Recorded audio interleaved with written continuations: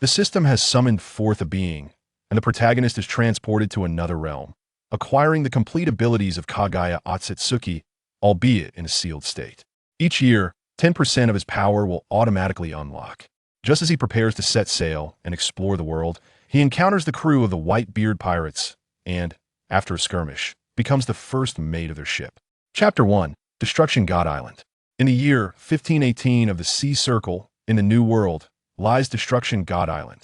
A youth clad in a black, form-fitting battle suit, adorned with red layered armor, with a flaming fan strapped to his back, wields a massive scythe in his left hand. His spiky hair resembles that of a hedgehog, and he is engaged in a fierce battle against two hairless cats standing 2 meters tall. Meow, lightning release, lightning ball. One of the lean, skeletal hairless cats, enveloped in crackling electricity, is none other than Reikage Yondaime, who leaps powerfully with all 4 limbs, unleashing a barrage of lightning balls toward the young man. The young man reaches behind him with his right hand, grasping the flaming fan to shield himself. Uchiha rebound. 5 lightning balls collide against the fan, generating a gust of wind that propels the lightning projectiles back toward the skeletal hairless cat at an accelerated speed. The lean hairless cat remains unfazed and shouts to the plump cat on the ground, "Sampa!" The plump cat instantly comprehends and, with wild gestures of its paws, takes a deep breath before slamming its claws against the ground. Earth release, earth flow wall. The lightning balls strike the earthen wall with a sizzling sound, causing a cloud of dust to rise. A glimmer of amusement crosses the young man's eyes as he places his hand before his mouth, channeling a vast amount of chakra into his throat. Fire release, great fire annihilation. A torrent of flames, akin to a tsunami, surges forth toward the 2 hairless cats, its range so extensive that it nearly engulfs half the island. Meow! Boss is attacking. Everyone come help. Meow! The plump cat Sampa exclaims, calling out to the group of hairless cats watching from distance. Truly useless. I think you should step down and pass the mantle. Rigel scoffs derisively. Subsequently, 10 hairless cats rush forth from the feline horde, gesturing with their paws and shouting, "Water release. Water formation wall meow." 12 hairless cats struggle to withstand the B-rank fire technique unleashed by the young man. A vast amount of steam ascends, raising the temperature on the island by several degrees. Moments later, the young man realizes that the hairless cats are running low on stamina and immediately ceases the chakra output, causing the great fire annihilation to vanish in an instant. Sampa, Beerus, you have made progress and now possess the strength of elite Jonin. The young man nods in commendation. He then reassures the other 10 hairless cats. Do not be disheartened. Achieving this level of strength in just 4 years is commendable. These 12 hairless cats were selected by the young man for their exceptional talents, comprising 6 males and 6 females, all of whom are proficient in the 5 elemental natures. Together, they manage the other hairless cats on the island, and the young man has bestowed upon them names: Huan, Helles, Mosca, Katra, Yerrick, Sampa, Beerus, Rigel, Sidera, Ramsey, Wymide, and Jean. These names were inspired by the 12 gods of destruction from Dragon Ball. Send a few cats out to hunt. It's time for a meal, the young man instructs Iwan, the female cat, after the battle. Understood, boss. Iwan nods and heads toward the group of cats. Watching the cats venture out to hunt upon the ocean, the young man slips into nostalgia.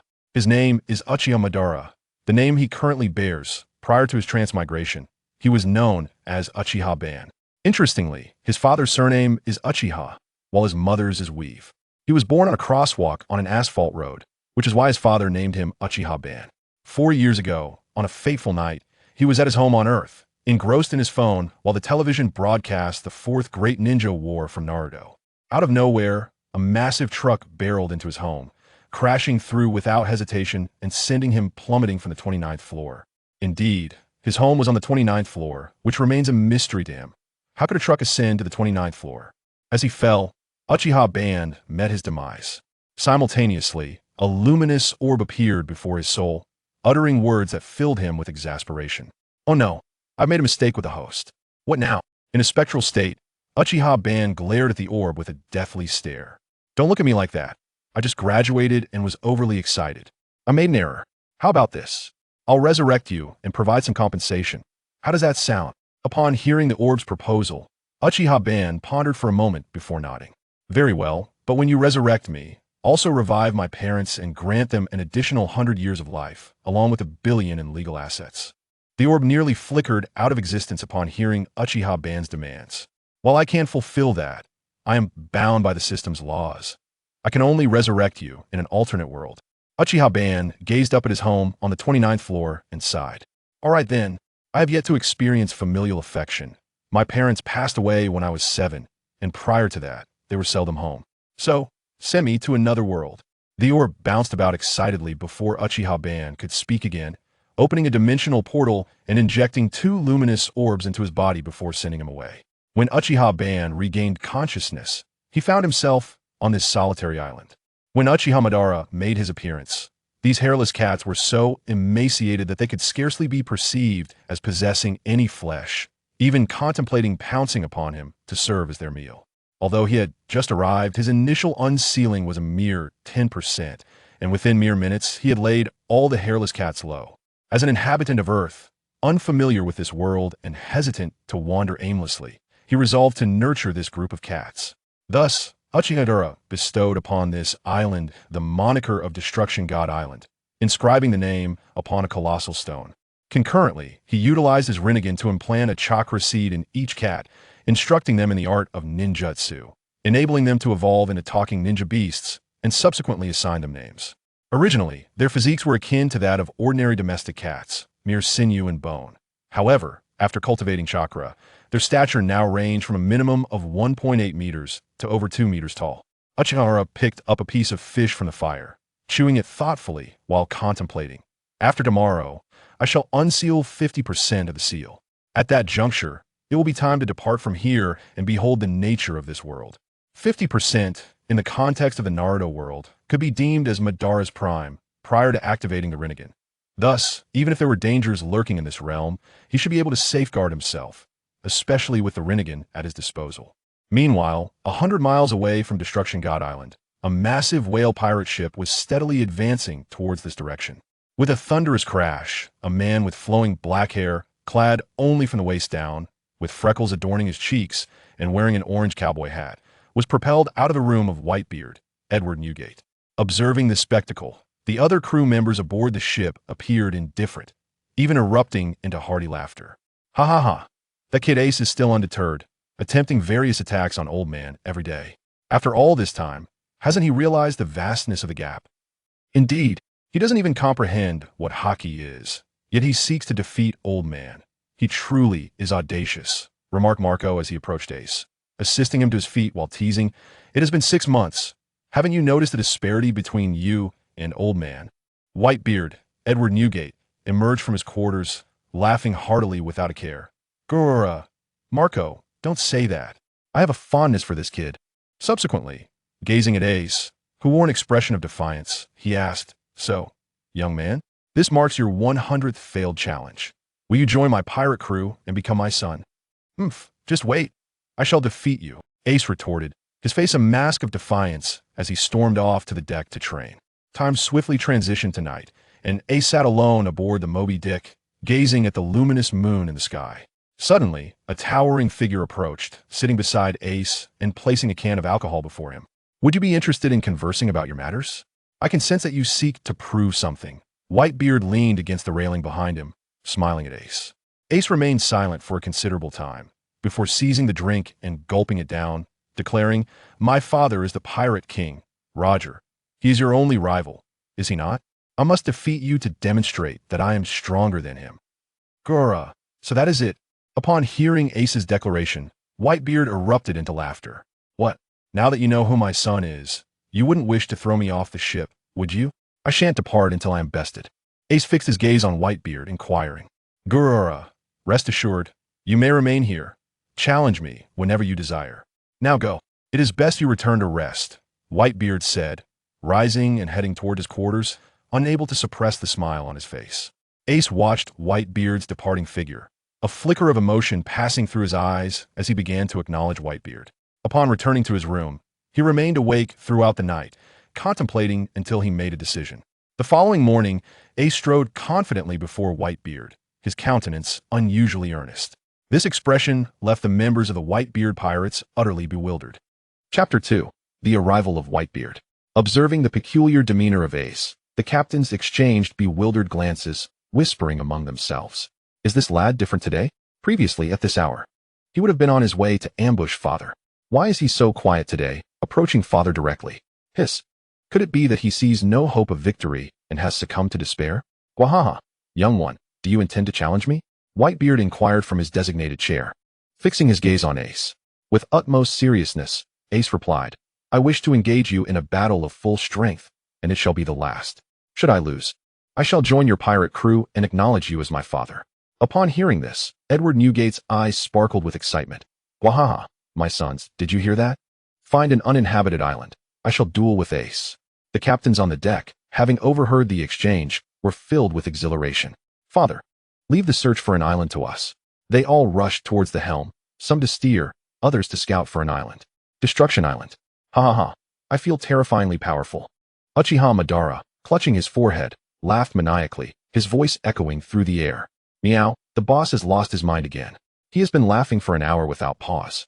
While Shumpa cowered in a ball, terrified. At 6 in the morning, the hairless cats, deep in slumber, were abruptly awakened by the sound of uproarious laughter, which continued unabated for a full hour. Just wait. This happens every year, doesn't it? At most, he will tire himself out within an hour. Beerus lay sprawled on the ground, opening one eye to glance at the laughing Uchiha Madara before closing it again. As Beerus and Shumpa exchanged idle chatter, Iwan approached, dragging a large shark with one claw. Delicious. Hurry over for a barbecue. We need to make a raft soon. The boss mentioned last night that we would set sail today. Not far off. A hairless cat adorned with a necklace crafted from polished coconut shells lazily stood up and approached the shark, with a chakra blade forming on its paw. It began its task. An hour later, as Uchiha Madara's laughter subsided, Ketla called out to him, Boss, it's time to eat. We still need to construct the raft. Uchiha Madara's expression returned to normal in an instant, striding over to the fire with an air of arrogance that surpassed Doflamingo. He picked up a skewer of shark meat and declared, No need to make a raft. I will conjure a ship.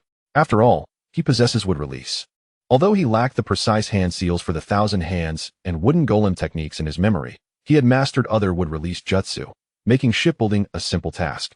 Moreover, he had been diligently studying the 1,000 hands and wooden golem seals daily. As for Sage Mode, he successfully mastered it when the seal was unlocked to 50%. After a few bites, Uchiha Madara narrowed his eyes, chakra surging to his ocular region as he activated his eternal Mangekyo Sharingan, gazing at a distant speck. A ship? Today marks my 5th year here, yet it is the first time I have seen a vessel approach. Beerus noticed Uchiha Madara's sudden change in demeanor, halting his fish consumption with curiosity. What's wrong, boss? Uchiha Madara finished the fish in a few bites, casually tossing the stick aside and rinsing his hands in the sea. Eat quickly.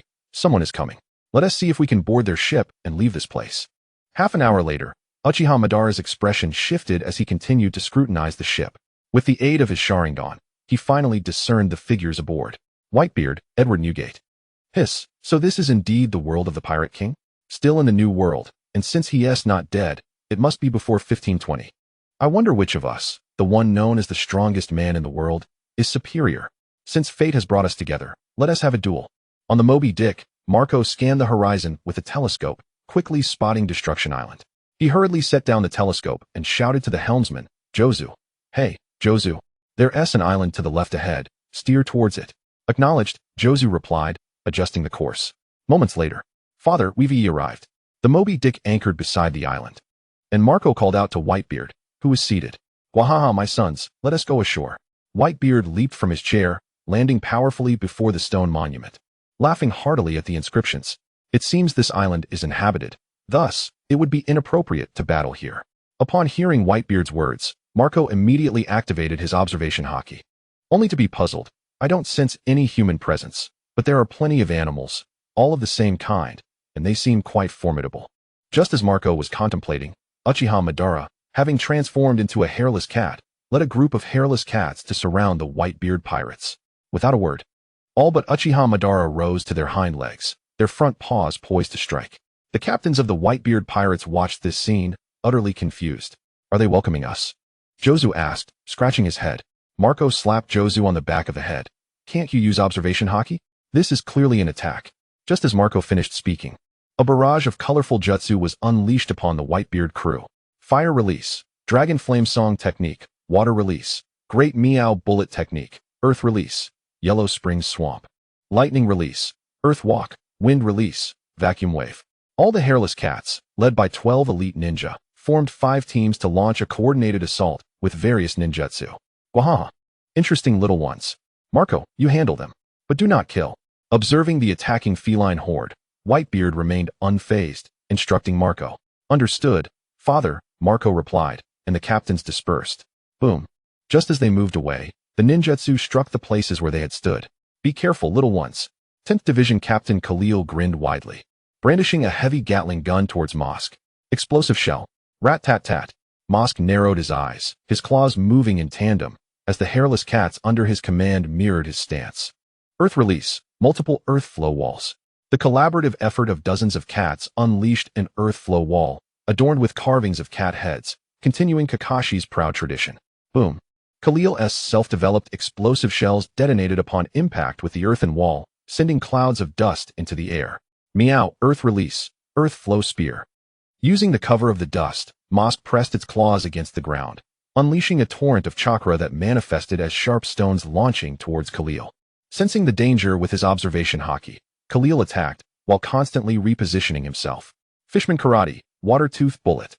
Meanwhile, 8th Division Captain Namor confronted Iwan, launching a high-pressure water jet at him. Iwan nimbly dodged, appearing effortlessly agile, while a water dragon materialized behind him. Water Release, Water Dragon Bullet. The water dragon paused momentarily before lunging at Namor with ferocity. Impressive.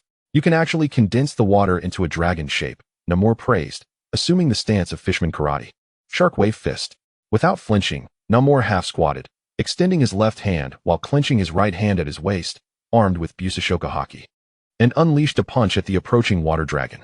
Bang splash. A powerful gust of wind shattered the water dragon, and after its demise, Mew charged forward, heading straight for Yuan.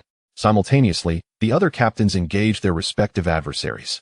Whitebeard, wielding his sword Song Yun-chia, seated himself beside the transformed Uchiha Madara. Watching the distant battle unfold, he remarked, "Youngster, are you not going to revert to your true form? Such a guise is unbecoming for a guest."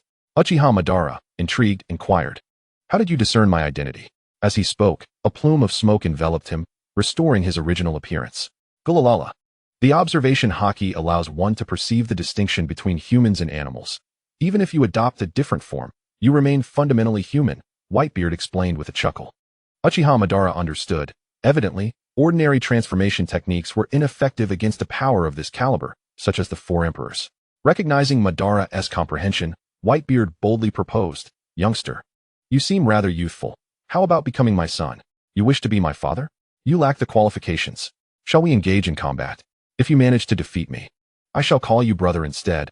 Uchiha Madara retorted with a sidelong glance, exuding an air of challenge. Gulalala. It's settled then. Whitebeard laughed heartily, rising to his feet and bellowing towards the distant captains, "Cease your battles." Uchiha Madara echoed the command, "All cats, stand down," with the leader's declarations. Both sides exchanged disdainful snorts, converging back to their respective leaders. However, 2 individuals had forged a bond amidst the fray. Marco halted his assault, wrapping his arm around Beerus's neck, laughing heartily. "Ha! Who would have thought you, a mere skeletal figure, possessed such formidable strength?" Beerus glanced at Marco with mild disdain. "You're not so shabby yourself. By the way, what is that ability of yours that turns your arm black? Hee. Interested in learning? Why not join the Whitebeard Pirates? I can teach you that technique. It significantly enhances both offensive and defensive capabilities." Marco replied with a knowing glint in his eye. Beerus rolled his eyes, retorting, "Spare me the sales pitch. Once we leave this island, I can learn it just the same, albeit a tad later." With that, he turned to stride towards Uchiha Madara. "Hey, wait. I never said you couldn't. Come on, let us go aboard the Moby Dick. I'll explain the principles of that technique to you," Marco exclaimed, grabbing Beerus's paw and dragging him towards the ship. Not far behind, the other 11 cats exchanged glances and followed suit. They had suffered at the hands of that black ability during their skirmish with the opposing group. Although they fought evenly, they were left at a disadvantage. Whenever the black ability was invoked, it rendered them nearly immobile. Thus, upon hearing that Pineapple Head intended to discuss the black technique with Beerus, the entire cohort of cats instinctively followed.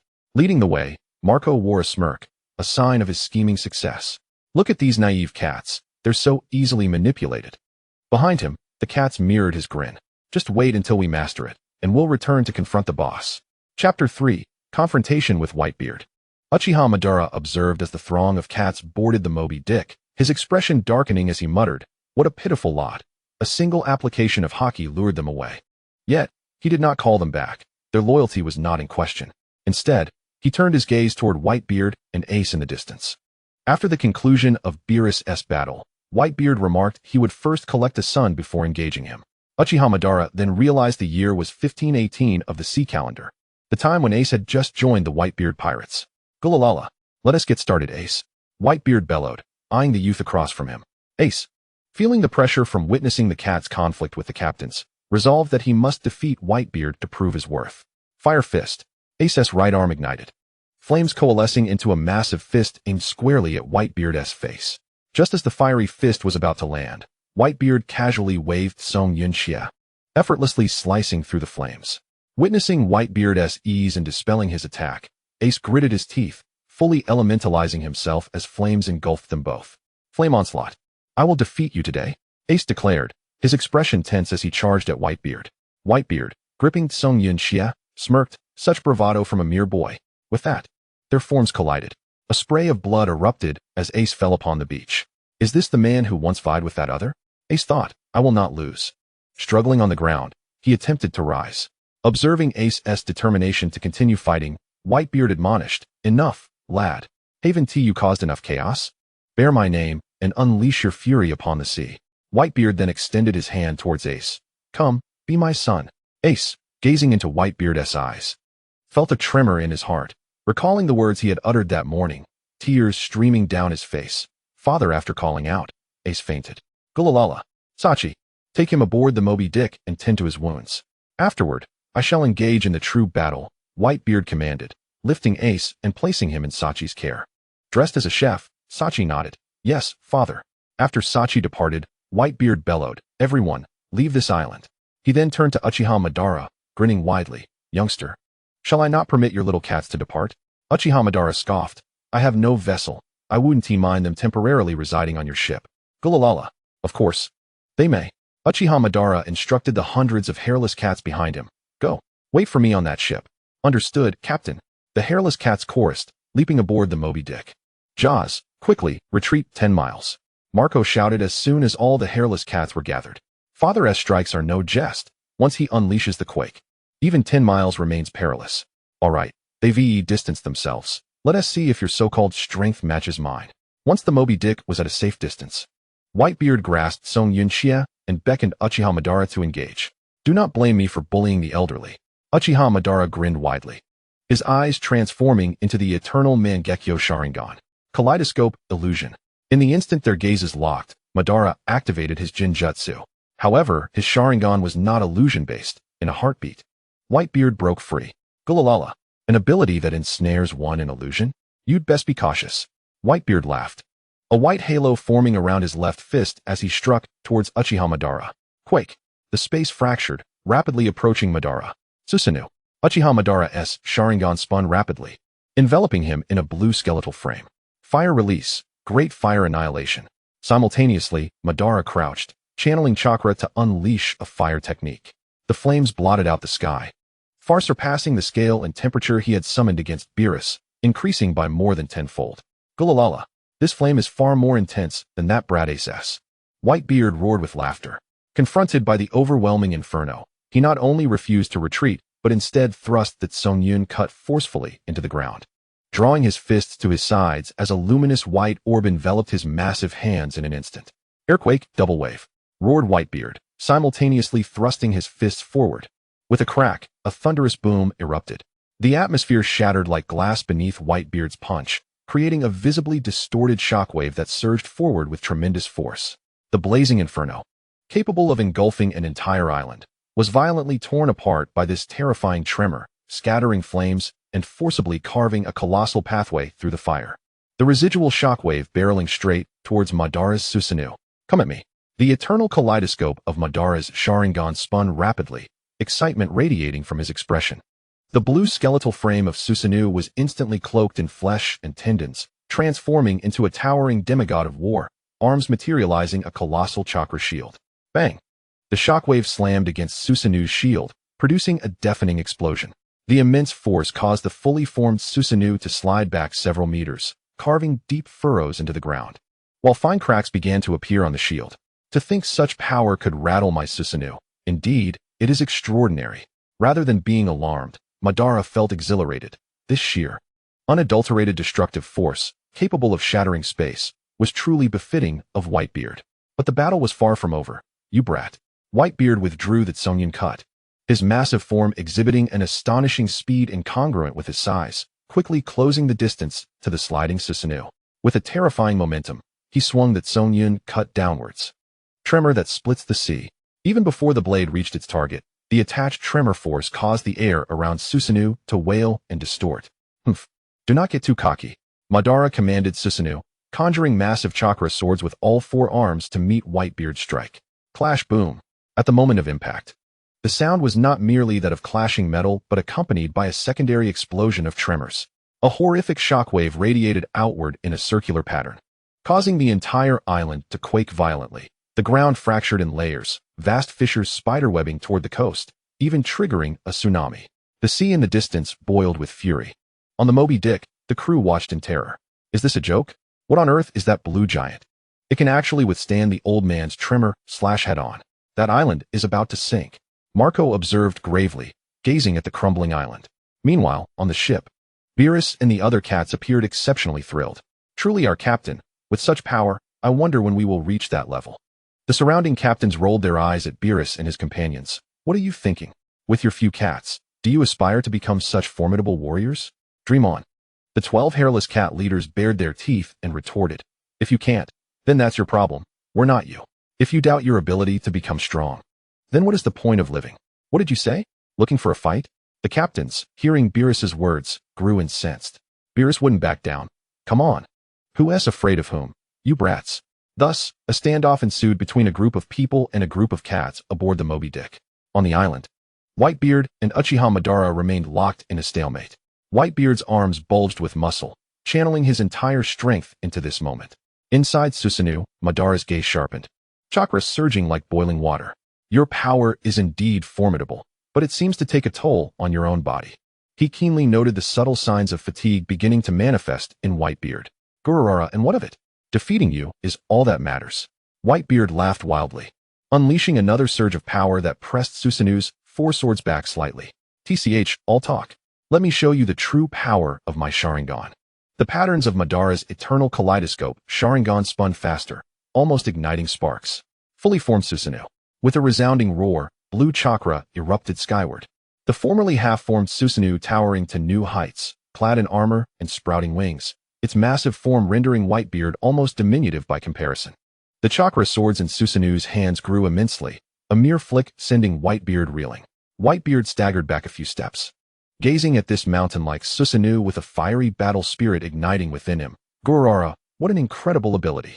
But that won't intimidate me. Planting the Tsongyun cut once more into the ground, he clenched his fists tightly, channeling his devil fruit abilities to the maximum. The very air before him compressed and twisted violently, forming an unprecedented massive white orb that radiated a destructive aura. Receive this. Airquake that splits the heavens. He bellowed, propelling the orb imbued with terrifying tremor energy towards the fully formed Susanoo. Wherever it passed, space shattered, and all things crumbled. Faced with this cataclysmic blow, Madara, arms crossed within Susanoo, stood defiantly. Now, receive my strike. The colossal chakra swords on Susanoo's arms vanished, replaced by an immense concentration of chakra in his palms, emanating a haunting blue light. Yasaka Magatama. At that moment, countless gigantic Magatama-shaped chakra orbs materialized around Susanoo's palms, as Madara hurled them towards the gigantic tremor orb. Boom, boom, boom. The Magatama collided with the tremor orb, resulting in a series of violent explosions that slowed its forward momentum. Yet it merely slowed. The orb continued its relentless advance, poised to obliterate everything in its path. Sage mode in an instant, Madara's visage transformed, resembling that of Hashirama Senju, as sage chakra flowed through the fully formed Susanoo and surged into the colossal sword on his arm, cloaking it in an imperceptible aura. Flash. A blue sword light, cutting across the heavens, flashed in an instant. No sound accompanied it, as if time itself had momentarily paused. The next moment, the massive tremor orb was evenly cleaved in two, skimming past the sides of the fully formed Susanoo and hurtling towards the ocean behind. Boom! The severed halves of the orb plunged into the sea, triggering an unprecedented super tsunami, with towering walls of water soaring skyward as if to drown the entire firmament. The ocean was rent asunder, revealing unfathomable chasms. The sword's momentum did not wane, slicing directly towards Whitebeard. Whitebeard's pupils constricted as he exerted all his strength to bring the Tsungyun cut down against Susanoo's colossal sword, fully enveloping it in both armed haki and tremor energy. Clang! The deafening clash threatened to rupture eardrums. The ground beneath Whitebeard collapsed into a massive pit, and he was jolted by the overwhelming force. Blood escaping from the corner of his mouth. Yet he had withstood that blow. Gururara, that was exhilarating. Truly exhilarating. Whitebeard wiped the blood from his lips, laughing heartily. It had been ages since he had experienced such a thrilling battle, perhaps over 3 years. Ever since his body began to deteriorate, he rarely engaged in combat. And even when there was fighting, Marco and the others would not let him intervene. Today's battle, however, filled him with excitement. Once more, Whitebeard roared, his gaze sharpening as red lightning flashed, followed by a torrent of overwhelming conqueror's haki pressing down upon Uchiha Madara. Confronted by the overwhelming might of Whitebeard's supreme conqueror's haki, a force potent enough to render ordinary warriors unconscious in an instant, Uchiha Obito's countenance transformed into one of exhilaration. Allowing the formidable pressure of the haki to envelop his being, he recognized that with the full extent of his Uchiha abilities, awakening the conqueror's haki was an inevitable outcome. In an instant, an unprecedented, exquisitely concentrated, and overwhelmingly dominant will erupted from the depths of Obito's being. With a crackle, a dark purple aura intermingled with ominous black lightning surged forth, reminiscent of an ancient, slumbering beast suddenly roused from its slumber, colliding fiercely with Whitebeard's crimson haki. The clash of these two titanic forces of Conqueror's haki was devoid of any embellishments. The heavens above were instantaneously rent asunder. The boundary between red and black in the sky violently rubbed, compressed, and collided. What erupted was not the mere flicker of small arcs of lightning, but rather robust bolts that rained down upon the sea with fervor. In the distance, aboard the Moby Dick, the expressions of Marco, Vista, and the other captains morphed dramatically, their faces etched with disbelief. Is this a joke? Marco's pupils quivered. That guy possesses Conqueror's haki as well. And having just awakened, he dares to stand toe-to-toe with Pops? Virus cast a sideways glance at Marco, speaking with haughty disdain. Have you forgotten who his captain is? Following the clash of haki. Observing Whitebeard's condition, Uchiha Obito gradually retracted his complete Susanoo.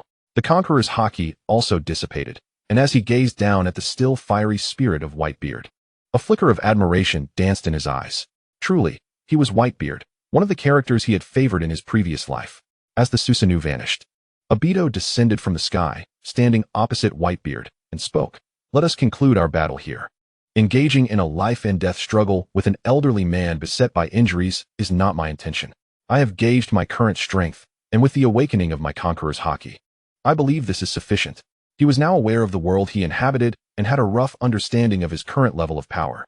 Although he had yet to employ his Rinnegan, Whitebeard had also refrained from using his haki to entangle him.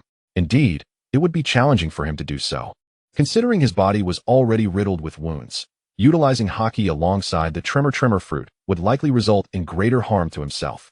Whitebeard paused for a moment, then comprehended Obito's intentions. After a brief silence, he too placed his bisected cloud upon the ground. Garera, boy, do you think I'm too old to warrant your full strength? He bellowed, though the battle intent within him gradually subsided. No, it is precisely out of respect for you that I choose to halt.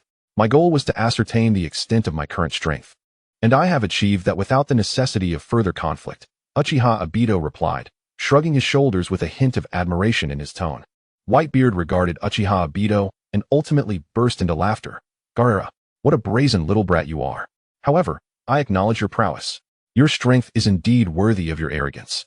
As he spoke, Whitebeard turned his gaze toward the Moby Dick in the distance, where a cadre of children had grown under his wing. Reflecting on his own physical state and glancing at the youthful figure before him, Whitebeard made a momentous decision. Garera, what say you, Uchiha Obito? Would you consider becoming my son? I could entrust the Whitebeard Pirates to you. Uchiha Obito, after a moment of contemplation, replied, becoming your son is out of the question. However, joining your crew is not entirely off the table. Whitebeard was elated upon hearing this, exuberantly patting Uchiha Obito on the shoulder while proclaiming loudly, splendid. It is settled then. You shall serve as my first mate, and upon my demise, you will assume the role of captain. At that moment, a grand banquet was taking place aboard the Moby Dick. The battle had concluded over an hour ago, and Ace had awakened, surrounded by a group of captains, merrily indulging in drinks and laughter. Come, come, everyone raise a glass to our first mate. From this day forth, our crew shall boast the might of 2 emperors. Marco declared, lifting his goblet high. Cheers. Meow, Sachi, is our fish ready yet? Fat Cat Shirohige shouted toward the kitchen. It was their first time tasting spiced food, and the group of cats was utterly captivated, leaving Sachi and several other chefs in a frenzy. In the kitchen, Sachi, managing 10 pots simultaneously, yelled at the chopping crew behind him. Brothers, step it up. We can't let a bunch of cats look down on us. Roar. A chorus of enthusiastic shouts erupted, and the pace of their work quickened. Meanwhile, at Marine headquarters in Marineford, an hour earlier, the fax snail on the desk emitted a few beeps, subsequently releasing several photographs from its back shell. Upon reviewing the contents of the photographs, Sengoku's expression darkened, and he immediately summoned officers of the rank of admiral and above for an urgent meeting. In the conference room, Sengoku passed each photograph to Tsuru, who sat closest, instructing her to examine them before passing them along. As the naval officers scrutinized the images, Sengoku spoke. These are photos clandestinely captured by our undercover agent within the Whitebeard Pirates. Do you see that hedgehog-headed brat? A single photograph can't signify much, right? How could such a small child possibly battle Whitebeard? Akainu remarked, biting down on his cigar, skepticism etched on his face. No, according to the reports from our undercover agent, this hedgehog-headed individual is named Uchiha Obito, and his confrontation with Whitebeard is all too real, Sengoku replied solemnly, passing along the final photograph. The last image depicted the complete Susanoo. What is this? Upon viewing it, every naval officer exhibited astonishment. The photograph revealed nothing but a colossal blue figure dominating the entire frame. Sengoku took a sip of tea before stating, do you know how far away this last photo was taken? Before they could inquire, Sengoku continued, according to our informant, it was captured from 10 miles away, and estimates suggest a height of several hundred meters. Such a young lad must not be allowed to grow any further. I will lead a team to eliminate him. Akainu glared at the photograph of the hedgehog-headed youth, his expression cold and menacing. Within the confines of the meeting room, Borsellino's gaze flickered with an inexplicable nuance. Kazan remained motionless, his eye patch still shrouding his eyes as he drifted into slumber. Observing the states of the 3 admirals, Sengoku sighed in resignation, rapping the table with his knuckles, and declared, warfare is out of the question, if the intelligence is accurate. Confronting the Whitebeard Pirates would necessitate the full mobilization of all 3 admirals. Furthermore, his cadre of feline companions possesses formidable combat prowess, effectively rendering him a second Whitebeard Pirates, with combat capabilities comparable to their own. Akainu slammed his fist onto the table. If we aren't going to fight, then why hold a meeting? We could simply issue a bounty. Sengoku reciprocated with a thud on the table, admonishing, Akainu, watch your tone.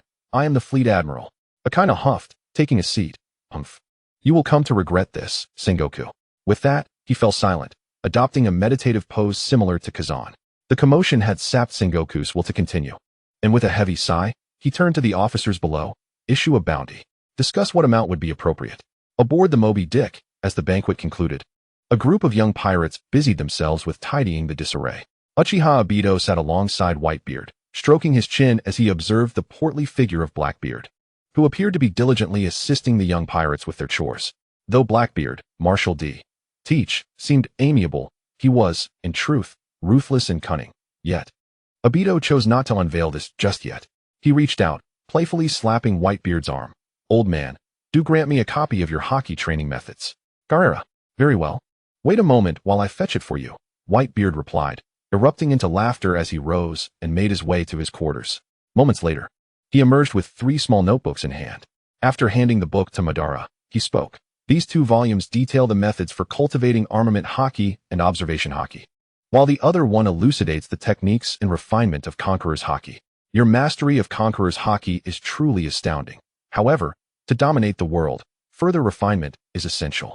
Chapter 5. Setting Sail, the Bounty Notice. A night passed without incident. Madara Uchiha awoke from his training, simultaneously dispelling 100 shadow clones with a puff of smoke. He raised his hands, a swirl of black light enveloping his fists as armament hockey coiled around them. Meanwhile, his eyes remained tightly shut. Visions of the captains aboard the Moby Dick and figures such as Beerus flickering in his mind. After a night of training, I have finally mastered armament hockey and observation hockey. My talent is truly lacking, Madara remarked, unable to suppress his sense of irony.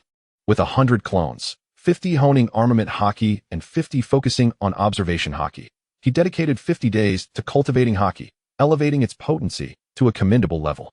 At the very least, his hockey strength could be compared to Marco's, all achieved in a single night of training, albeit with the aid of 100 clones. Pushing open the door, he glanced at the man with a crescent mustache seated at the bow of the ship, a slight smirk tugging at the corners of his mouth. Hey, old man. I'm planning to set sail alone to explore this world. Having lived on that little island for so many years, I've yet to experience the world outside.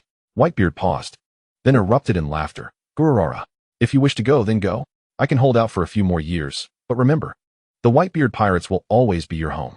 Be sure to return often. In his youth, he had overly sheltered his sons. Now, as age crept upon him, he felt unable to protect them adequately, and none among them seemed capable of shouldering the burden. Rest assured, I shall return within 2 years, Madara replied with a grin. It was now the year 1518, and the Paramount War would unfold in 1520. He had no intention of disrupting the storyline. As for Sachi's demise and Whitebeard's fate during the war, he had a plan involving the rebirth eye technique. Utilizing this technique would result in the user's death, but he could easily capture someone, implant a chakra seed, and control them to wield it. With these thoughts, Madara's gaze fell upon the hairless feline tribe mingling with the Whitebeard Pirates. Addressing Whitebeard, he continued, before I depart, I must trouble you to look after my cats. I will only take 12 leaders with me. The rest will need your guidance in their training. Fear not. When you return, you shall see a formidable assembly of cats. Whitebeard assured him. He had grown fond of these cats, whose strength was impressive. With proper training, their combat abilities could rival those of a vice admiral. At this, Madara smiled and called out to the hairless cats in the distance. Iwan, Hellas, Mosco, Ketla, Alarak, Zyampa, Beerus, Ligil, Sidera, Ramsey, Wami, Jean. You 12 shall accompany me on this voyage. Upon hearing their names, the cats halted their playful antics and swiftly approached Madara. Are we setting sail, boss? Iwan inquired. Indeed. Prepare yourselves and gather whatever you need. We shall depart in 1 hour, Madara replied with a nod. Exchanging glances, the cats raced towards the kitchen, where Sachi's frustrated shouts echoed. 1 hour later, Madara clapped his hands, chakra surging forth as a piece of wood extended from the Moby Dick, morphing into a pirate ship. This spectacle left Marco and the others in awe once more. Gururara, you truly have some tricks up your sleeve. Whitebeard bellowed with a hearty laugh. TCH, you know nothing. I'm far from finished. Off I go, Madara declared, leaping onto the wooden pirate ship, the Uchiha Senju.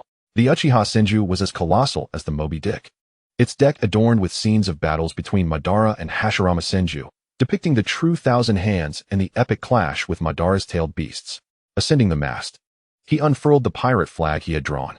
One side displayed the Whitebeard Pirates emblem, while the other featured a peculiar skull, one eye a kaleidoscope, the other a Rinnegan, with a Rinne Sharingan inscribed on its forehead. Surrounding the skull were several mystical orbs, lending an eerie allure to the image. Simultaneously, Iwan and the other cats emerged from the kitchen, laden with various bags, strutting with an air of triumph. They leapt onto the deck of the Uchiha Senju. Glancing back at the kitchen, Sachi lay sprawled on the floor, utterly defeated, covered in paw prints, and sporting a bruised face. Those wretched cats, just you wait. When you return, I will have my revenge. Madara laughed heartily, chakra flowing as he began to steer the grand vessel toward the horizon. Not long after Madara's departure, Marco excitedly approached Whitebeard, clutching a newspaper.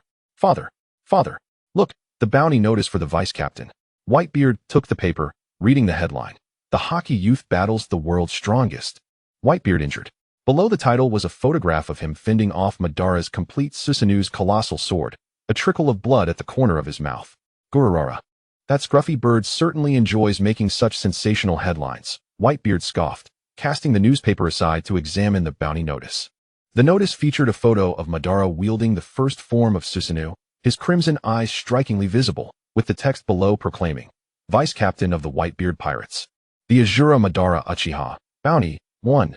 8 billion berries. That young lad, earning in 1. 8 billion bounty on his first try. Sengoku truly has foresight. Alas, it is still somewhat low, Whitebeard mused, handing the bounty notice back to Marco as he slowly rose from his seat. Where's Sachi? Hurry up and prepare for the meeting. Let us celebrate the vice captain's inaugural bounty. Meanwhile, After 4 days of sailing, Madara arrived near an island resembling a skull. "Boss, there's an island ahead. Should we stop to resupply?" Iwan asked, surveying the surroundings and spotting the skull-like island in the distance. Madara, bored, tossed aside his fishing rod and looked up, puzzled at Sedera, who was steering the ship. Weren't we headed towards the first half of the Grand Line? How did we end up at Honeycomb Island?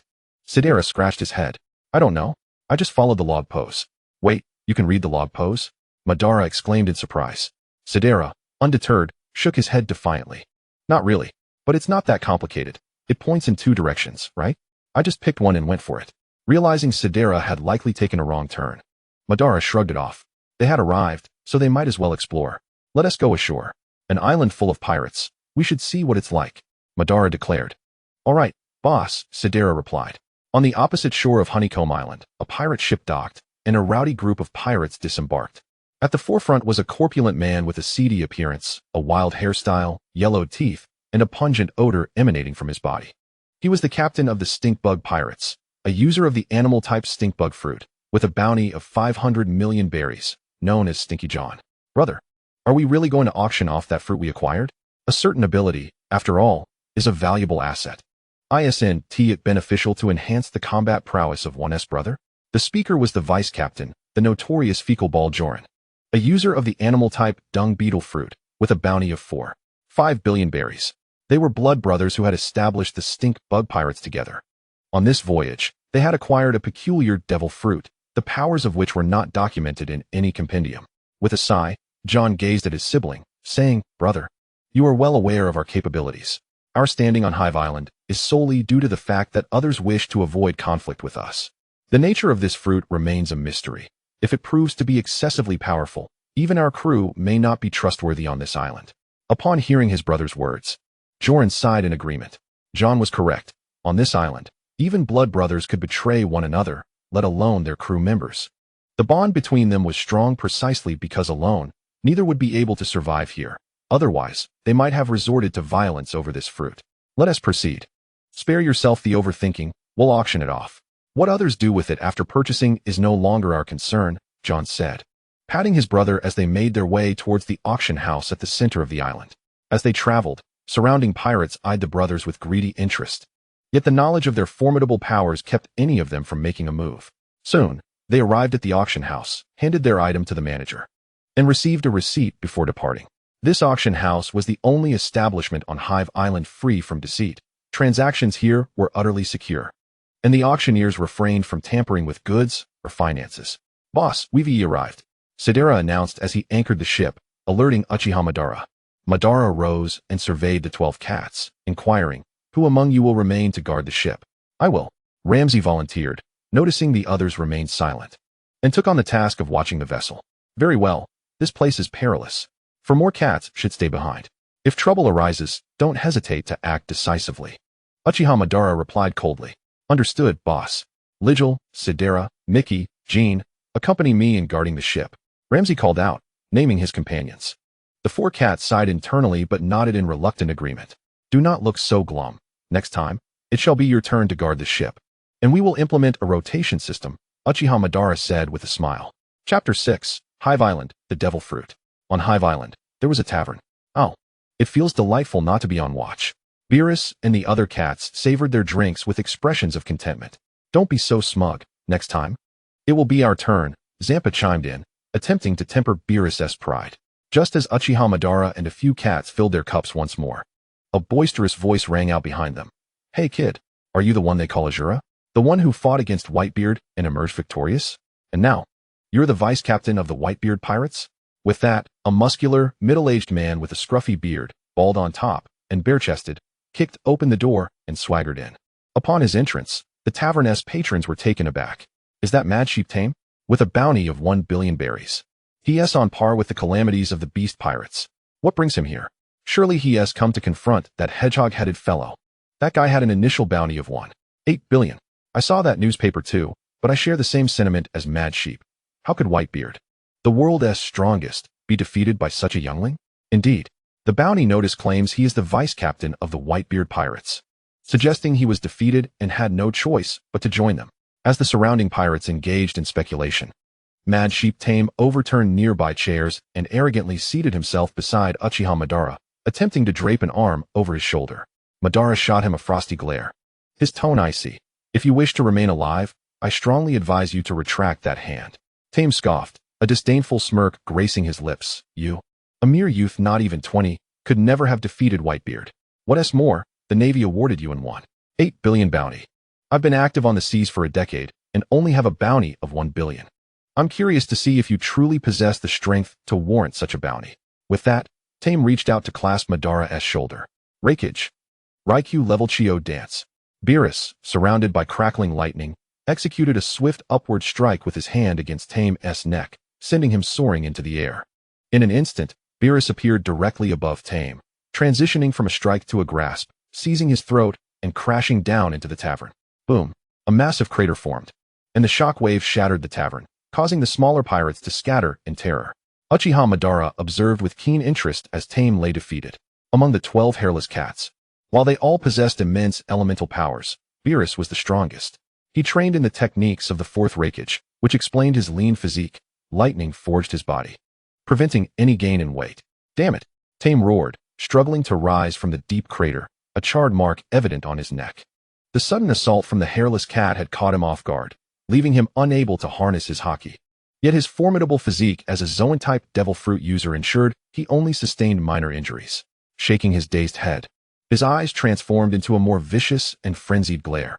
A hairless cat dares to ambush me? Beerus landed gracefully, crackling with lightning, casually cleaning his ears with a look of disdain. Ambush? You were simply too slow. If you wish to challenge Boss Madara, you must first defeat me, meow. Tame was utterly incensed. He lowered his head and stomped the ground, letting out a sound akin to a goat's bleat. To everyone's astonishment, two massive, curved horns began to sprout from the sides of his forehead as he charged at Beerus. Seeking death. Horn charge. As Tame rushed forward, a glint of excitement flashed in Beerus' eyes. The lightning around him surged violently. Thunder scythe. Beerus' right arm darkened, enveloped in haki, as he positioned himself to collide with Tame. Boom. At the moment of impact, Beerus' haki-wrapped arm struck precisely at Tame's neck. Gah! Tame let out a pained cry. His momentum abruptly halted as he staggered sideways, blood pouring from his mouth. But that is not all. Thunder meow bomb. Beerus transformed into a bolt of lightning, reappearing behind the off-balanced Tame. Grasping him tightly, he leaped into the air, before unleashing a torrent of lightning as he descended. Boom. Ba-ba-ba.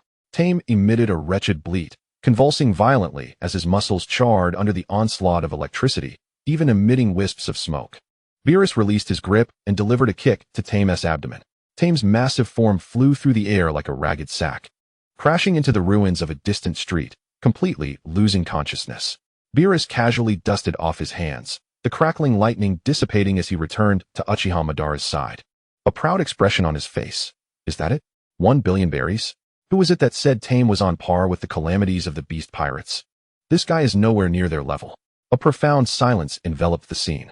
The surrounding pirates, who had gathered to watch and even doubted Uchiha Madara's strength, now stood in stunned silence, their eyes wide with fear as they gazed at Madara, who appeared unaffected by the chaos.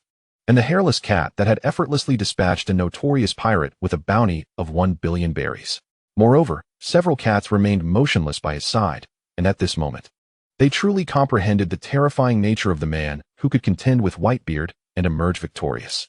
Even the cats accompanying him exuded an aura of dread, worthy of the staggering bounty of 1.8 billion berries, a figure that seemed almost understated. Uchiha Madara stretched languidly, feeling a twinge of ennui. That Tame's prowess was rather unimpressive, the bounty exaggerated, perhaps only matching that of the Flying Six, still a considerable distance from the calamities. The billion-berry bounty could likely be attributed to the excessive slaughter of marines or civilians, thus inflating the price. TSK. Does that fellow over there know of any remarkable places around here? Madara inquired, glancing at a small pirate. The small pirate trembled and stuttered in response. You Uchiha, and Master, tomorrow. There will be an auction here. I heard there will be a devil fruit. Is that so? Thank you for the information. Madara mused, stroking his chin, observing the hairless cats around him, his mind beginning to ponder preparations for giving the 12 felines some fruit abilities. Upon this thought, he waved his hand. Let us depart. We shall return to the ship and attend the auction tomorrow. Yuan looked perplexed. Boss, do we have berries? Madara shot him a sidelong glance. What are we? Pirates. If we can seize it, why pay? The following afternoon, within the auction house, the air was thick with a concoction of greed, curiosity, and a hint of cruelty. Beneath the gilded dome, crystal chandeliers cast an excessively bright light upon the crowded seating. A cursory glance revealed ferocious pirates amidst a chaotic scene, with some playing cards while embracing women and others surrounding and torturing their victims. However, everyone instinctively kept their distance from a lone figure and his 12 cats, as today. It was Madara's wooden clone that kept watch over the ship. At that moment, the tumultuous scene fell silent as a greased-haired, overly exuberant auctioneer took to the stage. Ladies and gentlemen, he exaggeratedly bowed, nearly folding in half. Thank you for your esteemed presence today. Without further ado, let the auction commence. Presenting the first item, a great blade of the 21st grade, obtained at great cost after slaying a swordsman. The starting bid is 50 million. I bid 70 million berries. 70 million for a 21 grade blade? I bid 100 million berries. Thus, the auction continued for 2 hours, culminating in the final item, which was the very purpose of Madara's attendance. The auctioneer raised his voice. Ladies and gentlemen, we now present the piece de resistance, a treasure capable of altering fate, bestowing the wielder with unimaginable power. A scantily clad beauty cautiously approached the stage, bearing a small box. The auctioneer unveiled the velvet cloth, revealing a peculiarly shaped fruit adorned with spiral patterns, resting quietly, a fruit resembling a cerulean melon. This is it, a treasure from the sea, the devil fruit. A wave of suppressed gasps and whispers rippled through the crowd. The fruit's abilities were not recorded in the Devil Fruit Encyclopedia, thus requiring buyers to gamble on their luck. With a starting bid of 100 million berries, the auctioneer candidly revealed the truth, emphasizing integrity. 250 million. A masked pirate instantly raised his bid. 300 million. A burly pirate captain, his face marred by scars, bellowed greedily. 330 million. I, Poison Fong, will have this fruit. The price escalated at a staggering pace, bidders' faces flushed, their gazes intermingling desire, calculation, and ferocity. 550 million, once. 550 million, twice. 550 million, thrice. Sold. Congratulations to Poison Fong for acquiring the devil fruit, the auctioneer proclaimed loudly. Yet, at that moment, Madara's voice resonated within the auction house. TSK, I too desire this fruit, yet I prefer to take the goods without parting with any money. What do you propose we do about that? Upon hearing Madara's words, the previously raucous atmosphere fell into silence, all eyes fixated on Poison Fong, who recalled yesterday's events vividly. Now, with this fierce individual desiring the fruit, would Poison Fong yield or resist? On the other side, Poison Fong, his eyes blazing with fury, unsheathed his great sword, armament hockey enveloping it, silently advancing toward Madara. Just as onlookers anticipated a confrontation, he suddenly froze in place, his eyes reflecting an uncanny design. Then, under the terrified gazes of the crowd, Poison Fong released his hockey, placing the great sword against his own neck. With a sickening thud, his head fell, blood spraying as his body collapsed lifelessly to the ground. Just moments ago, Poison Fong's eyes had mirrored those of Uchiha Madara on the bounty poster. Indeed, I too beheld Madara's eyes, and in an instant, my mind fell into disarray, beyond my control. How utterly terrifying that he can exert control over others. Meanwhile, Uchiha Madara paid no heed to the surrounding murmurs, activating his shunshin and appearing before the auctioneer, seizing the fruit directly, and inquiring, I shall take this. You have no objections, I presume? The auctioneer offered a wry smile. Please, I shall seek out Poison Fong's treasure for collateral. Madara nodded, beckoning Iwan and the others. As he made his way back to the ship. Chapter 7. Zoan-type mythical beast, encounter with Kaido. On the surface of the sea, en route to the first half of the Grand Line, Uchiha Madara's wooden clone deftly navigated the Uchiha Senju vessel at remarkable speed. On the deck, Madara was seated in a circle with the 12 cats. So what do you think? Have you decided whether to consume this fruit? You've heard its circumstances. It is an unrecorded devil fruit. Shall we take the risk? Madara placed the cerulean fruit upon the deck, observing the felines. The 12 cats exchanged glances, none daring to speak first, instead lost in contemplation. Noticing their silence, Madara reassured them. Fear not, with proper development, no fruit is inherently weak. After a moment, Iwan was the first to shake his head, followed by a string of refusals from the other cats, leaving only Sampa and Beerus. The plump cat pondered briefly before also shaking his head. By instinct, this fruit does not suit me. You may have it. Ultimately, it was Beerus who consumed the fruit. Ugh, the cat's sense of smell, being 14 times that of a human, nearly overwhelmed him with nausea upon swallowing the devil fruit. Boom, boom, roar. Shortly after the fruit was devoured, the clear sky darkened with thunder and lightning, accompanied by a resounding dragon's roar, as a colossal azure dragon soared into the heavens. Meow ha ha, this fruit is a perfect match for me. Beerus, now airborne, soared through the sky, laughing uncontrollably. Boom, crackle. As Beerus laughed, dark clouds enveloped the sky, and heavy raindrops began to pour down, exhibiting the ability to manipulate clouds and rain. Simultaneously, Beerus fixed his gaze on a particular direction, gathering lightning in his mouth like a tumultuous ocean. Dragon-S breath. The amassed lightning energy erupted from Beerus' mouth toward the sea. Boom, crackle. In the distance, a mushroom cloud of blue lightning formed where the dragon-S breath struck, creating a 1-kilometer depression in the ocean, the water unable to fill it for an extended period. A flash of lightning illuminated the scene as Beerus, in his dragon cat form, appeared on the deck. Boss, enough.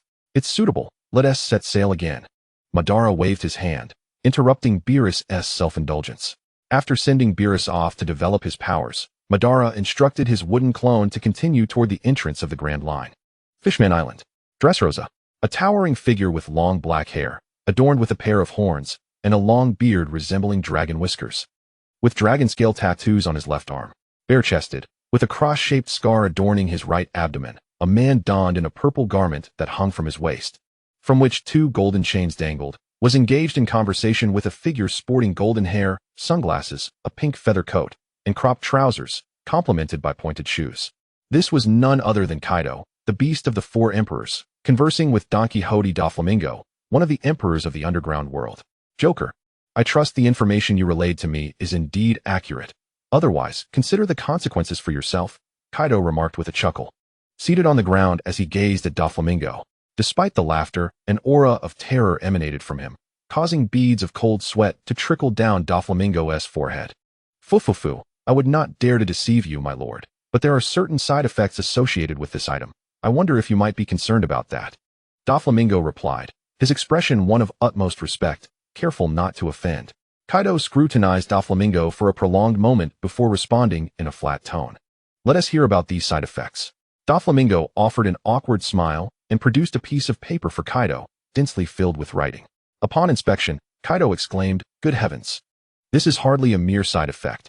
It's practically a litany of them. The drawbacks mirrored those of typical devil fruits, which included an inability to swim and a fear of seawater and sea stone. A staggering 90 failure rate loomed, with unsuccessful subjects losing all expression save for a mechanical smile, regardless of experiencing pain, sadness, or anger.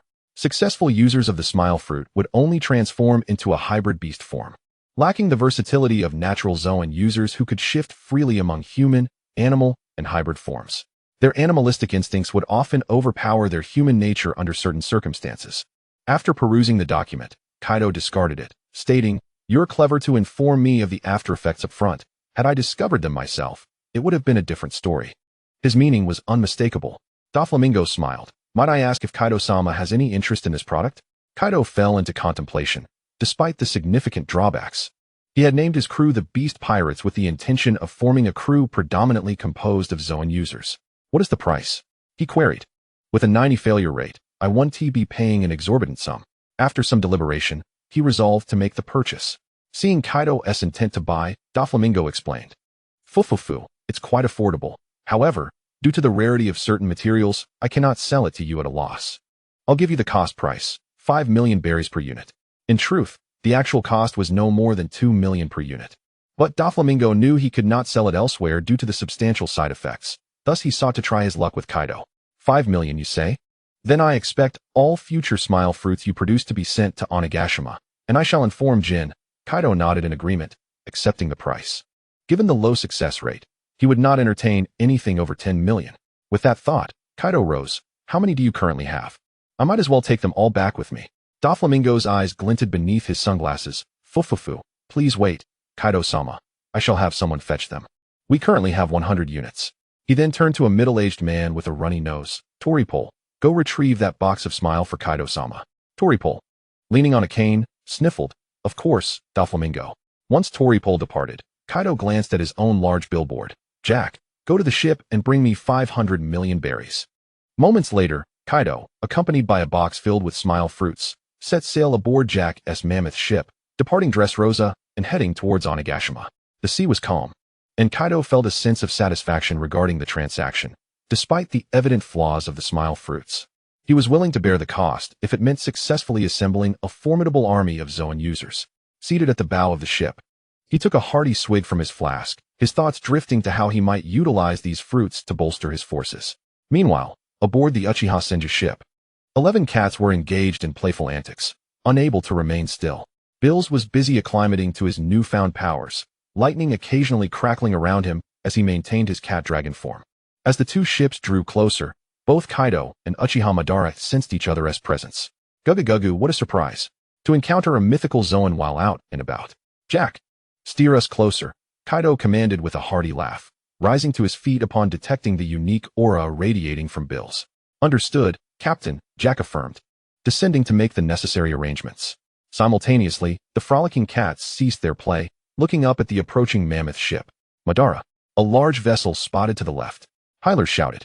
Madara's expression darkened. You could have waited until they were upon us to announce that. I'm not blind, you know. He then admonished, prepare for battle. The vessel belongs to one of the 4 emperors, Kaido, and they may be coming for us. Gugu, so it's the vice captain of the Whitebeard Pirates, Kaido mused. Though his gaze remained fixated on Bills, erupting into laughter, a mythical Zoan in dragon form. It seems I've struck gold today. Turning his attention to Madara, his eyes glinted menacingly. Listen here, brat. Hand over that mythical Zoan cat, and I might let you be. Otherwise what? You think you can just take my cat? Madara slowly rose, his Mangekyo Sharingan swirling in his eyes, his tone unruffled. Kaido, rather than becoming angry, laughed heartily, his voice booming. Gugu, arrogant brat. Don't presume that a few exchanges with Whitebeard grant you the right to challenge one of the 4 emperors. It appears you're unaware of what it means to be the strongest creature in the world. Since you refuse my offer, I'll have to teach you a lesson on behalf of Whitebeard. Jack, prepare the crew. Capture all the cats aboard that ship and bring them back to Onigashima. Kaido ordered decisively. Right away, Kaido, Jack replied, promptly steering the mammoth ship closer to the Uchiha Senju vessel. Madara, 11 hairless cats instantly shifted into battle mode, their chakra energy surging. Bills concluded his training, crackling with lightning. Madara loosened his body, stretching his neck and back, then grinned, leave Kaido to me. The rest of you handle the others. That fellow with the iron mask and ivory adornments is yours. Familiarize yourself with your fruit abilities. Meow haha, leave it to me. Bills shouted excitedly, transforming into a bolt of blue lightning and charging towards Jack. The other hairless cats each launched themselves toward the mammoth ship. Don't underestimate me. You wretched cat, Jack roared, drawing out a pair of weapons resembling blades and scythes, adorned with ivory. He enveloped them in haki and launched a frenzied assault against Bills. Bills, too, was cloaked in haki, unleashing a tempest of lightning as he transformed his claws into dragon talons, his body adorned with shimmering blue scales. Clang, clang, clang. The clash of dragon claws against scythes produced a spectacular display of sparks. Gugu, a lightning dragon indeed. I must have that cat. Kaido's eyes gleamed with excitement. With that, he grasped his kanabo and began to stride toward Uchiha Madara. Chapter 8. The Battle Against Kaido. Let the dance commence. Beast Kaido.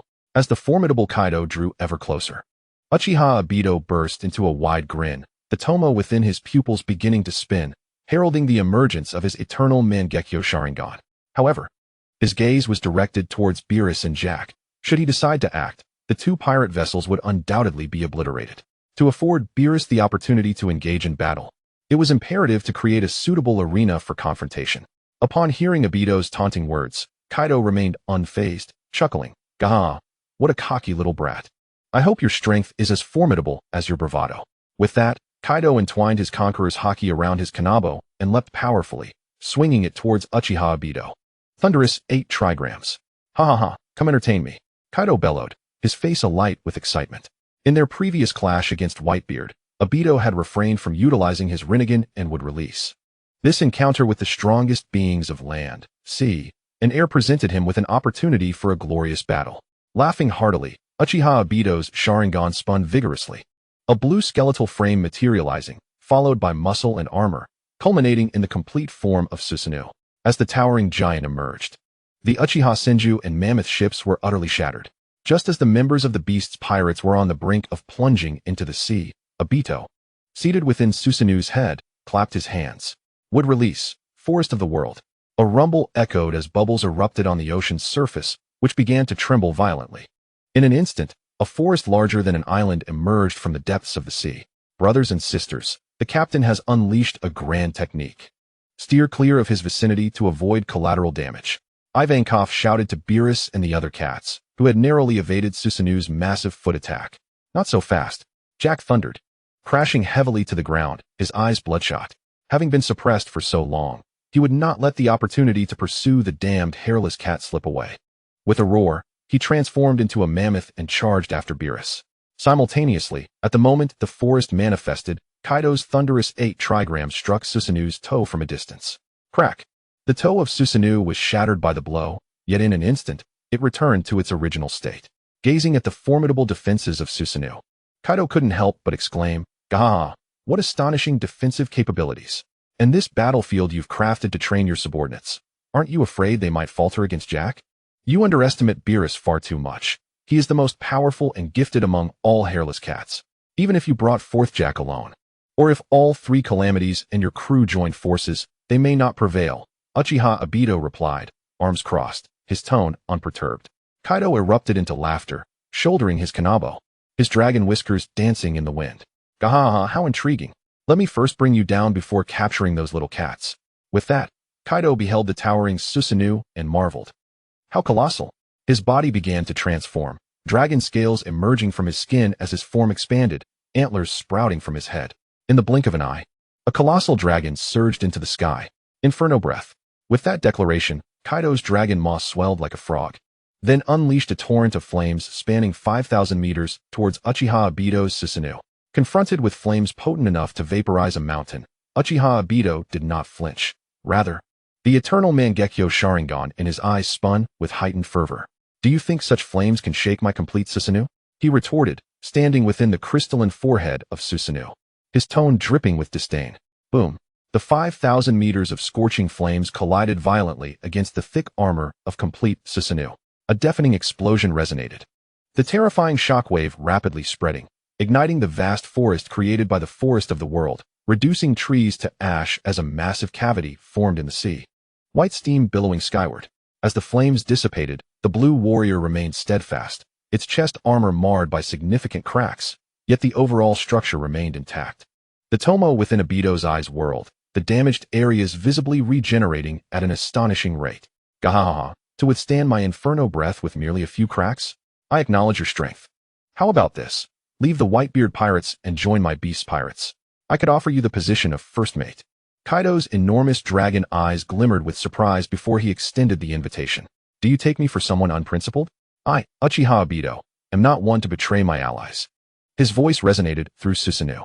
"Is that so? Gahahaha, there is nothing that can't be subdued." Kaido roared, his eyes gleaming with admiration for Obito. The corners of Obito's mouth lifted in a smile as he replied, "If this is all you've got, then you won't be able to defeat me." Arrogant. Kaido's dragon form twisted, his enormous claws enveloped in Conqueror's haki, crashing down towards Susanoo's head. "Come at me."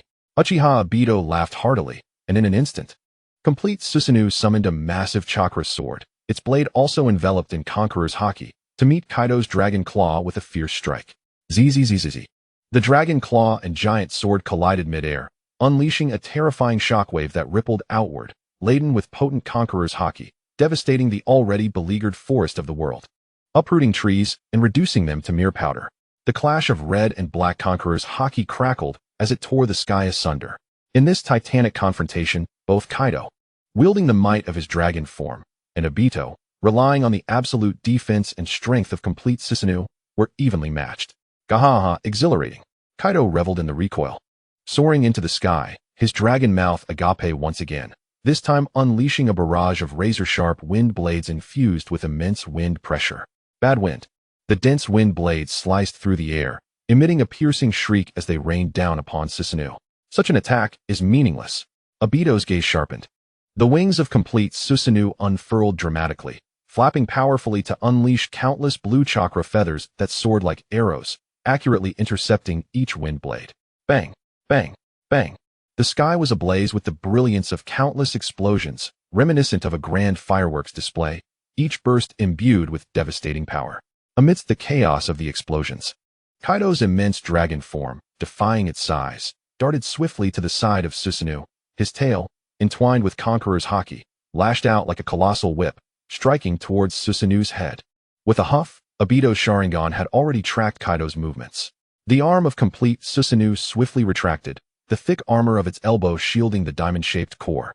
Absorbing the fierce blow, boom, Susanoo staggered slightly from the force, its arm's armor shattering under the impact. But that is not the end.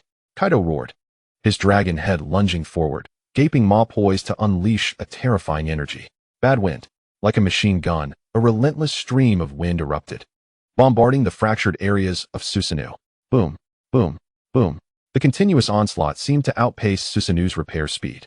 Haha, yes, this is more like it. Obito, at the epicenter of the assault, laughed maniacally, raising his other two arms as chakra surged forth. Then, you shall try this. Yada no Kagami. A dozen Tomo rings encircled his arms, shrouded in Black Conqueror's haki, which he then hurled directly towards Kaido. A colossal Magatama spun through the air, tearing through the atmosphere at an astonishing velocity, hurtling towards Kaido, who was perilously close. At such a proximity, Kaido could scarcely evade the impending strike. Boom, boom, boom. The Conqueror's haki enveloping the Magatama struck Kaido's immense dragon form with relentless force. As the haki dissipated, the Magatama continued its trajectory, detonating violently upon contact with Kaido. A pained roar escaped him as dragon scales shattered and blood rained down from the sky. Though his injuries were not grave, the agony ignited his ferocity. Uchiha Madara. Kaido bellowed, his aura crackling with Conqueror's haki as lightning surged around him. His dragon form coiled in the air, as if altered by his wrath, while dark clouds gathered, accompanied by the rumble of thunder. I shall shatter you along with that turtle shell.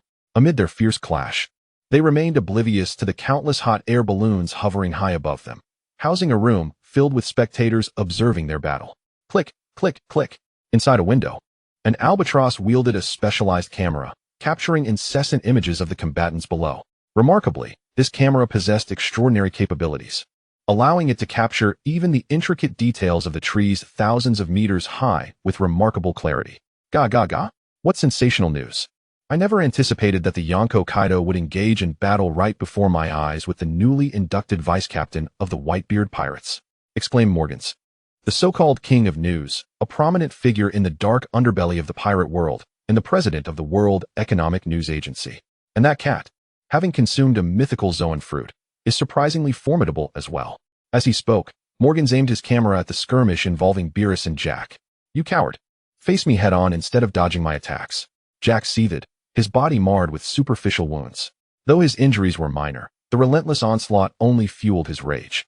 His attacks were straightforward and unembellished, yet his opponent, the cat who had ingested the mythical Zoan Thunder Dragon fruit, was astonishingly swift, evading every strike with remarkable agility. To date, Jack had failed to land a single blow on Beerus, while suffering hundreds of minor injuries in return. Chapter 9, Beerus vs. Jack. Upon hearing Jack's taunts, Beerus found amusement in the situation. After evading yet another attack, lightning and haki entwined around Beerus's dragon claw, inflicting another wound upon Jack. Recalling the abilities he had recently acquired from the fruit and the experimental task assigned by his captain, Beerus nodded. You seek a direct confrontation? Very well, I shall oblige. Jack's eyes lit up at this declaration, bursting into raucous laughter. Ha! As long as you refrain from dodging, a head-on clash will determine who the coward truly is. With that, Jack transformed from his beast form into a hybrid resembling a centaur, his lower body that of an elephant and his upper body his own. Gripping his scythe tightly, enveloped in haki, he unleashed two slashing strikes towards Beerus, who had taken on his cat-dragon form. Without flinching, Beerus allowed the haki to envelop him. His arm, charged with the power of thunder, shattered the energy waves produced by Jack's strikes, propelling him forward with a fierce advance. Bam! His arm curved like a scimitar, striking directly at Jack's neck. The massive form of Jack was sent careening backward, crashing into a series of trees before collapsing heavily to the ground.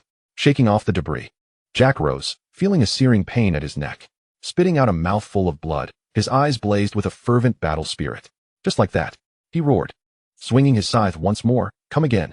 Beerus flicked the blood from his arm, surprised to see Jack still standing, his feline eyes glinting with unexpected intrigue. Such resilience. Beerus murmured, his tail casually sweeping the ground. Unbeknownst to him, Jack's hide was notoriously tough. a fact that would be proven 4 years later during the rescue of Don Quixote da Flamingo and the hunt for the Elephant Master. After rising, Jack charged once more, his scythe slicing through the air with the force of a tempest as he swung his trunk back and forth. Beerus grinned broadly, suddenly opening his mouth to conjure a ball of electric energy, dragon breath. A massive pillar of lightning roared forth, prompting Jack to hurriedly cross his scythe for defense.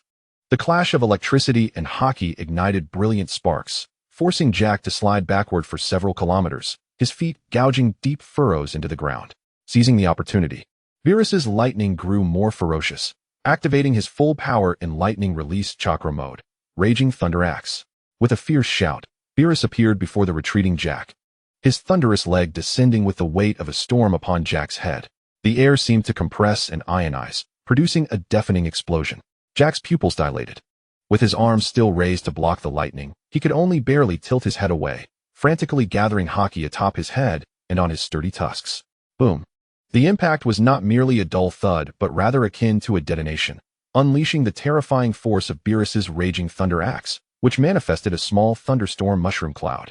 The ground beneath Jack crumbled, creating a vast pit, with his legs sinking to the knees. With a pained groan, Jack felt the agony as blood streamed from the gash that marred his forehead and cheek, swiftly covering half his face. Ignoring the throbbing pain and dizziness, he relinquished his weapons, seizing Beerus's leg, which was still poised to attack. Ha! Now let's see how you evade this. Jack laughed maniacally, his poised trunk like a coiled serpent, striking with a speed surpassing the eye's ability to perceive. Enveloped in dark hockey, Jack's trunk lashed out at Beerus, who found it nearly impossible to evade the sudden strike. Thud! A heavy sound echoed as Beerus concentrated all his hockey toward the direction of the attack, resulting in a mighty blow that sent him flying. Boom! Trees toppled, and dust clouded the air. Coughing, Beerus rose from the wreckage, blood trickling from his mouth. Clearly injured by Jack's assault. Almost simultaneously, Jack retrieved his weapon and charged towards the newly risen Beerus with a thunderous roar. Swinging his scythe from left to right, he aimed directly for Beerus's neck. Startled, Beerus crouched down, the scythe grazing past his scalp. In that fleeting moment of evasion, the electricity surrounding Beerus flared once again. His gaze icy as he transformed his right hand into a blade, targeting Jack's abdomen. Lightning slash. A horrific gash appeared on Jack's chest, blood pouring forth in torrents. Looking down at the wound, Jack's eyes reddened as fury surged within him. Damn it! Why is he so fast? Jack's frustration mounted. He had never encountered an opponent like this, where every attack felt like it was upon him in an instant. Even with his observation hockey, he struggled to keep up. Beerus wiped the blood from his mouth, unfazed by Jack's furious outcry, and pressed forward with unrelenting aggression. Lightning coursed over his body, enhancing his speed not in a linear fashion but through erratic, zigzagging movements. Internally, he reveled in this lightning release chakra mode, a feat he had never dared to imagine. The enhancement from his Zoan form was exhilarating, especially as a thunder dragon, perfectly aligned with his innate attributes. Swoosh, swoosh, swoosh. His figure flickered through the forest, each appearance leaving a trail of lightning in its wake. Jack swung his scythe wildly, yet always seemed half a beat too slow. His strikes cleaved through trees and tore apart the earth, but he could never quite catch that nimble cat dragon. Come out and face me, Jack bellowed furiously, his trunk extending suddenly as he flailed about. A tree, thick enough for 3 men to embrace, was snapped in half by his trunk. Just then, Beerus appeared behind the tree, seemingly unable to evade. I've got you. A flash of bloodlust flickered in Jack's eyes as he brought his scythe down with all his might. In that critical moment, however, Beerus wore a cunning grin, revealing the success of his strategy. He stood his ground, raising his claw covered in hockey. Thunderclap dance of 1,000 generations. The claw met the scythe with a thunderous clash. A shockwave radiated outward in a circular pattern, causing nearby trees to splinter. Jack's heart soared. He was never afraid of a contest of strength, but in the next instant, his expression shifted drastically as the force transmitted through the scythe exceeded his expectations, numbing his arm. This move had once split Uchiha Madara's Susanoo when executed by the 4th Raikage. Though merely a C-rank ninjutsu, the continuous honing of his body through lightning, combined with the powers of the mythical beast fruit, made Beerus's strike formidable indeed. A crack suddenly appeared on the blade of the scythe, a weapon that had accompanied Jack in countless battles over the years. What? Jack's pupils constricted. At that moment of distraction, Beerus stealthily extended his other claw, forming a fist, and leaped forward, delivering a punch to Jack's abdomen. Heavy flow. The impact sent Jack's colossal frame curling into a shrimp-like position, his eyes nearly bulging from their sockets. He distinctly heard the sound of his ribs cracking, as if his insides were being churned. Gah! Jack spat out a mouthful of blood, unable to maintain his hybrid form, reverting to his true human shape, and was sent hurtling backward like a cannonball, crashing through a copious expanse of trees. Dust and splinters filled the air. Beerus shook his slightly numbed claw, satisfied with his newfound power. The amplification from the mythical beast fruit, Thunder Dragon, was indeed terrifying, especially when combined with his lightning techniques. Truly fearsome. The pirates in the distance, engaged in battle with the other 11 cats, were momentarily stunned, rendered speechless by the spectacle before them. Lord Jack. A group of pirates regained their senses and rushed forward to assist. Stay back. Jack's roar echoed through the smoke. Covered in blood, he struggled to rise. A noticeable concave wound marring his abdomen, yet it healed at a visible pace, showcasing the terrifying regenerative ability of his ancient Zoan-type fruit. Spitting out the blood from his mouth, Jack's gaze turned viciously fierce. I admit, I underestimated you, cat brat. He tore off his tattered shirt, revealing muscles as solid as rock. Jack's physique swelled further, his skin darkening to a deep gray, as his elongated trunk swung with a whooshing sound. He transformed once more into his hybrid form. However, this time the ground around him began to crack, the great trees of the forest withering in an instant, awakening the power of his Zoan fruit. Beerus' expression grew grave, his feline tail standing on end, the pressure emanating from Jack intensified. Allow me to show you why I am called the Drought. Jack advanced, charging once again at Beerus. Just as Beerus prepared to counterattack, the surrounding trees underwent a transformation, halting their skirmish and interrupting the battles of the other pirates and hairless cats. Uchiha Madara's influence resonated throughout the forest. Would release. Flowering tree world descends.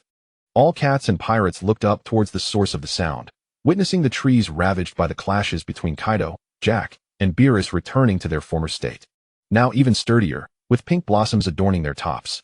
A shower of pollen drifted down from the sky, and the young pirates, inhaling the pollen, collapsed, rendered unconscious. Meow. Everyone leave the forest, the pollen is toxic. Beerus's figure vanished in an instant, leaving only his words echoing among the 11 hairless cats. This guy, since he left alone. We should run too, Xiangpa scolded impatiently, signaling to the others. However, when he turned back, he found the other cats had already fled, and with no time to curse. He activated his instant transmission technique and quickly pursued. Meanwhile, Jack struggled to his feet, scanning his surroundings for Beerus's silhouette, when he caught a whiff of floral fragrance. Suddenly, his legs went weak. Zzz. Sounds of snoring emanated from the ground. Thunderous roars echoed in the distance. On the battlefield, Uchiha Madara pressed his hands together, multitasking as he manipulated his Susanoo in a fierce exchange with Kaido, while simultaneously commanding the flowering tree world to ensnare Kaido's dragon form. Chapter 10. The Earth-Shattering Star. The battle concludes. The Azure Dragon, transformed from Kaido, writhed within the forest, exhaling scorching flames that incinerated the encroaching massive vines and trees. Yet, Uchiha Madara's wood release was relentless. As soon as it was destroyed, it would regenerate with fervor. Such an irritating thing. Kaido roared, opening his mouth to unleash flames, igniting the entire forest beneath him. Ha ha ha, Kaido, are you planning to kill all your subordinates? Madara stood in the crystal atop his deep blue Susanoo, arms folded, a smirk gracing his lips. After setting the forest ablaze, Kaido turned his gaze back to Madara. Humph, Jack is a fishman. Even if the forest below sinks into the sea, he won't drown. Once I defeat you, I'll go find him. As for the others, they're just useless minions. As he spoke, Kaido's dragon form shifted, transforming into his hybrid state, hovering in midair as he uncorked his sake flask and downed it in one gulp. Madara showed no urgency to intervene. He intended to savor this battle. Sake Dragon 8 trigrams. The aroma of alcohol wafted from Kaido's body, his 10-meter height exuding an overwhelming pressure. Gripping his hachachai, the transformed conqueror's haki enveloped it. Watch me shatter your shell, military T-Dragon. Kaido's gaze turned fierce as he swung the hachachai, now resembling a small mountain, towards the diamond-shaped crystal housing Uchiha Madara within his Susanoo. Bang, bang, crack. In the blink of an eye, hundreds of blows rained down, and Susanoo's head was shattered.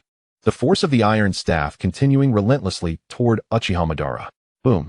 The colossal spiked club struck Madara's body, sending him flying over 1,000 meters before finally coming to a halt. Coughing, blood spewed from Madara's mouth, yet he remained unconcerned, even laughing, as expected of one of the four emperors. Such a powerful attack. Galugulu, little brat, I finally hit you. Let us see how you evade this. Thunderclap, 8 trigrams. Kaido laughed heartily, having broken through Madara's defenses and injured him. The Hachichai returned to its normal size, still enveloped in Conqueror's haki, as he launched another assault towards Madara. Just when the attack was mere moments away from Madara, Kaido's strike unexpectedly collided with something else. Boom! A shock wave erupted between the two, causing Kaido to freeze in astonishment. Before him stood 5 identical figures of Uchiha Madara, each adorned with a blue skeletal frame. Before Kaido could process his shock, he saw the skeletal figures surrounding the 5 Uchiha Madaras beginning to take shape, forming muscles, fascia, armored wings, and colossal swords.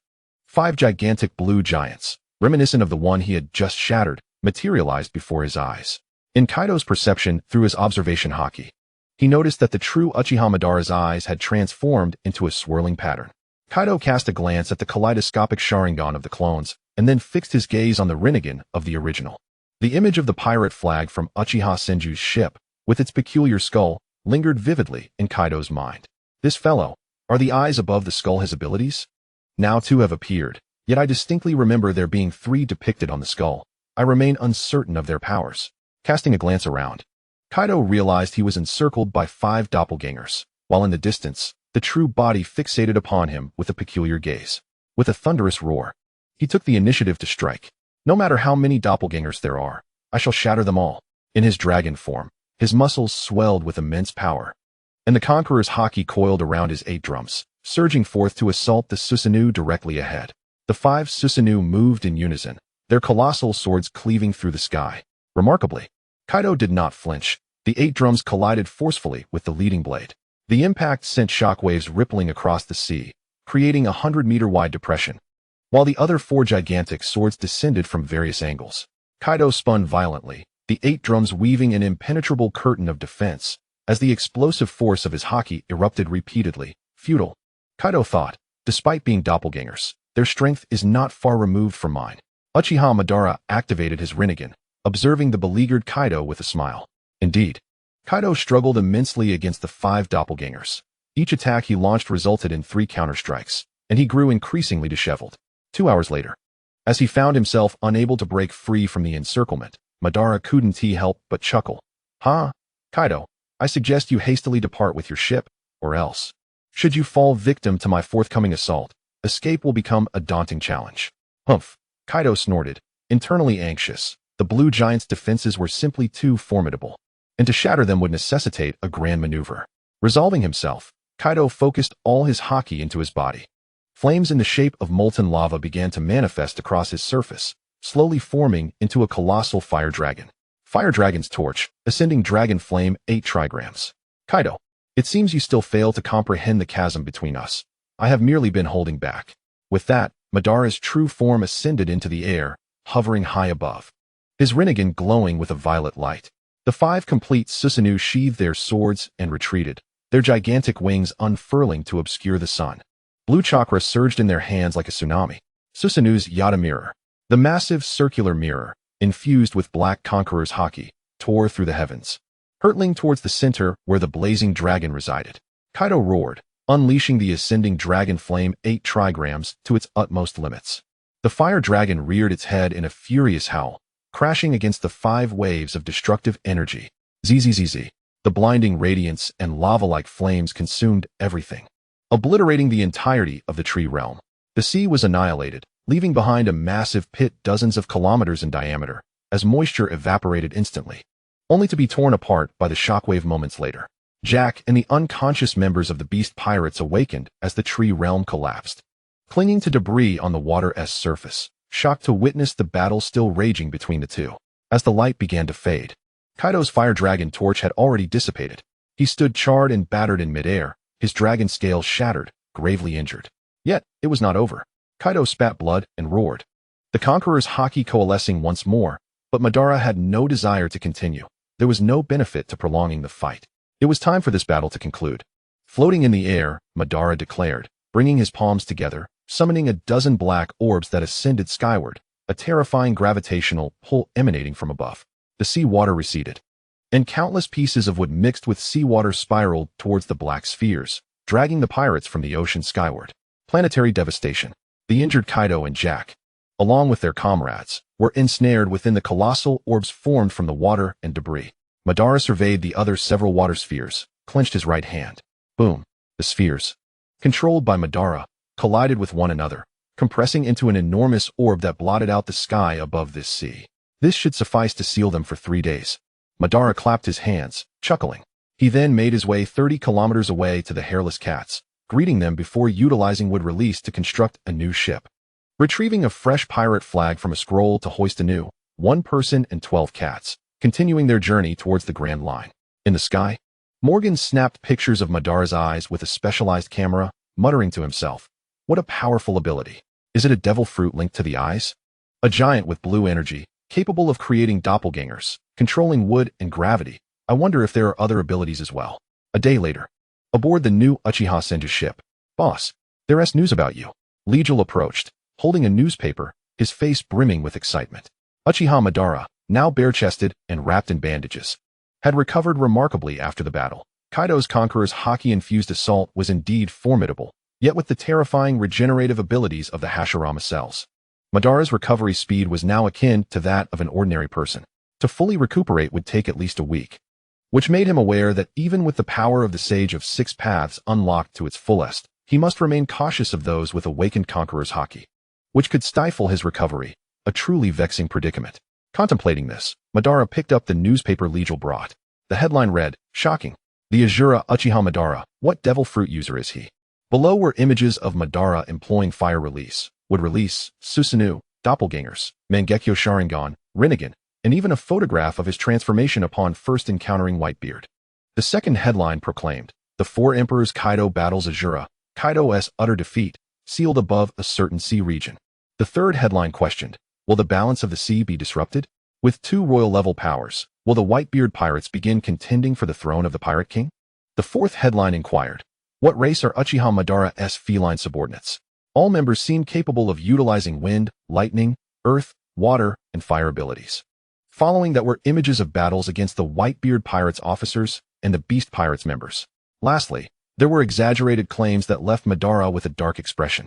Aboard the Moby Dick, Whitebeard chuckled heartily as he read the newspaper. "Gurara, that kid truly held back a few tricks. His strength rivals my peak." He then set the newspaper aside and bellowed, "Sons, let us feast." Gurara. In a corner, Teach clutched the purchased newspaper, his eyes gleaming with greed. Fixated intently on Madara's eyes, he pondered incessantly, an unprecedented devil fruit ability. Even the most comprehensive devil fruit compendium I've seen has no record of his powers. All his abilities must stem from those eyes. Fire, wood, doppelgangers, giants. The red eyes must grant the power that sealed Kaido, and surely the circles within those eyes possess more than one ability. "Once I acquire the dark fruit, your abilities shall belong to me." Just then, as Teach was lost in his reverie, Ace's boisterous voice broke through. "Hey Teach, what are you doing hiding here? Dad called for a feast. Come on, let us go drink." Startled, Teach's expression shifted to one of innocence as he scratched his head, chuckling. "Hee, it's Captain Ace. I was just admiring the vice captain's imposing stature. Ha ha ha, is that so? Let us go, let us drink." Ace, unsuspecting of Teach's intentions, pulled him towards the dining table, and thus, the feast commenced. Chapter 11. The World Shaken, the Sea Azura. On the ominous island, the stronghold of the Beast Pirates, Nti received today's newspaper. Upon perusing its contents, a shadow of discontent darkened his gaze. He carelessly tossed the paper aside and strode purposefully out. Arriving at the quarters of his subordinates, he bellowed, "Assemble. We shall venture to the waters near Dressrosa, break the seal, and rescue our Captain Kaido." "Yes," came the chorus of agreement from the small pirates, who hastened towards the port. Soon, a pirate ship departed swiftly from the island, heading into the distance. At Whole Cake Island, in the Tadoland Kingdom, Big Mom, with fiery eyes and a grotesque grin that dripped with saliva, inquired, "Where's the wedding cake I requested?" "It's on its way, Mama. Please hold on a little longer," Perospero replied, beads of cold sweat trickling down his forehead. He was all too aware of his mother's temperament. Once her hunger pangs struck, even her own offspring would not be spared. In the kitchen, a long loaf of bread placed the freshly baked cake onto a cart and urged, "Hurry, deliver it to Lin Lin at the fastest speed." After the cake was dispatched, the loaf sighed with relief, wiping the sweat from his brow. Within the grand hall, Big Mom had completely lost her sanity, seizing the small pirates around her and shoving them into her mouth. Blood trickled from her lips, yet she exhibited no sign of lucidity, chanting, "I want to eat the wedding cake. Here it comes, here comes the cake."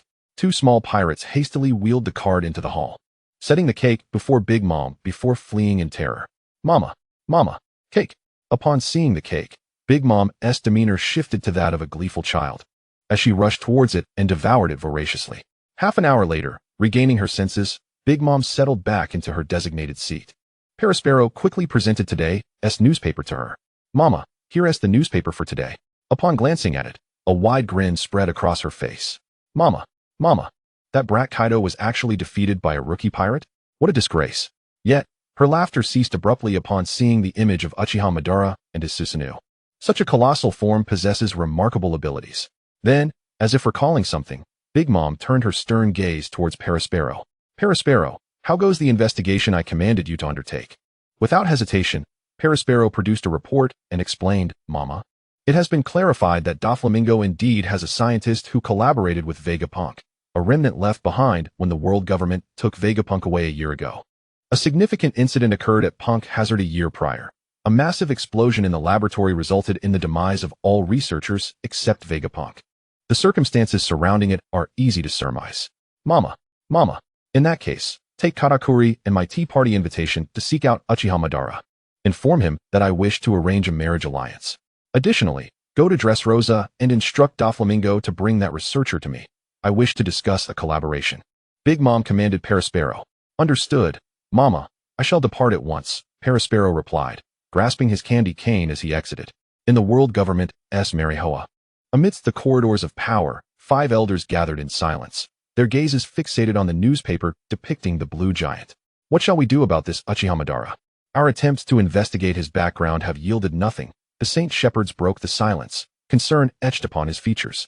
Only 18 years old, capable of defeating Kaido, and possessing a terrifying array of powers, over 7 known abilities. "We must mobilize the Navy to neutralize him before he becomes a threat," insisted Saint Isambelin V. Saint Jigaru Sada, after a moment's contemplation, shook his head. "We must not disrupt the plans of the higher-ups. Our priority is to maintain stability in the seas. This Uchiha Madara does not belong to the D clan, so we need not be overly concerned. Let him stir up waves as he pleases. Provided he does not endanger the interests of the world government, we shall allow him his antics. Regarding his victory over Kaido, let us merely increase his bounty slightly," proposed Saint Makismas. Aye, came the murmurs of agreement. A week later, Sengoku reconvened the meeting. Once all were present, he announced, "The 5 elders have just issued a notification to raise Uchiha Madara's bounty to 3.5 billion, while instructing subordinates not to provoke him. As long as he does not act against the world government, we need not concern ourselves with him." No sooner had Sengoku finished speaking than a loud thud resonated as Akainu slammed his palm against the table, rising in fury. "What nonsense is this? Are those 5 old fools demanding we bow to pirates? Where does that leave the Navy's dignity?" Hearing Akainu's outburst, Sengoku sighed, "Alas. We are constrained and must bide our time. Please take your seat. We must endure a few more years. We will comply with the world government's orders for now." The following morning, the Navy issued a new bounty. Uchiha Madara, Vice Captain of the Whitebeard Pirates, bounty, 3.5 billion. Shock rippled across the seas as all who beheld this bounty marveled at the terrifying prowess of a mere teenager. Meanwhile, Uchiha Madara and his crew docked at a small island port, surrounded by freshly coated vessels, pirate ships, and merchant vessels alike. "Boss, according to the log pose, the next island lies beneath the sea," pointing downwards, Iwan reported after examining the log pose. "Understood. No need to rush. Let us first find someone to coat our ship," Madara replied, rising from the deck and leisurely stretching before descending onto the dock. After taking a few steps and sensing the eager gazes behind him, he sighed. "There's no need to guard the ship. Let us lower the sails and head out together. Meow?" A chorus of excited meows erupted as a group of hairless cats followed Madara eagerly towards the small town. With one hand in his pocket and the other brushing back his hair, Madara ambled down the unfamiliar streets with a relaxed gait, taking in the surroundings with keen observation. This island appeared to specialize in shipbuilding and repairs, the air filled with the fragrant aroma of resin and timber. Behind him, a curious gaggle of hairless cats explored the various food stalls and toy shops, exclaiming in delight as they scurried to procure some berries from Madara. Watching Iwan and Byleth venture off, Madara did not intervene. Instead, he scratched his head, glancing at the myriad of shop signs lining the street, muttering to himself, "Coding. Who should I consult?" His gaze fell upon a sizable establishment, its entrance adorned with an array of coding tools and materials. The sign depicted a gigantic bubble encasing a vividly rendered ship. This must be the coding shop, he surmised, striding confidently toward it and pushing the door open. Inside, the dimly lit shop housed an elderly craftsman with graying hair and protective goggles, meticulously polishing a tool while puffing on a pipe. Without looking up at the sound of footsteps, he mumbled, "Repair or coat?" "Coat," Madara replied calmly. Only then did the craftsman raise his head, adjusting his goggles to scrutinize Madara. Upon beholding the singular hairstyle of Uchiha Madara, his haughty gaze, and the immense fan adorning his back, the expression of the elder immediately transformed into one of reverence. "Ah, it is Lord Madara. You are bound for Fishman Island, are you not? Where is your vessel? I must first assess the condition of the hull. The largest ship at the port, it carries my wooden carvings," he exclaimed. Having uttered his words, Madara turned and strode towards the exit. "Please, Lord Madara, do take a moment to rest in my shop. I shall inspect the ship's condition to estimate the coding time," the elder insisted, brandishing a measuring tool as he hurried towards the harbor. Moments later, he returned in a flurry. "The hull is quite robust, with no damage. The coding process poses no issue. However, given the size of the vessel, it is quite a considerable undertaking. A week's time shall be necessary, at the very least." Upon re-entering the shop, the elder promptly conveyed the required time frame for the coding. "Very well, I shall entrust this task to you. I will return in a week, and payment shall be rendered at that time," Madara nodded, speaking in a matter-of-fact tone. "No problem. I have faith in Lord Madara's integrity. I shall return to summon my crew to commence work post-haste." The elder agreed, proceeding towards the back. Shortly thereafter, 5 individuals followed him, tools in hand, hastening towards the harbor. A week indeed. How rather sluggish. Let us first explore the island. With that, Madara casually strolled down the street, hands tucked into his pockets. The air was filled with the rhythmic sounds of wood being struck, the distinctive scent of heated resin, and the cacophony of merchants haggling, creating a uniquely vibrant atmosphere. Not long after, he spotted Iwan, Beerus, and the others gathered around a food stall, their paws animatedly gesturing. Iwan, with keen eyes, spotted Madara and waved his paw energetically. "Lord Madara! Lord Madara! Come quickly! This looks absolutely delectable." As Madara approached, he observed the stall owner preparing a local delicacy, grilled fish cakes, where fish meat mingled with unidentified spices, sizzling enticingly on a griddle, the aroma intoxicating. "What is this?" Madara inquired casually. The stall owner, a plump woman, initially startled by the sight of Madara and the peculiar yet eager hairless cats behind him, quickly recognized him and beamed. "Ah, it is Lord Madara. This is our island's specialty grilled fish cake, made from deep-sea silver mackerel, combined with a special sauce. It is simply delightful. Would you care to try some?"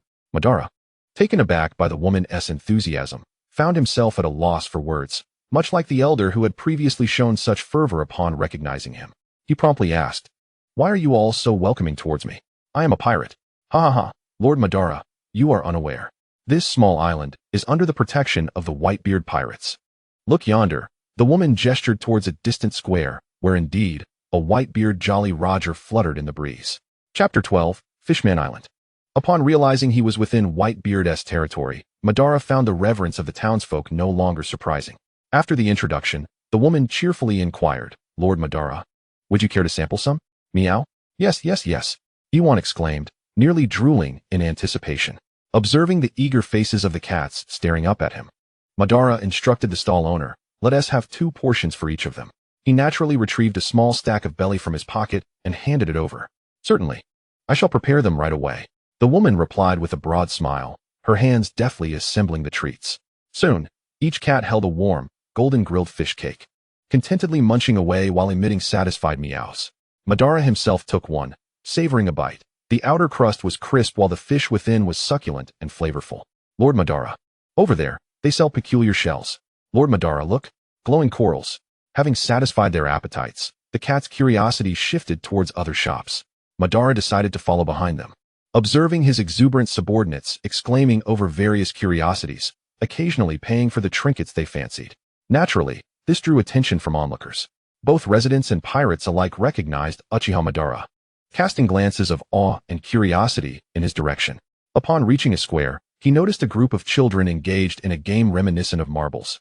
Though the marbles were replaced with small, colorful shells, Iwan and Beerus were immediately captivated, crouching nearby, their tails flicking with excitement. One small boy, having lost the game, looked up in frustration, only to be startled by Iwan, who was larger than him. However, seeing Iwan merely observing with curiosity rather than malice, he mustered the courage to ask, Do you want to play, big cat? Iwan paused, glancing back at Madara, who gave a slight nod. Meow roar. Let us play. Iwan enthusiastically extended his paw, cautiously batting at the small shells. Though his movements were clumsy, they elicited peals of laughter from the children. Before long, the other hairless cats joined in the fray, and a delightful camaraderie blossomed between them and the children. The scene, while peculiar, exuded an extraordinary harmony. Leaning against a nearby railing, Madara observed the unfolding tableau, a barely perceptible smile gracing his lips. After what seemed like an eternity, the fatigued cats bid farewell to the children, clutching an assortment of snacks and toys, and gathered around Madara, visibly content. Lord Madara, today was truly enjoyable. Yes. May we come out to play again tomorrow? Until the coating is complete, you may. Meow roar. Splendid. Returning near the harbor, the coating craftsmen were still diligently working on the ship, the enormous resin bubbles beginning to take shape, reflecting the soft hues of the sunset. Madara chose not to disturb them, instead leading Iwan, Beerus, and the other cats to a seemingly fine restaurant along the shoreline. The restaurant owner trembled in trepidation. Yet Madara calmly ordered a substantial quantity of food, which he then shared with the cats in a lavish seafood feast. As night fell, rather than lodging aboard the ship, Madara reserved several rooms at the town's only respectable inn. Time passed swiftly, and soon a week had elapsed. Standing aboard the vessel encased in bubbles, Uchiha Madara began issuing commands. Hylas, take the helm and steer us towards Fishman Island. Yes, Lord Madara. Hylas promptly dashed to the ship's wheel, his paws resting casually upon it, guiding the ship deeper into the ocean. Iwan took position at the prow, attentively monitoring the recording pointer to ensure their course remained true. The descent proved initially fascinating. Sunlight penetrated the surface, illuminating the surrounding waters in brilliant azure, while a myriad of colorful fish curiously approached the peculiar bubble-ensconced vessel, prompting Beerus and the others to press against the bubble wall, emitting awestruck meows. Meow? Delicious. Look at that fish, it's enormous. We've never tasted one like it. Indeed, it appears rich and succulent. Once we reach Fishman Island, we must devise a way to sample one.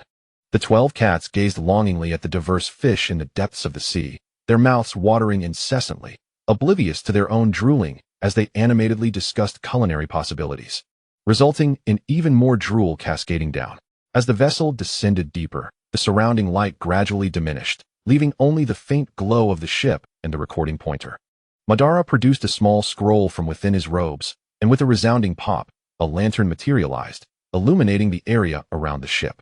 With a splashing sound, the sudden light seemed to agitate the surrounding sea creatures and giant fish, all of them rushing towards the Uchiha Senju ship.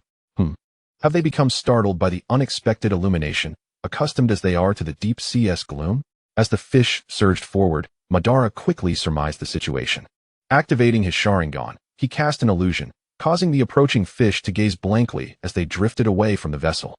Having learned from this experience, Madara did not retract the illumination, but instead adjusted the intensity and angle of the light, ensuring it would not be excessively glaring and provoke the denizens of the deep sea. The vessel continued its descent, with the surrounding scenery becoming increasingly surreal. Schools of luminous jellyfish floated by like moving constellations, while peculiar seaweeds swayed with the dark currents.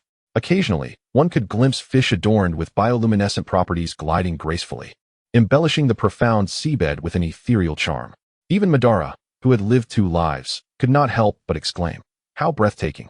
Who would have thought that in the lightless abyss of the ocean, such exquisite sights could exist?" After descending for a while longer, all illumination vanished, and even the ship's lights struggled to penetrate beyond 3 meters into the darkness. An absolute void enveloped them. Glub, glub. Suddenly, 2 massive yellow tentacles loomed above their vessel, encircling it. The ever-watchful Quitcher's expression changed drastically as he pointed at the top of the ship and shouted, "Everyone, look! What is that?" The other cats looked up, gasping in astonishment. Wow, such enormous tentacles. Madara activated his Sharingan, swiftly identifying a gigantic yellow octopus poised to wreak havoc upon their ship. With a surge of conqueror's haki, the kraken, poised to strike, froze in place, trembling as it retracted its tentacles. Sensing its desire to flee, Madara's kaleidoscopic Sharingan spun, exerting control over the creature. And he spoke in a calm tone, "Take us to Fishman Island."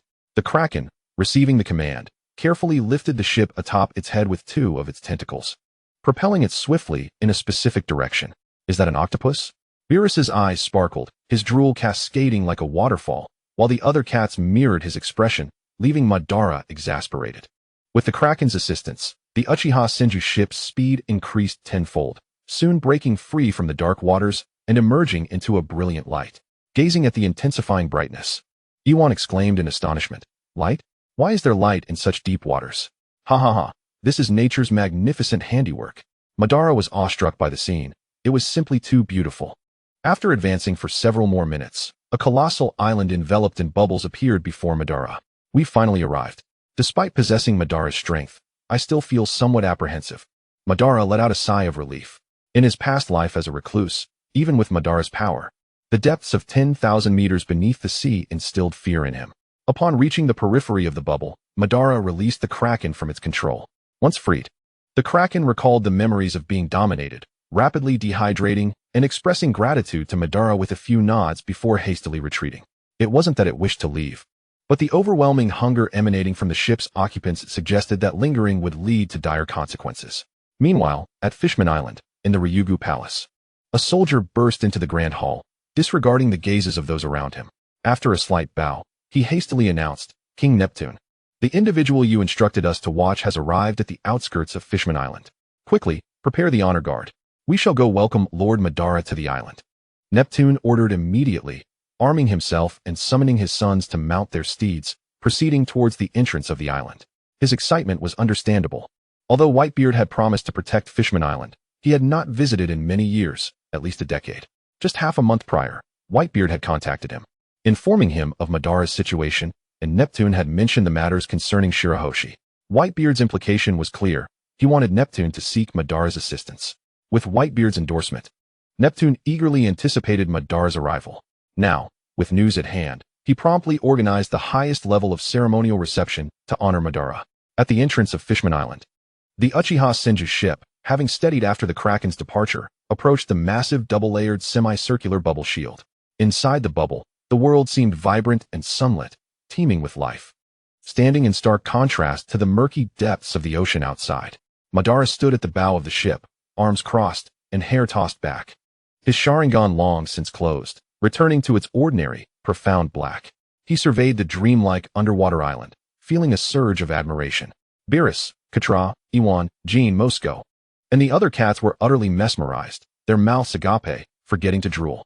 "So beautiful," meowed Iwan, his eyes reflecting the wonders of Fishman Island. "So many bubbles. And look at the fishmen running about." Iwan pointed toward the entrance, where fishmen and merfolk curiously peered at the ship's arrival, some startled and retreating. "Can we eat them? They look like fish too," exclaimed Zampa, his eyes gleaming as he gazed at the exquisite fishmen and merfolk. Just then, a solemn and majestic melody resonated from within the entrance of Fishman Island. A grand procession, led by a multitude of large flounders, adorned in opulent decorations, glided forward. At the forefront sat King Neptune, riding a massive shark, crowned and wielding a divine trident, with his three sons, Shark Star, Royal Star, and Flip Star, following closely behind, accompanied by elite soldiers from Ryugu Palace and a lavish honor guard. Chapter 13, Ryugu Palace. Neptune arrived at the entrance, dismounted from the shark, and offered a slight bow to Madara. "Lord Uchiha Madara, I am Neptune, the king of Fishman Island, here to escort you to Ryugu Palace for a feast." His demeanor was exceedingly humble, eliciting shock among the surrounding fish soldiers and the distant onlookers. Since Whitebeard's protection of Fishman Island, they had never witnessed the king display such deference. Even when government officials visited, Neptune upheld his regal dignity. Madara raised an eyebrow. Indeed, Whitebeard's reputation was potent. It seemed Neptune had received word and sought something from him. Otherwise, a king would not personally greet someone at the island's edge, even out of respect for strength. Just as Madara was about to respond, he was interrupted by the astonished exclamations from Beerus and the other cats. "Wow, what a grand display! Lord Madara, are they here to welcome us?" Ramsey asked in surprise, his tail excitedly thumping the ground. Zampa looked at Ramsey with disdain, saying, "Of course. Didn't you hear that old fish speak? I wonder if fish of such age have any flavor. Mused Beerus, appraising Neptune, his mind racing with culinary possibilities. To the 12 hairless cats, this so-called Fishman Island was nothing short of paradise, brimming with fish. Had they lived here, they would never have known hunger. Ahem. Let's tone it down a bit. No need to be too excessive, Madara coughed, noticing the honor guard's expressions darkening due to Beerus and the others' remarks. He turned to Neptune with an apologetic look. Please don't take offense, Your Majesty. These fellows were quite lacking in appetite before encountering me, but now that they possess strength, their thoughts are consumed by food. Rest assured, with me here, they won't misbehave. Neptune waved dismissively. Lord Madara, you jest. They are simply spirited individuals. Ah, spirited cats. Since you are all hungry, let us proceed to Ryugu Palace. I have already prepared the banquet feast. Then it would be remiss not to comply. Please lead the way. Madara replied, smiling and nodding. Seeing this, Neptune's smile grew more genuine, and he gestured for the honor guard to clear the way. The Uchiha Senju ship, guided by the soldiers of Ryugu Palace, slowly sailed into the inner passage of Fishman Island. On one side, the 12 cats, engrossed in contemplating how to relish their meal, were abruptly interrupted by Neptune's words. Meow? A banquet. Beerus was the first to exclaim in delight. A banquet. A banquet. The other cats echoed excitedly, momentarily redirecting their appetite for the colossal seafood to the anticipation of the feast. As they entered the bubble's interior, the air grew fresh, and the light became soft yet abundant. Along the streets, an array of peculiar coral structures stood tall, with shops offering an assortment of underwater delicacies. Countless fishmen and merfolk residents, both fearful and curious, peered from behind buildings or through windows, secretly observing the vessel carrying the formidable humans and a group of strange cats, particularly in awe of the dark-haired man in red armor who had been personally welcomed by the king. Beerus and his companions were filled with wonder, pointing outside and chattering. Look, that lady's tail is so beautiful. It must be delicious. Wow, that bubble vehicle looks like so much fun. Lord Zetsu, can we go explore later? Zetsu did not quell their excitement, but simply addressed Neptune, saying, My subordinates are quite curious. If they happen to be impolite, I hope the king will be forgiving. Neptune quickly waved his hand. No worries, no worries. Fishman Island may not have much, but it is brimming with novelty. Please feel free to explore. I will arrange for a guide to accompany you, ensuring you have a delightful time. The ship sailed onward, ultimately arriving at the magnificent Ryugu Palace. The grand castle, constructed of pristine white coral and shimmering gemstones, sparkled under the unique sunlight of Fishman Island, resembling a palace from a fairy tale. Within the banquet hall, an array of underwater delicacies awaited. Enormous roasted fish, meticulously prepared sea beast meat, vibrantly colored coral desserts, and the island's specialty beverages. The enticing aromas set both humans and cats' appetites ablaze. Neptune invited Zetsu to sit beside him at the head of the table, while the cats found their own spots, gazing longingly at the feast before them. However, when Zetsu spoke, they all restrained themselves, merely swallowing their saliva as the sounds of their eager gulps filled the air. Lord Zetsu, please do not hold back. These are all specialties of Fishman Island, and I hope they suit your palate. Neptune raised his glass in a toast. Zetsu nodded slightly, picked up a fruit, and took a bite, savoring its uniquely sweet flavor. Upon seeing him take action, the hairless cats erupted in cheers, diving toward their chosen delicacies. And soon the banquet hall was filled with exclamations of delight and the sounds of voracious eating. As the drinks flowed and the atmosphere grew warmer, Neptune observed the feasting cats and the composed Zetsu, hesitating for a moment before finally broaching the subject. Lord Zetsu, the reason for my eagerness to welcome you, besides expressing my respect for the esteemed friend of Whitebeard, is to request your assistance with a matter. Neptune's voice lowered slightly, carrying an undercurrent of gravity. Uchiha Zetsu pondered for a moment and immediately grasped the situation. When Princess Shirahoshi was 6 years old, her mother, Otohime, saved a celestial dragon but was shot in return. In her distress, Shirahoshi's cries summoned the Sea Kings. Vander Decken 9, having witnessed her summon the Sea Kings with her tears, realized that she was the legendary mermaid princess capable of controlling the Sea Kings that his ancestors had sought for years. He became convinced that Shirahoshi would be exceptionally beautiful upon reaching adulthood, and, in an attempt to obtain this power and covet her beauty, he schemed to marry her. From the time Shirahoshi was 6 until now, for 6 years, Vander Decken 9 had not washed his right hand after touching Shirahoshi, pursuing her relentlessly. Initially, he would send love letters to the Ryugu kingdom once a week, but he escalated to sending parcels and eventually resorted to threatening proposals, instilling great fear in Shirahoshi.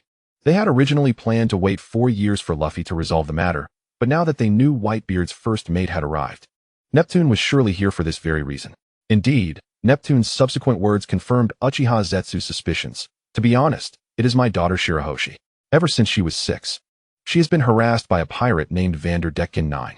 Neptune then elaborated on how Vanderdecken had transitioned from sending love letters to escalating threats, ultimately throwing weapons at Shirahoshi, forcing her to remain confined in the hardshell tower for nearly 2 years. Neptune clenched his fists. As a father, it pains me deeply. Yet I am powerless. That man possesses the powers of the target fruit. Once he touches someone, he can forever lock onto their location and throw objects at them. We have tried various methods, but we cannot stop him. Unbeknownst to the hairless cats, they had gradually slowed their eating, ears perked, listening intently to this tale. Meow? How could such a pervert stalk and harass a 6-year-old girl for 6 years? It's a disgrace to us predators. Beerus slammed the table in anger, fish bones flying from his mouth. Exactly. When we want fish, we catch them directly and honorably. Such behavior is utterly despicable, exclaimed Zampa, indignantly waving his claws. Ahem. What you're saying is quite different from what he has said. You're here to eat, so don't disturb others. Uchiha Zetsu coughed lightly, reminding the cats to eat more and speak less. Truly, how can they relate everything to food? Such a bunch of gluttons. Ramsey blinked, suddenly struck by inspiration. Boss Zetsu, I seem to recall you mentioning that one of the things you despise most is pedophilia. Does this count? A glint of cold light flickered in Zetsu's red eyes. Indeed. As someone who had undergone compulsory education, he loathed such individuals most of all.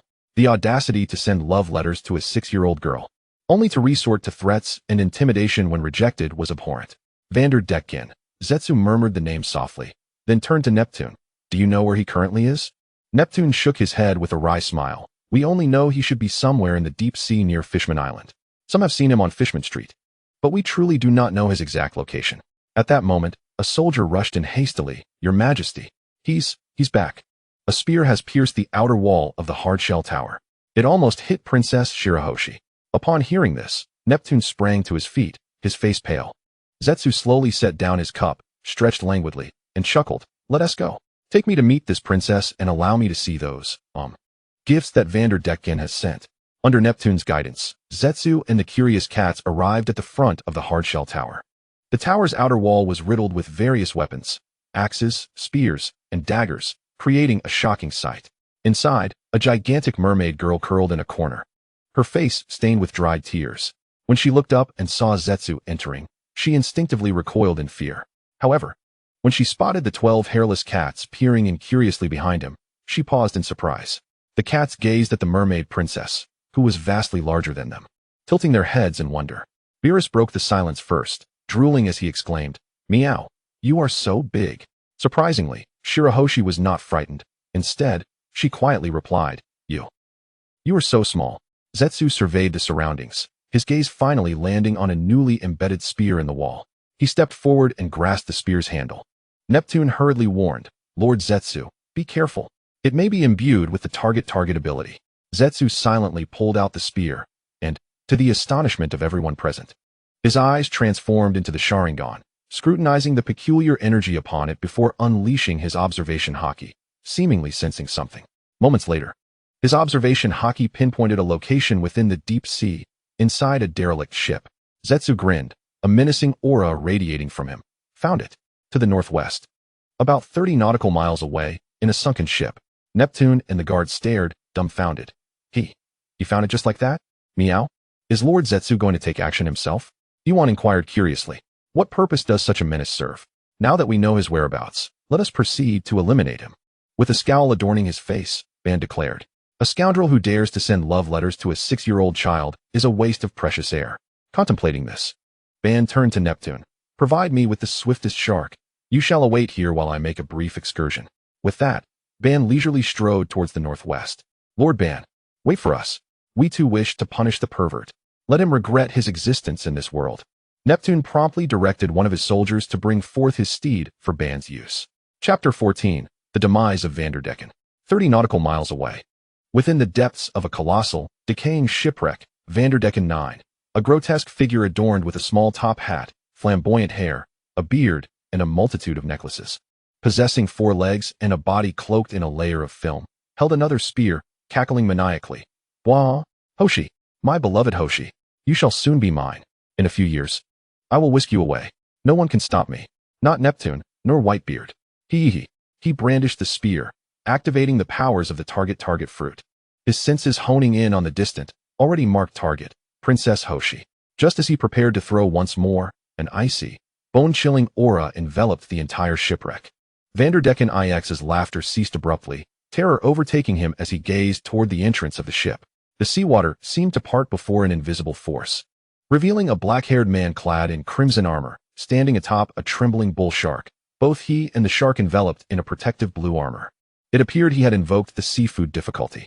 The bull shark glided closer, its master's swirling red pupils locking onto Vanderdecken with a chilling detachment. A profound dread gripped Vanderdecken's soul, prompting him to instinctively take a step back. Why you? Who are you? Having not replenished his supplies at Fishman Island for a month, he was entirely unaware of Uchiha Ban's reputation. The imposing young man before him instilled a primal fear. Ban dismounted from the shark and approached Vanderdecken. The seawater repelled by his Susanoo. I am Uchiha Ban.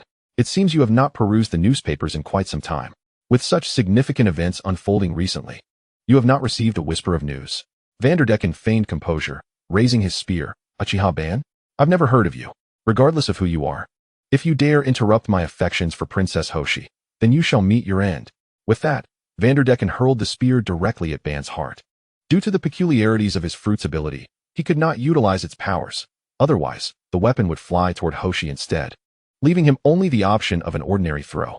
However, Ban merely lifted his hand, effortlessly catching the incoming spear, as if plucking a falling leaf from the air. Vanderdecken 9's expression darkened. He was reluctant to change the target of his fruit's ability, for doing so would necessitate re-establishing contact with Hoshi to mark her anew. Scanning his surroundings, he spotted a large hole to his right. With a cold chuckle, Uchiha Ban exerted a slight pressure, instantly crushing the spear in his grasp. Thinking of escaping? He surveyed Vanderdecken with disdain, shaking his head. As a user of abilities, how could you find yourself in the sea without fearing that film on your body might suddenly burst? Vanderdecken did not respond, his gaze fixated on the advancing Ban, gritting his teeth as he sprinted towards the hole. As for destroying the ship's hull, that was absurd. If the bubble were to burst, he would be doomed.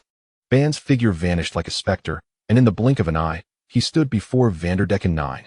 The latter had no time to react as a blue skeletal arm seized his throat, lifting him off the ground.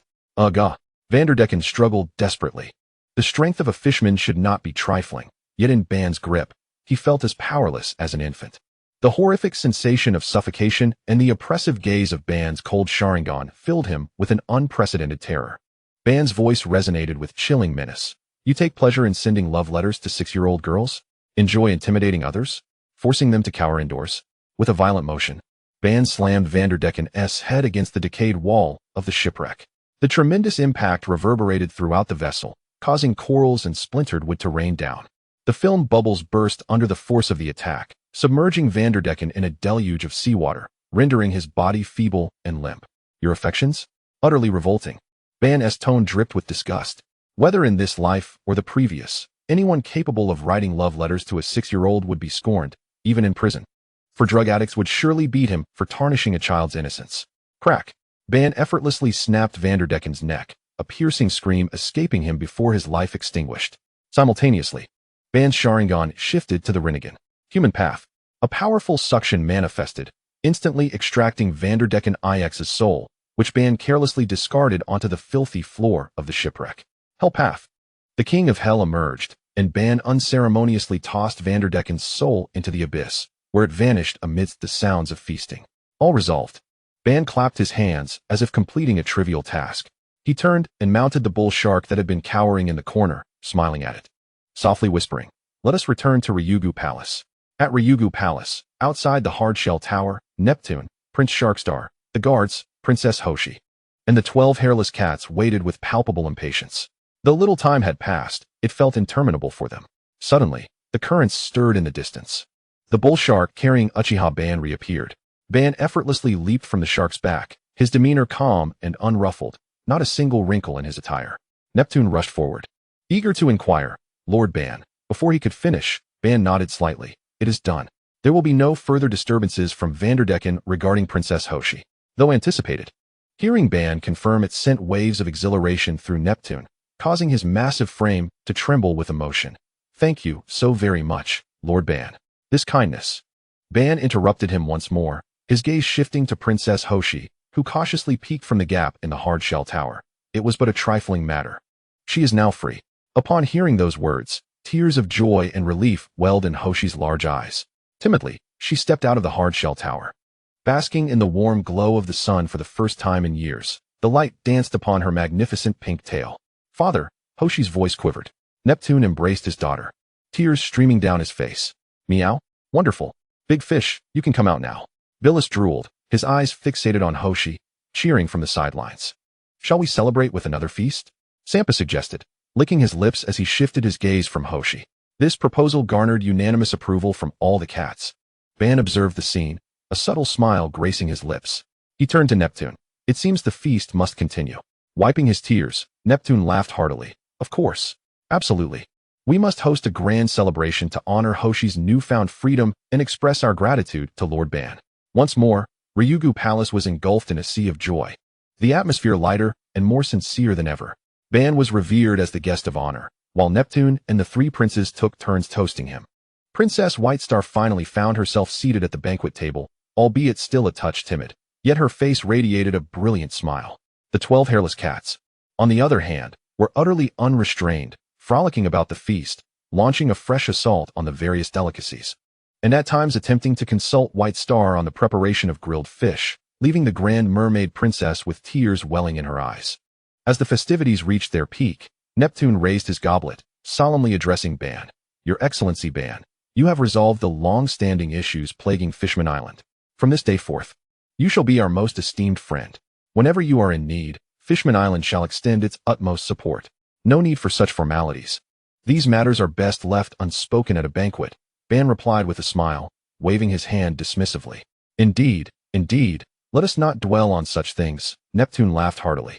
Though in his heart he had already resolved to offer robust assistance to Ban in any future difficulties. The revelry continued for quite some time, with music, laughter, and the sounds of clinking glasses echoing through the opulent halls of Ryugu Palace. A grand choral table was laden with an array of seafood delicacies and specialties from Fishman Island, filling the air with enticing aromas. King Neptune, his face flushed from drink, swayed slightly to the rhythm of the music, occasionally bursting into a booming laugh. Although a hint of shyness still flickered in White Star's eyes, her face had finally blossomed with the carefree and beautiful smile appropriate for her age, cautiously curled up in her massive form. She cradled a delicate piece of cake in her hands.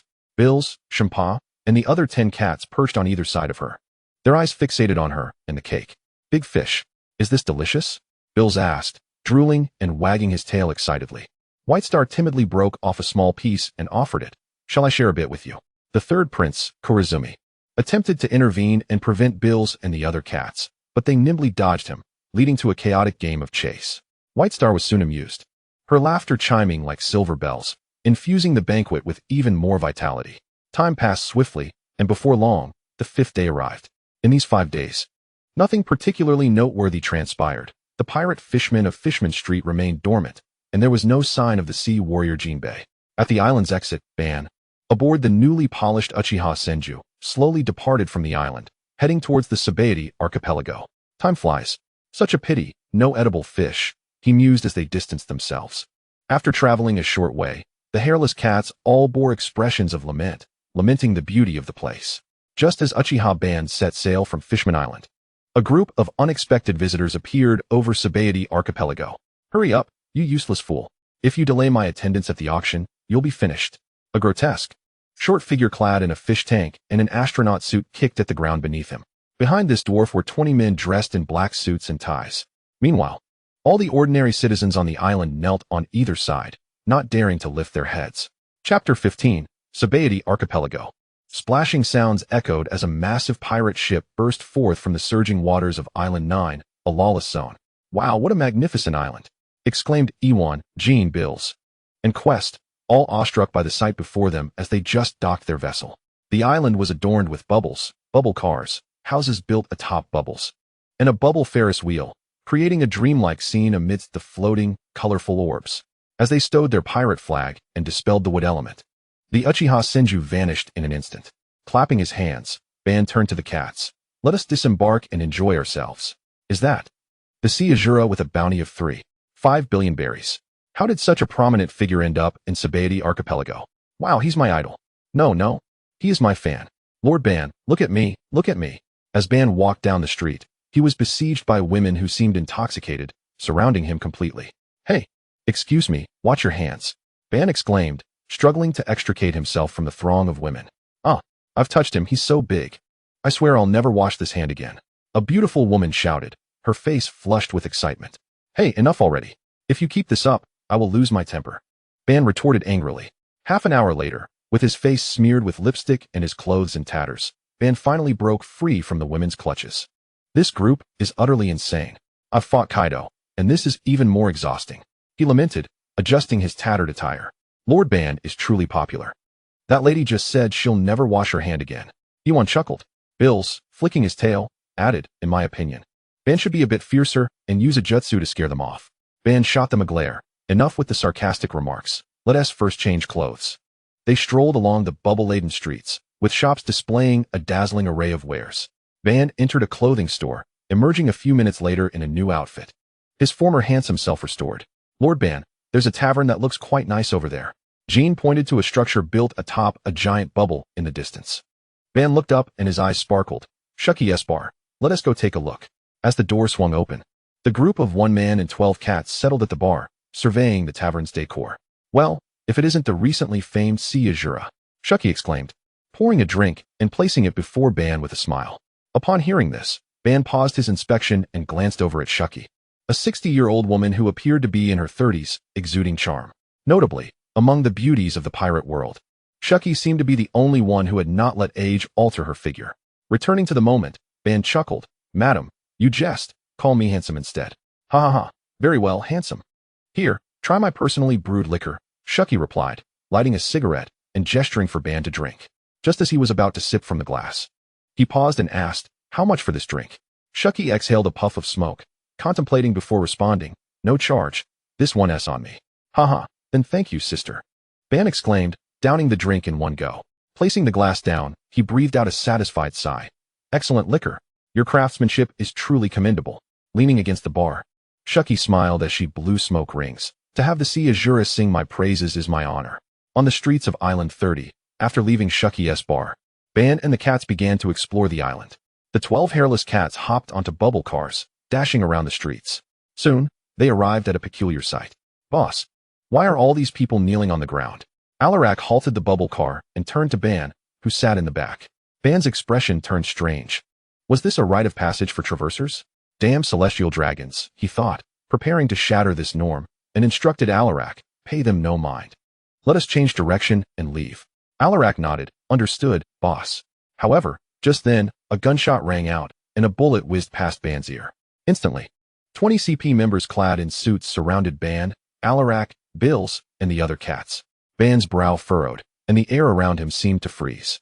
He slowly turned his head towards the source of the bullet, spotting a celestial dragon donning a transparent bubble helmet and an oversized astronaut suit, perched atop a slave, clutching a smoking golden handgun. Despicable lowly beings. Upon witnessing the celestial dragon, Herberlion Augustine Saint, audaciously seated in his vehicle. One might be tempted to kneel and lick the soles of my shoes. Perchance I might consider sparing your life. The celestial dragon, Herberlion Augustine Saint, bellowed with spittle flying, brandishing his firearm menacingly at Ban. The 12 hairless cats simultaneously adopted an icy demeanor, while Yarrick turned to Ban, exuding an aura of lethal intent. Boss Ban. This fool is courting death. The CP agents swiftly tightened their encirclement. The leader among them, clad in black, spoke coldly. According to the regulations of the world government, offending a celestial dragon is punishable by immediate execution. Please cease any resistance. Yet Ban erupted into laughter. He leisurely descended from his bubble vehicle, adjusting his freshly donned collar. Today, I find myself in an unusually good mood, intending to let you off the hook. But you insist on delivering yourselves to your demise. The celestial dragon, infuriated, turned beet red. What did you say? CP0, seize him. I want him as my slave. Ban's smile was laced with mockery. Become your slave? You, wrapped in a fishbowl like a fat pig, alongside this pack of government watchdogs? Herberlion Augustine Saint trembled with rage, his flesh quivering. He had never endured such humiliation. Attack. Kill them. No. Capture them. I wish to turn them all into slaves. The CP0 agent at the forefront, his eyes sharp beneath the mask, recognized the formidable nature of the man before him, yet the orders of the Celestial Dragon were absolute. Engage. The CP0 captain barked, and 20 CP members charged forth in unison. Their movements were synchronized, a testament to their elite training. 6 of them employed the shave technique, materializing around Ban, fists enveloped in haki, striking at his vital points. Meanwhile, the other 12 advanced toward the 12 hairless cats, with the remaining 2 guarding the Celestial Dragon. Meow? Seeking death. Bylus instantly reacted, his hands cloaked in dark haki, his body crackling with electricity, slicing toward the neck of a CP agent. Jean and Quest leapt simultaneously, evading the attack, seamlessly coordinating in midair. Fire release, great fireball. Wind release, great breakthrough. The combined ninjutsu transformed the original 3-meter fireball into a colossal inferno, targeting 2 CP agents. Yuan and the other cats unleashed their potent techniques, launching an onslaught of attacks, from Great Meow bombs to Fire Dragon flame bombs, all devoid of chakra. Faced with the 6 assailants, Ban remained utterly still. Kaleidoscope Jinjutsu. In an instant, the advancing 6 halted abruptly, standing frozen in place. Their attacks turned inward toward their own hearts. The finger gun pierced through their hearts, resulting in their instantaneous demise. To the outside world, it appeared as though those 6 ferocious CP0 members had inexplicably succumbed to some malevolent force, committing suicide without warning. What transpired? Exclaimed the CP0 squad captain, who stood guard beside the Celestial Dragon, bewildered, having seen nothing amiss with his observation haki. Ban advanced deliberately, fixing his gaze upon the still shouting Celestial Dragon. Stop him. The CP0 squad captain roared, charging forward, his arms shrouded in potent haki, darkened with a metallic sheen. Flying finger gun. His fingers shot forth, moving so swiftly they left afterimages, like a multitude of fingers simultaneously targeting Ban's vital points. Ban did not even glance at him. A blue skeletal frame materialized, and he waved his hand nonchalantly. Bang!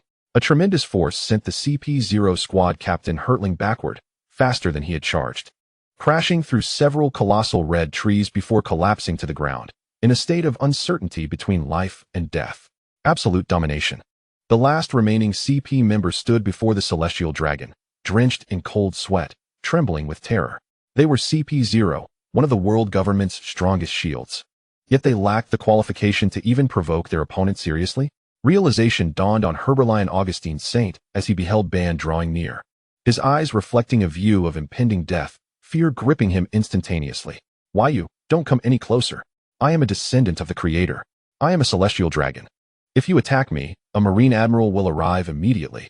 You will be obliterated. He shrieked, desperately attempting to load his golden handgun, faltering multiple times due to his trembling hands. The surrounding populace had long since been paralyzed with fear, fleeing for their lives, screaming in a frenzy. Run.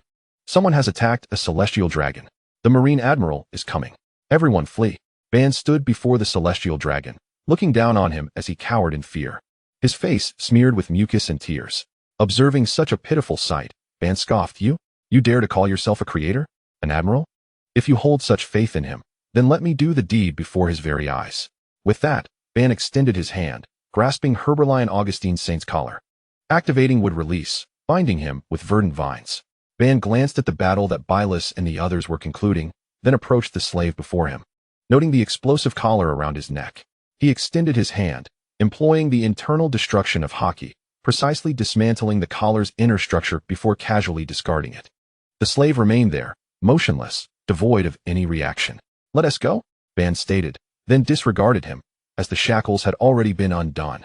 Whether he chose to flee was his own affair. However, to Ban's chagrin, once Bylus and the others had dealt with CP0, the slave remained kneeling, utterly still. Chapter 16, The Admiral Arrives. Marine Headquarters, Marine Fort.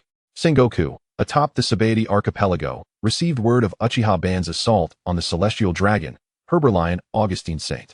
You must dispatch an admiral immediately, rang out the voice of Jagor Lucius Satan from the Den Den Mushi. What? Uchiha Ban attacked the Celestial Dragon? Upon hearing this news, Sengoku tugged forcefully at his braided beard, his tone escalating several octaves, nearly shouting. However, after the outburst, he quickly composed himself. Satan, are you referring to Uchiha-ban? Would it not be unwise to take action against him? After all, he possesses strength rivaling that of the Whitebeard Pirates. Jaegor Lucia's Satan fell silent for a moment.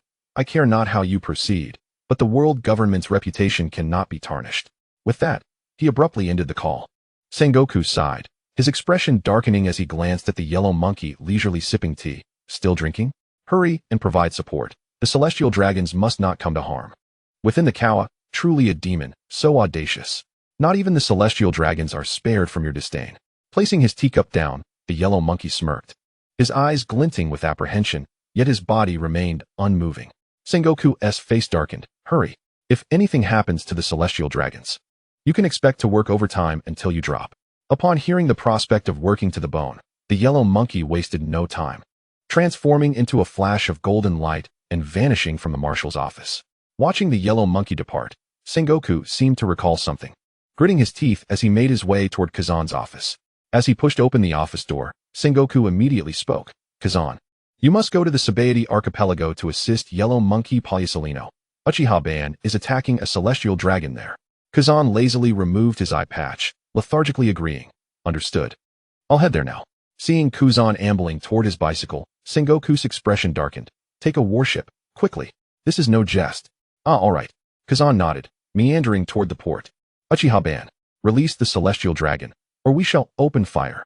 On the island number 30 of the Sabaody Archipelago, Uchiha Obito had just boarded the bubble car of Yarik when, within a mere 100 meters, he found himself surrounded by Vice Admiral Katakampo and his soldiers.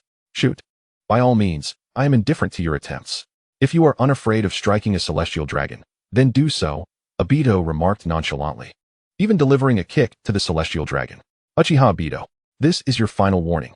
Release St. Augustine. The Vice Admiral's forehead glistened with cold sweat, his grip on the sword becoming clammy. He was acutely aware of the grave consequences of harming a celestial dragon, and the repercussions for the naval officers present would likely be more harrowing than death itself. Obito couldn't be bothered to regard him, his deep-set black eyes scanning the multitude of weapons surrounding them, the corner of his mouth curling in disdain. How tiresome. You are merely a pack of dogs raised by the celestial dragons. With that, Obito raised his foot as if to strike again. Fire. Vice Admiral Katakampo nearly choked on the order. There could be no hesitation. Even if there were collateral damage, they had to prevent Uchiha Obito from harming the celestial dragon. The sound of gunfire erupted, a deluge of bullets raining down upon Obito, Jin, Iwan, and the celestial dragons, instantly enveloping the area in smoke.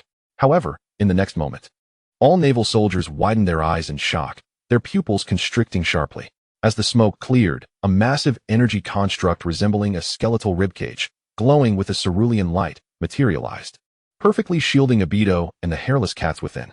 All the bullets struck the energy skeletal structure, producing a series of metallic clangs without leaving even a trace. Meanwhile, the celestial dragon bore several bloody holes in his thigh. Damn those navy dogs. Do you wish to kill me? Just wait until I return to Mariewa. I shall annihilate you all. St. Augustine screeched in agony. Vice Admiral Katakampo's expression darkened. He had not anticipated that Uchiha Obito would so blatantly disregard the life of a celestial dragon. Now, the injury to the celestial dragon was caused by their own fire. And if the celestial dragon returned to report this, they would all face dire consequences. As Vice Admiral Katakampo pondered his next move, a dazzling golden light descended between Obito and the naval ranks. The light coalesced, revealing a tall, slender figure clad in a yellow and white striped suit, draped in the Navy Admiral's justice cloak. With hands in his pockets and a habitual pout on his lips, he appeared nonchalant, yet somewhat troubled. My, what an impressive display. Might I kindly request you to release that individual beneath your foot? Otherwise, Mr. Sengoku might just have me working overtime, and that sounds positively dreadful. Borisolino remarked, tilting his head in a teasing manner. Admiral Kizaru. The Navy personnel erupted in cheers. Obito's gaze finally peaked with interest, fixating on Kizaru. Release him? Certainly. However, Obito chuckled suddenly, a grin spreading across his face as if he had encountered an amusing toy. Pointing at the bloody holes on St. Augustine's thigh, do you see these wounds? They were inflicted by your navy. If I were to release him, none of your navy would survive. So what will your choice be, Kizaru? Oh dear, that does sound rather unfortunate, Kizaru replied, shrugging his shoulders with a hint of resignation. He continued, however, that matter is not my concern. My mission is simply to rescue the celestial dragon. Before he could finish his thought, Kizaru's figure vanished from sight. Almost simultaneously, Obito's Sharingan began to spin, and he sidestepped, raising his hand. Tengai Shinsei. Golden light coalesced beside Obito, as Kizaru wielded a light sword to strike down, only to be met by the enormous Uchiha fan that had mysteriously appeared in Obito's grasp. The clash of their energies produced an ear-piercing hum and a shockwave that sent nearby Navy personnel tumbling. Oh, you anticipated my attack, did you? Quite impressive indeed, Kizaru remarked, seemingly unfazed, as he elementalized his body and instantly reappeared from a different angle, his fingertips gathering light. Hakushaku Kogo. Countless brilliant light bullets cascaded down like a torrential downpour, engulfing Obito and a vast area around him. Yet, Obito stood firm, not moving an inch. The massive blue skeletal construct rapidly expanded, evolving into a half-formed skeletal giant, its bony arms crossing in defense. The sound of explosions reverberated deafeningly, flames and smoke consuming the half-formed Susanoo. The powerful shockwave uprooted trees in the distance, shattering glass from nearby buildings. As the explosions subsided, the half-formed Susanoo remained steadfast. Truly, it is remarkably resilient, Kizaru mused, furrowing his brow as he sensed the challenge ahead. Obito, sheltered behind the Susanoo, shook his head. If this is all you can muster, then you shall not save him today. With a grin, Obito kicked the fat pig beneath him. Just as he prepared to make his move, his observation haki detected something amiss, causing him to pause momentarily. Concurrently, an overwhelming chill swept through the area without warning. Crack, crack. From the direction of the 30th port, a massive layer of ice surged across the ground and sea, swiftly freezing the entire coastal area of 30 gr, including the feet of Obito's colossal Susanoo. The biting cold sent shivers down the spines of many naval soldiers. An imposing warship had appeared at the edge of the battlefield, and from it descended a tall figure clad in a white vest and deep blue shirt, draped in a navy coat, with a green eye patch adorning his forehead, yawning widely. Following closely behind was a stout man hefting an axe. The newcomers were none other than Admiral Kazan and Borisellino's disciple, Tantara. Ah, what an uproar you've caused, Kazan remarked, tousling his tousled curls, sleepily gazing at the ice-encased Susanoo and the figure of Obito within. Obito's gaze shifted past Kizaru to the approaching Kazan, his crimson Sharingan slowly rotating, a smirk creeping onto his lips. I see you hold me in high regard, sending not one but two admirals to confront me. Kazan halted, his hands resting in his pockets, appearing languid, yet the cold aura emanating from him seemed to freeze the very air. Ah, being scrutinized like this is rather unsettling. Uchiha Obito of the Whitebeard Pirates, might I kindly request you to release that troublesome celestial dragon? The situation has escalated beyond our interests. Admiral Kazan, you arrived too late. This fellow's shell is harder than one could possibly imagine, Kizaru interjected, his figure flickering beside Kazan, a sardonic smile adorning his face. Kazan's gaze swept over the ice-encased Susanoo, along with the unharmed Obito and the wailing celestial dragon. Facing both of us simultaneously must be quite the predicament for you, no? Perhaps it would be best to cease this madness? A predicament? Ha! A predicament? You think that of yourselves? Obito erupted into laughter, the sound escalating until it morphed into a maniacal cackle. You know nothing of power. His laughter abruptly ceased, and his expression transformed into one of seriousness, exuding an overwhelming pressure. In an instant, the half-formed Susanoo enveloping him erupted with an even more intense blue chakra. Crack! The thick ice binding the Susanoo's feet shattered instantly, ice shards scattering everywhere. The blue chakra surged violently, the half-formed skeletal form rapidly morphing, expanding, flesh and veins enveloping it.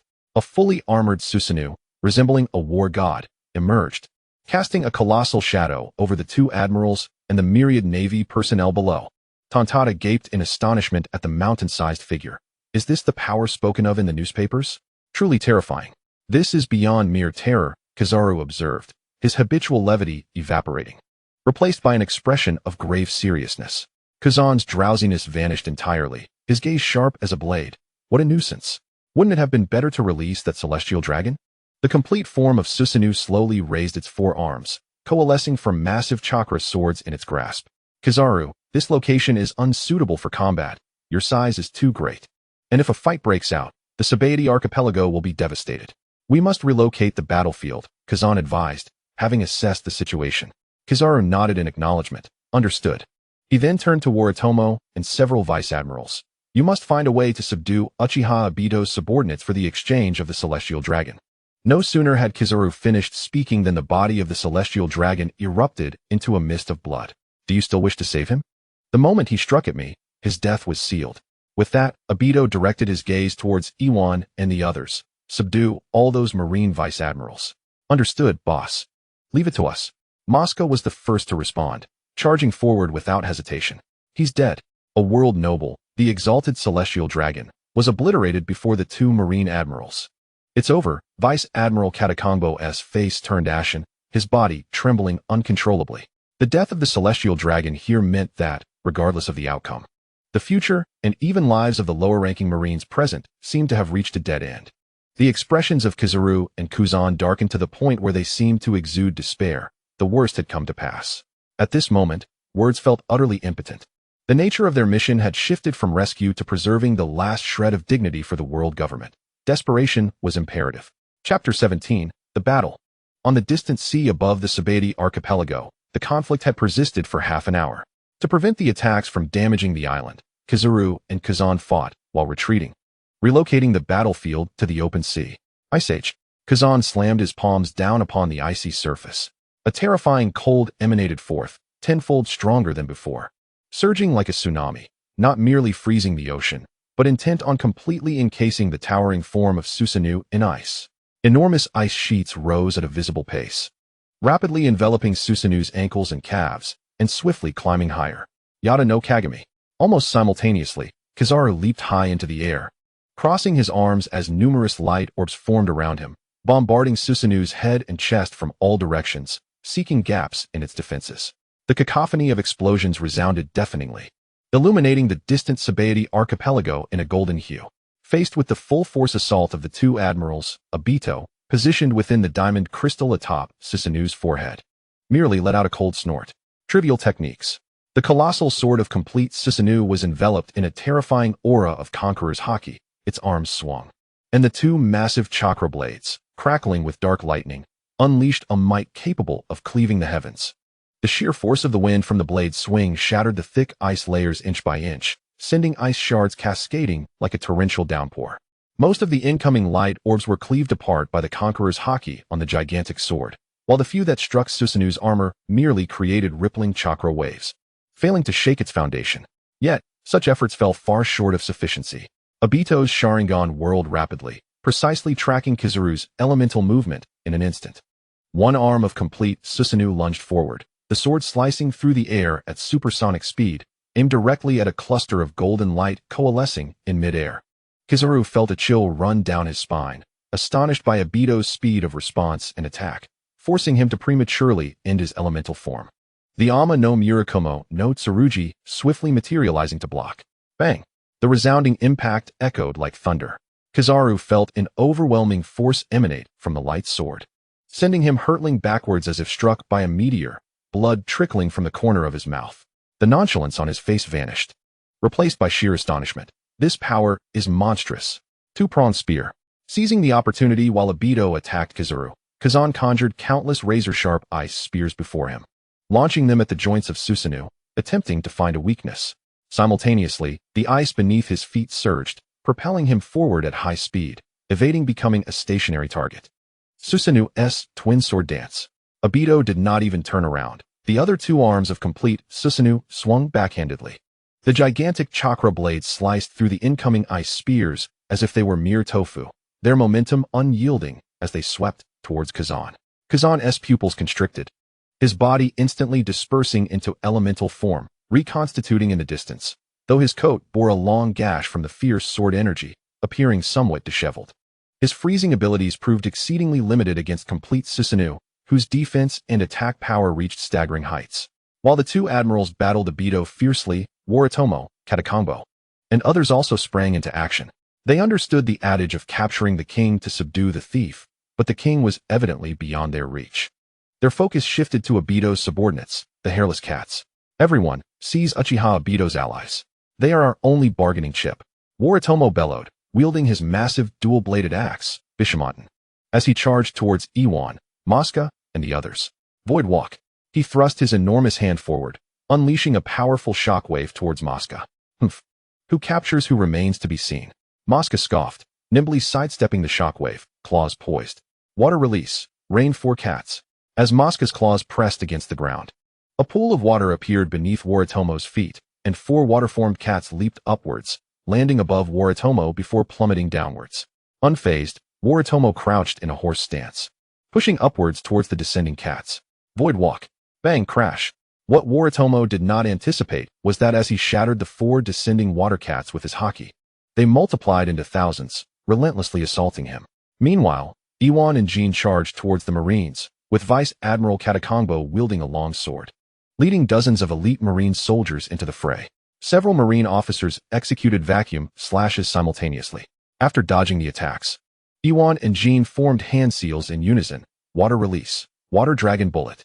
Wind release. Great spiral sphere. The water dragon surged towards the Marine forces, sending a dozen soldiers flying, while Vice Admiral Katakonbo attempted to intercept it but was repelled by Jin's great spiral sphere. Retreat, all soldiers. Officers and above, engage them together. Vice Admiral Katakonbo commanded, realizing that ordinary soldiers were ineffective and wishing to prevent unnecessary casualties. Finger gun. An officer skilled in finger strikes lunged towards Iwan, aiming a direct stab at his throat. Too slow. Water release. Heavenly cry. Iwan's cat-like eyes glimmered with mockery as he opened his mouth, unleashing countless water needles like machine gun fire, leaving tiny blood holes in the officer's chest, blood gushing forth. Jean, meanwhile, adopted a more brutal approach, relentlessly attacking with wind release, wind blades. Swish, swish, clang, clang. Katakonbo found it impossible to close the distance. Just as Iwan and Jean were embroiled in a fierce clash with the Marine officers, several other hairless cats joined the fray. Lightning release, chakra mode, thunderblade. The figure of Beerus flickered, surrounded by dazzling blue lightning, as he hurled a punch directly at Vice Admiral Gitsu, who was attempting to flank Iwan. Gitsu reacted swiftly. 8 long blades instantly enveloped in a thick layer of haki, crossing to block. Boom. The thunder erupted, forcing Gitsu back a few steps, his arm tingling from the impact. Astonishment etched across his face. Such immense power. It is truly astonishing how formidable both speed and strength can be. Indeed, this individual is worthy of being compared to the infamous Jack the Drought. As he spoke, the ghost spider flicked his wrist, exuding a powerful aura that dispelled the slight discomfort he felt. Earth release, earth flow wall. On the other side, Xiangpa struck the ground with both claws, causing a massive earthen wall to erupt, effectively blocking the simultaneous flying slashes from Strawberry and Fire Mountain. With a thunderous roar, the wall shattered, sending clouds of dust swirling into the air. Wind release, great vacuum sphere. Seizing the opportunity, Jean gathered a spiraling sphere, larger than before and imbued with razor-sharp wind blades, in his claws and forcefully propelled it towards Katakubo. Katakubo's expression turned grave as he enveloped his long sword with armed haki and thrust it directly at the center of the spiraling sphere. The collision produced a cacophony of grinding sounds that made one's teeth ache. After a brief stalemate, the sphere erupted violently, unleashing a flurry of wind blades that forced Katakubo to stagger backward, his military uniform torn in several places. Damn it, these monstrous cats are coordinating too well. They are indeed a formidable challenge. Katakubo gritted his teeth. Do not scatter. Concentrate our strength to defeat them one by one. Weasel, you and I shall lead the assault. The ghost spider steadied himself, brandishing 8 blades as he advanced towards the foremost adversaries, Beerus and Iwan. Understood, responded Weasel, his expression calm as he swiftly utilized the Marine 6-style shave to close in on Mosca. Finger gun. As he neared, Weasel's fingertips glowed with haki, transforming into countless needle-like projectiles aimed at Mosca. Water release, water barrier. Mosca, refusing to be negligent, quickly expelled a curtain of water to shield himself while simultaneously leaping backward. Storm leg. Fire Mountain executed a massive crescent-shaped kick from another angle, targeting Mosca. Earth release, earth spear. Xiangpa intervened once more, causing numerous sharp stone spears to erupt from the ground, accurately intercepting Fire Mountain's attack and shattering it. Lightning release, earth walk. Beerus evaded the ghost spider's assault, his azure-scaled claws striking the ground, directing a surge of lightning along the water from the recent skirmish to rush toward the Marine officers, forcing many to leap away using moonwalk. Wind release, true vacuum great sphere. Jean inhaled deeply, expelling several highly compressed vacuum projectiles aimed at the airborne Marines. The officers attempted to defend themselves, but were still rocked by the impact. Witnessing this, War Peachmaru shouted. You lot are truly a nuisance. Take this. Swinging his massive axe once more, his large frame moved with an unexpected agility as he charged toward Iwan, who was in the midst of forming seals. Supercharge, Skywalker. A more powerful shockwave erupted forth. Water release, water clone. In an instant, Iwan switched places with a nearby puddle, narrowly evading the fierce blow. The shockwave struck empty air, leaving a considerable crater in the frozen sea behind. Cover me. Rumsey called out to Hellas and Sidera. Understood. Water release, exploding water colliding wave. Hellas unleashed a torrent of water akin to a waterfall, creating a surging current that crashed toward the marine formation, despite it not being the ocean. Earth release, earth flowing river. Sidera assisted in reshaping the terrain to intensify the water's ferocity. Wind release, great breakthrough. Seizing the moment, Rumsey exhaled forcefully. The wind, aided by the water, instantly conjured a miniature tsunami that surged toward the marine officers. Not good. Quickly defend yourselves. Katakubo exclaimed. Ice time capsule. At this critical juncture, Kazan, who was entangled with Obito in the distance, surprisingly diverted his focus, extending a hand to launch a chilling orb toward this direction. The terrifying cold swept through, freezing the surging tsunami and parts of the underlying ice into a massive sculpture that retained the shape of turbulent waves, halting just a few paces before the marine officers. We are saved. One colonel gasped in relief. Admiral Kazan. War Peachmaru shouted. Do not get distracted. Kazan's voice echoed back, laced with urgency. He was under immense pressure, and diverting his attention to provide aid was already stretching his limits. Obito's Sharingan glimmered ominously as the four colossal blades of his complete Susanoo suddenly converged, entwined with the ferocious conqueror's haki, transforming into an immense sword of energy that ruthlessly cleaved toward Kazan, who had momentarily faltered. Kazan, be careful. The yellow monkey, transformed into a streak of golden light, rushed in with all his might to block with the Amatsu-Mikaboshi sword. A thunderous crash resounded, sending the yellow monkey hurtling away, crashing onto the frozen sea and scattering ice crystals throughout the air. Chapter 18. The Natural Elements Nemesis, Whitebeard arrives. Cough, cough. In the pit, glimmers of gold flashed. And in an instant, the yellow monkey reappeared beside Kazan. Observing his state, his glasses lay shattered, his attire disheveled, and he appeared thoroughly disheveled. We must shatter this blue giant, or else our attacks will be utterly futile. The yellow monkey spoke gravely to Kazan. Although he seemed disheveled, his injuries were not severe. One might even say they were superficial, yet he was exceedingly irritated. Kazan nodded. Let us unleash our full power. With that, Kazan aimed his right hand at the Susanoo, gathering immense icy power within his palm. Icebird strike. With a chirp, a colossal icebird soared toward the Susanoo. As it flew forth, a terrifying aura of haki coalesced around Kazan's right fist. Ice Path, Iron Fist. Kazan, having learned from Garp, combined decades of experience striking the bottoms of marine vessels with sea stone to forge his fists into weapons of extraordinary might, capable of shattering mountains even without haki. In an instant, Kazan vanished from sight, reappearing at the head of the Susanoo, his right fist unleashed with full force. Boom, crack. The sound echoed, and indeed, it was Kazan, displaying his formidable prowess. As the blows rained down, substantial cracks appeared in the Susanoo's defenses, ultimately leading to the shattering of its entire head. In the blink of an eye, the yellow monkey found himself before Obito. Speed is power. Have you ever been kicked at the speed of light? Light speed kick. Whoosh. Boom. As the yellow monkey's leg came crashing down, Obito gripped the flame fan behind him, raising it in defense. The immense force sent Obito hurtling into the frozen surface. On another front, as Uchiha Obito had just slain a celestial dragon, aboard the Moby Dick in the New World, Father, this is bad.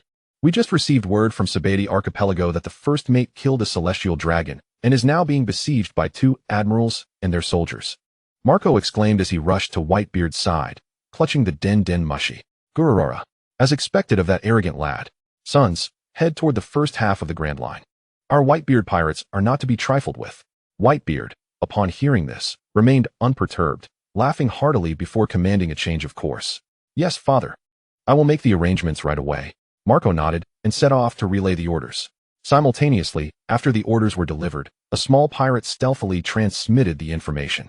In Mariewa, amid the power struggle, brew, the Den Mushi on the table rang out. Click. What is it? St. Jagarushia's Satan answered the call. Report to you. 5 elders. The Whitebeard pirates are approaching the Grand Line to aid Uchiha Obito. What? Damn it. Has there been no news from the Navy for so long? St. Jagarushia's Satan slammed his fist on the table, roaring in anger. Then, addressing the undercover agent on the Den Den Mushi, he warned, I understand. Continue your cover. Do not reveal your identity. As the call ended, St. Jagarushia's Satan's expression darkened significantly. He took a deep breath and slowly spoke. The Navy is truly useless. After all this time, they still have not captured Uchiha Obito. Now is not the time to break the stalemate. We cannot allow Whitebeard to reach him. Then we must force the Navy to cease its actions. However, if we proceed in this manner, how will the world government maintain its dignity? Izambaron v. Nasujuru stated with a grave tone. There is no other choice. It is not yet the time for war. We must suppress the information, proposed Shepherd Tenbibi. Let us do just that. Order the admiral to halt the assault and detain all those in the know, he added. Agreed, came the chorus of voices. Be cautious of his sealing abilities. His eyes have changed. The yellow ape remained vigilant, fixated on Uchiha Obito's Rinnegan. They had reviewed intelligence from a few days prior, and all they knew of this ocular power was one sealing technique. Other abilities remained shrouded in mystery. His technique likely has a range. He will engage in long-range attacks. The two exchanged glances and distanced themselves from each other. The 8-span jewel appeared. After gauging the situation, the yellow ape instantly became incorporeal, and a multitude of light orbs manifested in the sky. Whoosh, whoosh, whoosh. Obito observed the deluge of light orbs approaching, under the scrutiny of the yellow ape and Kazan. He merely extended his right hand, standing motionless. Has he given up resisting? Or does he underestimate my attack, planning to endure? Thought the yellow ape. His mind racing with similar thoughts shared by Kazan. Sealing technique, absorption. Obito's voice rang out, leaving the two in a state of shock. A transparent shield emerged, enveloping Obito, and a force of attraction emanated from his right hand. All of the yellow ape's 8-span jewels were absorbed by that shield, with not a ripple of disturbance. How could this be? Such a concentrated attack. How could it all be absorbed? The yellow ape exclaimed in astonishment. Kazan narrowed his eyes and hurled a massive ice ball, only for it to be absorbed by the shield under his watchful gaze. It seems this ocular power possesses a second ability, one that is truly fearsome.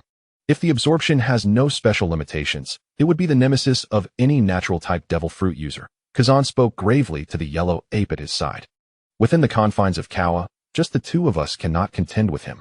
The yellow ape expressed his frustration, acknowledging that had they not harmed the celestial dragons, their current predicament would have sufficed to satisfy their superiors. Yet, the celestial dragon was dead. Contemplating this, the yellow ape readied himself for another assault. However, before he could act, the snail phone in his grasp began to ring. Upon answering, he was greeted by the visage of Sengoku. Before the yellow ape could utter a word, Sengoku spoke first. Borsellino, Kazan, abandon the pursuit of Uchiha Obito. Focus on capturing those aware of the events in Sabaody Archipelago. We must suppress the information. Whitebeard is en route. The orders from Fleet Admiral Sengoku resonated clearly in the ears of the two admirals. Their movements faltered simultaneously, a complex expression passing over their faces. Abandon the pursuit and suppress the information. This signified the world government's choice to compromise with reality, at least for now. They were unwilling to provoke a full-scale war with the Whitebeard Pirates over the life of a single celestial dragon. For the Navy, which sought to uphold justice, this was undoubtedly a humiliation, yet it was a necessary decision made after weighing the pros and cons. The yellow ape grimaced. What a troublesome directive. However, at least we can avoid a direct confrontation with this monster. Kazan's expression remained stern, the cold aura surrounding him gradually dissipating as he cast a glance at the unharmed Rinnegan wielder from a distance, silently accepting the command. Continuing the fight would indeed offer them no guarantees of victory and could lead to devastating consequences. Inform the Navy still engaged in combat at Sabaody to stand down, Borsellino. Kazan stated in a low tone. The yellow ape nodded, becoming incorporeal once more, and instantly arrived on the battlefield of Sabaody Archipelago. He then shouted to the colonels and majors entangled in battle with the hairless cats. All Navy personnel, cease all attacks. The mission has changed. Despite their reluctance and confusion, those engaged in combat quickly executed the order, retreating rapidly and distancing themselves from the hairless cats. The hairless cats were momentarily stunned, halting their actions and cautiously watching the retreating Navy before swiftly gathering around the now-present Obito. Boss, what is going on? Yuan inquired, looking up at Obito. Obito retracted his Rinnegan, casting a disinterested glance at the two halted admirals and the array of Navy officers. He had also overheard the content of the snail phone call. With a disdainful snort, he remarked, Humph. It appears the higher-ups have issued them commands. 3 days later, the news of the celestial dragon's death was forcefully suppressed by the world government, branding Obito with a baseless accusation of indiscriminately slaughtering innocent civilians. The following day, the newspapers reported that the vice captain of the Whitebeard Pirates, Uchiha Obito, had randomly killed civilians in the Sabaody Archipelago. To prevent Obito from committing further atrocities, the Navy dispatched 2 admirals to engage him, capturing individuals who were all misled by Obito. Thus, the events concluded rather abruptly, with no one questioning the narrative. And the only noticeable change over the next few days was the collective avoidance of Uchiha Obito by all inhabitants of Sabaody Archipelago, fearful of his unpredictable violence. At the port of Island 30 of Sabaody Archipelago, a massive whale pirate ship burst forth. Edward Newgate, known as Whitebeard, stood at the bow of the Moby Dick, wielding his naginata, while Marco, Jozu, and a number of captains, alongside the hairless cat tribe trained by Obito, flanked him. Ha ha ha, Obito. You truly have a knack for causing trouble. Since you've boarded my ship, you're one of mine now, right? Boomed Whitebeard's resonant voice. Obito, arms crossed and tossing his hair, replied with an air of nonchalance. 2 admirals are hardly enough to harm me. Seeing Obito's demeanor, Whitebeard smiled with a fatherly warmth, praising. Well said, young lad. Thanks to you, we managed to handle the situation at Fishman Island. Obito waved dismissively, his expression indifferent. It's nothing. I kill those twisted little men on sight. Ha ha ha, well said. Since you've come all this way, let us host a banquet in Sabaody Archipelago. I know a splendid place. Come along, Whitebeard declared, leading the way toward Island 9. Moments later, they arrived at the Tontata Tavern. The door swung open as Whitebeard pushed it aside, and a throng of people surged inside. As soon as they entered, Whitebeard's hearty laughter echoed throughout the tavern. Ha ha ha. Where's Rayleigh? Come out and serve. The sudden noise and imposing figure silenced the previously boisterous tavern. The 4 emperors, Whitebeard, the sea demon, Uchiha Obito. It's over. We must leave. Quick, leave. All the pirates hurried to the bar to settle their tabs before fleeing without a backward glance. In the tavern's back room, the door creaked open to reveal an elderly man with long, curly hair, a silver beard, and glasses, adorned with a scar running down his right eye. Upon seeing the gathering, he chuckled. I wondered who it was. It's Edward Newgate. What a rare guest. Ha ha, since I've happened upon this place, I must catch up with my old friends, Whitebeard replied as he made his way to the bar. Noticing the former king of the Daughter Island behind the bar, he jested, Rayleigh's old flame, why aren't you pouring drinks? Sachi shot Whitebeard an annoyed glare, lighting a cigarette. 300 million berries a glass. How many do you want? Since it's a rare occasion, it should be on Rayleigh. Whitebeard turned to Rayleigh, inquiring, Old Ray, how much do you intend to treat us? Rayleigh's expression darkened. He had to pay for his own drinks, after all.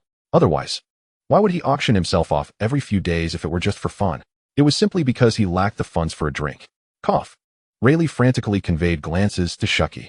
Shucky, silently smoking, cast a sidelong glance at Rayleigh. Do you wish to treat? I can offer you an opportunity. Tonight? Come to my room. 1 bottle of wine per minute. Take as many as you deem fit. Gulping, upon hearing Shucky's words, Rayleigh's calves began to tremble. This was rather ruthless. That minuscule bottle was hardly sufficient to even fill Whitebeard's tooth gaps. However, catching the glances of Whitebeard and Uchiha Madara, a flicker of determination crossed his eyes. Damn it, let us go all out. Bring all the liquor. Shucky revealed a meaningful smile. Are you certain? My stock amounts to 15,000 bottles.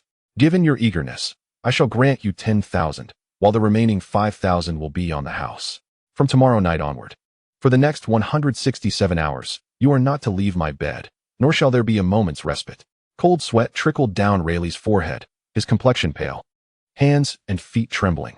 Fear not, it's merely 7 days and nights. If worst comes to worst, I'll play it to the end. Ha ha. Upon listening to their exchange, Madara could not suppress his laughter. Moments later, the banquet commenced at Shucky's bar. Concurrently, at the Navy headquarters in Marineford, a group of Navy officers wore grave expressions as they stared at Kazan and Kazuru. Are you certain you're not fabricating this? Sakazuki, biting into his cigar, scrutinized the two. Oh dear, this is hardly a glorious matter. Is there any need for us to lie? Kazan replied weakly. Sengoku's face remained stern. If what you're saying is true, then to confront Uchiha Madara, only Zoan-type or physically strong fighters can engage. Vice Admiral Tsuru shook her head. Not necessarily. Currently, we only know that his Sharingan possesses a second ability to absorb Logia attacks. Yet we are unaware if there is a limit. If there is a limit, it might not be impossible to confront him. No, Sengoku countered Tsuru's assertion directly. Even if there is a single-use limit, we do not know if this technique has a usage frequency. If it is unlimited, we revert to the initial problem. Thus, the best approach is to have physically strong fighters deal with him. After contemplating, Sengoku continued, moreover, that Sharingan undoubtedly possesses other abilities, judging by its crimson hue. It likely harbors at least 5 capabilities. Presently, we are aware of only 2, one that sealed Kaido for 3 days, and the other, as Kazura mentioned, the ability to absorb attacks.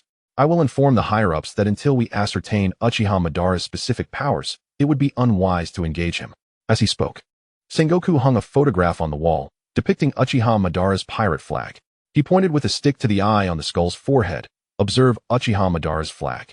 The left eye is a red tomo, the right eye is the Sharingan, both of which he has already utilized. He took a sip of tea.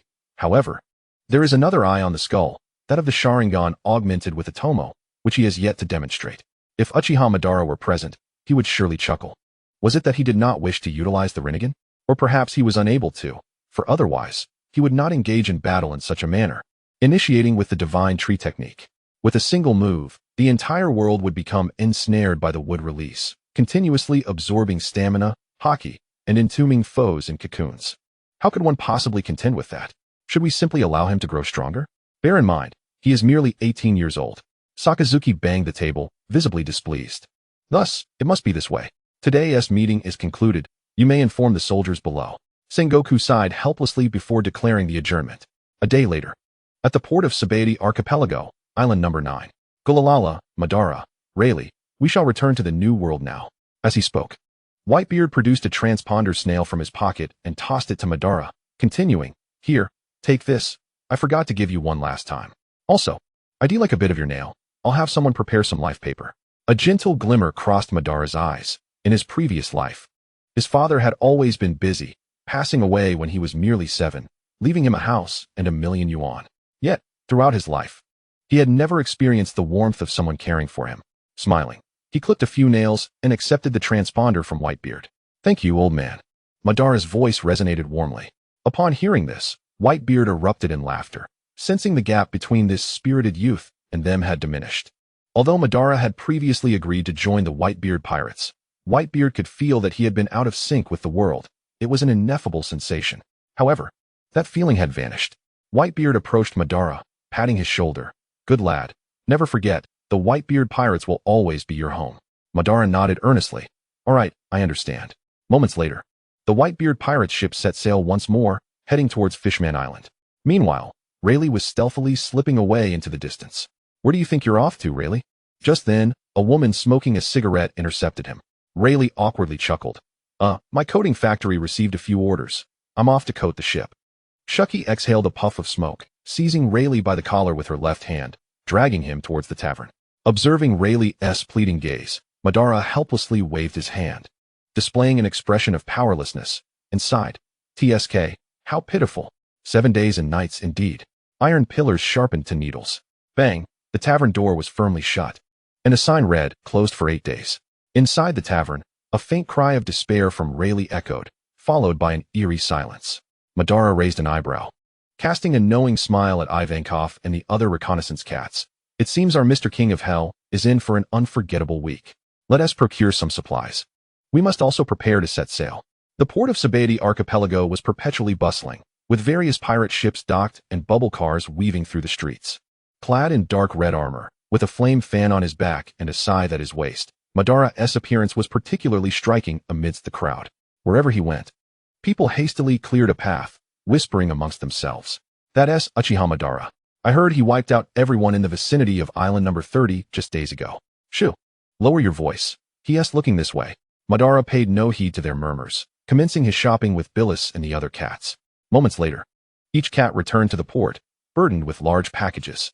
Madara utilized wood release to conjure a pirate ship, setting sail into the distance. The vessel slowly departed from the Sabaody Archipelago, the massive red trees and vibrant bubbles shrinking into the horizon. The sea breeze tousled Madara's long hair as he closed his eyes, savoring the essence of the ocean. Madara, why are we heading to the East Blue? It's known as the weakest sea, with hardly any formidable pirates. Ivankov queried, perched on the ship's railing, curiosity evident in his voice. Madara opened his eyes and sat cross-legged. For no particular reason. I merely wish to traverse this world.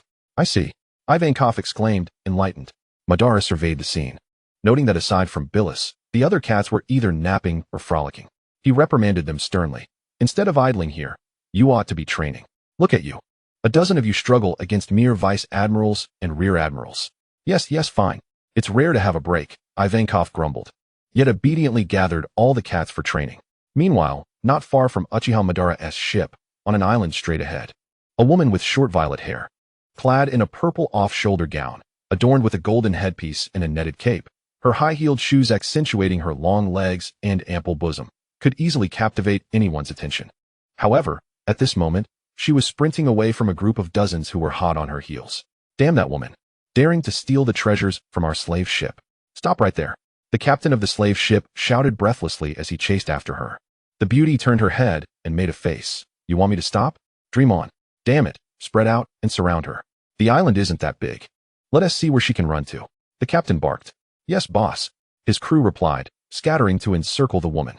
The woman's name was Karina. 2 months prior, she had collaborated with Nami to pilfer the treasure of the treasure hunter, Madara, in the East Sea. When surrounded by the treasure hunter, in a bid to save both herself and Nami, Karina had taken the stolen riches and fled to her small boat, leaving Nami behind. Upon realizing that Nami had not stolen any treasure but had been deceived into taking the fall, Madara spared her and sent his men to pursue Karina. To draw Madara's attention, Karina boldly ventured into the Grand Line, evading his pursuit while pressing onward to the latter half of the Grand Line, longing to reach the New World and escape Madara's wrath. However, en route, she encountered a slave ship and, having run out of belly to purchase supplies, could not resist stealing from it, resulting in her current predicament of being chased. Chapter 20, Karina. On the Uchiha Senju, Madara's eyes snapped open, a look of joy illuminating his face. It worked. The wood clone technique is complete. Boss is awake. There's a small island ahead. Let us take a break. Iwan exclaimed, rushing over as he saw Madara finish his training. Madara rose, stretching his limbs. Then let us land on the island for a night. It's impossible to rest well on the ship. Iwan, elated, dashed to the helm. Hail, Hellas, we're stopping at the small island. Meanwhile, on the island, Karina was also panting heavily. After a day of running, the group behind her showed no signs of giving up. Moreover, with so many pursuers, she had to constantly evade their encirclement, and by now, her stamina was waning. As she ran, she shouted, You all are so petty. It's just a few million belly. I've stolen treasures for so long, and this is the first time I've seen you truly impoverished, and yet, you've chased me for an entire day? The captain of the slave ship gazed at Karina with greed, a sinister grin spreading across his face. No. Initially, it was indeed about reclaiming the treasure, but now with your beauty, I dare say you could fetch a handsome price. Hearing the captain's words, a flicker of urgency crossed Karina's face. Disregarding her fatigue, she continued to sprint away. Boss, there's a ship anchored here. Iwan called out as Hellas docked. Pointing to a large sailing vessel across the island, Iwan spoke. Madara looked puzzled. The island appeared deserted, and being so close to the Sabaody Archipelago, it was unlikely anyone would stop here, as they would typically head straight to the archipelago for rest. Employing his observation haki, Madara's expression darkened upon perceiving the interior of the ship. The feedback from his haki revealed it to be filled with bound women, all young, aged approximately 15 to 20 years. Is it a slave ship? Madara murmured. He then leaped onto the sandy shore, gesturing with his hand. Let us go take a look. Moments later, aboard the slave ship. Boss, this captain is despicable. He has been trafficking young girls. Iwan growled, his teeth bared. Previously, after finishing their training, the hairless cat would often listen to Madara recount various tales from his past life, and human traffickers were among the most despised. Seeing the situation, all the cats were filled with murderous intent. The bound women in the hold trembled as they gazed at the imposing youth and the speaking cats before them. Quickly realizing that this group was not allied with the slave ship, Madara silently observed the women before him, noting the welts and bruises on their bodies, evident signs of their suffering. Iwan, Sidera, Ligel, Jean, Yalak, Hellas, you all go and untie them. Then bring them to our ship, Madara commanded the 6 cats. Meow understood. Boss. The 6 cats chorused, promptly moving to free the women. Thank you, kind sir. Thank you for saving us. They exclaimed in unison as the ropes were loosened. Just then, a cacophony of footsteps echoed from outside the slave ship, accompanied by a man's lascivious voice. Damn that woman. Keep running. With your speed? Once I sell you to the celestial dragons, let us see how far you can go. What a pity, a beauty like you, I won't be able to enjoy otherwise. Upon hearing the voices outside, the rescued women shivered in fright, huddling together in the corner of the ship. Madara furrowed his brow and turned to observe the deck, spotting a group of men forcing a beautiful woman toward the hold. As they drew closer, the captain's face paled, clearly recognizing the figures in the hold. Yu Uchiha Madara. The captain stammered, terror evident in his voice as he trembled uncontrollably. The captive Karina, with a glint of cunning in her eyes, turned to Madara, disregarding her captors, and plaintively exclaimed, "Wah, darling. These people are bullying me and want to sell me to the celestial dragons as a slave." Boom. The captain's mind echoed with a thunderous sound. Feeling as if the world around him had vanished, his throat dry as he muttered, "It's over. This time it's truly over." Believing her words, the captain continued to whisper, his pants darkening as yellow liquid trickled down. The other crew members of the slave ship shared the same fate, their faces reflecting sheer horror. Madara's eyes sparkled with amusement as he stepped closer, causing the crew to instinctively release their grip on Karina.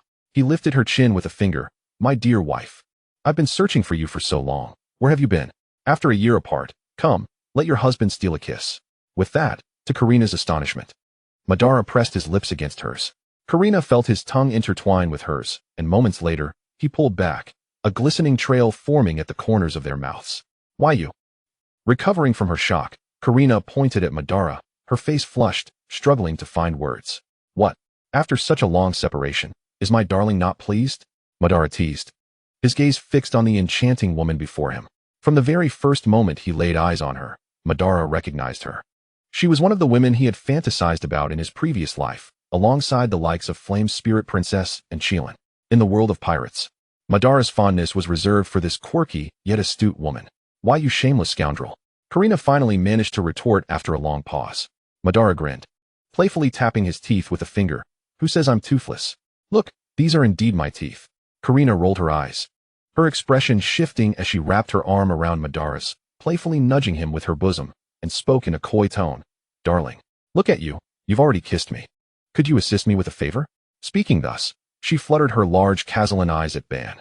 He cast a sidelong glance at Karina, then briefly peered through the kaleidoscope at the group of human traffickers. After ensuring their descent into the sea, he wasted no time, directly escorting the rescued women onto his ship. "Delicious. Go prepare some food, and make sure to include them too." Ban leaned languidly against the ship's railing, observing Iwan as he organized the women, and without turning his head, instructed the most skilled culinary cat to commence cooking. On the deck of the Uchiha Senju, a flurry of activity ensued. Iwan and several other felines were astonished by Ban's sudden acquisition of a wife, considering that he had always lived alongside them. The rescued girls, still shaken, gathered on the deck, peering at Ban with a mix of fear and curiosity. The sea breeze wafted by, carrying a hint of saltiness, slightly dissipating the tension in the air. Karina's eyes twinkled as she once again linked her arm with Ban's, this time pressing closer. Her voice sweet enough to drip honey. "Darling, I've gone an entire day without food. Those bad people chased me so relentlessly." As she spoke, she discreetly surveyed the ship and the conversing cats, swiftly calculating that this was indeed a big catch. Out on the ocean, she read the newspaper daily and was well aware of the strength and exploits of the man before her. Ban gazed down at her performance, his lips curling into a smirk that was neither a smile nor a frown. He understood precisely what this woman was scheming. That kiss was less about taking advantage and more about him seizing the moment, both teaching her a lesson for her loose talk about her husband and indulging a small, selfish whim of his own. "The food will be ready shortly. You should all eat something too. I will rest here tonight and tomorrow. I'll take you to the nearest naval base to send you home." Ban's eyes swept over the still trembling girls, his tone unperturbed. The girls, taken aback, expressed their gratitude repeatedly. At that moment, Sadara peeked out from the kitchen. "Boss, the food is ready. We can bring the lady over to eat now." The other cats in the kitchen whispered among themselves, the remarks barely audible. When did the boss get a wife? This sister is so beautiful, and similar observations. Upon hearing the term lady, a flicker of discomfort flashed across Karina's face, but she quickly regained her smile and even approached with a cheerful, "Thank you." She naturally seated herself at the kitchen table, elegantly savoring her meal, as if she were indeed the mistress of the ship. "Come on. You all should join us for dinner." Noticing that Karina had already begun to eat, Ben beckoned the girls to join him. While dining, Ben glanced at Karina beside him and suddenly inquired, "So, What did you steal from them that led to such a long chase? Karina's eating momentarily halted, but she quickly resumed her nonchalant demeanor, saying, "Oh, it was nothing, just a few million berries. Who knew they would be so stingy?" Her eyes sparkled as she lowered her voice conspiratorially, "But I discovered a secret. Darling, would you like to know?" Ban raised an eyebrow, indicating for her to continue. "I heard there's a guy named Tezelo in the New World. That fellow possesses 20% of the world's gold. What do you say we team up and seize his fortune?" Just then, Maywoad approached with more food and happened to overhear her words. His ears perking up and eyes lighting with interest. "Boss, that sounds like a fascinating idea." Ban pondered for a moment before shaking his head. His original plan was merely to explore the world, and berries held no allure for him. His gaze fell upon Karina. Despite her fabrications, she was undeniably clever. And most importantly, he found her intriguing. "We will discuss this after dinner," Ban finally stated, accepting the food Iwan offered. As the sun dipped lower in the sky, painting the ocean in hues of gold and crimson, the Uchiha Senju lay quietly docked beside a small island, the aroma of food wafting across the deck. The rescued girls gradually relaxed, nibbling on the delicacies prepared by the feline chefs.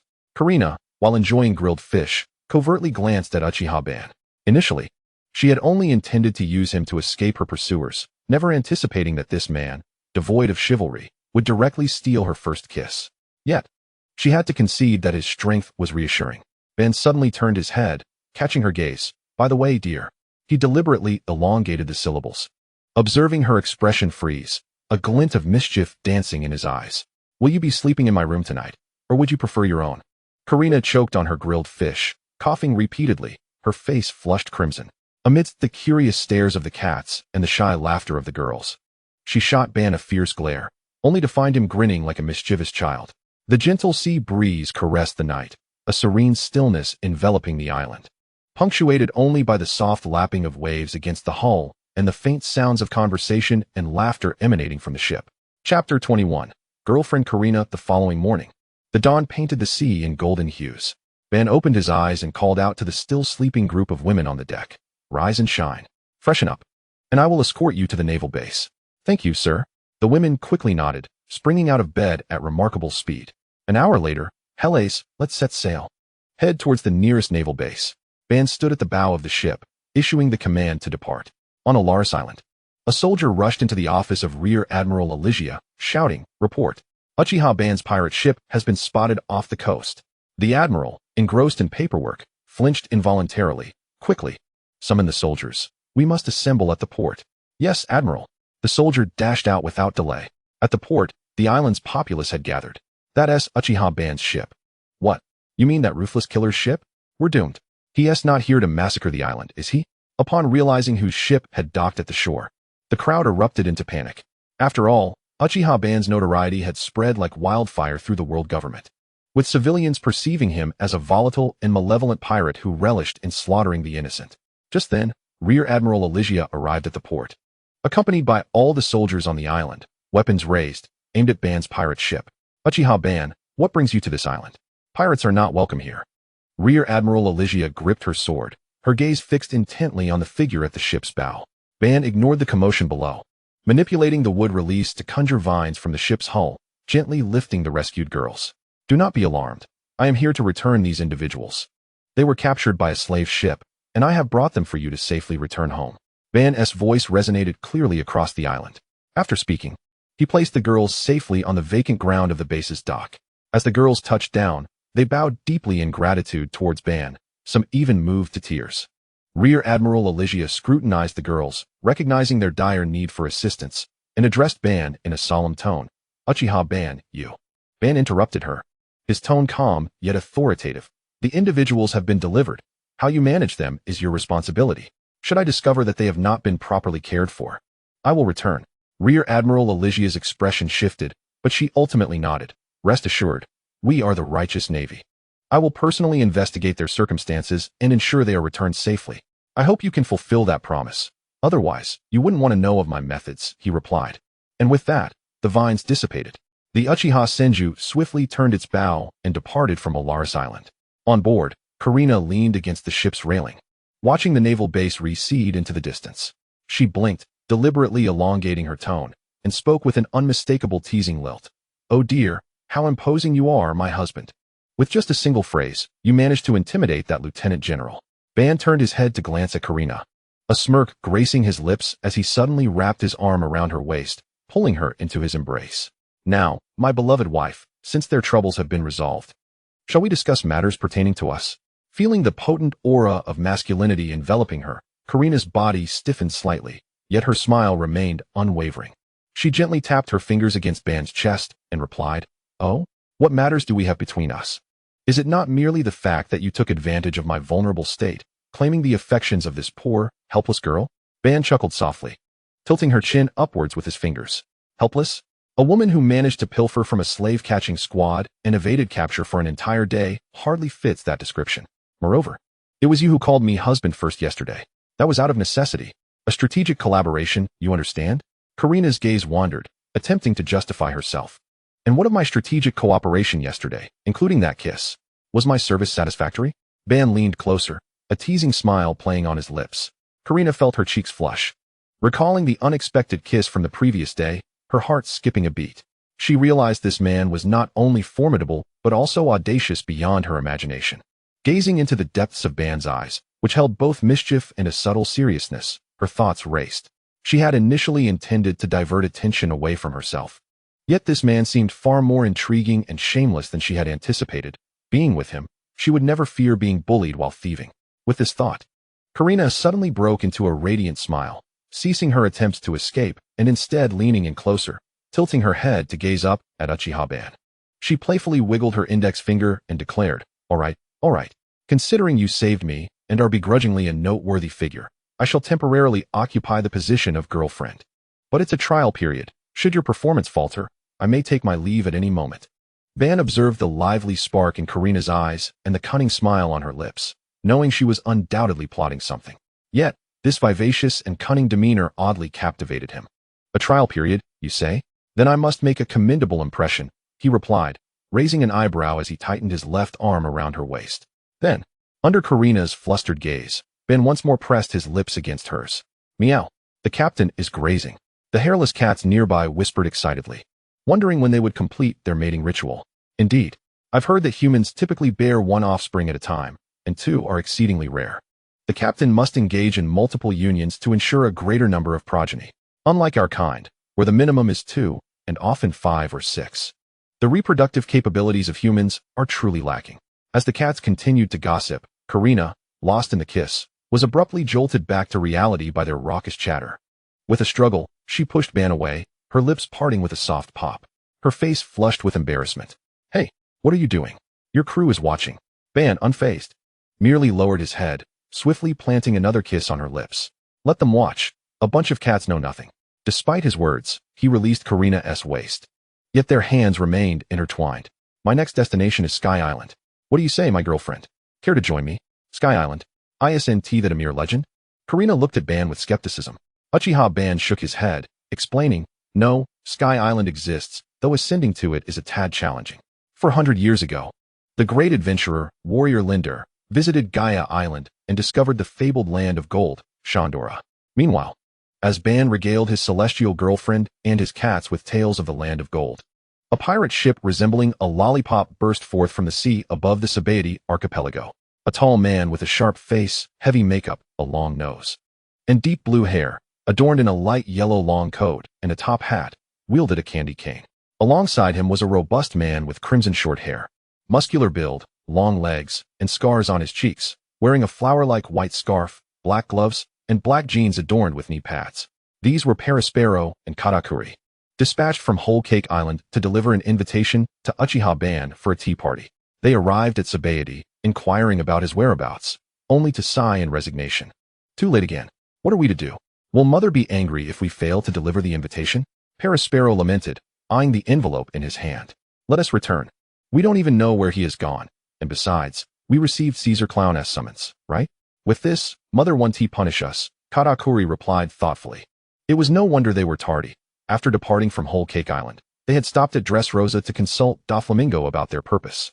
After negotiating conditions all day, they then made their way to Punk Hazard to fetch Caesar Clown, taking several days, and then experienced further delays at Fishman Island. Despite their haste, they were still a day late. According to the residents of Sabaody, Uchiha band had departed the previous afternoon, and they had no knowledge of his destination. Paraspero, unable to devise another plan, nodded in resignation. Sai, let us go. We need to find someone to coat the ship and return to Whole Cake Island. Thus, the legendary land of gold had been swept away by the raging currents to Sky Island. After hearing Ban's tale, Karina's eyes sparkled with the same gleam as Nami's, transformed into symbols of wealth. Indeed, Ban affirmed with a nod. Karina immediately leapt into Ban's arms, showering his face with kisses. Are you going up there to retrieve the gold? You must take me with you. No, I'm going up there solely for a devil fruit. A single devil fruit? You would forsake an entire city made of gold for that.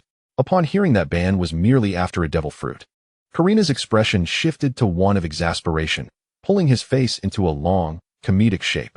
Ban, not one to back down, retorted, and the two began playfully exchanging banter under the watchful eyes of Belis and the other cats. After a brief moment of playful tussling, Ban looked at Karina, whom he had deemed his wife in a previous life, and a tender smile broke through his usual demeanor. That fruit is meant for you. As my girlfriend, you must possess the means to protect yourself. Karina felt a surge of emotion, grasping Ban's hand tightly, their fingers entwined, and softly inquired, Are you certain you want me to be your girlfriend? Of course. You are the wife I have longed for in my past life, Ban replied, flipping his hair in an exaggerated manner. Chapter 22, Mad Tortuga. Listening to Ban's confident words, Karina spoke earnestly.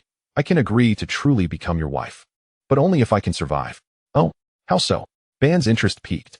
It was essential to note that his strength was formidable, not something mere mortals could provoke without consequence. Even if Karina were to offend an emperor, he could ensure her safety. The weight of her words suggested she might have crossed paths with him. While Ban pondered these thoughts, Karina fixed her serious gaze upon him. What I am about to say, you must not fear. Seeing the gravity of her expression, Ban's demeanor shifted to one of seriousness. Could it be that she had truly crossed paths with him? He solemnly assured her, You see, as the vice-captain of the Whitebeard Pirates, known as the Sea Azura, who has triumphed over the Emperor Kaido and fought to a standstill against the two admirals, I am certainly not one to succumb to fear. Karina inhaled deeply. 2 months ago, in the East Blue, I provoked the treasure hunter Mad Tortuga. Ban was lost in thought, recalling all the formidable figures from the world of pirates, unable to fathom that there existed someone capable of instilling such dread within him, and could not help but inquire, Who is this Mad Tortuga? Noticing that the dashing man beside her had never even heard of Mad Tortuga, Karina grew anxious. Not just anyone. He is a renowned treasure hunter upon the seas, with terrifying strength. Seeing Karina in distress, Ban quickly reassured her, Calm down, take your time. What makes him so fearsome? He returned to the East Blue from the New World, and when he attacks, his fists or body turn black, allowing him to effortlessly evade gunfire. Most alarmingly, he can summon chains, making his attacks utterly unpredictable. Karina spoke with a hint of trepidation. As Karina finished her explanation, a figure instantly materialized in Ban's mind. The treasure hunter from Heart of Gold, who was digested by gastric juices in pursuit of pure gold, the Paramecia type chain fruit user. His prowess was not to be underestimated. He could contend with Luffy 2 years hence, even suppressing him despite Luffy only employing Gear 2nd and Gear 3rd. With this realization, Ban felt a wave of relief wash over him, followed by an uncontrollable bout of laughter. Faha! Seeing Ban so amused, Karina, filled with vexation, wrenched her hand free and pinched Ban's cheek, exclaiming in a huff, Stop laughing. I'm serious. He is truly terrifying. And he's been hunting me down for the past 2 days. Given that we're heading back now, we should encounter him soon. I am professionally trained. No matter how amusing it may be, I shan't laugh unless I cannot contain myself. Ha! Ban continued to chuckle, disregarding the pinch on his face. Alas, our captain has forgotten us since he found himself a woman. Keitra sighed from the cabin. Indeed, who can blame him? Mimi echoed with a sigh. Now, aside from when he's cooking, he hardly acknowledges us. Exactly. This woman has stolen all of the captain's affection for us.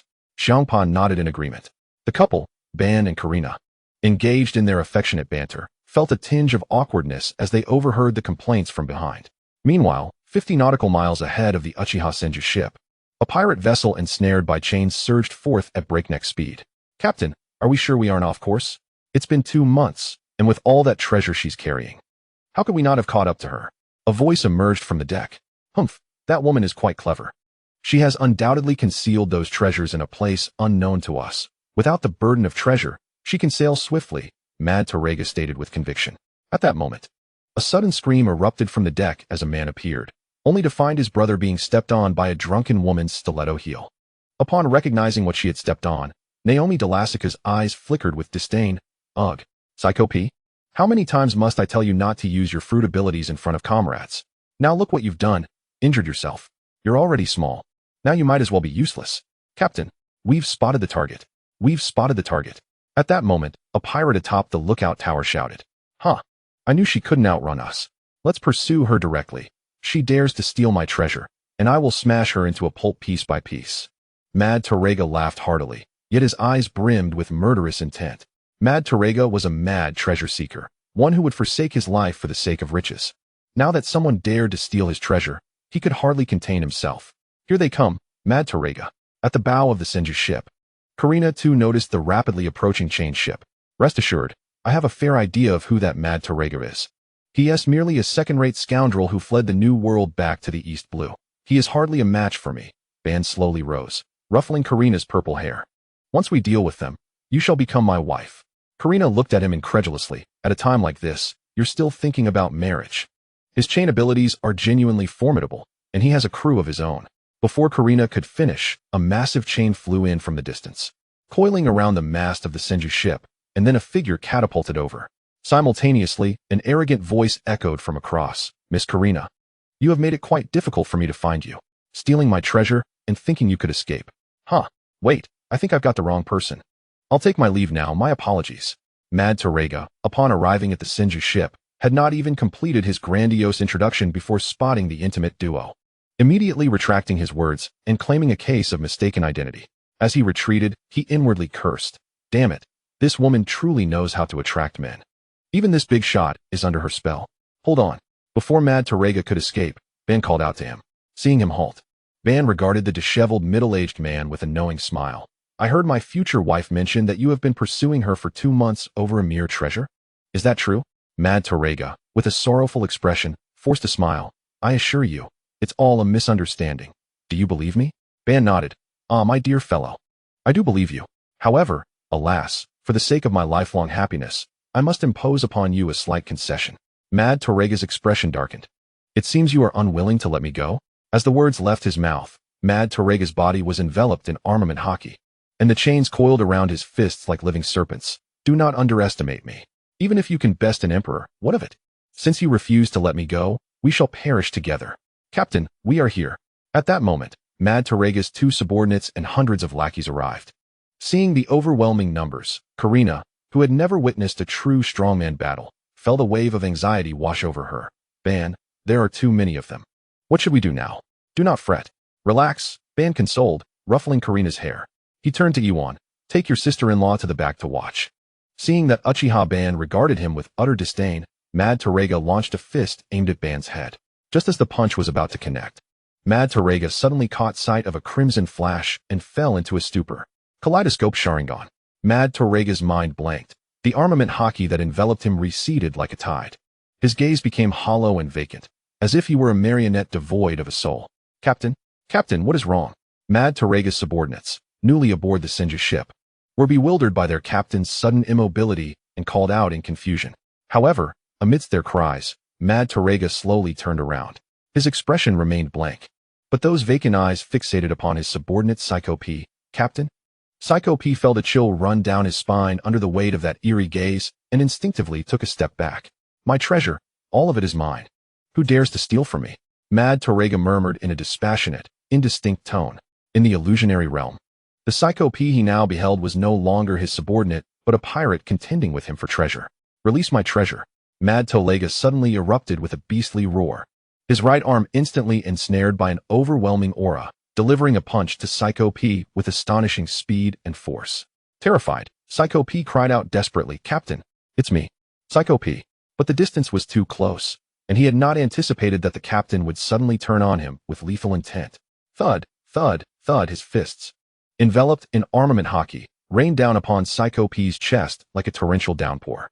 The fists pierced through Psycho P's back, unleashing a cascade of blood.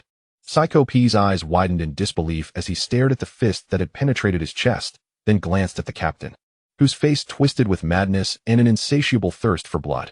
Finally, a mouthful of blood erupted from him, his head tilted, and he succumbed to the void. The captain has gone mad. He has killed Psycho P, his brother. What is happening?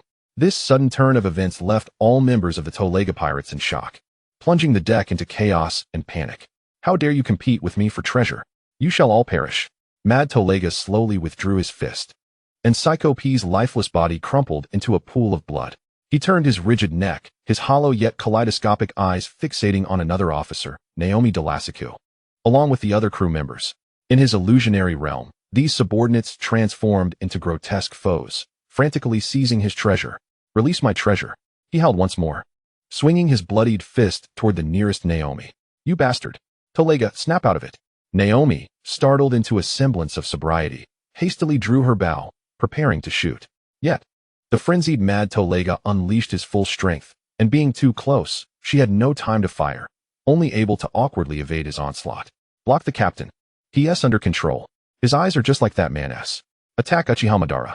Finally, some pirates, having regained their wits, discerned the truth and attempted to rush toward Madara, hoping to free their captain by confronting the caster. Chapter 23, Cultivation. Observing the minions charging toward him, Madara wore a look of disdain. Just as they were about to close in, Mad Tolega intercepted them, decisively raising his fist to strike. No, don't come any closer. Captain, save me. Let us fight back. The deck was in utter disarray. Mad Tolega rampaged against all perceived enemies, chains sweeping and piercing, shrieks echoing. Initially, Tolega's crew attempted to evade and rouse him, but after sacrificing dozens of lives, their instinct for survival compelled them to retaliate. Blades clashed against Tolega's armored body, producing the sound of metal against metal, while gunfire ricocheted harmlessly off him. Karina, sheltered by Iwan and the cats, appeared pale. She had not anticipated that Madara's abilities were so insidious and terrifying, effortlessly leading a notorious pirate crew to self-destruction. This shock far exceeded her expectations. She looked up at Madara's calm, even slightly smiling profile, feeling a surge of complex emotions within her, security mingled with an ineffable shyness. Sensing Karina's gaze, Madara turned to her, the crimson in his eyes fading back to a profound black, and smiled gently. The problem is nearly resolved. Our engagement must be honored. Across from them, the battle was nearing its conclusion. Mad Tolega was drenched in blood, some of it his own, but much more from his former comrades. The deck was strewn with corpses, leaving only the battered Tolega and a handful of crew members, now consumed by terror and despair. Ultimately, in a final desperate lunge from a wounded crew member, a long knife pierced his abdomen. The excruciating pain briefly jolted him from the illusion, and he gazed around at the slaughterhouse-like scene, witnessing his fallen subordinates in a haze of disbelief and regret. What have I done? Before he could finish his thought, another surviving crew member roared and drove an axe into Mad Tolega's skull. Mad Tolega, the bounty hunter of over 100 million, who had returned from the New World and had instilled fear in Karina for 2 months, thus fell in a frenzy of self-inflicted carnage, laden with endless confusion and resentment. The remaining pirates, witnessing the bloodbath and standing before Madara, entirely lost their will to fight. With a terrified shout, they leaped into the sea, desperately seeking to escape this nightmarish vessel. Madara didn't even bother to glance at the fleeing cowards. With his hands clasped, a new ship materialized. Let us go? Switch ships. Yes, Captain. Iwan, Quitella, and the others sprang into action, their eyes shining with admiration for Madara. In an instant, Madara was by Karina's side, enveloping her in his embrace and gently leading her to the bow of the new ship. See, I told you, they were nothing but second-rate. He smiled. Now that the trouble is resolved, Miss Karina, shall we discuss your becoming my wife in detail? Karina shot him an exasperated look, standing on her toes, her luscious red lips brushing against his as she wrapped her arms around his neck. Minutes later, Karina pushed Madara away, gasping for breath. After a brief moment of recovery, she pinched him hard at the waist. In the city of Water 7, within a hotel, Madara carried Karina off the grand ship, following a night of fervent passion. Karina's long, alluring legs had imparted upon Madara an unprecedented experience. Time to get up. From today onward, I will teach you to cultivate chakra, Madara stated, his face brimming with vitality. Karina lazily opened her eyes, mumbling incoherently, Ugh, I'm so tired. Then we'll talk in the afternoon. With that, Madara cradled Karina once more, drifting back into slumber. On the streets, Madara and Karina strolled hand in hand toward the mountains behind Water 7. Wow, it's Lord Madara. Is that his girlfriend? She is so beautiful. It's really Lord Madara. He is so handsome. Look at me, look over here. If only I were Lord Madara's girlfriend. As they walked, the air was filled with the excited shrieks of women, and many envied Karina's beauty. Meanwhile, the number of women vying for Madara's affection was beyond counting. I never imagined my man would be so charming, Karina teased, glancing at Madara. He tossed his hair back, a smug expression on his face. Of course, I'm not boasting. With looks like mine, standing on the street, all the girls would swoon. He then shifted the conversation, but don't worry, my favorite is still you. I won't pursue any other flowers. Before long, they reached the mountains. While Bylus and the others had been missing for 3 days since arriving at Water 7, Madara led Karina to a flat stone. Come, sit cross-legged. Once she was settled, Madara activated his Rinnegan, creating a chakra seed and placing it in her abdomen. Now, let me explain the method of chakra cultivation. You need to blend your physical energy and mental energy in an 11:1 ratio, gathering it in your abdomen to form a stable chakra core. However, since you possess the chakra seed, it can be considered your current chakra core. You just need to sense your physical and mental energy. Karina looked bewildered, her gaze fixed on Madara. What are physical energy and mental energy? How do I sense them? Madara inhaled sharply, casting a peculiar look at his wife. Karina recognized the implication in his gaze, her cheeks flushing as she retorted, "What kind of look is that? I don't understand these things." With a sigh, Madara activated his Mangekyo Sharingan. "Allow me to assist you. Focus on sensing." Karina felt a sudden darkness envelop her, and soon she began to observe her own body from a third-person perspective. Despite this detached viewpoint, she could distinctly perceive the flow of energy within her body and the myriad sensations accompanying it. This occurred while Uchiha Madara was instructing Karina in chakra cultivation, amidst the ambience of a bar in Water 7. "What? You intend to make a move against Uchiha Madara? Have you lost your mind?" Rob Lucci exclaimed. Disbelief etched across his features as he regarded the purple-haired, helpless officer before him. "What do you know? Are you aware of the events that transpired a few days ago in the Sabaody Archipelago? Uchiha Madara massacred civilians, and the Navy intervened to prevent a catastrophe." Spandam retorted with a scornful tone, his voice laden with authority. "The true situation is that a celestial dragon was killed by Uchiha Madara. This is what my father personally informed me. If I can capture him, I shall ascend to the position of commander of CP9, and then I will be the most powerful individual beneath the 5 elders." Ahaha. Upon finishing his grandiose declaration, Spandam reveled in his fantasies, erupting into maniacal laughter. The members of CP9 exchanged incredulous glances, their expressions reflecting a shared understanding that Uchiha Madara was not an adversary they, mere mortals lacking even haki, could confront. Rob Lucci, hands in his pockets, stated matter-of-factly, "We shall not accompany you to your demise. If you wish to confront him, you shall do so alone." Spandam's countenance darkened at this interruption of his glorious daydreams. "Do you dare defy my orders? Believe me, I will inform the 5 elders, and you will meet your end without a burial." "End without a burial? Is that not the fate one invites by challenging Uchiha Madara?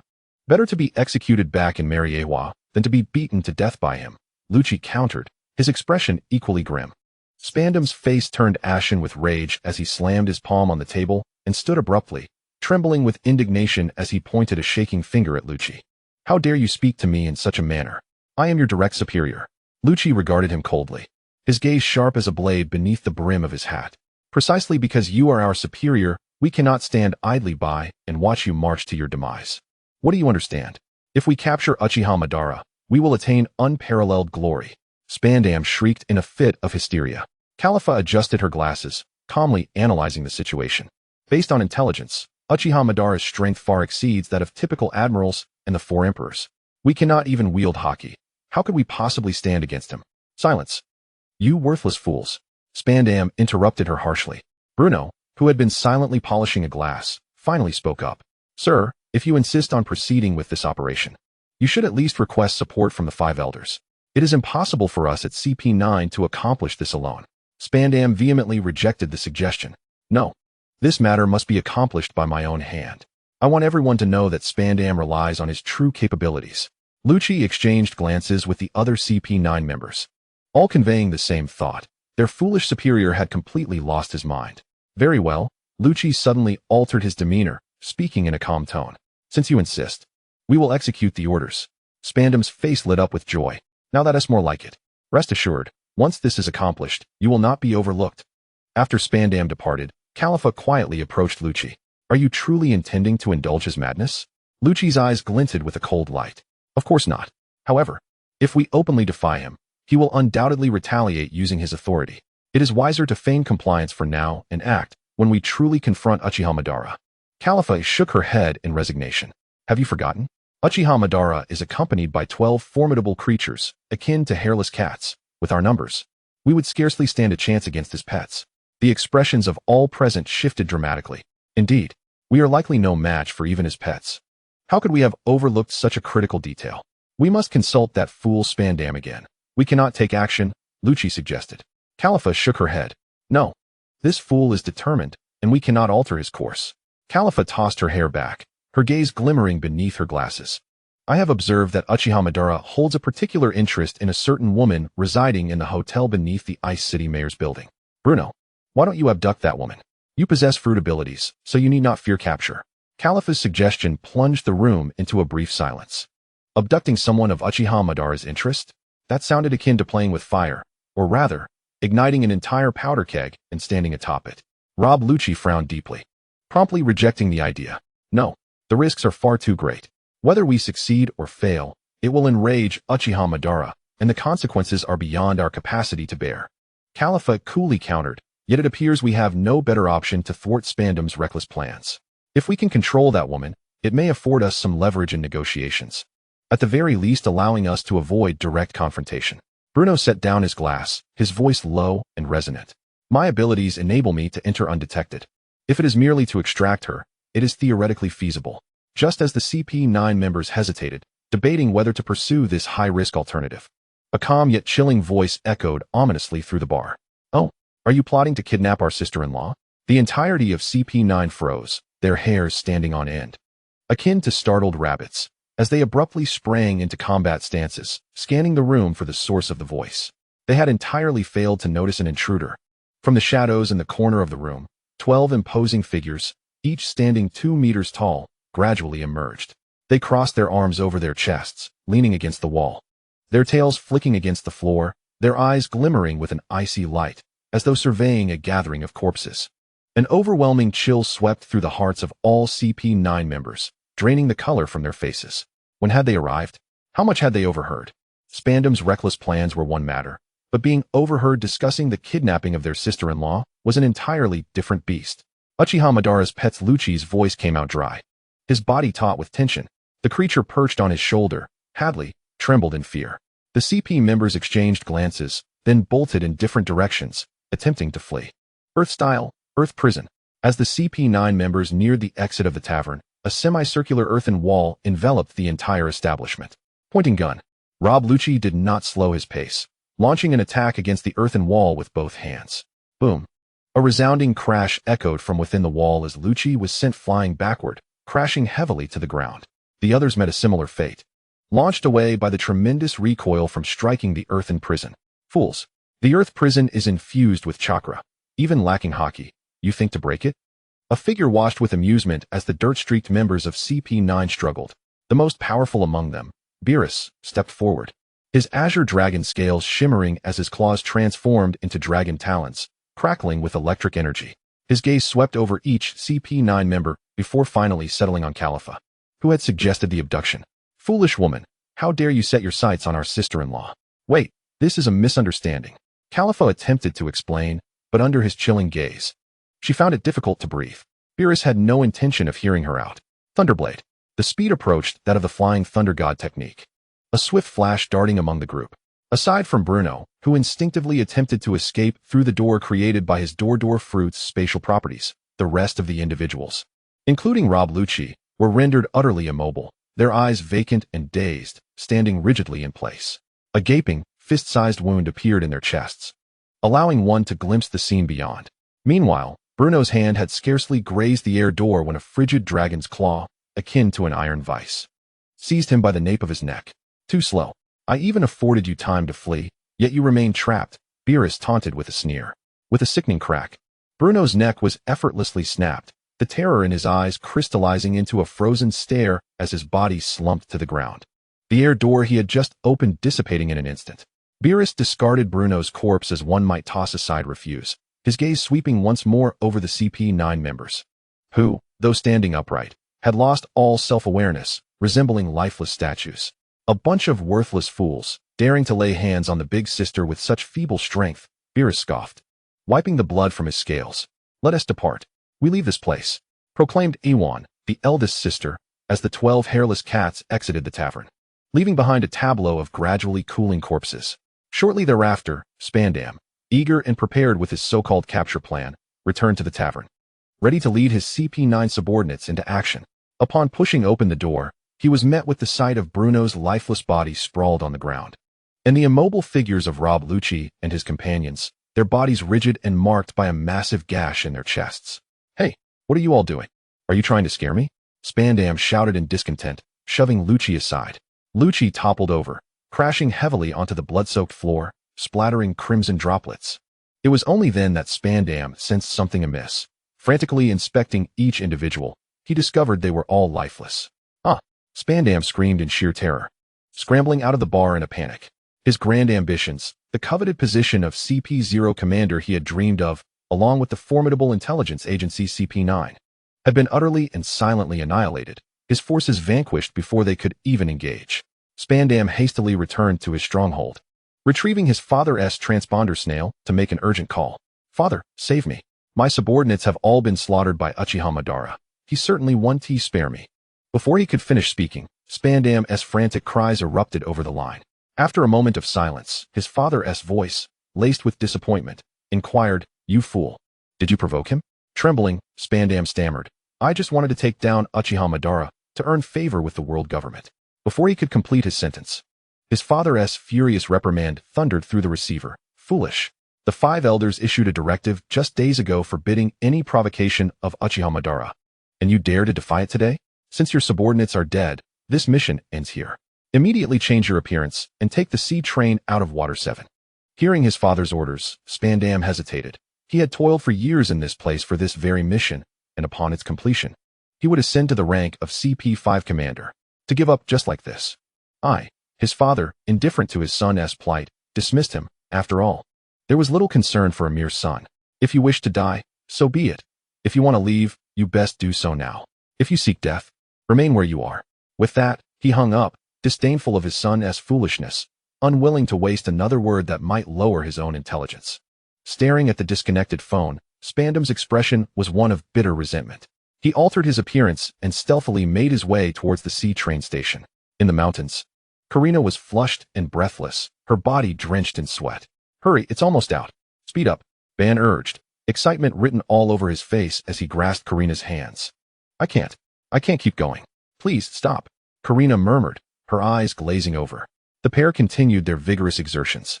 Ban, supporting Karina's hands, observed the girl on the verge of fainting with a heart full of compassion, gently encouraging her. "It's almost there. Who told you to be so foolish? I've already controlled your body to extract chakra once, yet you failed to grasp it. We must resort to the crude method now. Keep squatting. I can see your body beginning to merge with the chakra." After performing another 200 squats, Karina collapsed, her skin flushed, the capillaries in her legs having ruptured from the strain. A flood of blood pooled within her thighs, threatening to ruin her beloved long legs if left unchecked. Murmuring to himself, Ban lamented, "Ugh, I don't know any medical ninjutsu. What a fool. Even Beerus and the others didn't ask for my help. Alas, I'll have to resort to that." He severed a small piece of flesh from his waist with his scythe, activating his Rinnegan, which flooded his mind with information on cellular transplantation. After a flurry of operations, 2 hours passed, and darkness enveloped the sky. The transplantation procedure was flawlessly executed. Half of the cells from Hashirama within Ban's body activated, releasing a surge of white mist. He scooped Karina into his arms, his Rinnegan resting on her. The external wounds had vanished, her skin even smoother than before, though the deep flush of exhaustion still lingered, her breathing slightly labored. Planting a gentle kiss on Karina's unconscious lips, he swiftly teleported to a nearby restaurant. As soon as they were seated, Ban's authoritative voice rang out. "Bring us all the meat dishes you have, and do it quickly." The waiter, recognizing the renowned Ban, nodded eagerly. Yes, Lord Azura, coming right up." Shortly, the food was served without delay. Ban gently pinched Karina's cheek. "Wake up, eat something before you sleep again." Karina blinked drowsily, her body aching as if it were falling apart, letting out a soft groan. Darling, you've exhausted your strength and need to replenish your energy," Ban said, offering her warm water. then swiftly cutting the meat into bite-sized pieces. Karina sipped the warm water from Ban's hand, feeling the soothing liquid flow down her throat, reviving her somewhat. Regaining a bit of her strength, Karina attempted to rise and feed herself, but Ban stopped her. Stay still, just eat like this. He picked up his chopsticks, delicately lifting a piece of meat, blowing gently on it before offering it to her. Karina's pale face blossomed with two rosy hues. Feeling a touch of embarrassment. Open your mouth, he prompted. Instinctively, Karina did as told, the tender sea beast meat sliding down her throat, swiftly alleviating her fatigue. Stealing a glance at Ban, she found his eyes filled with tenderness and affection, and his movements surprisingly meticulous, even wiping the remnants from the corners of her mouth. This contrast made Karina's heart race, a peculiar sensation unfurling within her. She had never imagined that this formidable man would possess such a gentle side. Chapter 25. The Gods of Water. The following morning, the sky rumbled with thunder, the room shrouded in darkness despite the daylight outside. Pulling back the curtains revealed an impenetrable gloom. Water 7 was engulfed in a flurry of activity. Mayor Iceberg leading Frankie and others as they directed citizens to erect towering steel walls around the island. Hurry, everyone, move quickly. The Gods of Water are almost here. We can't. Mayor Iceberg, the enclosing wall seems to be stuck in 1T rise. Anxious citizens shouted. What? That's impossible. It worked last year. And we inspect it every month. How could it suddenly jam? The Iceberg hurried over and personally tested the situation, discovering that the fruit was stuck. Immediately, he shouted to those behind him.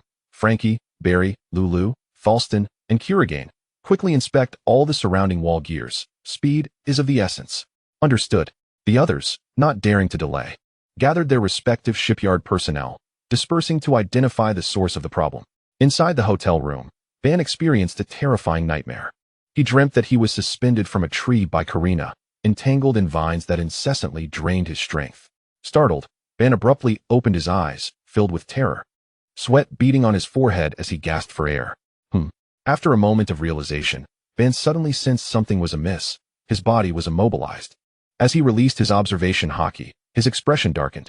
There lay Karina, peacefully slumbering against his shoulder, yet both were ensnared by numerous vines that bound them tightly, rendering them unable to move. Hey, Karina, wake up. Ban shook her repeatedly. What happened? Karina opened her eyes, her expression shifting to one of alarm. Why can't I move? Ban, sensing the gravity of their situation, felt a mix of joy and resignation.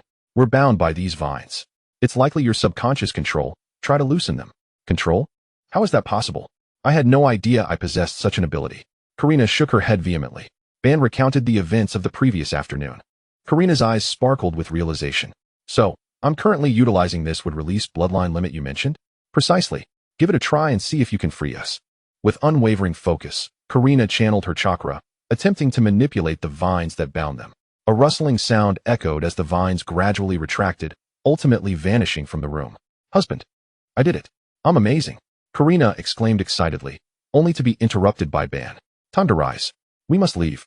A moment later, Ban carried Karina on his back as they pushed open the tavern door, only to be taken aback by the scene outside. The sky was dim. Heavy clouds swirling like a vortex above. The city bustled with activity, citizens bustling about in a frenzy. Husband, what is going on? Karina was equally astonished by the sight. Inside the room, with the curtains drawn and lights on, they were oblivious to the outside conditions. Now, stepping outside, visibility was limited to 10 meters. A clear indication of how dark it had become, and it was still daytime. Sensing Karina's slight tension, Ban gently patted her shoulder, reassuringly saying, it's nothing serious. Merely the gods of water at play. Just as his words fell, a violent tempest erupted, thick clouds looming ominously, accompanied by thunder and lightning. From a nearby loudspeaker, Iceberg's urgent voice echoed. Have you found the issue? There's no time. The gods of water are about to commence. Moments later, Frankie's voice joined in. There's no time. Get everyone to the shelter. The main gear of the surrounding wall has shattered. We can't replace it in time. The sea trembled. A terrifying wave, towering at 500 meters, approached the port of Water 7. Quickly, everyone, head to the emergency shelter. Iceberg's shout reverberated across the island, plunging it into chaos. This is bad.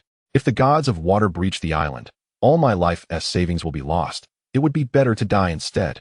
Indeed, after toiling for decades, I intended to leave something for the next generation, but if they invade the city, on the island, aside from a few children and those clinging to life who fled to the shelter, Everyone else stood resolutely against the oncoming tsunami. We should hurry to the shelter, Karina urged in Ban's ear. With a smile, Ban gently set Karina down, playfully pinching her cheek. Wait here for me. I'll stop the tsunami. In an instant, Ban appeared atop the half-raised surrounding wall. Who is that? Uchiha Ban. Iceberg's despairing eyes suddenly gleamed with hope as he gazed at the imposing figure on the wall. Sage mode, would release. Would golem technique, Susanoo armor.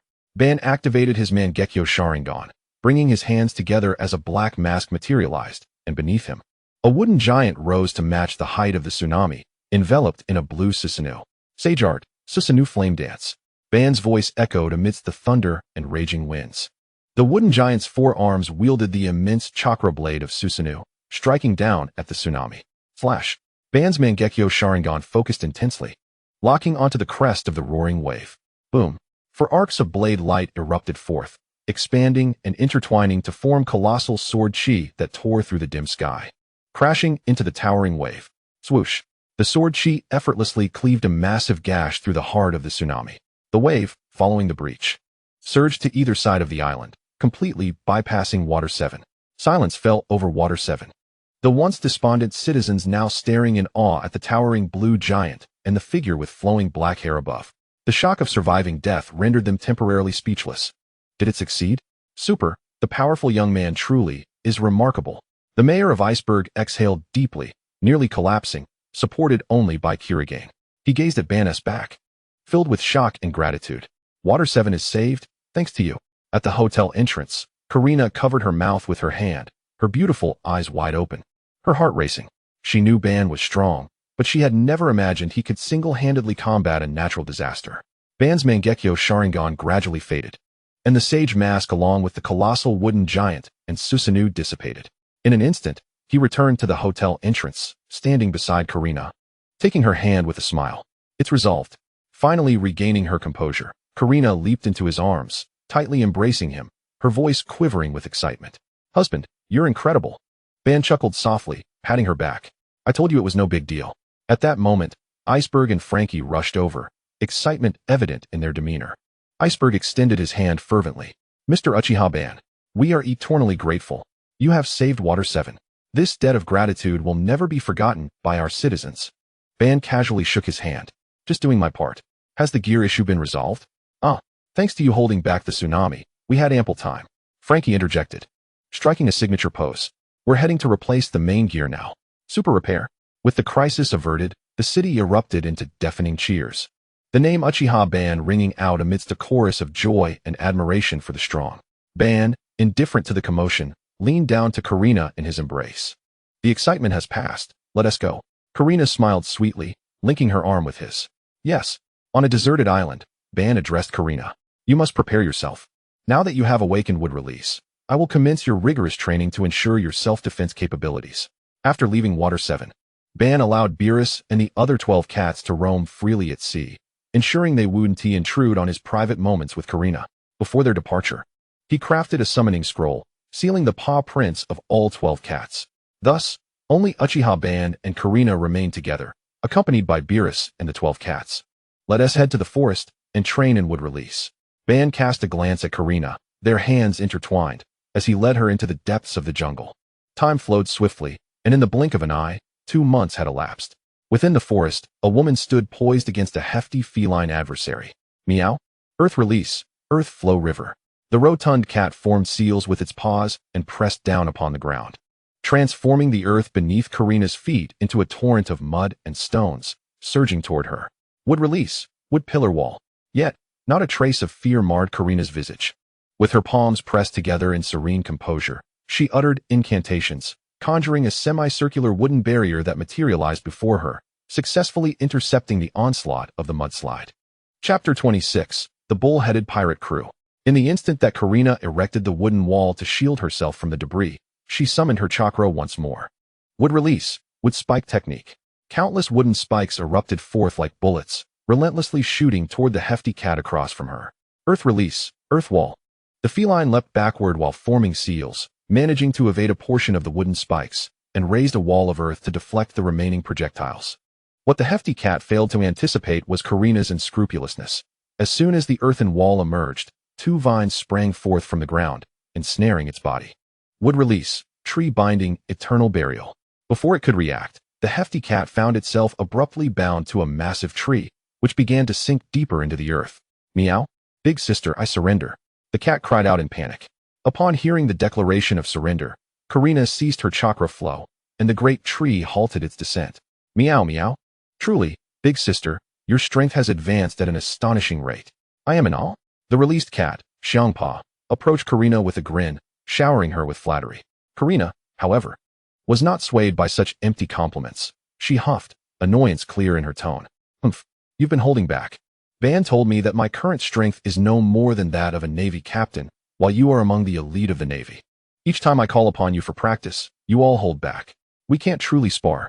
You are the boss's prized possession. If anything were to happen to you, we would be doomed. Xiangpa, with an ingratiating smile, continued. Well then, the training is done, and I wish to take my leave. With that, he vanished in a puff of smoke. Seeing the hefty cat depart, Karina rushed into Ban's embrace, pouting playfully. Ah, husband. Xiangpa and the others always let me win. I want to test my own strength. Ban gazed at the increasingly alluring and spirited Karina, planting a kiss upon her enticing red lips. Then let us set sail today. I will find you a pirate crew to hone your skills. Oh, you're so wonderful. Excitement illuminated Karina's face. After 2 months of rigorous training, she had transformed into a competent ninja, having single-handedly vanquished all the ferocious beasts on the island. Her prior trepidation regarding killing had dissipated, albeit she had only slain animals. Let us depart. We shall seek out someone for you to practice against. Ban regarded the woman in his arms, acknowledging the extraordinary intensity of the training they had endured over the past 2 months. Had it been a man, he would have likely succumbed to the rigorous demands of such training. Were it not for Ban possessing half of Hashirama's cells, he might have perished on the very first day due to the overwhelming intensity. The two embarked upon a new pirate ship, its size merely a quarter of their previous vessel. Within the confines of their quarters, they retrieved a stack of bounty notices collected by Iwan and settled on the deck to peruse them. How about this one? The bull-headed pirate crew, with a bounty of 70 million berries for their captain. I shall protect you from the sidelines. Unless faced with life and death circumstances, I will not intervene. Very well. Let us challenge them. Karina nodded with calmness, though beneath her composed exterior, she was quite anxious. On Hualong Grand Island, the bull-headed pirate crew had recently established themselves. This island produced a uniquely flavored liquor favored by the nobility, affording its citizens a relatively prosperous life. After pillaging this town, the bull-headed pirates chose to settle there, drawn by the island's production capabilities.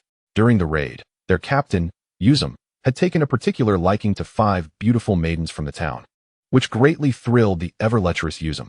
After a week of indulgence, Yuzum, with dark circles under his eyes, stumbled out of his quarters. Ahahaha, as expected of the captain. A Zoan fruit user truly possesses incredible prowess. I am in awe. One of the crew members stationed at the door immediately praised him. Another crew member chimed in, eager to flatter. Captain, you truly are a paragon of vitality. If it were us, we would surely be corpses by now. Ha ha, well said. Thanks to you two guarding the door, those 5 women are still alive, so I shall reward you. Yuzum waved dismissively at the 2 guards. Thank you, Captain. Thank you. They exclaimed in unison, rushing into the room like a gust of wind. However, upon entering and witnessing the women's disheveled state, their enthusiasm quickly waned. Oh, you go ahead, I think I'll pass. One of them remarked, shaking his head as he turned to leave. The other sighed and followed suit. The women's eyes held no glimmer of hope, clearly having lost their will to live. Adieu, has anything unusual occurred in the town recently? Yuzum inquired of his first mate upon returning to their base. Adieu, a slender man with a shadowy visage, was a paramecia fruit user. No.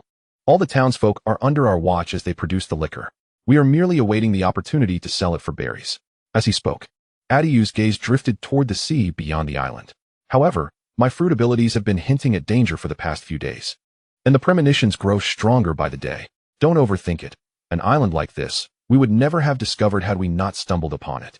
The townsfolk are under our watch. The Navy cannot reach us. You are likely just overly tense. Relax a bit. Yuzum replied with a chuckle. Adiu's face remained troubled. I hope it's just a misperception. Unbeknownst to Yuzum, Adiu's concerns were more than warranted. His fruit abilities foretold certain death. Adiu had even contemplated leaving the island, but the omens showed no sign of change. He reasoned that remaining together would bolster their strength, perhaps allowing them to break the impending doom.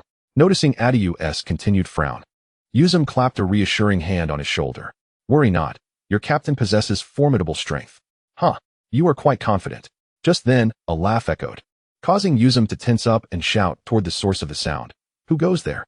A young man, sporting a hedgehog hairstyle and clad in red armor, appeared on a nearby rooftop, cradling a stunningly proportioned and beautiful woman. It was none other than Uchiha Ban and Karina. Yuzum's gaze fixated on Karina, his expression instantly turning lecherous. What a gem indeed. His demeanor shifted to icy as he looked at Ban. Hey kid, hand over the woman in your arms for my enjoyment, and I might let you live. Ban stroked his chin, a playful smile gracing his lips. It seems your information is rather lacking. You do not even recognize me. Yuzum's eyes narrowed. And who are you? Are you someone of note? Adiu's complexion paled as he pulled out a bounty notice from his pocket, meticulously comparing it before approaching his captain. This is bad, Captain, look at this, he said, presenting the notice to Yuzum. See Shura Uchiha Ban, bounty of 5 billion berries. Yuzum enunciated slowly, each word heavy with disbelief. Large beads of cold sweat broke out on his forehead, his throat rolling incessantly as he dropped to his knees. My lord, I am but a mere fool who has failed to recognize your greatness and has inadvertently offended you. I beseech you to let me go, treating me as nothing more than a passing wind. Uchiha Madara, towering above him, released a chilling remark. Let you go? You dare harbor ill intentions towards my wife. And you wish to live? Upon hearing Madara's menacing words, Yuzum halted his pleas. So, you refuse to spare us? Madara affirmed his thoughts with a nod. Indeed. Very well, let me witness how a mere child like you commands a bounty of 5 billion berries. Yuzum replied darkly. Brothers, assemble. Capture that brat over there. Leave that woman to me. I shall toy with her before his very eyes. Go forth, my wife. I shall support you, Madara declared, releasing his grip and giving Karina a playful slap on her curvaceous rear. Karina nodded gravely, her gaze towards Yuzum brimming with lethal intent. The audacity of this loathsome creature, wishing to toy with her body, was utterly revolting. Charge, brothers.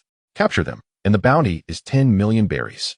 Yuzum bellowed, his form transforming into a beastly state, brandishing an axe as he swung it through the air. Die, you vile creature. Would release, would spike technique, Karina exclaimed, seeing Yuzum charge.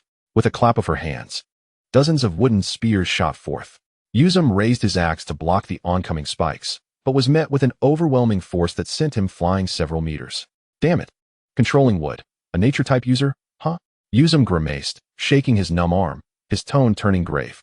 Just as Karina prepared to unleash another technique, Adio appeared behind her, lifting his sniper rifle and firing decisively. Bang! In that instant, the warning from the Gura Nomi rang out, indicating a miss. Indeed, just as the bullet was about to strike Karina, wooden planks emerged, forming a shield behind her. Wood release, wood wall. At the moment Adio's attack struck the wooden barrier, Yuzum, wielding his axe, lunged at Karina, aiming to cleave her in two. Die, woman. As Yuzum attacked, the rest of the pirate crew rushed forward, their faces twisted in savagery. Chapter 27, Don Quixote da Flamingo. Wood release, wood entanglement technique. Whoosh whoosh. Whoosh. Just as the smaller pirates closed in, a barrage of massive wooden spikes erupted from the ground. Thud. Ah, my oh, how delightful. In an instant, all the small henchmen collapsed, howling on the ground. Yuzum, now aware of the disparity between the two sides, turned his gaze towards the pirate ship on the sea. He tossed his enormous axe at Karina and fled. Attempting to escape? Would release, sea of trees. Trees, as thick as a thumb, sprouted from the ground, ensnaring Yuzum. No, as the smaller trees wrapped around him, threatening to consume him, he felt his strength waning. Terror filled Yuzum's eyes as he let out a defiant roar. Under the astonished gaze of Vice Captain Adio and the remaining henchmen, the branches that ensnared Yuzum's body transformed into thorns. Half-meter-long spikes pierced him, rendering him a veritable pincushion. Captain! Curse it, the captain has been slain.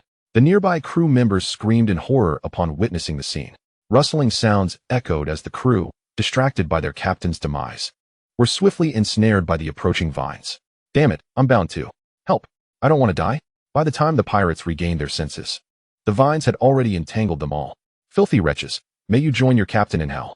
Karina thought of Yuzum's revolting words, her eyes blazing with murderous intent as the vines transformed. Thud! Blood sprayed as the ground was soaked in crimson, and with the vanishing of the vines, all the pirates lay amidst pools of blood. Turning, Karina and Uchiha Madara pushed open the door, witnessing the horrific scene within. They truly got off too easily. They deserve to be tortured 1,000 times over. Karina seethed, her teeth clenched at the sight before her. Madara shook his head. It seemed the women aboard had perished, evidently at their own hands, unable to endure such torment any longer.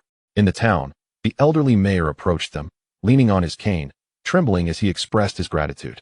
"Thank you, my lord, for ridding us of the Mangnyu pirate crew. It was merely a trivial matter. No need for such formality," Madara replied, gesturing to prevent the mayor from kneeling.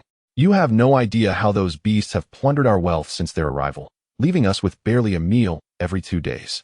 Were it not for our labor in brewing, we might not even have that." The mayor choked out. Poor girls. After resolving the issue, Madara once again pulled out the bounty notices, seeking new adversaries. Thus, a month passed. During this time, Karina had dispatched 17 pirate crews and liberated 11 villages. Bang! In the Navy headquarters, the conference room erupted as Sengoku slammed his palm down on the table, shattering it into splinters. Below, a major quivered in fear, not daring to utter a sound. "You scoundrels! What do the words on the Navy's cloak say?" Sengoku bellowed, pointing at the officers below. "Justice! What a fine notion of justice! Does your conduct honor the very word behind you?" In a month's time, every time Uchiha Madara and Karina saved a village, the Navy would make headlines. And typically, the news was of the same nature, though the individuals involved varied. Shocking. On a certain small island, a certain rear admiral and a certain pirate crew colluded, wantonly pillaging treasures and oppressing the island's inhabitants. Such headlines appeared roughly every 2 days for a month. Humph. Akainu took a deep puff of his cigar, a terrifying aura enveloping the conference room. "For rear admirals, 9 colonels, splendid. I despise pirates above all else. Yet who would have thought there would be those in the Navy collaborating with them? If anyone here has engaged in similar acts, step forward. If the newspapers report it, you shall learn what true suffering is." This time, even Sengoku did not intervene against Akainu's menacing presence. After a long wait, seeing no one willing to confess, Akainu spoke darkly. "Very well. It appears that those remaining have not collaborated with pirates. The 13 officers who did so will be escorted to Impel Down's freezing hell. Inform Magellan to put them on a hunger strike." The officers below swallowed hard, fear evident in their eyes. Each silently resolved that once the meeting concluded, they would contact the pirate crews to silence them. In a tavern, Madara remarked, "Your strength has progressed rapidly over the past month. Dealing with a rear admiral should pose little challenge now. It is time to learn haki." As he spoke, he continued to eat. Karina's eyes lit up at his words. Halting her meal. "Haki, is that the ability that turns black?" Madara set down his utensils. Nodding. Haki is divided into 3 types. Observation haki allows one to predict enemy movements, and at a high level, even glimpse into the future. Armament haki enhances attacks and defenses, while Conqueror's haki is an innate power of intimidation. As he spoke, he extended his right hand. Enveloped in a layer of dark energy, this is armament haki. Karina, filled with curiosity, reached out to touch, her fingertips encountering a metallic hardness. "So this is the essence of haki." Ban retracted his aura and remarked with a smile, "Starting tomorrow, we will begin special training. First, you must practice observation haki. Only after you can evade my attacks shall we proceed." The following morning, on the northern coast of Okake Island, Karina stood on the beach, poised and ready. Ban casually picked up a stick. "If you cannot dodge, it will be quite painful." No sooner had he spoken than he swung the stick, sending it hurtling through the air. With a sharp crack, Karina felt the sting on her rear, having barely registered the stick's trajectory. "Too slow," Ban commented, exasperated. After a series of relentless blows, Karina's backside was bruised and tender. "Close your eyes and focus on your feelings," Ban suddenly instructed. Karina obeyed, shutting her eyes and striving to sense her surroundings. As another strike came towards her, she faintly perceived its path and instinctively stepped aside, the stick grazing her backside and striking the ground with a thud. "Remember that sensation, continue," Ban said, revealing a rare glimmer of approval. After a day of rigorous training, Ban suddenly declared, "All right, your observation haki is now adequate. The rest will be left to the passage of time. Do you not see who I am? A prodigious beauty," Karina exclaimed, leaping into Ban's embrace and planting a kiss on his lips. "Having stayed here for over a month, it's time for some sustenance before we depart," Ban murmured, holding Karina close. "Then let us go? I want you to carry me." Karina, ever the playful spirit, clambered onto Ban's back. With a chuckle, Ban hoisted her up, and the pair made their way towards the small town on Okake Island. Inside the tavern of the town, a scornful voice pierced the air. "Hey, you little punk. Do you really think someone as ordinary as you can join our Don Quixote family? You aren't even worthy of speaking to Doflamingo." The speaker, a repugnant man wearing small sunglasses. With a runny nose, absurd hair styled with gel, shackles on his feet, and a scruffy mustache. Mocked a kneeling man with golden hair and a long scar across his left eye. These two were Toripole and Bellamy. Hee, let me take care of him, exclaimed a man dressed like a tribal warrior, unsheathing a long sword as he coldly approached Bellamy. It seemed that his interpretation of driving away was quite different from that of others. Wait a moment, Diamante. Doflamingo interjected, blocking Diamante as he passed by. Diamante halted. Since you say so, Doflamingo, I shall concede. Who are you? Where do you come from? Why do you wish to join us? Doflamingo inquired, eyeing Bellamy, who knelt with an adoring gaze directed at him. My name is Bellamy, and my crew and I hail from Naudus in the North Sea. However, that place is dreadfully dull. In the North Sea, the Don Quixote family is a source of pride. I set sail with the aspiration of joining such a pirate crew. Bellamy introduced himself with an air of admiration. Upon hearing Bellamy's words, Doflamingo chuckled heartily. Ha! Joining my family is out of the question. However, I can lend you my Jolly Roger. But should you ever be defeated, you must return it. Thank you, sir, thank you. Bellamy rejoiced. Having journeyed from the North Sea with the intention of joining the Don Quixote family, while he hadn't achieved full membership, he had nonetheless become part of Doflamingo's crew. Creek, boss. As per the usual custom, serve the food. At that moment, the tavern door swung open, and an order rang out. Following closely behind, Ban entered, carrying Karina. TSK. He remarked, glancing at the lifeless body of the tavern owner near the bar. This small island had but one restaurant. Scanning the tavern's occupants, Ban, still carrying Karina, settled into a chair and spoke in a calm tone. The owner is dead. Thus, the chef must be as well. You have 15 minutes to prepare something edible. If you exceed that time, the consequences are yours to contemplate. Although Ban possessed no altruistic tendencies, he was indifferent to the deaths of a few, provided they did not interfere with his ability to satiate his hunger. Well, Doflamingo began to ease the tension, aware that this gentleman was not one to be trifled with. However, as he began to speak, he was abruptly interrupted by Bellamy, who was still on the ground and unaware of the developments behind him. Who dares speak so boldly to my lord? Do you wish for death? Bellamy rose defiantly, not even glancing behind him, and pointed an accusatory finger at Ban. With a resounding echo, Bellamy's furious shout reverberated throughout the tavern, leaving all the Don Quixote family cadres and small pirates in shock. They stared at Bellamy in awe, impressed by his bravery. Meanwhile, cold sweat dripped down Doflamingo's forehead, his heart racing with anxiety. Noticing the attention from the Don Quixote cadres, the arrogant Bellamy sensed a shift in the atmosphere. Ban, leaning against the wall with his legs propped on the table, watched the scene unfold with interest. Half the time has passed. Bellamy, glancing at the striking figure before him, felt an odd familiarity but could not place it. With a fierce glare, he shouted, Hey you! Were you the one who said you needed a quarter of an hour to prepare food? Do you even know who we are? How dare you make such a demand? As he spoke, Bellamy felt a surge of triumph. This prickly-haired fellow dared to act so insolently before his lord. Thus, he resolved to demonstrate his strength to his lord, the hyena Bellamy.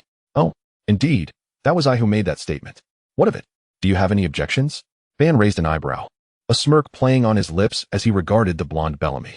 Seeing Ban's brazen demeanor, Bellamy could no longer contain his fury. You little brat, you're seeking death. Allow me to show you my might. At Bellamy's words, the surrounding Don Quixote pirates all raised their thumbs in respect. Crack, crack, crack. Bellamy crouched low, his legs transforming into springs as he gathered energy. Spring sniper. At the pinnacle of his charge, Bellamy grinned. With a crack and a whoosh, he launched himself like a cannonball towards Ban. Ban quietly raised a hand, wrapping it in armament hockey, and then flicked his finger at the oncoming head. Clang. The sound of metal striking metal echoed through the tavern.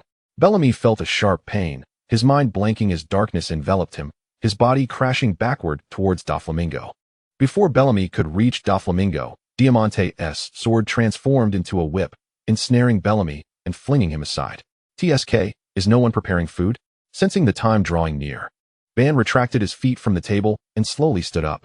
As his eyes narrowed, intricate patterns began to emerge within them, transforming into the Rinnegan. Understanding the gravity of the situation, Doflamingo quickly interjected, Master Ban, please wait a moment. I will arrange for someone to cook for you. Baby 5, go to the kitchen and prepare a feast for Master Ban. Am I needed?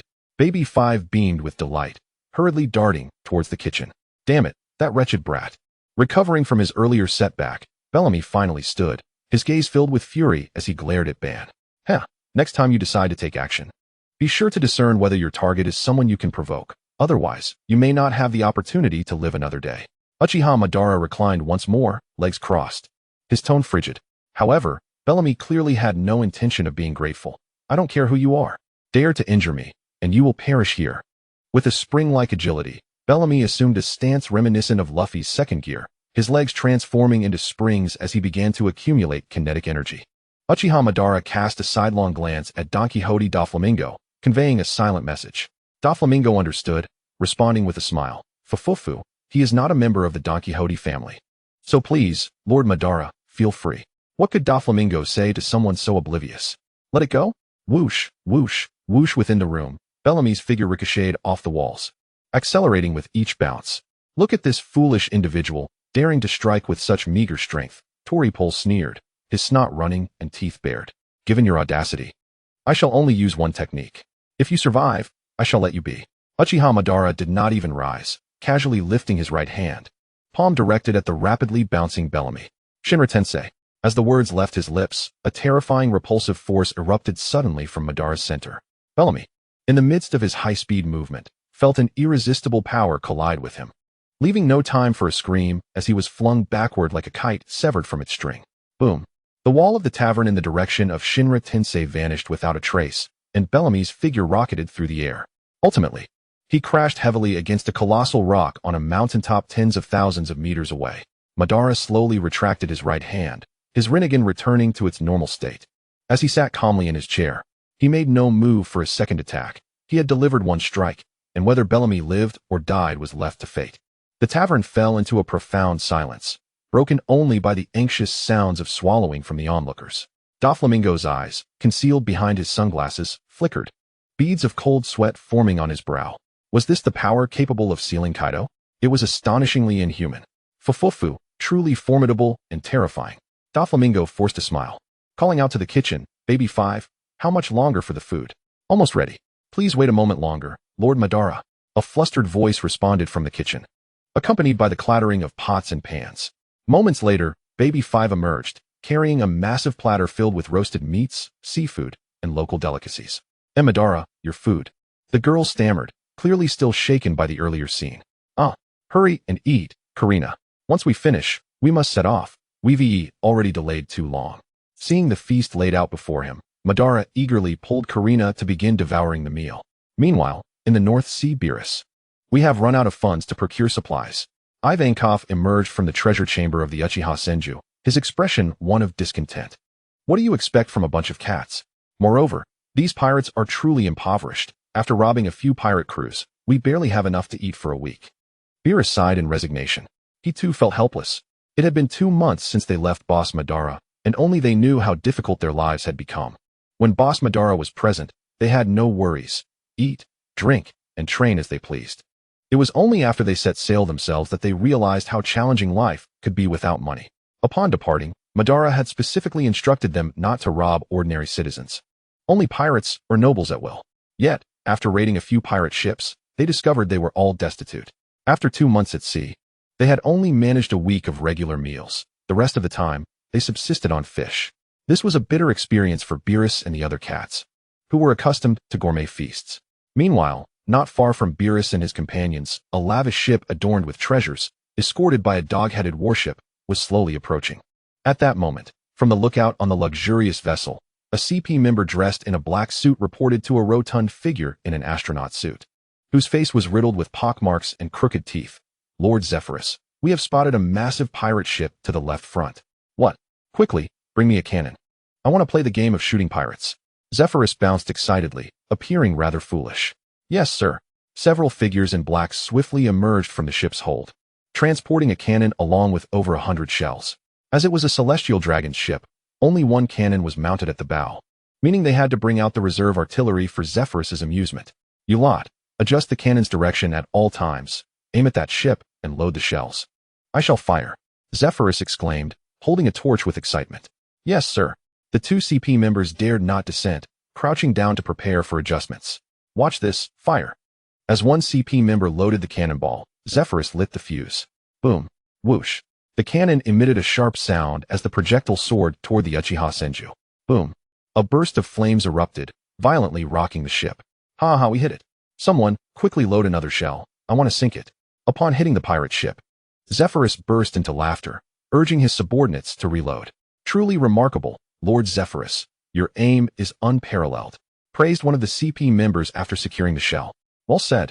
When we return to Mariewa, you shall receive 200 million berries from the steward. As he spoke, Zephyrus ignited the fuse once more. Behind the Celestial Dragon's ship, Admiral Carp, the Celestial Dragon Zephyrus is attacking a pirate ship with cannon fire, Bogart reported solemnly beside Carp. Haha. As long as they don't attack fishing boats or merchant ships, I don't care about the rest, Carp waved dismissively, continuing to munch on his donuts. However, after just 2 bites, Bogart's words prompted him to become serious. Look at the flag. They are attacking the ship of the Sabaody Uchiha Madara. What? Why didn't you say so earlier? Full speed ahead, ensure Lord Zephyrus's safety, and forget about the treasures, Carp commanded with a sweep of his hand. Meanwhile, damn it.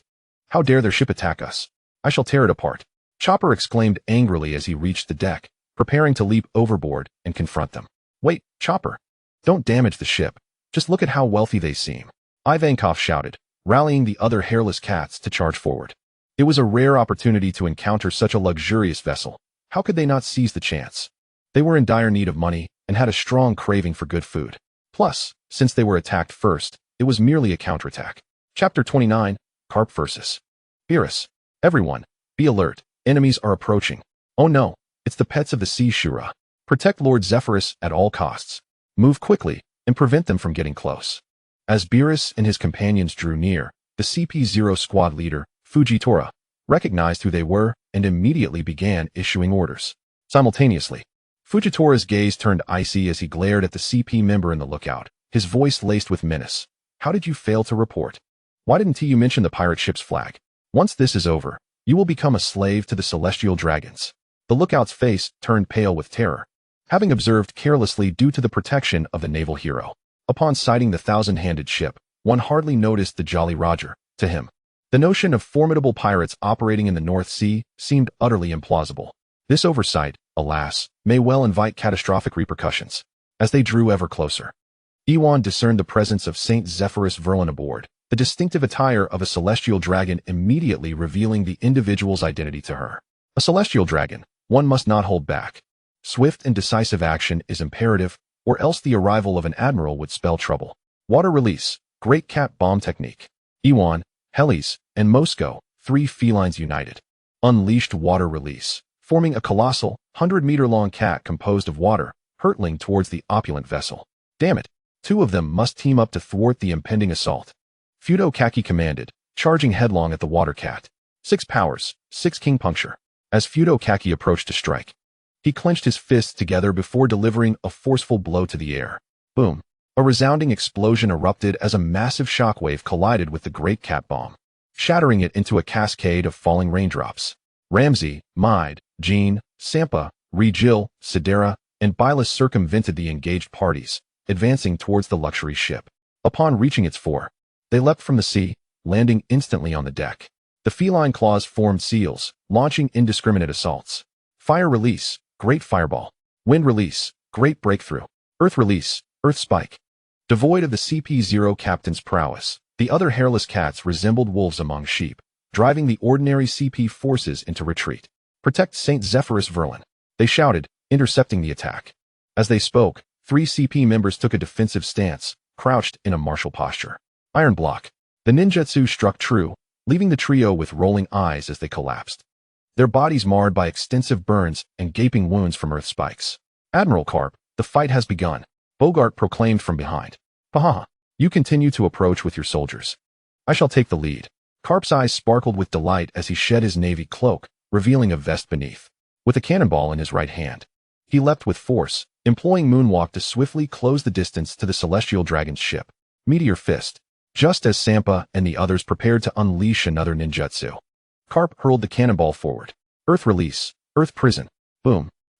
The cannonball struck the earthen wall, resulting in a violent explosion, shattering a fish tank. While a scream echoed as a figure clad in a spacesuit was propelled by the shockwave, heading towards the Doghead warship. Puahaha Uchiha Madara, come engage in battle with me. Carp's gaze fell upon the semicircular earthen wall, his laughter resounding.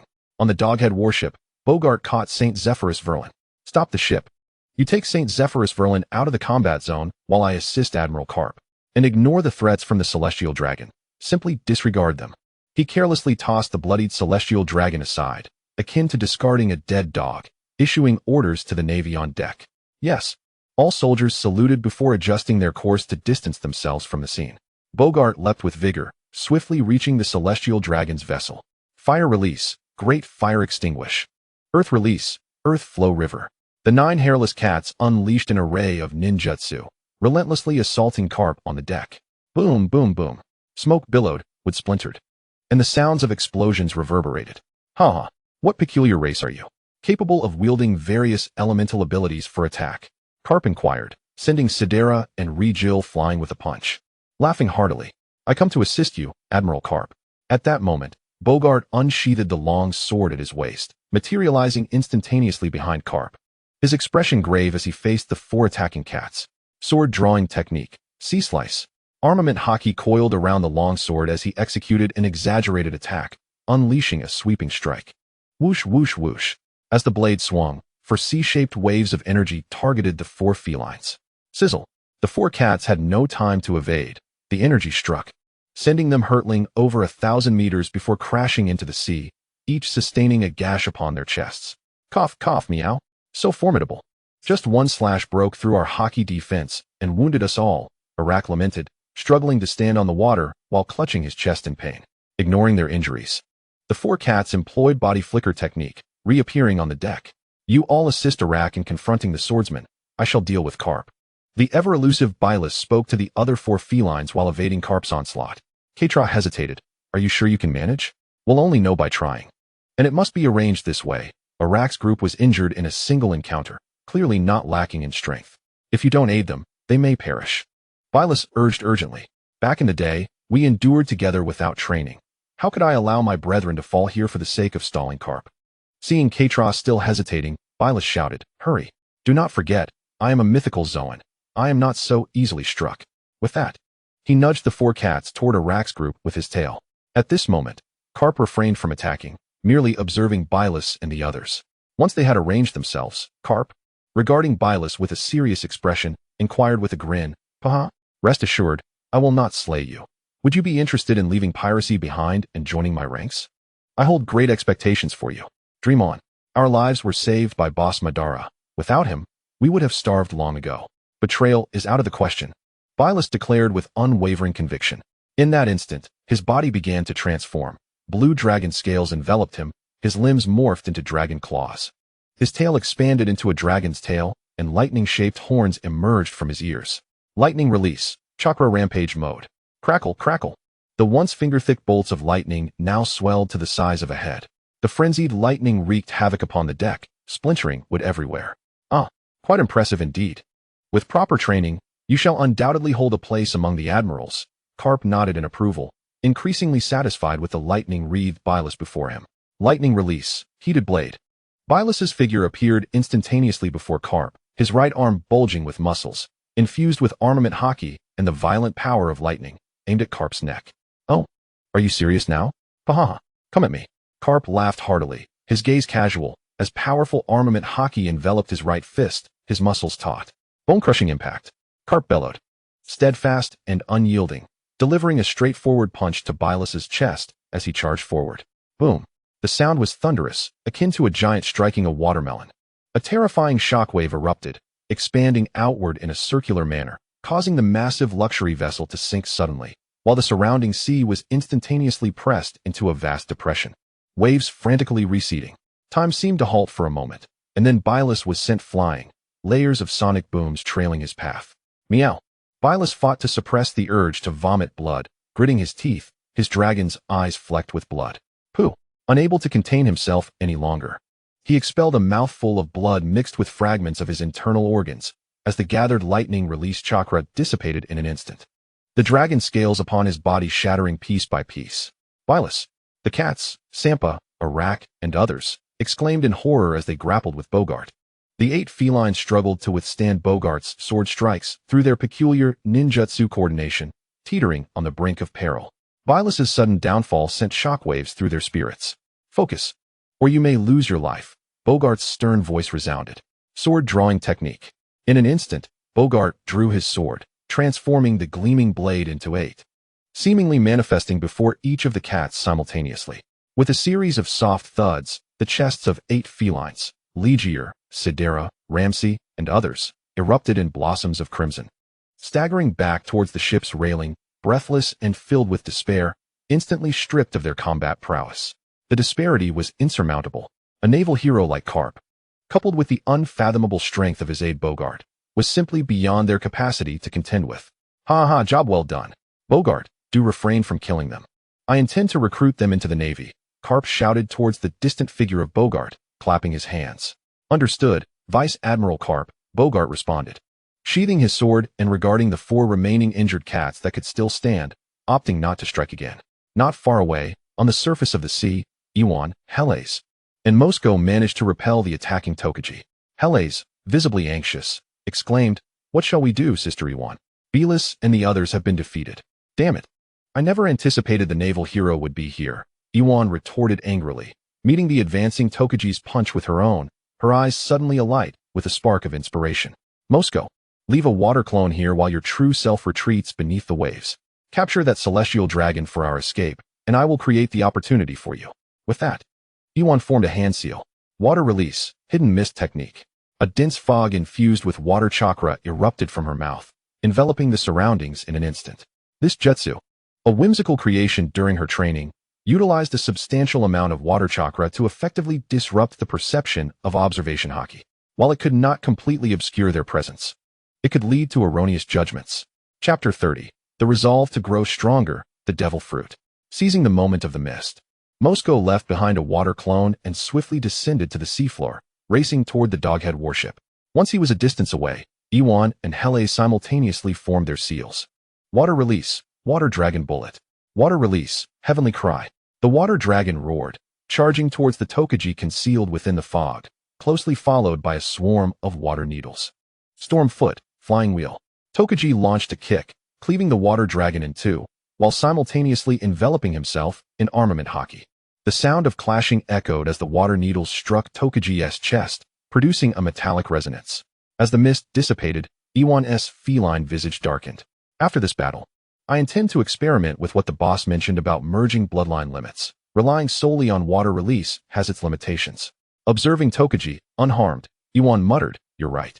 I plan to research what the boss said about the steam explosion as well." Helles nodded in agreement. "But first, we must ensure our escape. Let us deal with this fellow." Meanwhile, Moscow had reached the lower section of the Doghead warship, preparing to ascend to the deck when he sensed the swordsman who had grievously wounded Xiang Pa and the others returning aboard the vessel. Reluctantly, he opted to retreat.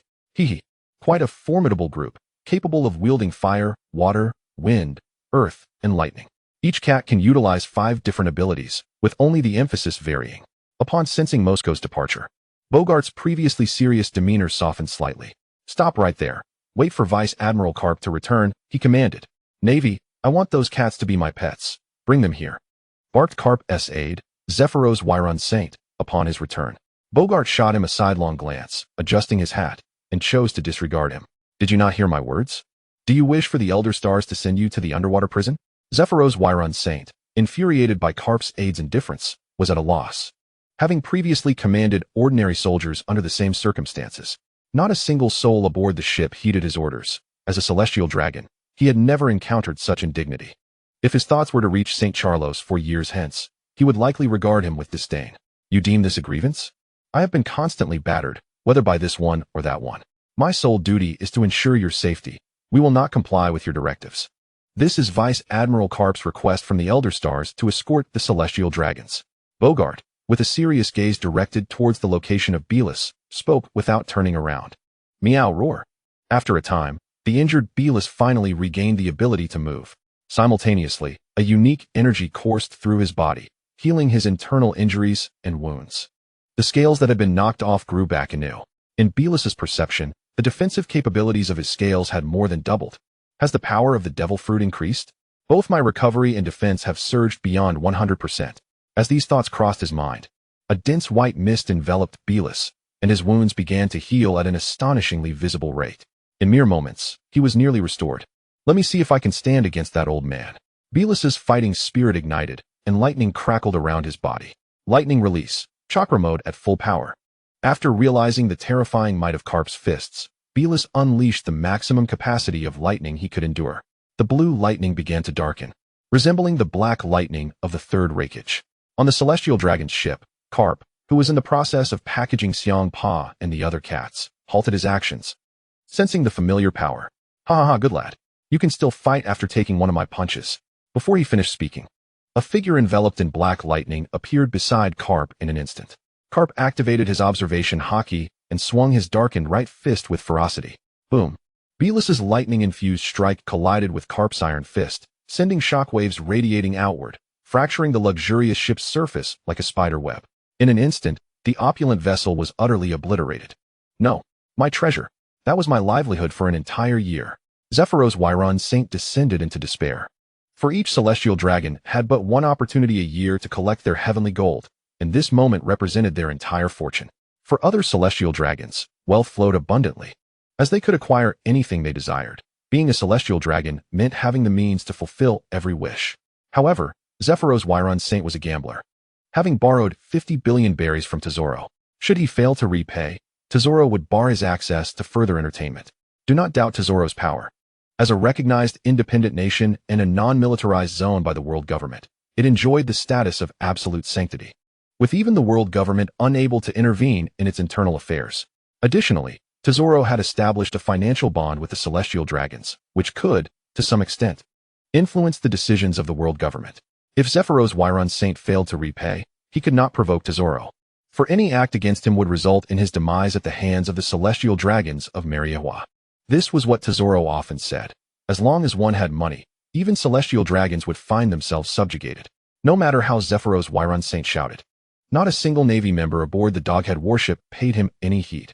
Simultaneously, as the opulent ship shattered, a small wooden chest drifted towards Helles. The speed was astonishing, yet it still fell slightly short. Carp's muscles swelled as he unleashed a punch, simple yet imbued with devastating power. Beerus crossed his arms in a defensive stance. His body skimming across the ocean's surface like a stone skipping over water, propelled thousands of meters away before finally coming to a halt. With a thunderous roar, he unleashed his lightning-released chakra mode, his speed surging once more, darting behind Carp like a genuine bolt of lightning, delivering a swift strike with his hand. Carp pivoted, his left hand blocking the blow while his right fist collided with Beerus's abdomen. To Carp's astonishment, Beerus absorbed the impact of the punch. The clash of the two, one man and one cat, erupted into a thunderous symphony of fists and feet, each collision causing explosions upon the ocean's surface, filling the air with the distinctive scent of the sea. Carp grew increasingly alarmed. The feline before him was advancing at an alarming rate, with enhancements in speed, strength, and overwhelming presence that escalated with the passage of time. With a powerful strike, Beerus was momentarily pushed back by Carp's punch, but he swiftly formed hand seals, summoning a ferocious tiger crafted from black lightning that roared as it lunged towards Carp. Ha ha ha. Enough of this, boy. Let us conclude this. Carp bellowed, undeterred, retaliating with a punch that shattered the lightning tiger. By the heavens, that black lightning packs quite a punch. I can feel the tingle, Carp exclaimed, shaking his numbed arm in surprise. Humph, there's much stronger to come. Beerus replied with a grave expression. The old man before him was indeed formidable, until now. He had been treating the battle as a mere game, while Beerus had already exerted his full strength. This battle's conclusion would compel him to master the lightning-released chakra mode that the boss had spoken of, enhancing his defenses to the point where no one could breach them. Previously hesitant due to a fear of pain, he had refrained from training. Stealing a glance at the bundled-up Sampaka and the other cats, a fierce glint flickered in his eyes as he resolved, such a situation must never arise again. What a little pulverization.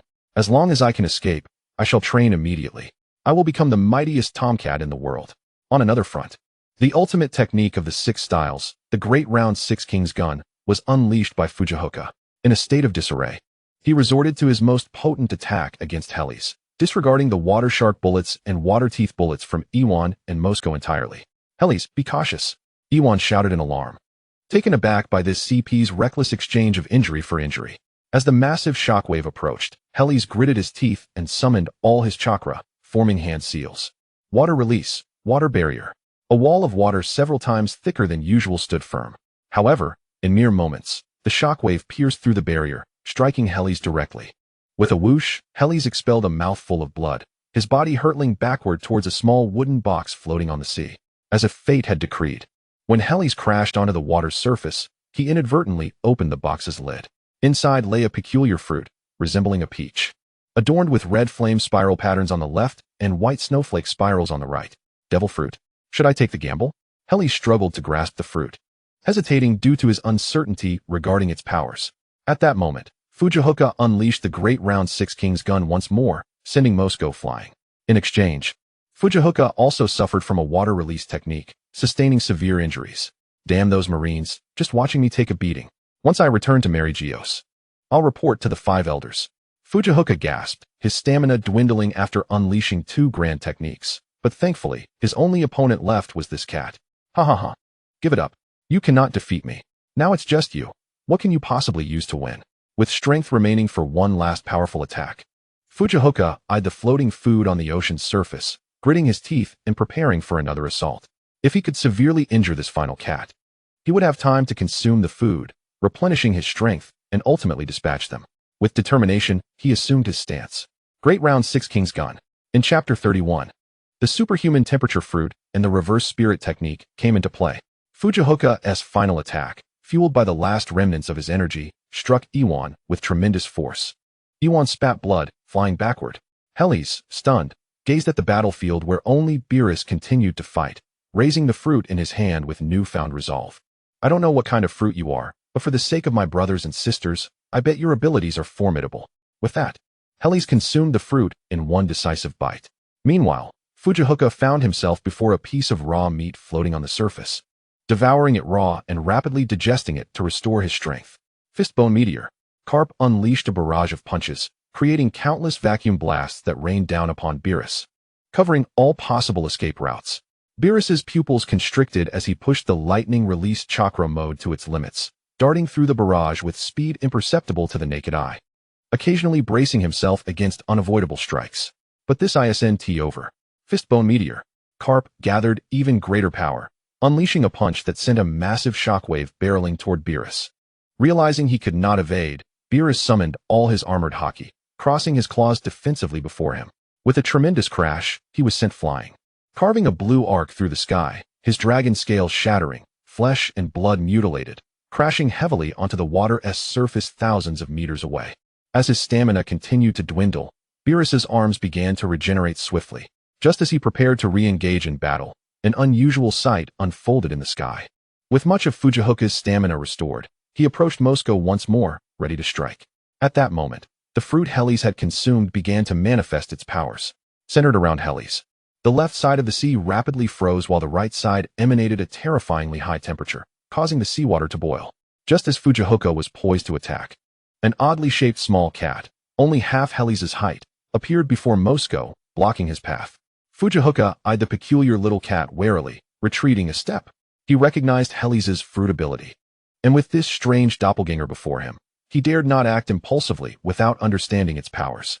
Long ago, Helles had heard from Oben about the fundamental principles of the steamed crisis explosion technique, but 2 years had passed, and he remained stumped on how to heat the water and oil within his body without causing the doppelganger to dissipate due to excessive heat. As a secret technique, Helles had always struggled to grasp it, but now with the fruit, he needn't worry about the doppelganger succumbing to high temperatures. In fact, even the technique's weakness vanished. According to Oben's insights, the weakness of the steamed crisis explosion technique lay in its cooldown period after each explosion and the brief vulnerability of the main body. With this fruit, the cooldown could be completed in the blink of an eye, and he could utilize seawater instead of the water within his own body, preventing any weakness in the main body, allowing for infinite explosions. With these thoughts in mind, Helles, dragging his injured body, approached Mosco step by step, bringing Iwan along with him. What is this?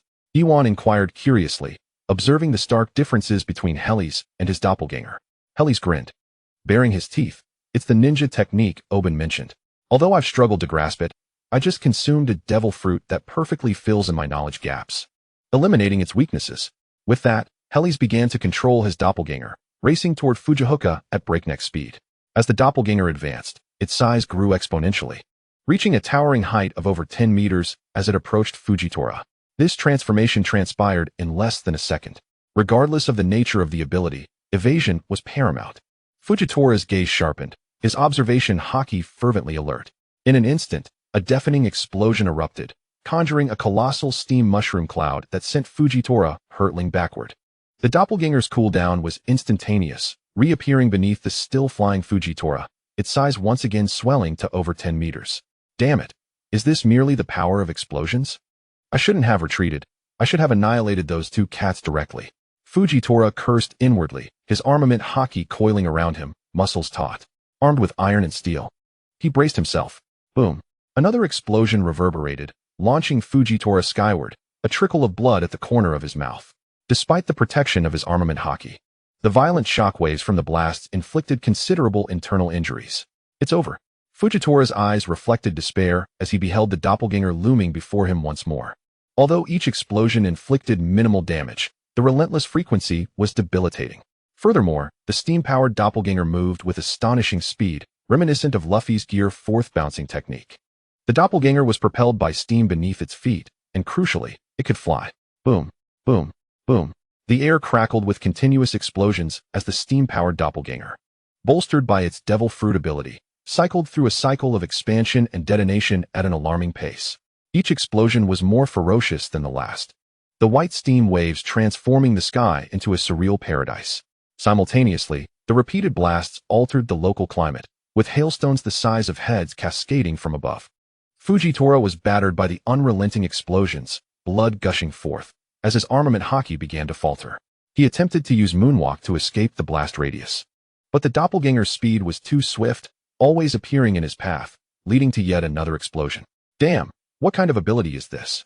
Fujitora gritted his teeth. Even for a devil fruit power, this explosion frequency was utterly revolting. Life reversion. Suddenly, Fujitora's body expanded, muscles bulging as he grew over twice his normal size. His initial injuries gradually mending. 6 styles, Gale Foot Flying Wheel, Finger Pistol. With the immense silhouette of the doppelganger looming before him once more, Fujitora unleashed the full extent of the 6 styles, combining the Gale Foot Slash with the Finger Pistol Thrust, aiming to shatter the encroaching doppelganger. Futile. This doppelganger was akin to oil and water. No matter how he struck it down, it would merely reconstitute in the next instant. From a distance, Heli stood on the ocean's surface, hands forming seals, her eyes gleaming with intensity. As she had stated, the doppelganger detonated preemptively upon being attacked. The forceful shockwave slamming Fujitora violently into the sea. Bang! Fujitora plummeted into the ocean like a cannonball, sending up a massive splash. Yet, as the captain of CP0, he was seasoned in battle, having survived countless harrowing encounters. He swiftly adjusted his posture in the water, executing moonwalk to soar into the air, drenched but resolute. Gasping for breath. It seems I must eliminate you at the source. Fujitora's gaze turned sharp as he focused on Heli's, employing 6 styles, shaved to bypass the re-expanding doppelganger. Charging directly at Heli's position. Protect Heli's. Iwan strained to rise, but was pressed down by Heli's. No need. He won't reach us. And Heli smirked coldly. 2 identical doppelgangers appearing beside her, both charging toward Fujitora as they grew to towering heights of over 10 meters. Triple steam explosion. The 3 doppelgangers encircled Fujitora, the first one accumulating power as he dodged, growing to an exaggerated 50 meters. Boom, boom, boom. Even with armament haki, Fujitora felt immense pain. Blood and internal organs erupting from his mouth. Now, die. Heli's seized the opportunity, the 3 rapidly cooling doppelgangers swelling anew, detonating simultaneously as they struck Fujitora. Boom. An unprecedented explosion echoed, creating a massive crater in the sea with a diameter of several thousand meters.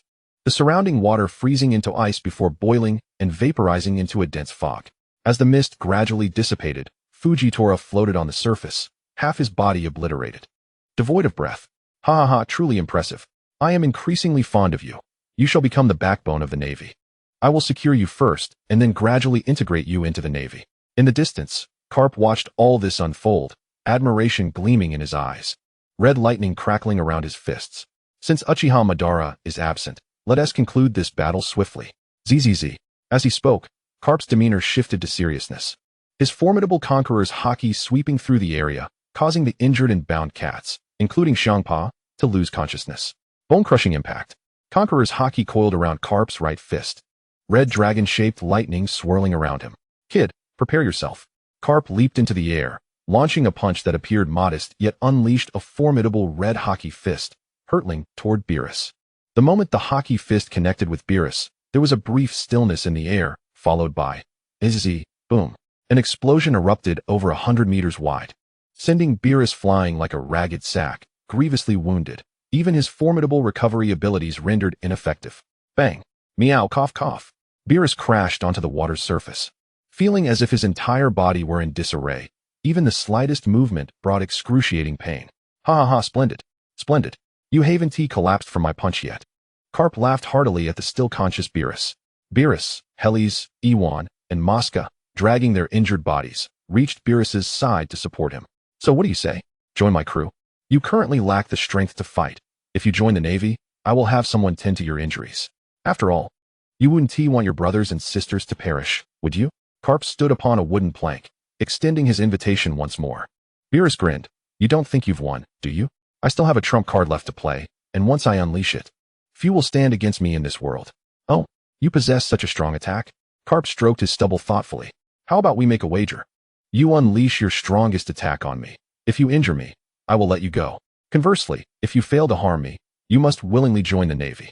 Upon hearing Carp's words, Beerus's eyes brightened. It's a deal. However, I need to recover my strength first. Agreed. Old man will wait for you for half an hour. Carp nodded in agreement. Seeing this, Beerus promptly sat cross-legged on the ocean's surface, beginning to refine his chakra. After such an extended battle, his chakra reserves were low, and the upcoming technique would require significant energy. Half an hour later, Beerus slowly rose, his gaze relaxed. I am about to unleash my strongest attack. Be prepared. Carp waved his hand dismissively. Just unleash it. Don't worry about me. Beerus grinned, applying some blood from his left hand, making a cut in his right palm, and began forming seals. Hi, Su, Yu, Shun, Wei, Pooper summoning technique, reverse spirit technique. Upon completion, he struck the surface of the sea, and strange runes materialized under Carp's serious gaze. Chapter 32, Madara vs. Carp. Akak Island. Doflamingo, your subordinate possesses quite the culinary skills. What do you think? Shall we consider her as part of my crew? Uchiha Madara inquired, shoving meat into his mouth while addressing Doflamingo at the bar. Fufufu, Lord Madara, you jest. Baby. 5 is a cherished family member of mine. How could I ever part with her so casually? Doflamingo replied, setting down his wine glass with a smile. Madara sighed. What a pity. Such exceptional culinary talent. A perfect candidate for a chef. After finishing the last piece of meat, he wiped his mouth and turned to Karina beside him, asking, have you eaten well, my dear? It's time to set sail. Karina rubbed her stomach. I'm quite full and not inclined to move. Carry me, will you? With a resigned expression, Madara rose and swept Karina into his arms in a princess carry. Just then, a loud bang echoed through the tavern as a cloud of white smoke enveloped them, causing Madara and Karina to vanish in an instant. Doflamingo's expression turned serious as he activated his observation haki, scanning the island and its surroundings thoroughly, yet finding no trace of them. Fufufu, spatial abilities, I see. Truly befitting of the Sea Azura, a formidable foe capable of defeating Kaido, possessing countless powers. He chuckled, his eyes glinting oddly beneath his shades, a sinister smile creeping onto his lips. He then turned to the snot-nosed Toripole. Go and see if that warrior is dead. If he is alive, retrieve our flag. His courage is too great. We are unworthy of him. Toripole nodded in understanding. Understood, Doflamingo. In the North Sea, a tremendous explosion of white smoke erupted over the surface of the water, instantly enveloping a radius of several dozen meters. Carp's previously relaxed demeanor vanished, replaced by an acute gravity befitting a confrontation with an equal. His observation haki sent unprecedented alarms, the oppressive aura within the smoke, making him feel an unfamiliar pressure. Carp cracked his neck with a series of pops, his fists slowly tightening, dark red conqueror's haki sparking uncontrollably around him. Have we summoned something formidable? He pondered. As the white smoke gradually dissipated, a man holding a beautiful woman stood proudly atop the water. The man had wild, spiky black hair and donned an ancient red layered armor, his gaze dismissive as if nothing in the world mattered to him. Simply standing there, he exuded an aura of unparalleled dominance and terror, the surrounding air seeming to thicken in his presence, the sea breeze hesitant to disturb him, and the waves calming in reverence. It was none other than Uchiha Madara. The woman, tall and voluptuous, with striking purple short hair, possessed an enviable figure and alluring long legs. Indeed, it was Karina. Madara held Karina close, tilting his head slightly as his gaze swept across the scene. Noticing the battered forms of Beerus, Hellas, Iwan, and Moscow, his brow furrowing imperceptibly. Simultaneously, his observation haki detected the severely injured and unconscious cat, Sampa, not far off on a plank. Activating his body flicker technique, he swiftly transported all the unconscious cats back. Madara, I'm so sorry, we lost the cats. Beerus managed to say, struggling against his injuries, his voice laced with excitement and guilt. Madara raised a hand to interrupt him, his voice calm, yet underscored by undeniable authority. It is quite normal that you could not defeat this individual. The rest is now my responsibility. Karina, take them far away. Madara was incensed. Beerus and the others had been his companions on the island for 4 long years. The thought of enduring solitude on that island without them was unbearable. Now, witnessing their injuries, his gaze turned to Carp in the distance, a rare glint of murderous intent flashing in his profound eyes. Is it you, old man? Who has been bullying my cats? Madara's voice, though not loud, pierced through the sea breeze, carrying a chilling inquiry. Haha, I was sincerely inviting them to join the Navy, to walk the righteous path. However, I did not expect that the strongest move that cats spoke of would summon you here. Carp laughed heartily, his booming voice rippling across the waves. The Navy? The righteous path? I presume there's a celestial dragon aboard your ship? Let me guess, it was he who instigated this conflict? Where then is your so-called justice? Madara's lips curled into a mocking smirk. If Beerus and the others were mere humans, would they not already be dead? What of your justice? Carp fell silent, unable to counter Madara's words. Though he despised the celestial dragons and even toyed with them at times, there were still things he could not prevent. Out of words.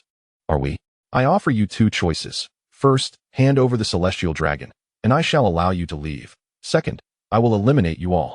Madara set Karina down, his icy gaze fixed upon Carp and the dog-headed warship stationed in the distance. What an arrogant young man. You have no comprehension of the Navy's purpose. Allow me to demonstrate to you, with my fists, what the Navy's justice truly entails. Moreover, the people I have brought with me are not to be harmed. Carp's fists collided, producing a sound akin to metal clashing, dark red Conqueror's haki crackling around him. Madara's eyes shifted, the Mangekyo Sharingan activating as his chakras surged. Oh, let us see then. Let me witness just how capable you, this so-called Navy hero, truly are. Gladly. Meteor Fist. Carp launched the first strike, as he had no cannonballs at his disposal. Each punch unleashed a massive air cannon, each vacuum blast entwined with dark red Conqueror's haki, overwhelming Madara with a relentless barrage. Faced with this terrifying assault capable of obliterating an entire fleet, Madara merely scoffed. Such an attack hardly deserves the title of meteor. Susanoo. A blue skeletal figure emerged, enveloping Uchiha Madara in protection. Boom, boom, boom. The air cannons relentlessly pummeled against Susanoo.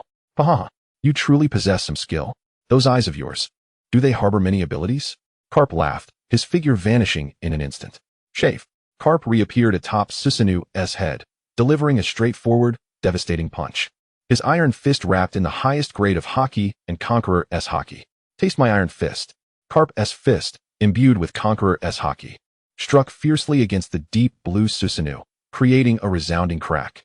The force of his blow shattered Susanoo, spiderwebbing cracks across its frame. The fissures rapidly spread, and with tremendous impact, the entire Susanoo was forced back several dozen meters, carving deep trenches into the sea, waves crashing violently. Haha. It seems your blue ability is not as formidable as the legends suggest. Carp roared with laughter, his figure disappearing once more, utilizing Moonwalk to nimbly reposition himself for another attack. Inside Susanoo, Madara's Mangekyo Sharingan narrowed slightly. Truly, he was facing one of the world's top martial artists. Carp's strength and haki were monstrous, capable of shattering Susanoo in its initial stage with mere ordinary attacks. Then how about this? Madara crossed his arms, the Mangekyo swirling wildly. The deep blue skeletal form transformed, an immense surge of chakra erupting, muscles, membranes, armor, and wings materializing, expanding to several hundred meters. And in his hands, 4 colossal chakra blades coalesced. Complete Susanoo. Susanoo Force Sword Dance. Buzz. The 4 swords of Susanoo crossed and slashed forward with fierce intensity. 2 colossal waves of azure slashing energy tore through the atmosphere, intersecting as they descended upon Carp, their vastness rendering evasion impossible. Fist of the Falling Star. Carp inhaled deeply, his right fist swelling with muscle, black-red arcs of electricity dancing wildly as he unleashed a single, thunderous punch at the converging waves of energy. A meticulously condensed, gargantuan shadow of dark crimson erupted forth, resembling a true meteor, radiating an aura of annihilation as it collided fiercely with the crosscut attack. A deafening explosion reverberated across the expanse of the sea. The shockwave expanded in a circular frenzy, instantly compressing the ocean surface into a massive crater, displacing the water, while the distant dog-headed warship swayed violently, on the verge of capsizing. Help me! Help me! I'm going to fly away. Zephyr Rose, the celestial dragon, was hurled into the air by the rocking vessel, shouting in terror. Bogart cast a sidelong glance and waved his hand. Send someone to tie Lord Zephyr Rose to the mast. A soldier's eyes lit up with understanding as he dashed off. Once the soldier departed, Bogart's expression shifted back to one of grave seriousness as he focused on the battlefield. Amidst the brilliance of the explosion, Carp's figure pierced through the smoke like golden lightning, employing the moonwalk technique to accelerate and close in on the head of Susanoo. This time, he unleashed both fists, his haki hardened to its utmost limits. The Conqueror's haki coiling and concentrating into a singular point, his fists akin to two super-heavy cannons, striking fiercely at Susanoo's diamond-like crystal. With a resounding crash, the crystal of Susanoo shattered under the force of Carp's blow, the head of Susanoo disintegrating instantly. Damn, is this Iron Fist truly so outrageous? Obito's expression darkened. And he hasn't even used his trump card yet? Such power? Would release, would golem technique. Seizing the moment while Carp's strength waned, Obito clapped his hands together, chakra surging as a giant wooden figure materialized. The kaleidoscope spun wildly, the shattered Susanoo reassembling once more. Would release, armored Susanoo. Carp's pupils constricted. The moment the wooden giant donned deep blue armor, an overwhelming sense of pressure enveloped him. Haha, your abilities can be combined? This is becoming increasingly interesting. Obito stood atop the armored wooden figure, hands clasped together, black shadows appearing on his face. He then commanded the massive wooden arms to rise. The Susanoo armor entwined with four colossal chakra blades coalescing, the Conqueror's haki wrapping around them. Sage Art, armored four-blade inferno. As Obito's words fell, flames of sage chakra surged forth from the four blades, cleaving towards Carp. Chapter 33, Going All Out, 1 against 2. Facing the terrifying slashes of Susanoo's destructive power, Carp erupted into hearty laughter. Come at me. Without flinching, he stomped fiercely in midair, the sound of air bursting echoing as his figure surged directly into the assault. Violent torrents of dark crimson Conqueror's haki surged forth from his fists as he struck against the incoming slashes. The clash reverberated through the heavens and the earth. An indescribable roar trembled the very fabric of reality. Red and blue light intertwined furiously, culminating in an explosion. At the point of collision, a half-circular energy shockwave expanded rapidly, poised to obliterate everything in its path. The ocean below emitted a mournful wail, the water displaced to create a massive depression over a kilometer in diameter.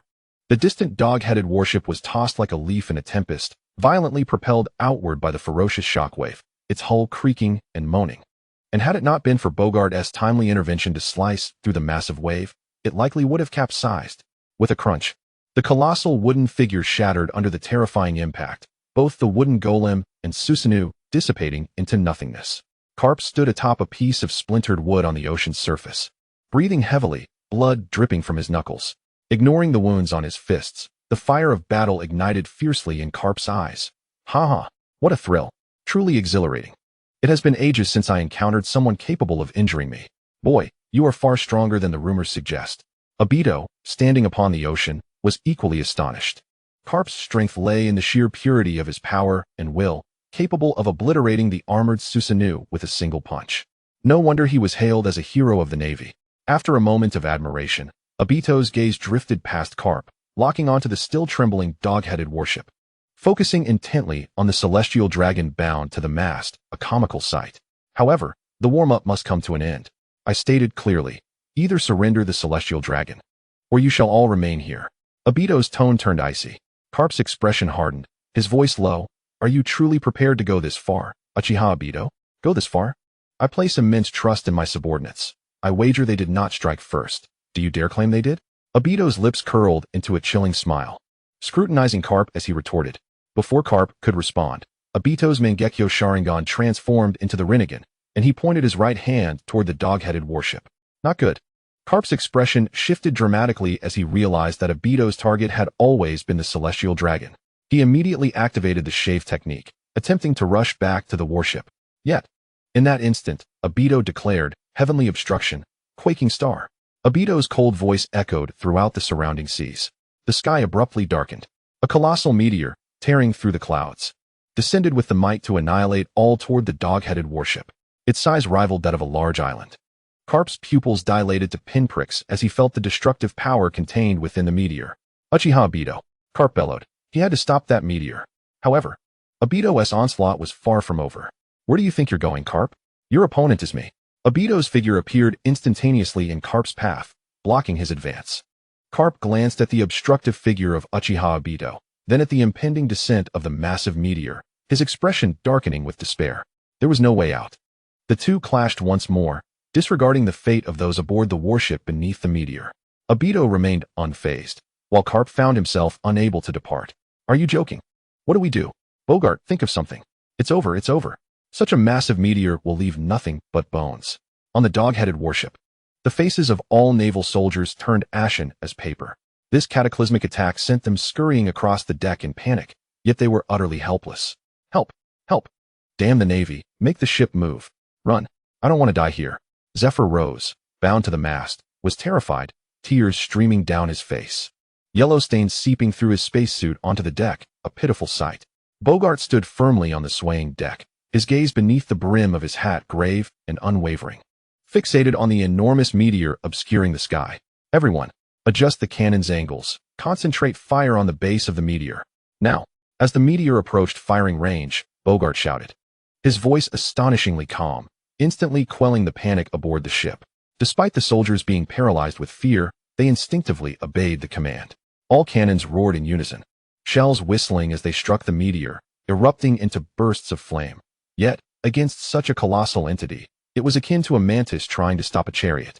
Barely scratching its surface, Bogart commanded the soldiers to persist in their assault, while his right hand gripped the hilt of his sword.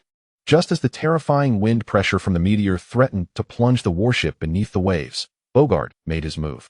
With a crisp, resonant sound, the sword at his waist was drawn, and 9 enormous slashing strikes soared skyward. Each one contained the utmost sharpness and the will to sever all. Sword drawing technique, C-shaped slash. Bogart commanded with a low growl. 9 ethereal slashes pierced through the colossal meteor, as time seemed to halt for a fleeting moment. Moments later, a sharp sound pierced the air, no thunderous explosion, only an excruciatingly grating noise, akin to fingernails scraping against glass.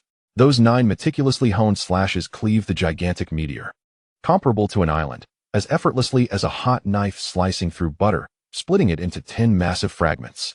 The severed pieces, propelled by inertia, continued their descent, leaving behind numerous voids in their wake.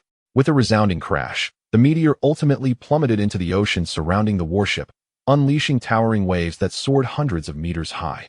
The ship rocked wildly amidst the turbulent waters, narrowly escaping the fate of being reduced to mere powder. All naval soldiers collapsed onto the deck, gazing at the monstrous walls of water rising around them, their faces drained of color, awash with the terror of surviving a catastrophe. "Thank goodness, we are saved." The bound celestial dragon, however, rolled his eyes back and fainted from sheer fright. On the other side, Garp, who was locked in battle with Uchiha Madara, witnessed the slash that had shattered the meteor, erupting in a hearty laugh. "Ha! Well done, Bogart." The weight lifted from his heart as he focused all his attention back on the formidable foe before him. His gaze turned dangerously fierce, ignited with a burning desire for battle. "Uchiha Madara," Garp growled, the dark red aura of his conqueror's haki swirling ominously, signaling his intent to hold nothing back. Almost simultaneously, a figure appeared at Madara's side. It was Bogart, having rushed over after shattering the meteor. His blade gleamed with a chilling light, enveloped in the dark hue of armament haki. Its sharp edge aimed directly at Madara's vital points. "Your opponent is no longer just one," Bogart intoned, his voice low, forming a perfect pincer movement with Garp. Madara stood between the two, his Rinnegan scanning the naval heroes and their aid with dispassion, betraying no hint of fear. "Oh, you dare come here without fearing for the celestial dragon's life?" Madara challenged Bogart, a playful tone lacing his words. "As long as you don't get the chance to unleash that kind of attack again." Garp and Bogart exchanged a glance, their years of synergy allowing them to launch their assault simultaneously. Meteor Fist. Garp bellowed, his iron fist cloaked in top-tier armament and conqueror's haki. Tearing through the air with the terrifying force capable of splitting mountains and oceans, hurtling directly towards Madara. At the same moment, Bogart vanished, only to unleash a barrage of dark slashes from Madara's blind spot, sealing off all avenues of escape. In the face of this earth-shattering onslaught, Madara erupted into laughter, the ripples of his Rinnegan swirling. Shinra Tensei. An indescribable force exploded outward from Madara, radiating like an invisible hammer, violently repelling everything in all directions. The air compressed rapidly, emitting a deafening roar of overwhelming pressure. Space itself appeared to warp at that moment. Garp's fist, imbued with Conqueror's haki, collided with this invisible barrier mere meters from Madara. The ferocity of their clash sending shockwaves through the atmosphere, yet failing to penetrate further.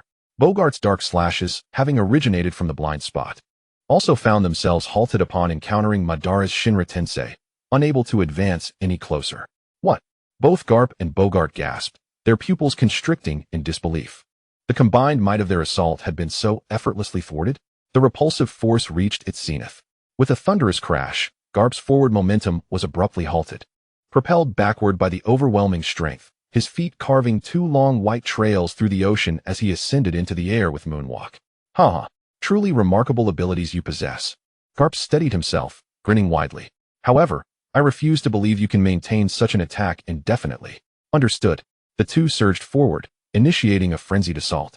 Indeed, as the battle raged on, Garp discerned a pattern. The repulsion had a cooldown of approximately 5 seconds, and through their combined efforts, each time they were repelled, a window of 3 seconds opened. Ha! I've got it. Garp cackled, instantly appearing before Madara, his right fist swinging. Meteor Fist. Madara's Rinnegan narrowed, as the force of Shinra Tensei had just dissipated, leaving him in a moment of vulnerability, arms raised defensively to absorb the blow. Boom. Madara's body was uncontrollably hurled backward, tumbling violently across the ocean surface, generating massive white splashes with each impact, sliding for hundreds of meters before finally coming to a halt. A trickle of crimson blood escaped from the corner of his mouth, staining the water a faint red. Does this mean I must resort to that? Madara pondered, knowing that resorting to the Rinnegan's boundary of the grave would require a swift resolution. While this ocular technique was undeniably powerful, it bore a significant flaw, its brief duration and lengthy cooldown. Yet, its terrifying advantage lay in its invisibility to those lacking the Rinnegan or Six Paths Sage techniques. Chapter 34, Rinnegan's Boundary of the Grave. Madara slowly straightened, wiping the blood from his lips, a glint of resolve flickering in his Rinnegan. Truly, the naval heroes possess a terrifying battle instinct. Madara's voice was calm, yet laced with an icy edge. Garp furrowed his brow, his observation haki screaming in warning. Sensing a profound discord and imminent danger, yet unable to pinpoint its origin. Bogart, be cautious. Something's amiss. However, the warning came too late.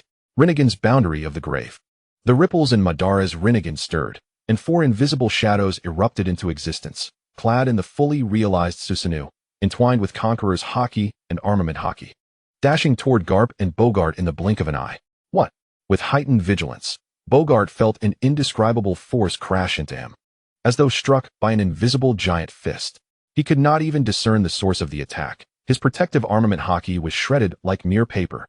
A torrent of blood erupted from his mouth, his body soaring backward like a kite with cut strings, his blade slipping from his grip and plunging into the sea, creating a massive splash. Simultaneously, Garp found himself besieged by 2 figures clad in Susanoo. Despite his extensive battle experience and frantic warnings from his observation haki, he could not ascertain the source of the impending danger. Boom. A heavy blow struck Garp's back without warning, sending him staggering forward, his blood surging in tumult. The second and third strikes followed in rapid succession, completely undetectable. He could only rely on his honed physique and top-tier armament haki for defense. Ha ha cough. Garp's laughter was abruptly interrupted by a muffled cough, blood spilling from his lips. He desperately twisted his body, attempting to pinpoint the invisible assailant, but to no avail. Futile. Garp.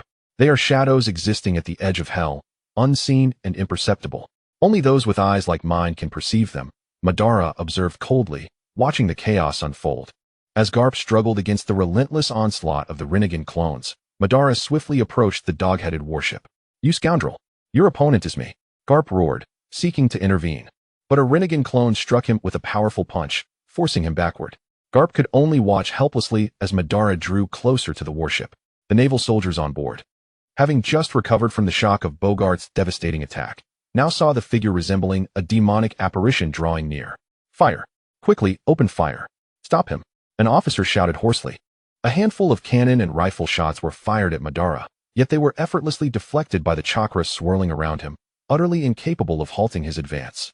The target of Uchiha Madara was unmistakably clear: the celestial dragon, Saint Zephyros Viren, bound to the mast and recently jolted awake, was now emitting screams akin to that of a slaughtered pig. Insects of such a lowly stature, only capable of stirring trouble and wreaking havoc upon the world, dare to entertain thoughts against my people. Madara's eyes were filled with disdain and coldness. He was even too lethargic to employ ninjutsu, merely extending his palm. No, don't come near. I am a celestial dragon. I am the creator of this world. You dare to lay a hand on me. Saint Zephyros Viren stammered in terror, his grotesque demeanor exposed, yellow liquid trickling down his spacesuit once more.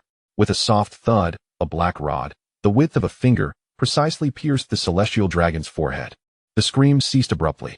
Saint Zephyros Viren's eyes widened in utter disbelief, his visage frozen in sheer terror. Even in the moment of his demise, he could not fathom that someone would dare to take his life. Vivid red blood and grayish brain matter oozed slowly from the minute orifice, staining the spacesuit that symbolized superiority.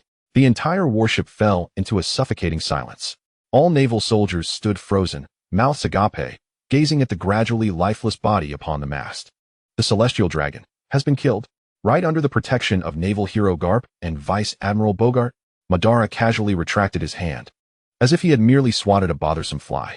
Standing upon the deck, he cast a dispassionate glance over the crowd, ultimately settling his gaze upon the blood-soaked, rage-filled Garp in the distance.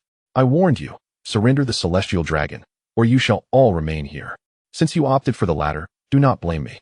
His voice was frigid, echoing across the desolate sea. Now, it is time to fulfill the latter part of my statement. The sea breeze howled, laden with the heavy scent of blood. Garp's fists trembled violently with unrestrained fury, his dark red conqueror's haki erupting uncontrollably, akin to boiling magma. As the sky darkened once more, and crimson lightning danced chaotically, Uchiha Madara, should you dare harm my soldiers, I will not rest until you are dead, Garp bellowed, grappling with an unseen attack. Mind your own business, Madara scoffed, extending his right hand, poised to unleash Shinra Tensei and shatter the warship. At that moment, a golden streak appeared, quietly hovering in midair, energy coalescing at its tip, directed towards Karina and the hairless cat. Simultaneously, a lewd voice resonated from the heavens. Kuha! I wonder if Lord Uchiha Madara would spare that group of Marines. You wouldn't want your companions to trade their lives for those little Marines, would you? The speaker was none other than Admiral Kizuru Borsellino. Upon Madara's summoning, Bogart had immediately notified Sengoku, who ordered Kizuru to provide support while simultaneously testing all of Madara's abilities to protect the celestial dragon. However, it seemed they were too late. The celestial dragon was already deceased, Bogart severely injured, and even Garp had sustained heavy wounds. With no other recourse, Kizuru could only threaten Madara to cease hostilities by leveraging Karina and the others. Madara regarded the admiral in the sky, his eyes glinting with menace. Yet he burst into laughter. Ha! So you are Admiral Kizuru. I shall remember your threat, and for this time, I shall grant you a favor. The time of the reincarnation has come, and now another admiral has arrived. Though Garp and Bogart are gravely injured, one must be wary of a cornered dog. Hearing Madara's words, Kizuru exhaled in relief, dissipating the laser in his hand, his form becoming ethereal as he appeared beside Bogart, helping him up to stand vigilantly alongside Garp, both of them keeping a wary eye on Madara. Rest assured, my word is my bond, Madara coldly stated, retracting his rinnegan, and walking upon the water's surface toward Karina and the hairless cat. Are you all right? Karina inquired, her concern evident as she noticed the bloodstains on Madara's mouth and clothing. Madara shook his head. No worries, merely a trivial injury. With that, he approached the slumbering Bylus and the other cats for inspection. Moments later, Madara rose slowly, sighing in relief. Fortunately, it is not serious. We should depart at once. A day later, upon the vast ocean, Uchiha Madara floated with the 12 injured hairless cats, wrapped like mummies in makeshift bandages by Karina's mediocre skills. Brain, Baji, and Ketla approached Madara, holding a newspaper. Upon receiving it, Madara's lips curled into a smile. Shocking news. Naval hero Garp gravely injured. The celestial dragon killed on his warship while attempting to collect the heavenly bounty. The familiar formula, the familiar flavor, truly. Morgan the News King was exceptional, capturing the moment with unparalleled skill, unnoticed even by Madara in his sage mode and Rinnegan. Meanwhile, the world erupted in chaos. On the Grand Line, on Gaia Island, Fufufu, what a terrifying ability. He vanished before our eyes only to reappear in the North Sea. Moreover, this marks the second celestial dragon he has slain. Doflamingo remarked, his eyes gleaming with intrigue, a sinister smile adorning his lips. After a moment's contemplation, he addressed the snot-nosed man beside him. Toripol, inform all our affiliates that under no circumstances are they to engage Uchiha Madara. Anyone who defies this command shall face my wrath. Understood, Doflamingo. I will make the arrangements immediately. Toripol nodded, hastening toward the Numancia Flamingo. In the New World, aboard the Moby Dick, the ever-thirsty Whitebeard was surreptitiously sipping from a bottle of wine. Old man, are you at it again, stealing wine? Marco, who had come to deliver the newspaper, caught him red-handed. Gururara Marco, I know my body well. A little wine one tea hurt. Whitebeard, having been discovered, no longer feigned innocence and gulped the wine down in front of Marco. Rolling his eyes, Marco did not intervene. Once Whitebeard finished, he handed him the newspaper. Excitement bubbling over. Old man, news about the vice-captain. He is truly remarkable. From now on, he shall be my idol. Gururara, what has he done now? Let me see.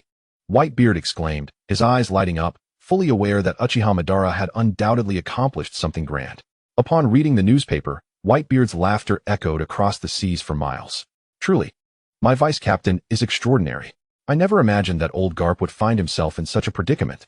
Placing the newspaper down, Whitebeard shouted, sons, find an island to dock and prepare a banquet. On another pirate ship, Marshal D. Teach was unable to suppress the greed in his eyes, his obsession with the dark fruit intensifying. He muttered to himself, 26 years, dark fruit, where are you? Why do you not appear? What are you mumbling about? Teach. The old man has called for a banquet. Let us go find a good spot. Ace clapped his hand on Teach's shoulder, dispersing the greed from his eyes, restoring his simple demeanor. Jihaha, it's Captain Ace. Let us go, time to drink. Teach carefully tucked the newspaper into his jacket in front of Ace. As his current persona was that of Uchiha Madara's fervent admirer, he could not afford to break character. Chapter 35, a shocking revelation. On Onigashima, why won't those cats follow me? They are the mythical Zoan-type thunder dragon. Kaido lamented, sitting on the ground and weeping uncontrollably as he read the newspaper. Big brother Kaido, shouldn't you be concerned about Uchiha Madara? Yamato observed, somewhat exasperated at Kaido's distress. 2 months have elapsed since Kaido emerged from the water prison and returned to Onigashima, where he spends his days gazing at photographs of a group of cats belonging to Beerus. As he looks, tears cascade down his face, visiting this same sorrowful ritual daily. In his drunken stupor, he has already claimed nearly 10,000 lives. That scoundrel had the audacity to beat up that old fool Garp to such an extent. While he had previously shown me leniency during our clash, which I perceive as a blatant affront, how dare that unknown brat look down upon me? I shall confront Whitebeard. I am going now. With that declaration, Kaido hurled his wine jar aside, seized his kanabo, transformed into an azure dragon, and departed Onigashima. Aboard the Red Force, Shanks, with a bottle of wine in one hand, glanced at the table, where 3 editions of newspapers featuring Uchiha Madara lay. His eyes narrowed slightly. This unexpectedly emerging individual is far too active.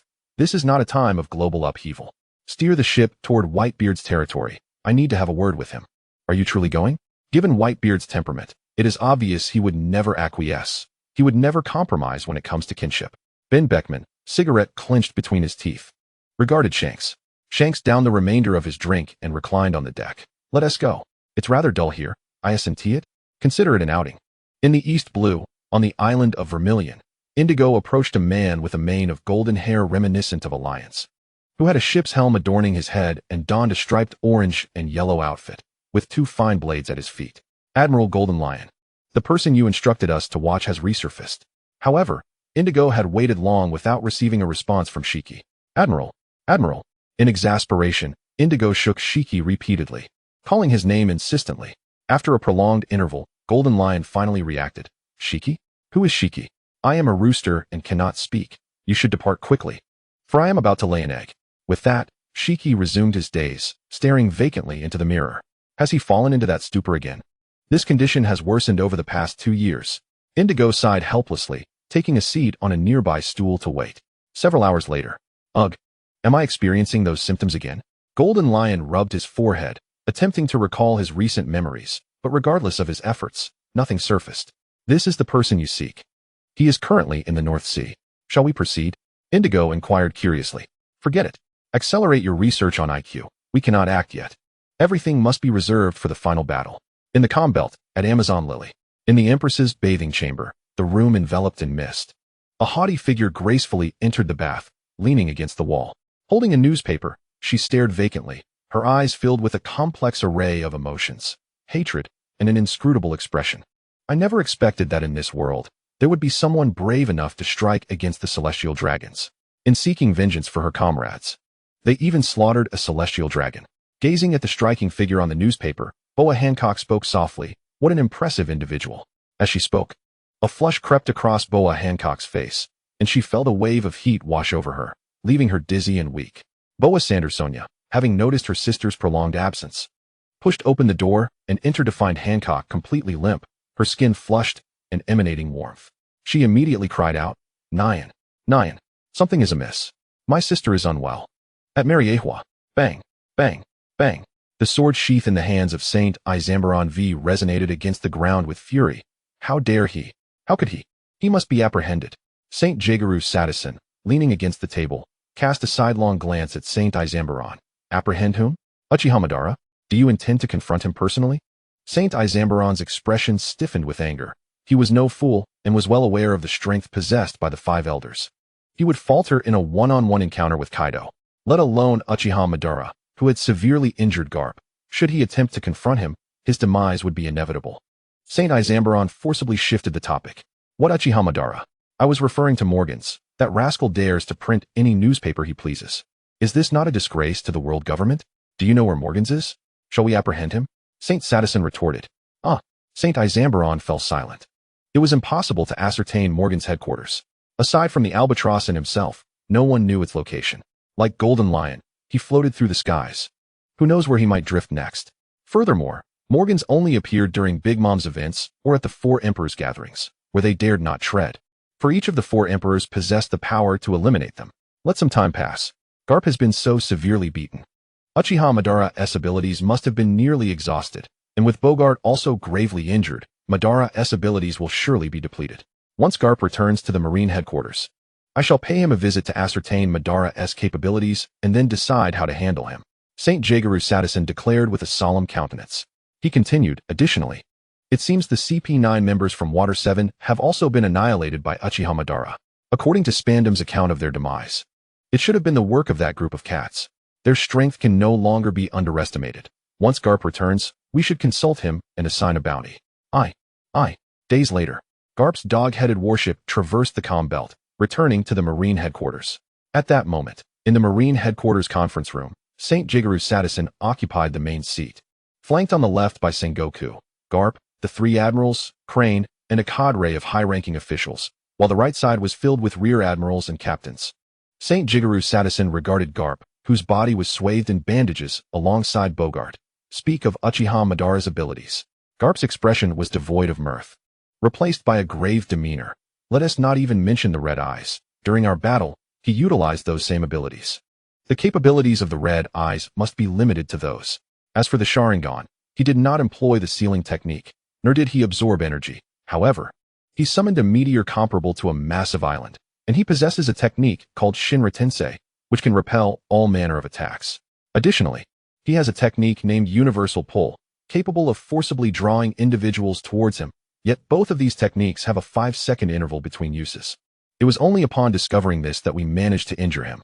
Saint Jigaru Sadison appeared incredulous. Is it merely repulsion and attraction? Such attacks should not have inflicted such damage upon you. Garp shot a displeased glare at Sadison. Did this chap have no sense of decorum, deliberately pouring salt into wounds? He retorted with irritation. Am I to speak, or you? If you wish to speak, then you take the floor. You go ahead. Saint Jigaru Sadison intended to retort, but, upon meeting Garp's menacing gaze, decided to hold his tongue. Humph, Garp snorted, producing a black rod from behind and slamming it onto the table, producing a resounding thud. What is this? Sengoku inquired, curiosity piqued as he reached for it. The moment he grasped it, his expression shifted dramatically. Is this sea prism stone? As soon as the words escaped him, he refuted them. No, It's not sea prism stone. I do not feel weakened, yet my devil fruit abilities are suppressed. Though I can still use them, the energy consumption is magnified tenfold. After speaking, Sengoku turned to Garp. You cannot mean that this black rod is also a manifestation of Uchiha Madara's abilities? Garp nodded. Indeed, I witnessed it with my own eyes. This black rod was emitted from his palm. Subsequently, the atmosphere turned markedly grave. We have been reduced to such a state, our capacity to sense attacks rendered null. Imperceptible to both the naked eye and the observation haki. Even the foresight granted by the observation haki can only predict the moment of our own assault, leaving us oblivious to the source of the threat. During combat, Uchiha Madara once remarked that the attackers were shadows lingering on the brink of hell. To behold them, one must possess eyes akin to his own. As Garp concluded his statement, an unsettling silence enveloped the conference room, with no one daring to utter a word. Admiral Kazuru, with his characteristic languid manner, remarked, Kowa, invisible attacks, a black rod capable of suppressing abilities, and the summoning of meteors, truly reminiscent of a legendary beast. Admiral Akainu slammed his fist onto the table, creating a thunderous noise, molten magma oozing from his hand, melting through the surface, regardless of the circumstances. This exceedingly dangerous villain must not be allowed to roam free. He represents the utmost provocation against justice. Admiral Akiji leaned back in his chair, removing his eye patch. Annihilation? Such words come easily, Akainu. Even Garp has sustained grave injuries. Who among us can confidently subdue him? Moreover, you have yet to engage him. You cannot fathom the overwhelming pressure he exerts, especially with that formidable entourage of cats surrounding him. Saint Satan took a deep breath, ultimately arriving at a resolution. Buddha? Immediately issue a bounty on Uchiha Madara's women and pets in the name of the Marine headquarters. The bounty on Uchiha Madara himself shall remain unchanged. With that, Saint Satan departed, leaving the high-ranking officers of the Marines in a state of bewilderment. Shortly after the conclusion of the meeting, news spread like wildfire across the globe. A tremendous shockwave crashing over the Grand Line and beyond. Chapter 36. Bounty, Swallow Island. In the waters surrounding Swallow Island in the North Sea, a ship glided serenely across the calm sea. Boss Madara, we have also received a bounty. Ewan, Ketla, Hellas, and Bylus, along with all the other cats, rushed over, each clutching their respective bounty notices. Is that so? Let me take a look, Madara replied, raising an eyebrow and beckoning them closer. Upon examining the bounties, he couldn't help but chuckle. Karina, bounty of 200 million berries. Hellas, bounty of 700 million berries. Bylus, bounty of 900 million berries. The other cats, uniform bounty of 300 million berries. Not bad, keep up the good work. It's time to prioritize training as well. Once we reach the next island, you all should train there for a spell. Madara nodded at the bounties before addressing them. Are you coming along, boss? Bylus looked at Madara with eager eyes. No. I plan to enjoy some quality time with your big sister. You all can train on your own, and if you encounter an opponent you cannot overcome, call for me. Madara replied, playfully shaking his head while holding Karina's delicate hand. The cats fell silent, speechless. Meanwhile, on the front lines of the Thousand Hands ship, a fierce battle was erupting on Swallow Island. Trafalgar Law had spent nearly half a year training on the mountain after reading the newspaper about Don Quixote da Flamingo's conquest of the Dressrosa Kingdom. Just as he returned to the town after his training, he suddenly sensed something amiss. The entire populace of the island lay sprawled on the ground, reeking of alcohol. Moreover, explosive sounds echoed from the town center. You old fool, were it not for the fact that you are my father, I would have dissolved you by now. Buck glared darkly at the elderly man he had battled for so long, his voice laced with fury. Stand down, Buck. The residents of this town are innocent. If you wish to rebuild your pirate crew, you can take what you need, and we can even assist you, but you cannot destroy the island. Do you wish to annihilate this island like you did your homeland years ago? Wolf, panting heavily, attempted to reason with Buck as he took a combat stance. Silence. You old man. What do you know? 25 years. 25 years I have been unable to traverse the Grand Line. I crave endless treasure. Can you provide that? Buck roared, wielding a colossal blade as he charged at his father. Isn't it better to live well? Why pursue that elusive treasure? Wolf sighed, raising his blade to block. What do you understand? Money is the most beautiful thing in this world, you old fool. Die. Buck snarled, unleashing a surge of power. Wolf barely managed to steady himself, using his long blade to deflect Buck's strike at the last moment. However, he was sent sprawling to the ground by the force of the blow. Just as Buck prepared to deliver a fatal strike to his father. Room. A transparent circle appeared, teleporting Wolf to Law's side. Beppo, Shachi, Penguin, let's go. Bring him down. Trafalgar Law commanded, gripping a machete as he addressed the polar bear-like Beppo. All right, Captain. Beppo nodded. With a peculiar stance, Beppo approached Buck, moving side to side before executing a side kick. Beppo was promptly sent flying by Buck's kick, landing at Law's feet. Be careful. Law's expression darkened as he scolded. Sorry. I'm sorry. Beppo's face fell. Alas, let us all go at once. Law sighed in exasperation. Beppo's personality was exceedingly fragile, prone to emotional downturns and remarkably susceptible to pressure, with a weak psychological resilience. He was overly sensitive to criticism and praise alike, often bowing his head in apology after receiving either. As the battle raged on, Buck's demeanor shifted from anger to laughter. Haha, you lot are far stronger than those ordinary folks. Why not join me? I can make you captains. Dream on. We have our own pirate crew, and you, who have failed to conquer the Grand Line for 25 years, have no right to lead us, Law retorted while swinging his machete in attack. Oh, is that so? Then I shall capture you and torment you until you comply? Buck cackled, a cruel grin spreading across his face. Anyone can boast. Just be careful not to meet your end at our hands, Law mocked, though his expression remained serious as he raised his machete to strike. Ha ha ha. Useless. Before my drunken fruit, all attacks become sluggish. The entire island is my wine, my domain, Buck declared, stomping his foot as the intoxicating aroma of alcohol thickened in the air. Law felt his strength diminish, his complexion reddening as if he were on the verge of inebriation. Law attempted to use his ability to hurl the debris at Buck, but the stones flew much slower than intended, easily dodged by Buck. Have you not eaten, boy? Your speed is pitiful, Buck bellowed, conjuring scorching liquor to hurl at Law. Law hastily leaped back, the ground beneath him corroding into a pit. Captain, his ability is troublesome. The townspeople are still under his control. We cannot unleash our full power. Shachi shouted anxiously while fending off Buck's minions. Gritting his teeth, Law surveyed the unconscious townsfolk, their fate uncertain, before casting a glance at the maniacally laughing Buck. Acknowledging Shachi's words, he realized that engaging fully here would risk collateral damage. TCH. Law clicked his tongue, his gaze sharp as he glared at Buck. We retreat. Trying to flee? Buck roared as he pursued Room. But Law once again utilized his limited-range teleportation to arrive beside the injured wolf and hoist him up. Meanwhile, Beppo, Shachi, and Penguin continued to fight and retreat. Beppo, Shachi, Penguin, move. The four of them swiftly escorted Wolf, evading their pursuers and retreating to Wolf's home nestled within the mountains. Captain, should we pursue them? A henchman approached Buck to inquire. For now, let them be. You take the remaining men and search towards the center of the island for the location marked on the treasure map we obtained from the Grand Line. Buck, observing Law and the others departing, halted his subordinate and began to organize a treasure hunt. Understood, Captain. The group of lackeys gathered and hastily moved towards the island's center. On the mountainside, after treating Wolf's wounds, he gazed at Law and the others, letting out a heavy sigh as he recounted the past. Buck is my biological son. However, he has defied discipline since childhood, straying onto a path of greed and cruelty, stealing wealth and preying upon widows. 25 years ago, he insisted on becoming a pirate, and to prevent him from causing calamity, I had no choice but to accompany him aboard. Yet, I could only watch him grow increasingly reckless, powerless to intervene. 20 years ago, after failing on the Grand Line, he returned and, in a fit of rage, set fire to our original homeland. From that day forth, I severed ties with him, retreating to this island to live in seclusion. Wolf closed his eyes in anguish, but unexpectedly, he returned to the Grand Line, met with the same fate, and upon his return, slaughtered the islanders. Once again, I found myself powerless to act. Rest assured, we will stop him, Trafalgar Law solemnly assured.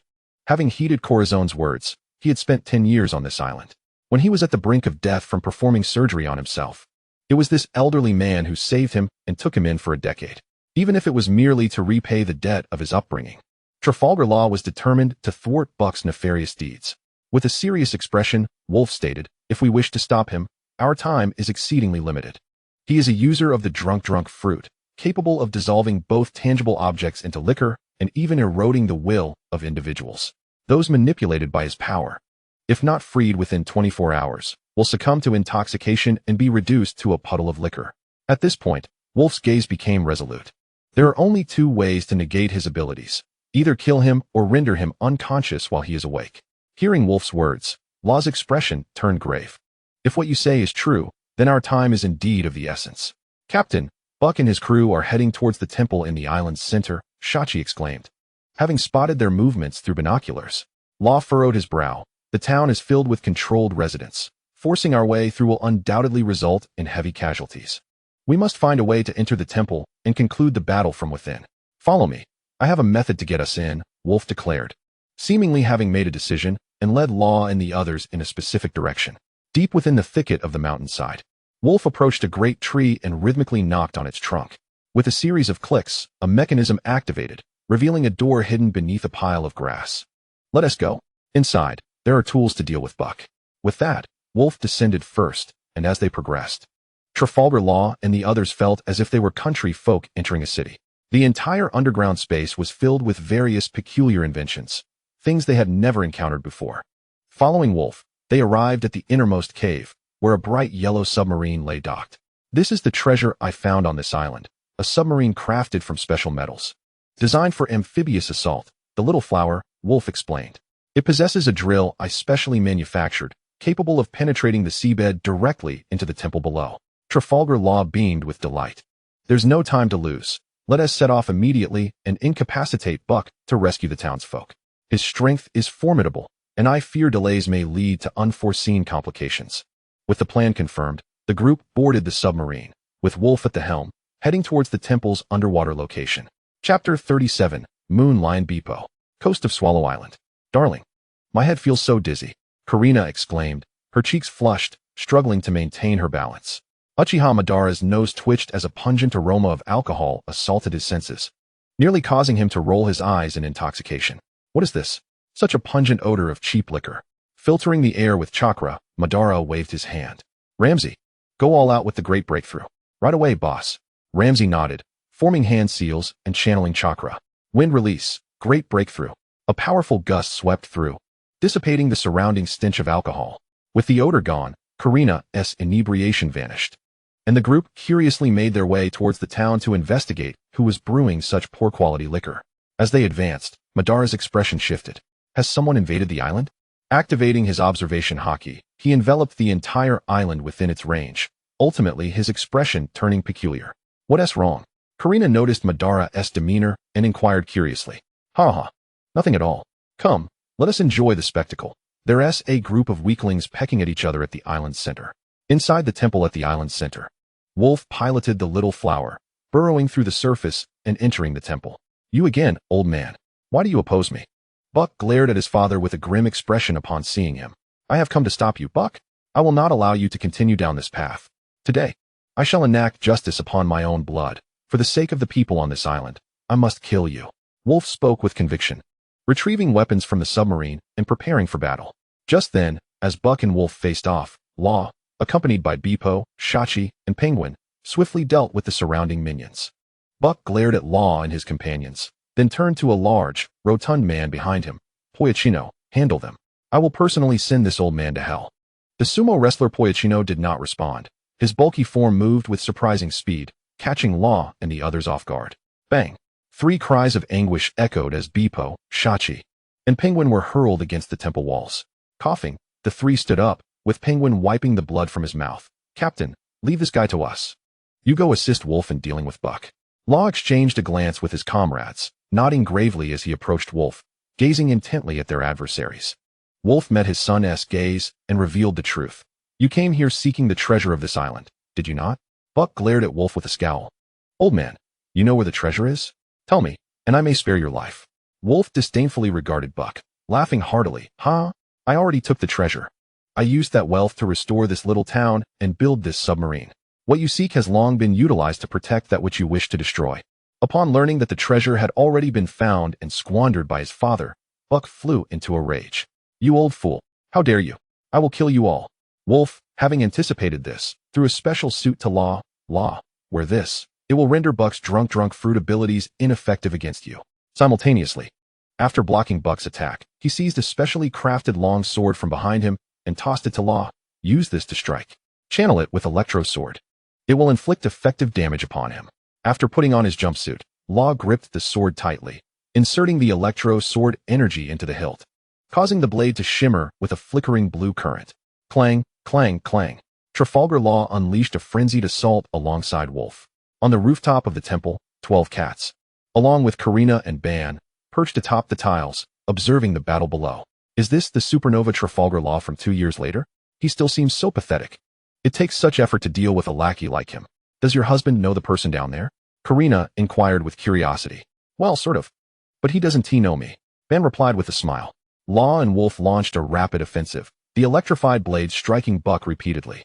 However, Wolf was taken aback as Buck seemed utterly unconcerned about his injuries, opting for a life approach.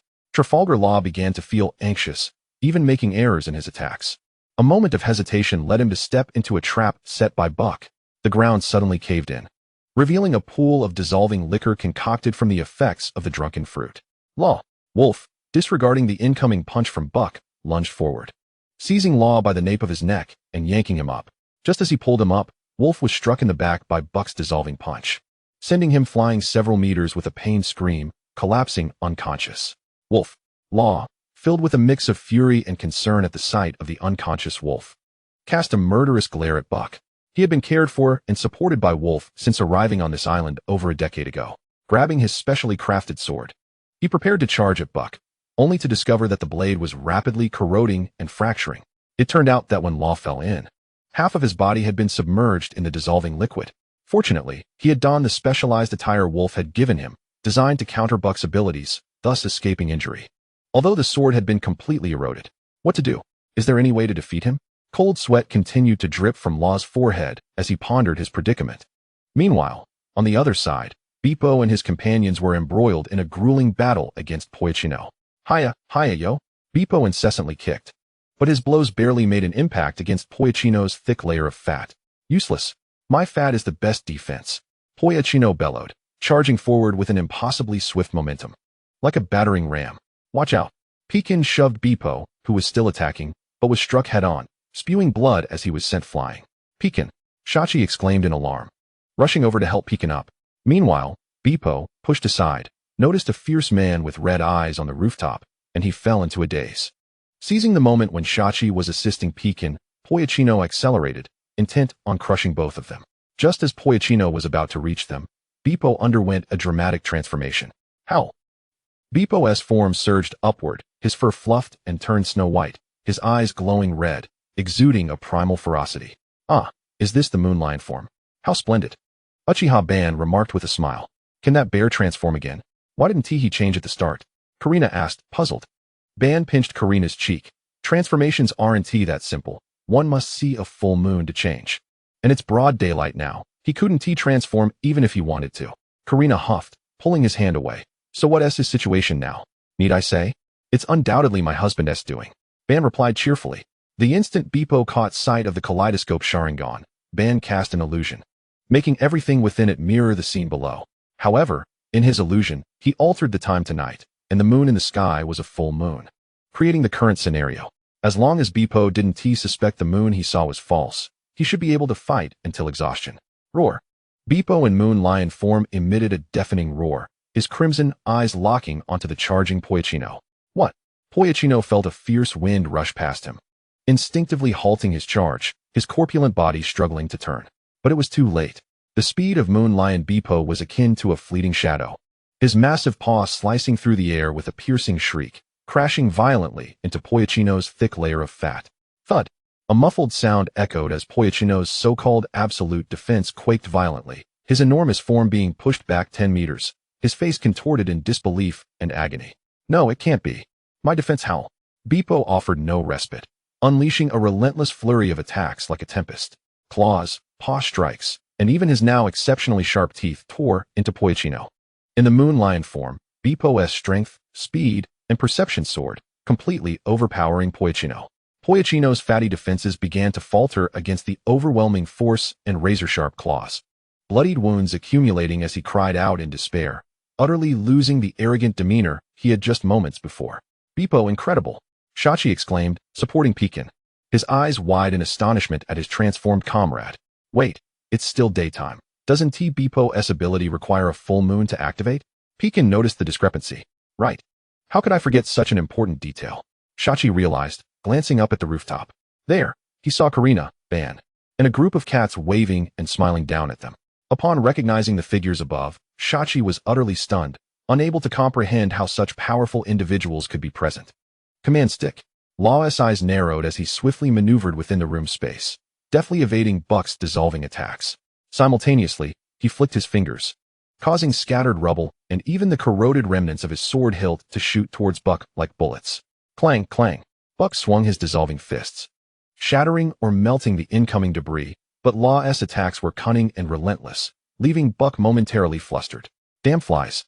Can't you do anything but dodge? Buck roared, his assaults intensifying, the dissolving liquid splattering everywhere, corroding the temple's floor and pillars into a pockmarked mess. Law continued to evade, beads of sweat forming on his forehead as he sought an opportunity, one decisive chance to strike. Chapter 38, Cardiac Shock. Buck's attacks grew increasingly sluggish, continuously utilizing the drunken fruit's abilities, and his relentless offensives rapidly drained his stamina. Huff, puff, kid, don't run. Buck panted heavily, his sword-wielding speed now akin to that of a tortoise, even his arms beginning to spasm, a clear sign of severe exhaustion. However, Law, too, was not faring much better. Constantly employing the surgery fruit to deplete Buck's energy was taking its toll on him as well. Just as the two engaged in this cat-and-mouse game, Law's legs suddenly weakened, causing him to stagger. Oh no. Law's expression changed dramatically.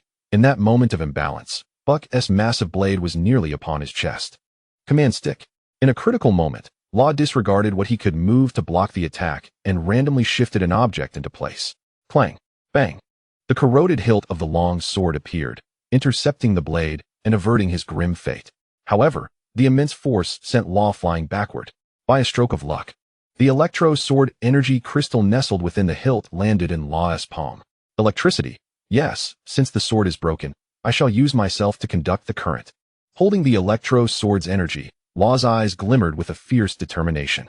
As Buck launched another attack, Law continued to seek the opportunity for a decisive strike. Now was the moment. As Buck swung his blade once more, a slight miscalculation born of fatigue presented itself, and Law materialized at an alarmingly close distance to Buck's side. What? Buck's pupils constricted, realizing it was too late to defend himself. Injection. Law's fingers converged, channeling the power of room to precisely pierce an inconspicuous acupoint beneath Buck's armpit. Ugh! A tingling sensation coursed through Buck's body, as if the functionality of his entire arm had been severed in an instant, and the secretion of the dissolving fluid abruptly ceased. How is this possible? What have you done? Buck's face contorted in horror. Law remained silent, his left hand gripping the energy of the electro sword. A surge of electricity coursing into his body. Under the manipulation of room, Law gathered the electric current in the fingers of his right hand, delivering it directly to Buck's chest. Cardiac arrest. A tremendous shockwave surged through Buck, striking the neural cluster of his heart with surgical precision. Thud. Buck's movements froze completely, his eyes widening in disbelief and defiance. He opened his mouth, yet no sound escaped. His massive form toppled backward like a mountain collapsing, stirring up a cloud of dust. Law panted heavily, gazing at the fallen Buck, his expression complex but soon solidified with resolve. He rushed to Wolf's side to assess his injuries. Wolf, hang in there. Coughing. Wolf was finally roused from his stupor by Law's persistent shaking. Stop, stop. I can't withstand such force at my age. Wolf grumbled, halting Law's vigorous shaking. Once Law ceased, Wolf glanced at the lifeless body of his son not far away, letting out a resigned sigh. For the sake of that treasure, you destroyed your friends and family. Even your own homeland. Dying now seems fitting. Truly remarkable. Just as Law and the others gathered to prepare for their return home, a figure descended gracefully from the rooftop, clapping his hands and wrapping an arm around Karina's waist. You are the Siajura? Trafalgar Law exclaimed in astonishment. A day later, within a house on the mountainside, having defeated Buck, those under Buck's control by the intoxication of his fruit returned to normalcy and resumed their labors. Wolf, I plan to set sail. I made a promise to Razanandi. One day, I will become the freest person. However, I no longer wish to wait. I must pursue freedom myself, Law declared to Wolf, who sat across the table. Is that so? You two are leaving? When do you intend to depart? Wolf responded without the slightest hint of surprise. In a week. I want to bid farewell to the townsfolk and thank them for their care over the past decade. Wolf nodded thoughtfully. I see. That gives you ample time. Come find me in a week. I have a gift for you. With that, Wolf set down his bowl and walked towards his laboratory. Law, touched by the gesture, prepared to eat in silence, only to glance at the table and find dozens of empty bowls. Ha ha ha, who told you to chat while eating? Xiangpa said with a smug expression. Exactly. Eating without enthusiasm indicates a problem with your brain. Beerus added, popping the last piece of roasted meat into his mouth while throwing in a jibe. Law's expression darkened as he turned to his companions. Shachi, Bepo, and Pei Jin, clutching their chosen dishes, silently turned their backs to Trafalgar Law and began to ravenously devour their meals. Observing this scene, Law couldn't help but sigh in exasperation. They were all gluttons. Trafalgar Law, would you be interested in joining my pirate crew? I hold great expectations for your abilities, Ban inquired languidly, reclining in a wooden chair while swaying slightly. No, I already have my own team, and I will set sail in a week, Law replied, shaking his head. I see. What a pity. I had hoped to have you join Beerus's crew. Now it seems I must seek out another talent. With Law's refusal, Ban didn't press further. Beerus, who aimed to master the third generation of Raikage's lightning chakra mode, initially wanted Law to join them for security, but since he was unwilling, they would just have to find someone else, or perhaps teach a cat medical ninjutsu. The matter could have been easily resolved through a grueling training method. Merely transplanting a few of his cells would suffice. However, since neither Beerus nor the other cats were willing to undergo the transplant, they were left with no choice but to find someone with healing fruit abilities or impart medical ninjutsu to them. Contemplating this, Ban turned his gaze to Law. You have a week left, right? During this week, could you assist in treating Beerus's injuries each night? Nights, huh? All right. Law nodded in agreement. The following day, Ban set down his pen, the table littered with 12 small notebooks. Within them were recorded his insights on the fusion of bloodline limits. Opening the door, he called all the cats over and handed them the notebooks. These contain important notes on the fusion of bloodline limits, as well as the methods for practicing medical ninjutsu. Among you, one must become proficient in medical ninjutsu. As for who learns it, that's for you to decide. Do not underestimate medical ninjutsu. It also includes combination techniques. Once mastered, one's strength can reach the level of a general. Mosco surveyed the group, and seeing no one step forward, volunteered, Boss Ban, I will learn medical ninjutsu. A week flew by in the blink of an eye. Trafalgar Law bid farewell to the residents of Swallow Island one by one. A decade of shared experiences had forged a deep bond between the once reclusive and indifferent youth and this island. In Wolf's laboratory, on the experimental table lay a sword sheathed in black, adorned with intricate cross patterns from top to bottom, complete with a furry guard and decorated tassels. Law, this is the gift I have for you. Wolf proudly indicated the sword. This is a sword? Law's eyes widened in astonishment. His fruit abilities required a sharp blade as a cutting tool. Wolf enthusiastically explained, indeed, this was forged from an unknown mineral I found in the treasure trove. I have named it the Demon Blade, Cry of the Ghosts. Be cautious while using it. It may affect your psyche, and it is best to conquer it. Thank you. Law stepped forward to grasp the Demon Blade, only to find that when Wolf held it, it emitted a sound akin to the wailing of countless ghosts. Prolonged contact would incite feelings of rage and an uncontrollable urge to kill.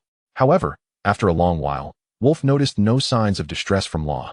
Are you all right? Do you hear the wailing sounds? Wolf inquired, puzzled. Law shook his head. No, it feels like merely a very sharp sword. That's good. Follow me. I have something else prepared for you. With that, Wolf led Law back to the cave from their last adventure. There lay the submarine from before. This submarine is now entrusted to you. I have made modifications to the internal space, equipping it with comprehensive medical facilities and living quarters, even a small, simple surgical room. It's perfect for you. With it, you can venture into any ocean. Let us give it a new name. Law caressed the cold, sturdy exterior of the submarine. A wave of emotion washing over him. This gift was truly invaluable. Thank you, Uncle Wolf. Let us call it the Polar Submarine. A splendid name. Far more melodious than the one I bestowed upon the little red flower. Let us embark upon the vast ocean with it, and indulge in the wonders it holds. Wolf chuckled heartily, though a hint of reluctance glimmered in his eyes. Meanwhile, Ban observed Beerus and the other felines. Over the past week, under Ban's rigorous training and Luo's nightly emergency treatments, their progress had been remarkable, particularly Beerus, who, driven by the desire to protect his siblings, subjected himself to grueling sessions of lightning strikes each night, enduring near annihilation in his training. All right, your training shall pause for the moment, Ban declared. Theoretical knowledge has been imparted, but practical experience requires time and battle to hone your skills. Now, my dear sister-in-law, and I shall retreat to our own world. Mosco has also made significant strides in his medical ninjutsu, allowing Beerus to relax a bit in his training, as Mosco can assist in your recovery. Beerus rubbed his still sore body and replied, Understood, Boss Ban. Set sail without worry. Here are 200 million berries for you, Ban said, tossing a sealed scroll to Yuan. Should you encounter any adversaries beyond your capability, do not hesitate to call for me. Do not fight to the death. Having delivered his instructions, Ban utilized wood release to conjure a vessel, cradling Karina as they made their way to the deck. Ensure your safety. Karina waved to Iwan as the small boat gradually departed. Moments later, a submarine bid farewell to Byrus and the others, each heading in divergent directions. Chapter 39. The Sea Hero Jinbei, Rogue Town. Thunder rumbled as torrential rain fell, enveloping the surroundings in thick mist, while the small Thousand Hands vessel surged through the tumultuous waves towards Reverse Mountain. After traversing a distance, the currents began to shift, converging at a singular point, flowing upwards rather than downwards with a fierce intensity. Is this Reverse Mountain? Truly a spectacle. Ban marveled at the sight of the water flowing against gravity. Karina approached Ban, intertwining her arm with his and resting her head on his shoulder. Isn't it incredible? When I passed through here, I felt the same awe. But do pay attention. There are 4 currents at Reverse Mountain, each corresponding to the 4 seas: east, west, south, and north. If any vessel reaches the pinnacle simultaneously with ours, a collision could spell disaster. Ban pulled Karina close, playfully ruffling her small face. Fear not. I am here. I would like to ask you for a favor. Karina, unperturbed by Ban's playful antics, pouted and spoke softly. Ban halted his playful gestures, cupping her face before kissing her directly on the lips. He released her only when she nearly gasped for air, then inquired, Do you still need to ask for my help? Have you forgotten I am your husband? Speak up. What is it? Karina, catching her breath and blushing, playfully slapped Ban's chest twice. You nearly suffocated me. Once she regained her composure, she continued. Remember that time I was being chased and teamed up with someone to steal treasure? We worked together for 2 years, and although she never revealed her motives, I uncovered some information. Karina recounted her findings, casting a hopeful glance at Ban. I want you to assist her. Ban stroked his chin, aware of Nami's situation, yet contemplating whether to intervene, considering her affiliation with Monkey D. Luffy. If he helped, would Luffy still manage to navigate the Grand Line? Would he perish at Reverse Mountain? Noticing Ban's contemplation, a flicker of disappointment crossed Karina's eyes. Just as she was about to speak, Ban's words brought her joy. Very well. Let us assist her. Though he was deep in thought, he couldn't overlook the expression on his beloved wife's face. Really? Then let us head to the East Blue. Karina exclaimed, bouncing with excitement, her vivacity radiating. All right. Ban indulged her by pinching her cheek and acquiescing. On an uninhabited island in the New World, chaos reigned. Not far away, Kaido lay on the ground, his body marred with countless wounds. Nearby, Whitebeard sat on a stone slab, panting heavily, while Marco tended to him, accompanied by a nurse clad in a black fishnet stocking and a short skirt, administering and for drip. Old man, you really went too far. It's just Kaido. We could easily handle him. With the vice captain's pet here, we can surely overpower him, Marco complained, his tone laced with concern as he continued his ministrations. Indeed. Let us handle such battles from now on. The other captains nodded in agreement. Ha. Foolish sons, as your father. How could I allow you to lead the charge? Whitebeard laughed heartily, undeterred by his injuries. He then turned his gaze to Kaido. Kaido, you little brat. What brings you here? Surely not to seek a beating? Kaido slowly sat up, his eyes fixated on the hairless cats engaged in combat with Whitebeard's crew, nearly drooling in fascination. What a peculiar race. Not possessing a devil fruit, yet wielding elemental powers. Why wasn't he at me who encountered Uchiha Band first? With that, Kaido gradually rose, picking up the 8 treasures sake and pointing at the Moby Dick. I'll take a few of those, just 10 will suffice.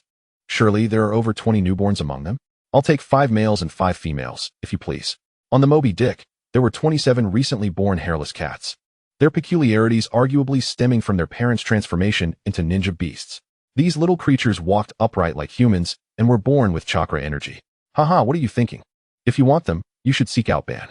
I'm not the one to help you. Whitebeard flatly refused. Realizing he wouldn't get the cats, Kaido made no further attempts and transformed into a dragon, soaring towards Onigashima. Moments later, the telephone bug nestled in Whitebeard's arms buzzed. He picked it up to find it was the one he had given to Uchiha Ban, a smile spreading across his face as he answered. Ban, my boy, what can I do for you? Upon hearing Whitebeard's voice, Ben immediately sensed something amiss. From the sound of your voice, have you just been in a scuffle? Haha, it's nothing serious, just a little brat wanting to get beaten up. Now what do you need? Whitebeard nonchalantly replied. Do you have Jinbei's telephone bug number? I have a matter I need him to handle. Looking for Jinbei? No need to contact him. He is right here with me. Just hold on a moment. I'll send him over. With that, Whitebeard fell silent for a moment. Shortly after, a familiar yet distinct voice emanated from the telephone bug. Lord Ban, How may I assist you? Oh, here's the situation. I'm currently in the East Blue and have discovered traces of the Fishmen, who have dominated 20 surrounding villages, including one belonging to a friend of my wife. I'm wondering if you would like to come and resolve this, or shall I take matters into my own hands? Ban relayed all the details about Arlong, including the ransom and his cruel reign.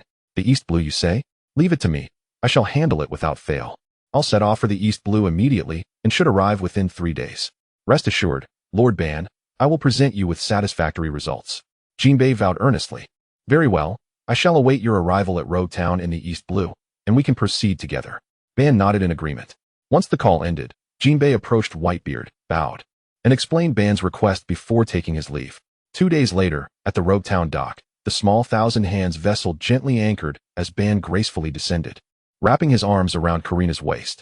The town bustles with a constant flow of people, showing no signs that it is the place of beginnings and endings.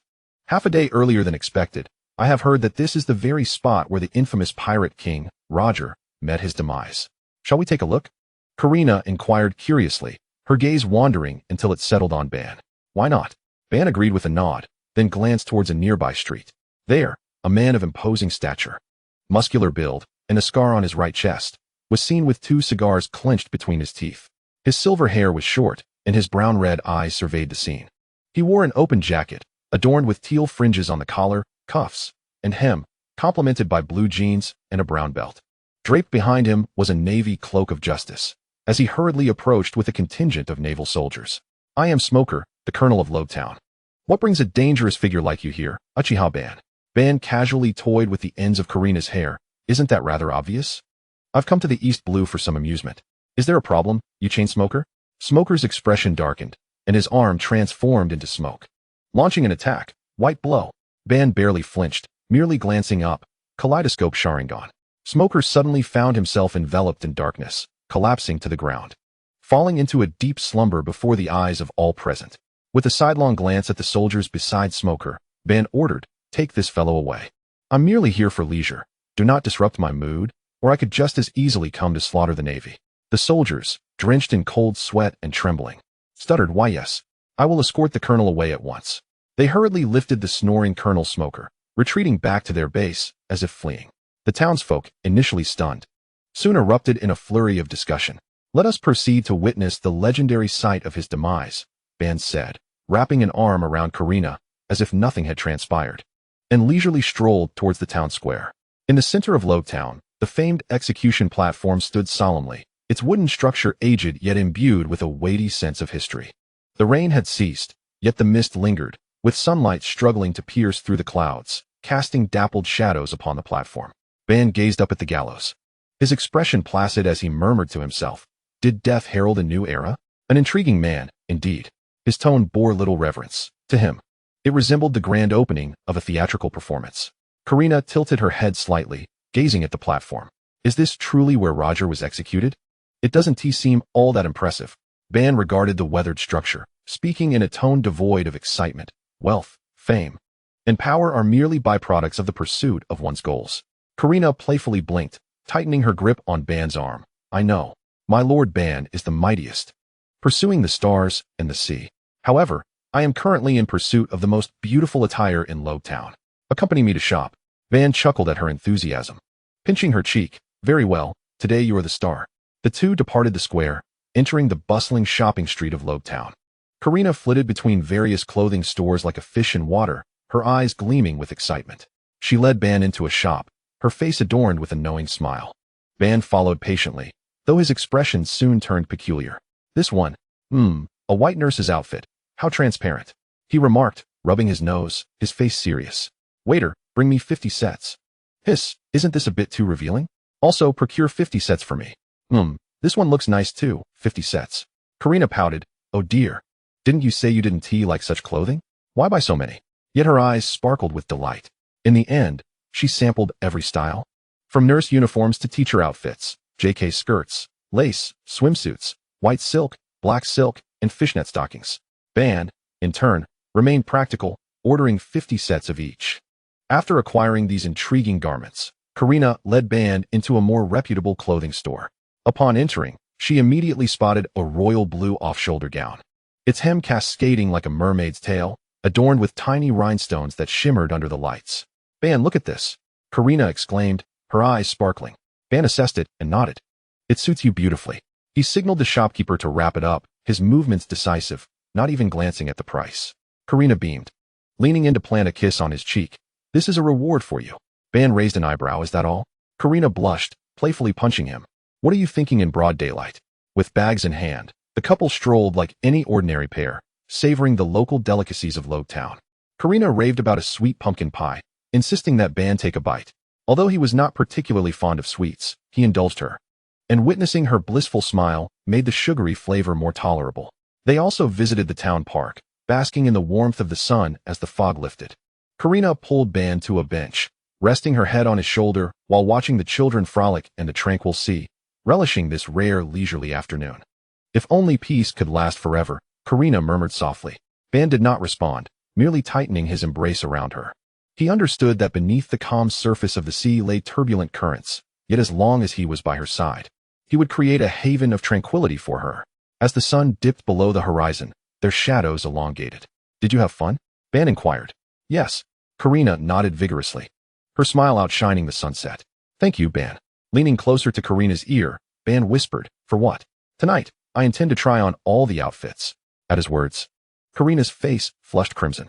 As night fell, they checked into a hotel and enjoyed a bath together.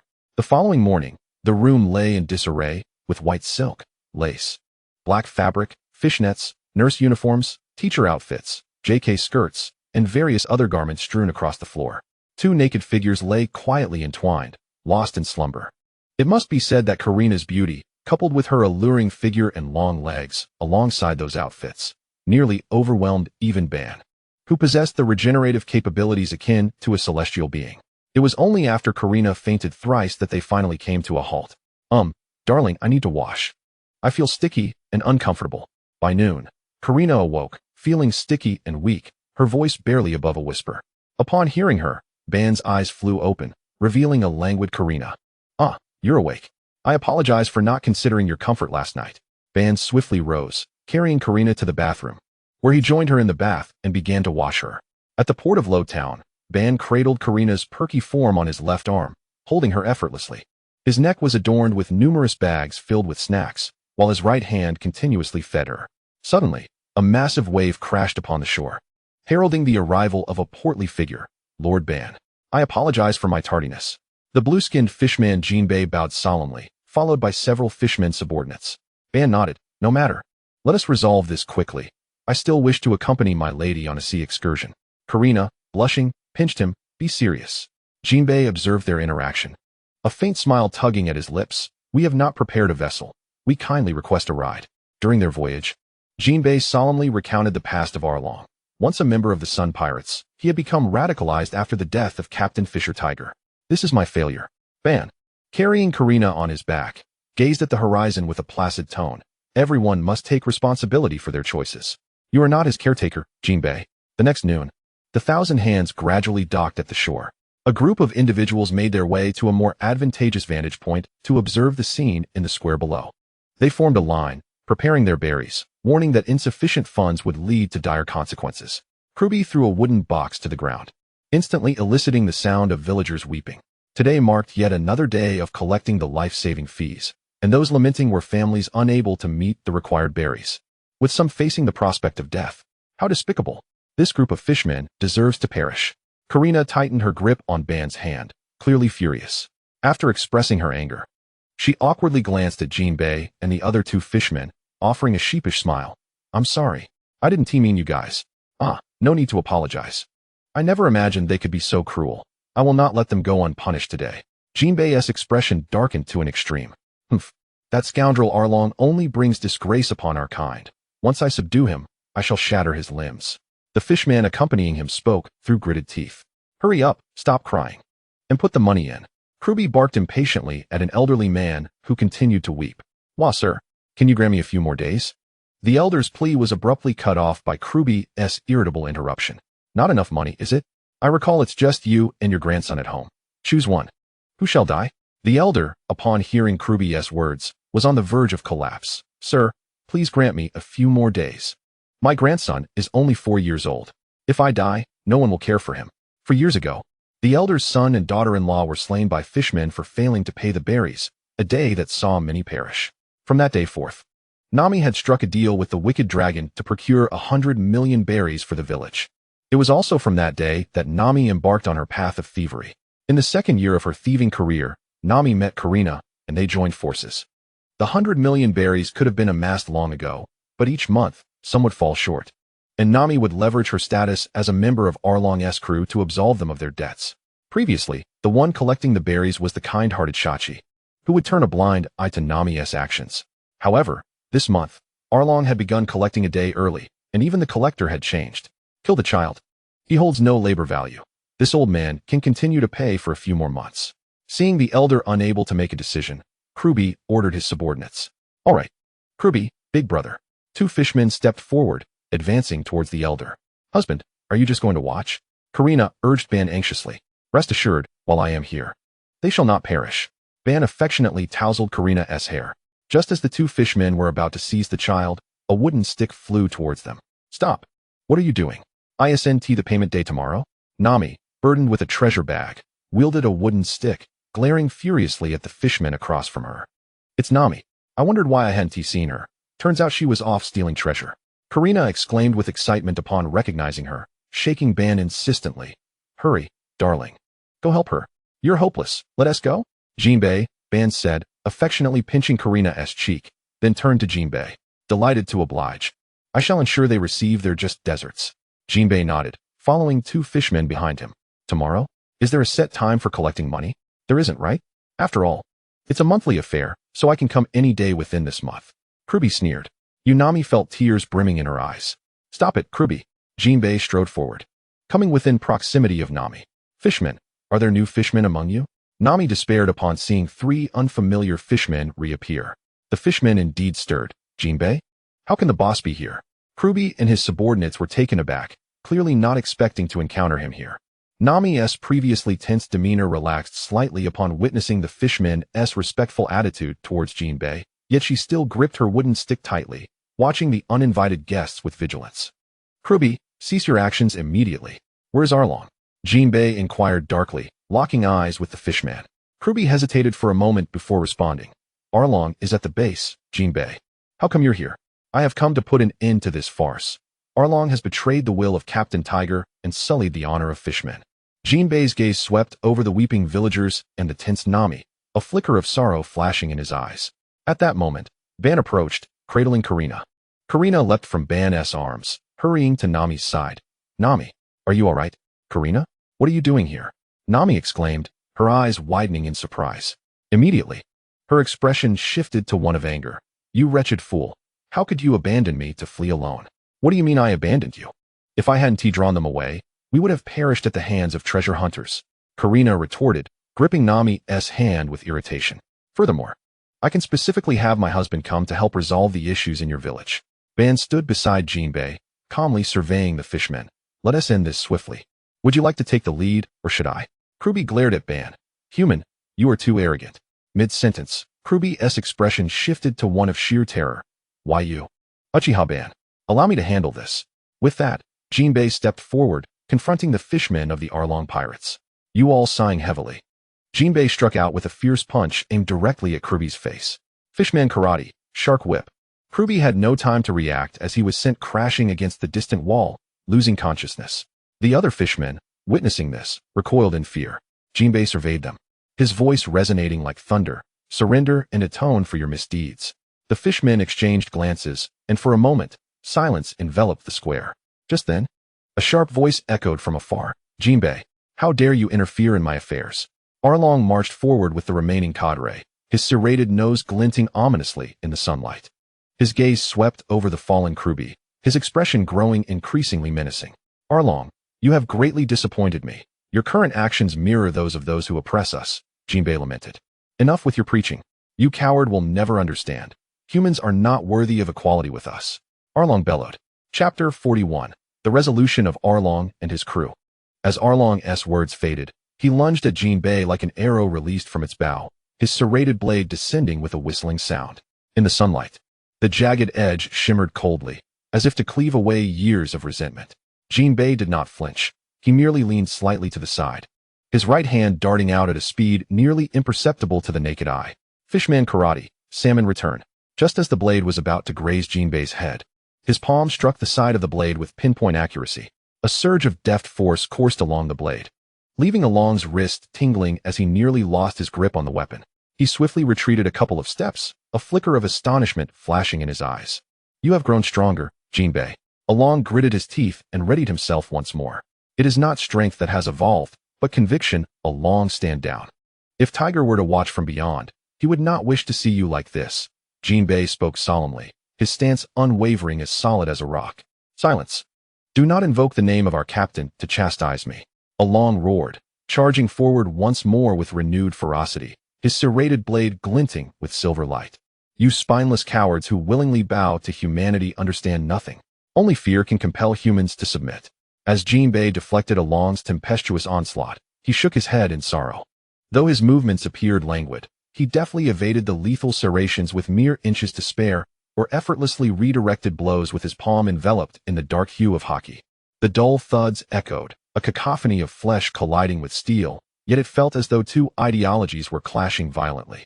Fear will only breed more hatred. Along. Look around you. Observe the terror in the eyes of these villagers. How does it differ from the fear we once harbored? Jinbei parried a heavy strike, his voice surging like the ocean's waves, yet ringing with clarity.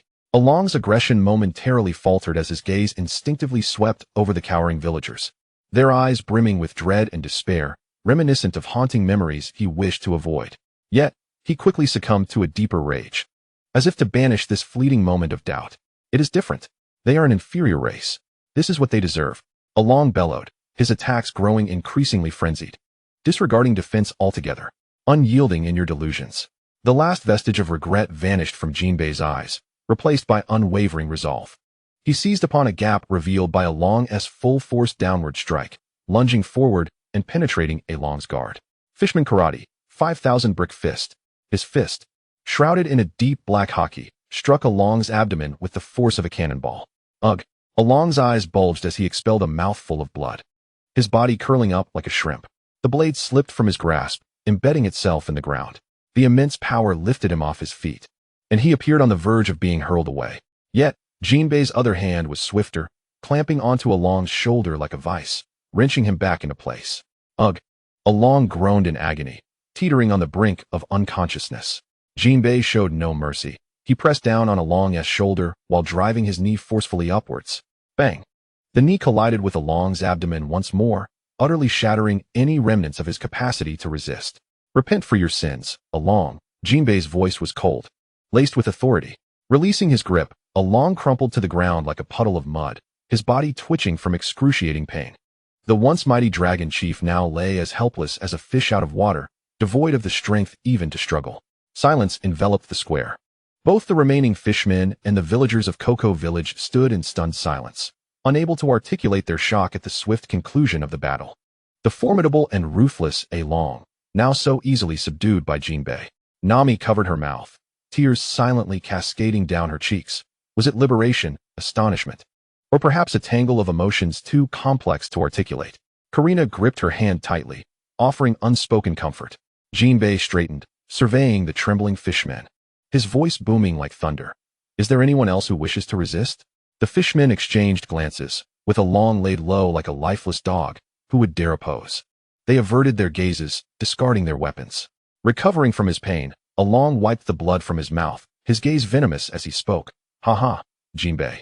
You can take me away now, but unless you can keep your eyes on me forever, the suffering I endured today will be repaid in double. Even as he lay incapacitated, the malice and madness in Along's eyes remained undiminished. What? He still wishes to return to wreak havoc upon us. No. This monster has killed so many of our kin. He cannot be allowed to escape. The villagers, fueled by 8 years of pent-up fear and hatred, surged forward, shouting, "Grab your weapons. We will kill him. We'll fight him." Hearing Along's unrepentant threats, the villagers' emotions erupted, their fear replaced by a fierce unity against a common enemy. The men stormed into their homes, seizing hoes, kitchen knives, pitchforks, rakes, anything that could serve as a weapon. The women and children collected stones, an unstoppable tide flowing towards the fallen Along. The fishmen watched in terror, instinctively reaching for their weapons. But a mere cold glance from Jinbei rendered them motionless, paralyzed by his overwhelming presence. For the first time, true fear flickered across Along's face as he confronted the advancing villagers. He had never anticipated that these humans, whom he deemed as mere ants, would dare to resist him. Just as a villager at the forefront raised a hoe poised to strike Along down, a thunderous voice rang out, "Enough!" The command resonated through the square like a clap of thunder. Jinbei moved, positioning himself between Along and the villagers. He made no offensive gesture, merely standing firm and absorbing the villagers' blows. The villagers, upon striking him, felt as though their attacks had landed upon steel, unable to advance an inch further. Once the villagers had expended their rage, Jinbei's voice, steady as a mountain, echoed through the hushed square. "I fully understand your sentiments. To slay one's enemy, to repay blood with blood, is a notion that feels justified." His tone shifted, piercing through to where Along lay gasping for breath, his eyes sharp as daggers. "But if you kill him now, how will that differ from his wanton slaughter? The judgment of law and the retribution of justice must not be replaced by street justice." Moreover, Jinbei crouched down, meeting Along's trembling gaze, his voice chillingly cold. "Along, it seems you have forgotten the initial principles of the Sun Pirates, and that there are punishments more dreadful than death that exist upon these seas. Do you truly believe I would shield you?" Along's pupils dilated as he glimpsed something in Jinbei's eyes that sent shivers down his spine. Jinbei struck with sudden ferocity, his robust fingers clamping down on Along's arms, and with a sickening crack and a pained gasp from Along, he forcibly tore his arms free. Blood gushed from Along's shoulders as he emitted a pitiful whimper, his eyes wide with disbelief and terror. "Your hands, once instruments of violence and fear, no longer have a place in this world." Jinbei discarded the bloodied limbs onto the ground, his voice devoid of emotion. "I shall personally escort you to Impel Down, where you will spend the remainder of your life in the depths of that underwater prison, reflecting upon your sins. There, you will find no sunlight, no hope, only eternal darkness and silence. For you, that shall be the true hell. To live on, that is your greatest punishment." Jinbei's chilling words resonated in the ears of all the villagers and fishmen of Cocoa Village. Upon hearing the name Impel Down, Along trembled violently. Despair seeped into his eyes for the first time. After all, he had once been rescued from there by Jinbei, at the cost of Jinbei joining the Shichibukai. Jinbei rose, casting his gaze over the silent villagers and fishmen. Ignoring the shock etched on the faces of the fishmen, he approached the villagers and bowed deeply before them all. "Esteemed residents of Cocoa West Village, I stand here as a representative of Fishman Island to extend my most profound apologies for the heinous crimes committed by Arlong and his cohorts in this very land. It is our failure to halt him in a timely manner that has caused you to endure such prolonged suffering." Nami covered her mouth, gazing at Jinbei, who bowed in remorse, tears streaming down her face with renewed vigor. 6 years of torment, 8 years of struggle, seemed at this moment to finally find a release. "Is it truly over?" she choked, her voice trembling. "Yes, it is over. Do not weep." There, Karina said, holding Nami close, gently patting her back in a tone meant to soothe the child. Jinbei straightened, his gaze resolute and unwavering. "Indeed, it is over. I assure you, this nightmare shall never reoccur. From this day forth, you and this village are free." Yet, Nami's tears flowed even more abundantly. It was not sorrow, but rather a deluge of emotions long suppressed finally breaking free. She leaned against Karina's shoulder, her body quivering from sobs. After a considerable moment, she lifted her head, dried her tears, and her eyes gradually filled with determination. Approaching Jinbei, she respectfully bowed before him. "Thank you, Mr. Jinbei, for stopping everyone. And thank you for delivering the punishment Arlong deserved." Her gaze fell upon Arlong, now reduced to a pitiful state, devoid of hatred. Death would indeed be too merciful. To have him languish forever in the depths of the sea prison would be the best solace for the past 6 years. Jinbei stood tall, his expression softening considerably. "It is my duty." Nami nodded, then turned to Ban and Karina. Her gaze finally settled on Karina, and she attempted to muster a smile, though it still quivered with emotion. "Thank you, Karina, and you too, Mr. Ban." She took a deep breath. "If it weren't for you both, would we even be having this conversation? Well, isn't my husband impressive?" With just a word, he summoned the warlords to our aid. Karina interrupted, laughing as she linked her arm through Nami's. Ban looked at Karina with affectionate amusement, then smiled and nodded at Nami. Nami, amused by Karina's words, found herself smiling through her tears, her mood lightening considerably. She gazed at Karina's radiant, slightly boastful smile, and then at Ban's adoring glance towards Karina, feeling a pang of envy. Turning to the villagers around her, Finally liberated from their shadows, she proclaimed joyfully, "Nokachu, everyone, the matter of Arlong has been resolved. We are free." A thunderous cheer erupted from the square, as people embraced and wept with joy. Chapter 42, Nami joins, a gift for Nami. Jinbei escorted Arlong and his gang towards Impel Down with 2 fishmen in tow. Once the fishmen departed, Uchiha Ban made his way alone to Arlong Park. Beholding the opulent structures, his eyes transformed into the Rinnegan. Shinra Tensei. A tremendous repulsive force emerged, utterly obliterating the entire amusement park. The ground trembled, drawing the attention of the villagers who had survived. Ha ha ha, Arlong Park has fallen. We are free. We are free. Everyone, let loose, dance. Let the festivities commence. Today, tomorrow. Even the day after, let us celebrate until we are thoroughly exhilarated. With Nami's jubilant shout, the villagers began bustling about their homes, gathering food and cookware. Uchiha Ban strolled back, finding a sturdy tree to lean against, watching the revelers with a smile gracing his lips. Food began to appear on tables, and the villagers commenced their celebration, while Karina was led by Nami to the back mountain. Now that the danger had passed, Ban did not follow. Ha ha ha, Brother Ban. Thank you for bringing the fathead fish. It has helped us solve our ongoing troubles. Nokachu, with a rosy complexion, approached Ban, her arm draped over his shoulder, speaking candidly. It was but a mere effort. If gratitude is to be expressed, let it be directed towards my wife, Karina. She was the one who urged me to assist Nami. Ban gently brushed aside Nokachu's arm, his eyes brimming with fondness as he spoke of Karina. Ha ha ha, you are truly kind to your wife. I shall not intrude further. Nokachu's eyes momentarily flickered with disappointment, but then brightened as she pulled Ban towards the crowd. Do not sit alone. A banquet must be lively. After guiding Ban into the throng, Nokachu turned and headed towards the back mountain. Ban, feeling out of place among the unfamiliar faces, swiftly sought Karina. In the back mountain, Nami and Karina arrived at Belmir's gravestone. Sitting beside it while Aiken, marked with scars, stood guard at a distance. Nami, it is time to return. Nokachu's voice called from behind. Karina turned, her face lighting up as she leapt into Ban's embrace. Hearing Nokachu's words, Nami smiled at the sky, her tone light-hearted.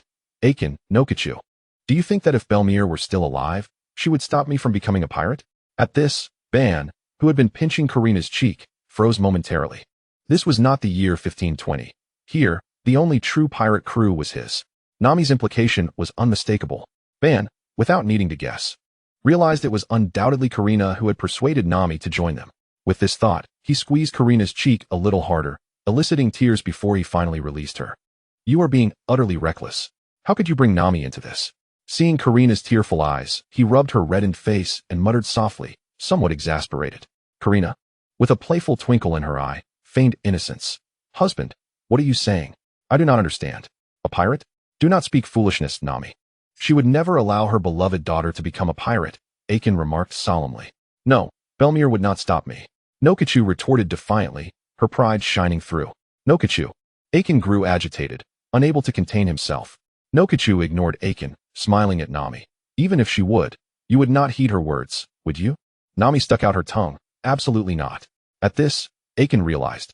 Ah, that is indeed true. You are all Belmir's children. As a mother, what reason would she have to obstruct her daughter's dreams? Nami, your mind is made up, isn't it? Then live according to your wishes. Just ensure you do not regret it, much like Belmir would have done. With that, Aiken turned to Uchiha Ban and Karina. Bowing deeply, I shall entrust Nami's care to you, Lord Ban.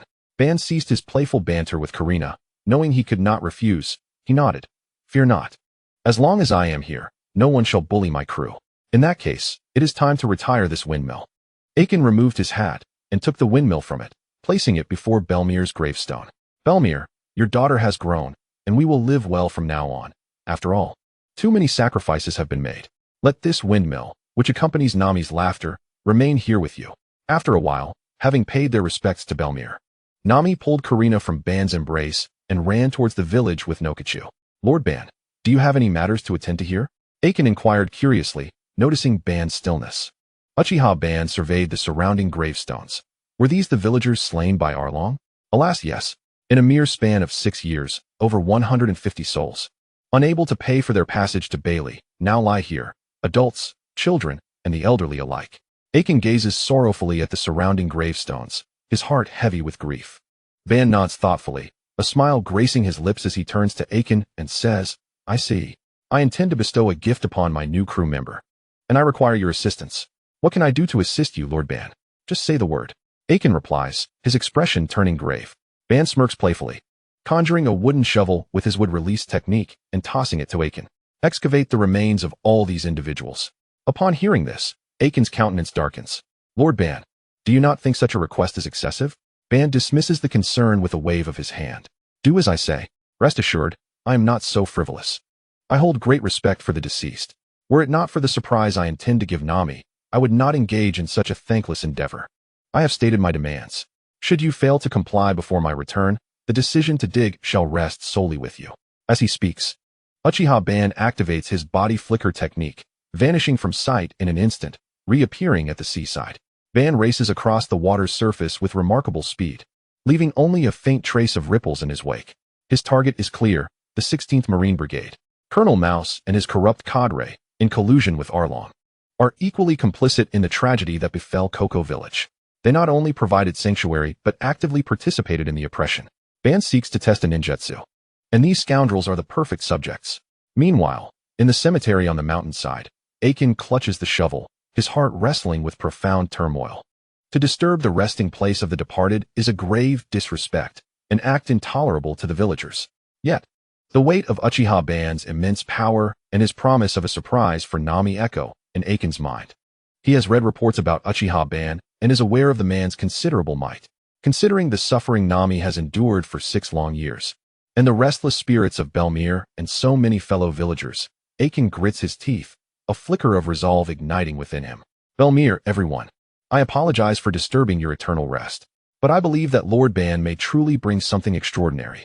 For Nami, for all of us, please forgive me. With that, Aiken raises the shovel and begins the arduous task of digging. Each shovelful of earth removed reveals the coffins below, tightening Aiken's heart, yet he perseveres. At the base of the 16th Marine Brigade, Colonel Mouse revels in counting the protection money he has extorted from Arlong, dreaming of promotion and wealth. Suddenly, alarms blare. Enemy attack! Enemy attack! Panic cries erupt from all directions. Boom! The sturdy gates of the base, along with the surrounding walls, are obliterated by an indescribable force. Through the smoke and dust, a figure clad in crimson armor strides forward, the Rinnegan in his eyes coldly surveying the chaotic Marines. Who dares assault a Marine base? Colonel Mouse exclaims in a mixture of fury and fear as he draws his pistol. Ants! Ban utters disdainfully, barely sparing them a glance. Shinra Tensei. A tremendous repulsive force erupts from Ban, as if an invisible giant hand sweeps across the entire Marine base. Buildings begin to collapse in layers, shattering into debris. The Marines are tossed about like mere toys, their screams echoing amidst the chaos. Ban meticulously controls his strength, ensuring that only structures are destroyed and soldiers incapacitated, sparing their lives. Trapped beneath the rubble, Colonel Mouse watches in terror as the godlike figure approaches. You, Uchiha Ban. Ban remains silent, raising his hand toward Colonel Mouse. Bansho Tenin. A powerful suction draws Colonel Mouse and all nearby Marines towards him, crashing them together in a tangled heap. The soldiers, bound by an unseen force, writhe helplessly, reduced to fearful moans. Ban observes them with satisfaction, nodding approvingly. Not bad. This number will suffice. After a few minutes, he retrieves a record of Colonel Mouse's crimes accumulated over the years and places it prominently amid the ruins for all to see. With a wave of his hand, he activates his wood release, ensnaring the group of Marines in vines, dragging them like refuse as he strides back toward Cocoa Village, his speed astonishing. In the cemetery on the mountainside, Aiken is soaked in sweat, having unearthed all the graves, the coffins now exposed. He gazes upon them, his heart heavy and complex. Suddenly, Ban's figure appears silently beside him, a long line of unconscious Marines trailing behind him. Well done. Ban glances at the scene with satisfaction, nodding approvingly. This Aiken is not foolish. Had he only unearthed Belmere's grave, he would have revived only her. Chapter 43. Impure World Reincarnation, Outer Path, Samsara of Heavenly Life. Aiken stares at the multitude of Marines behind Ban, particularly at Colonel Mouse, disbelief etched across his face. Lord Ban, what is this?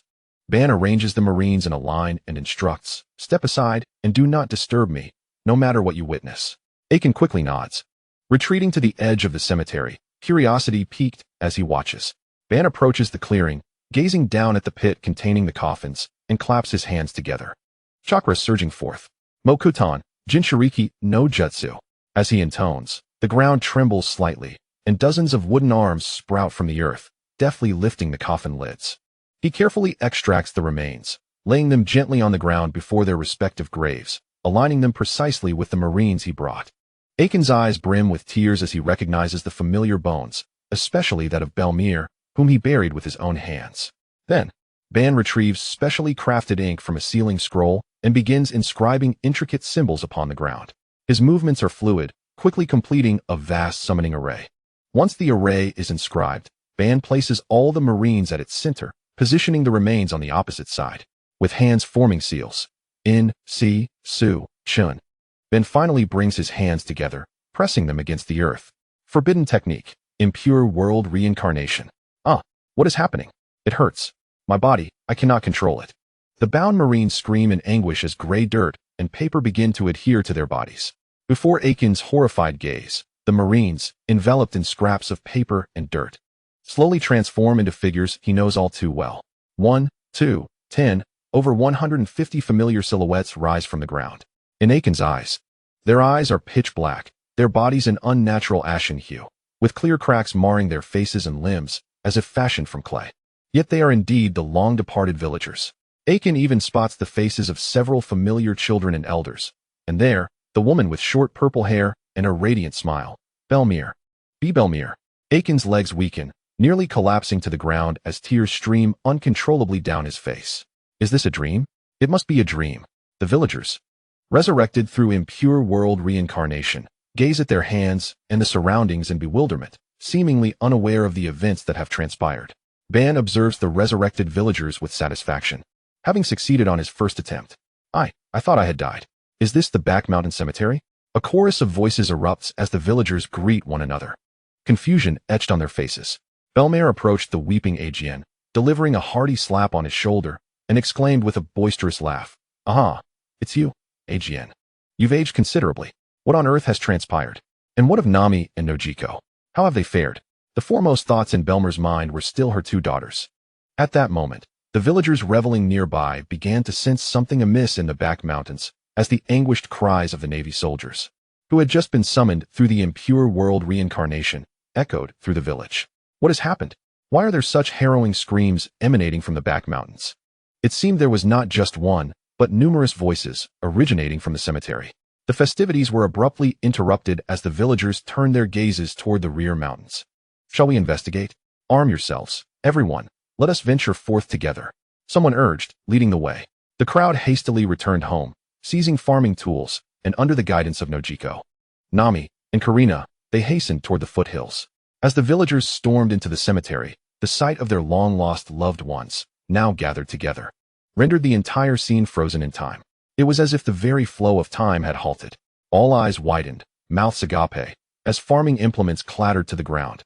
Unnoticed. Father? Mother? Is that truly you, mother? Grandfather? Grandmother? Belmere? Following the astonished exclamations came a tidal wave of elation and excitement. As the living surged into the throng of those resurrected through the impure world reincarnation, frantically searching for and embracing their kin, the cemetery was instantly inundated with boundless joy, tears of reunion, and incoherent greetings. Nami stood transfixed, as if struck by lightning, her body rigid, her gaze pierced through the throng, locking onto the purple-haired woman who was also seeking her. Belmere noticed Nami too, their eyes meeting in the air. The grievances, sufferings, struggles, and despair of the past 6 years erupted at that moment, with Nami's tears flowing like a deluge. She swiftly navigated through the crowd, approaching Belmere. Nami. Belmere beheld her daughter, now a grown woman, elegant yet with tears streaming down her face, and her heart swelled with infinite tenderness as she opened her arms wide. Nami. With every ounce of strength, Nami cried out, leaping into Belmere's embrace, holding her tightly as if fearing that a mere release would cause her to vanish again. She wept uncontrollably, her sobs heart-wrenching, as if she sought to expel every hardship and grievance from the past 6 years. I'm so sorry. Nami, Nojiko. I have caused you both such suffering. Belmere held her daughter close, her voice choked with emotion, though no tears fell. She tenderly stroked Nami's back, just as she had done many years ago. Nojiko rushed over, and the three of them embraced tightly, dissolving into tears. Aegean watched this long-awaited scene unfold, tears streaming down his face, yet a radiant smile illuminated his countenance. Nearby, Colonel Mouse gazed in terror at this spectacle, having witnessed his subordinates ensnared by earth and paper, only to see those slain by alone return to life once more. Karina approached Ban's side, gripping his hand tightly, her face etched with concern as she inquired, "Is this also your doing? Such power, does it come at a cost to you?" Ban ruffled Karina's hair reassuringly. "Do not worry. This is not true resurrection. It requires little from me. However, to truly resurrect them, a person's entire life force will be needed. Resurrecting them is also a sort of welcome gift for our new crew members." Upon hearing that resurrection would require a life, Karina panicked. "You're not planning to sacrifice yourself, are you?" Bang! Ban playfully flicked her forehead, retorting, "Do I look like a fool? To save lives, I will use someone else's essence." After a while, as emotions settled, the villagers learned from Ajian who was responsible for this miraculous event. All eyes, whether belonging to the resurrected or the living villagers, brimmed with profound gratitude and reverence, directed toward the man standing beneath the great tree, embracing his wife. Nami, holding the hands of Belmare and Nojiko, approached Ban and Karina. She gazed at Ban's imposing yet handsome visage, a blush creeping onto her cheeks as her eyes furtively glanced at Karina, who leaned against Ban. Silently, she whispered an apology. Then, releasing Belmare's hand, Nami bowed deeply to Uchiha Ban. The striking curvature of her form, accentuated by her ample bosom, was laid bare before Ban's gaze. "Ban, thank you so much. From now on, you shall be my beloved," Nami declared, her face flushed. Belmare, realizing the implications, understood that her adopted daughter had found someone she cherished, someone who was already wed. "Oh dear, I hope you won't come to regret this, Nami." Belmare sighed, then solemnly bowed as well. "We are eternally grateful for your kindness, Mr. Uchiha Ban." With their gestures, the entire cemetery, every villager, both living and resurrected, bowed deeply toward Uchiha Ban. "Thank you, Lord Ban. Thank you for saving our loved ones. You are the everlasting benefactor of Cocoa West Village." The chorus of gratitude surged like a tidal wave, filled with the purest appreciation. Ban surveyed the sea of bowed heads, witnessing Nami and Belmare's genuine tears, and the pride and love shimmering in Karina's eyes, causing a subtle smile to widen upon his lips. However, observing the resurrected individuals, Ban interjected, "Let us pause the gratitude for now. You are not yet truly resurrected. There remains another step. Please, step back a bit. I shall perform the true resurrection." Upon hearing this, the crowd immediately retreated to observe from a distance. Ban glanced at Karina, still clinging to him, and gently nudged her. "You should go to Nami. My forthcoming actions may be rather gruesome." Karina lifted her gaze to Ban, hesitatingly making her way to Nami, glancing back multiple times. "Karina, do you simply enjoy remaining in Ban's embrace?" Nami teased, linking her arm with Karina's. Now that she knew her adoptive mother could be resurrected, Nami felt all her worries dissipate. "Humph, don't think I'm unaware of your intentions. He is my husband." Karina huffed, realizing Nami had indeed noticed her earlier words. This insufferable girl, calling for her husband to assist her, was ungrateful and even dared to vie for him. Meanwhile, Uchiha Ban approached Colonel Mouse, fixing him with an unwavering stare, his mind racing with thoughts. Should I administer some anesthetic? Will it be painful if I extract it?" Opposite him, Colonel Mouse was on the verge of exploding from the pressure, unable to bear it any longer as he bellowed. "What do you intend to do? If you're going to kill me, then just do it. What else with all this intimidation?" Ban clicked his tongue, gritted his teeth, inhaled deeply, and, using his Rinnegan, created a chakra seed to implant in the colonel's abdomen. Subsequently, amidst the astonished gazes of the surrounding crowd and Karina's worried expression, Ban extracted one of his own Rinnegan eyes. Simultaneously, Colonel Mouse's eye was taken as well. "Ah, my eye." The colonel howled in agony as the eye was removed, his body immobilized and unable to move. With a painful grimace, Ban inserted his Rinnegan into the colonel's eye socket, directly infusing his blood into Mouse's body. The Hashirama cells activated, connecting Mouse's optic nerves. Jinjutsu Rinnegan. Ban began to impose his will, compelling Colonel Mouse to form hand seals while maintaining the sequence, initiating the flow of chakra into the Rinnegan. Around the esteemed figure of Colonel Mouse, a multitude of luminous white orbs began to manifest, a testament to the innate light. Once the sensation reached a crescendo, the voices of Obito and Colonel Mouse resonated simultaneously. The technique of rebirth from the outer path enveloped the reincarnated individuals in a radiant glow, transforming their once fractured forms into those resembling the living.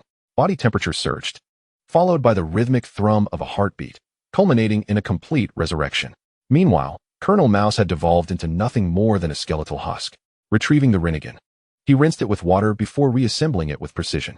Just as he finished the delicate procedure, two weeping female figures materialized in his embrace. "This is my husband. What are you doing here, you little thief?" Karina glared at Nami, who had nestled herself on the other side of her beloved. Nami, undeterred, shot back. "Just because you claim him as yours doesn't make it so. I shall also be Obito's wife." Observing the two women in his arms, Obito sighed in exasperation as the restoration effects of the Hashirama cells took hold, successfully reattaching his eyes. Chapter 44. The Secrets of Cocoa West Village's Resurrection Exposed. 2 days later, Nami bid farewell to Belmere and the villagers, setting sail with Uchiha Obito and Karina.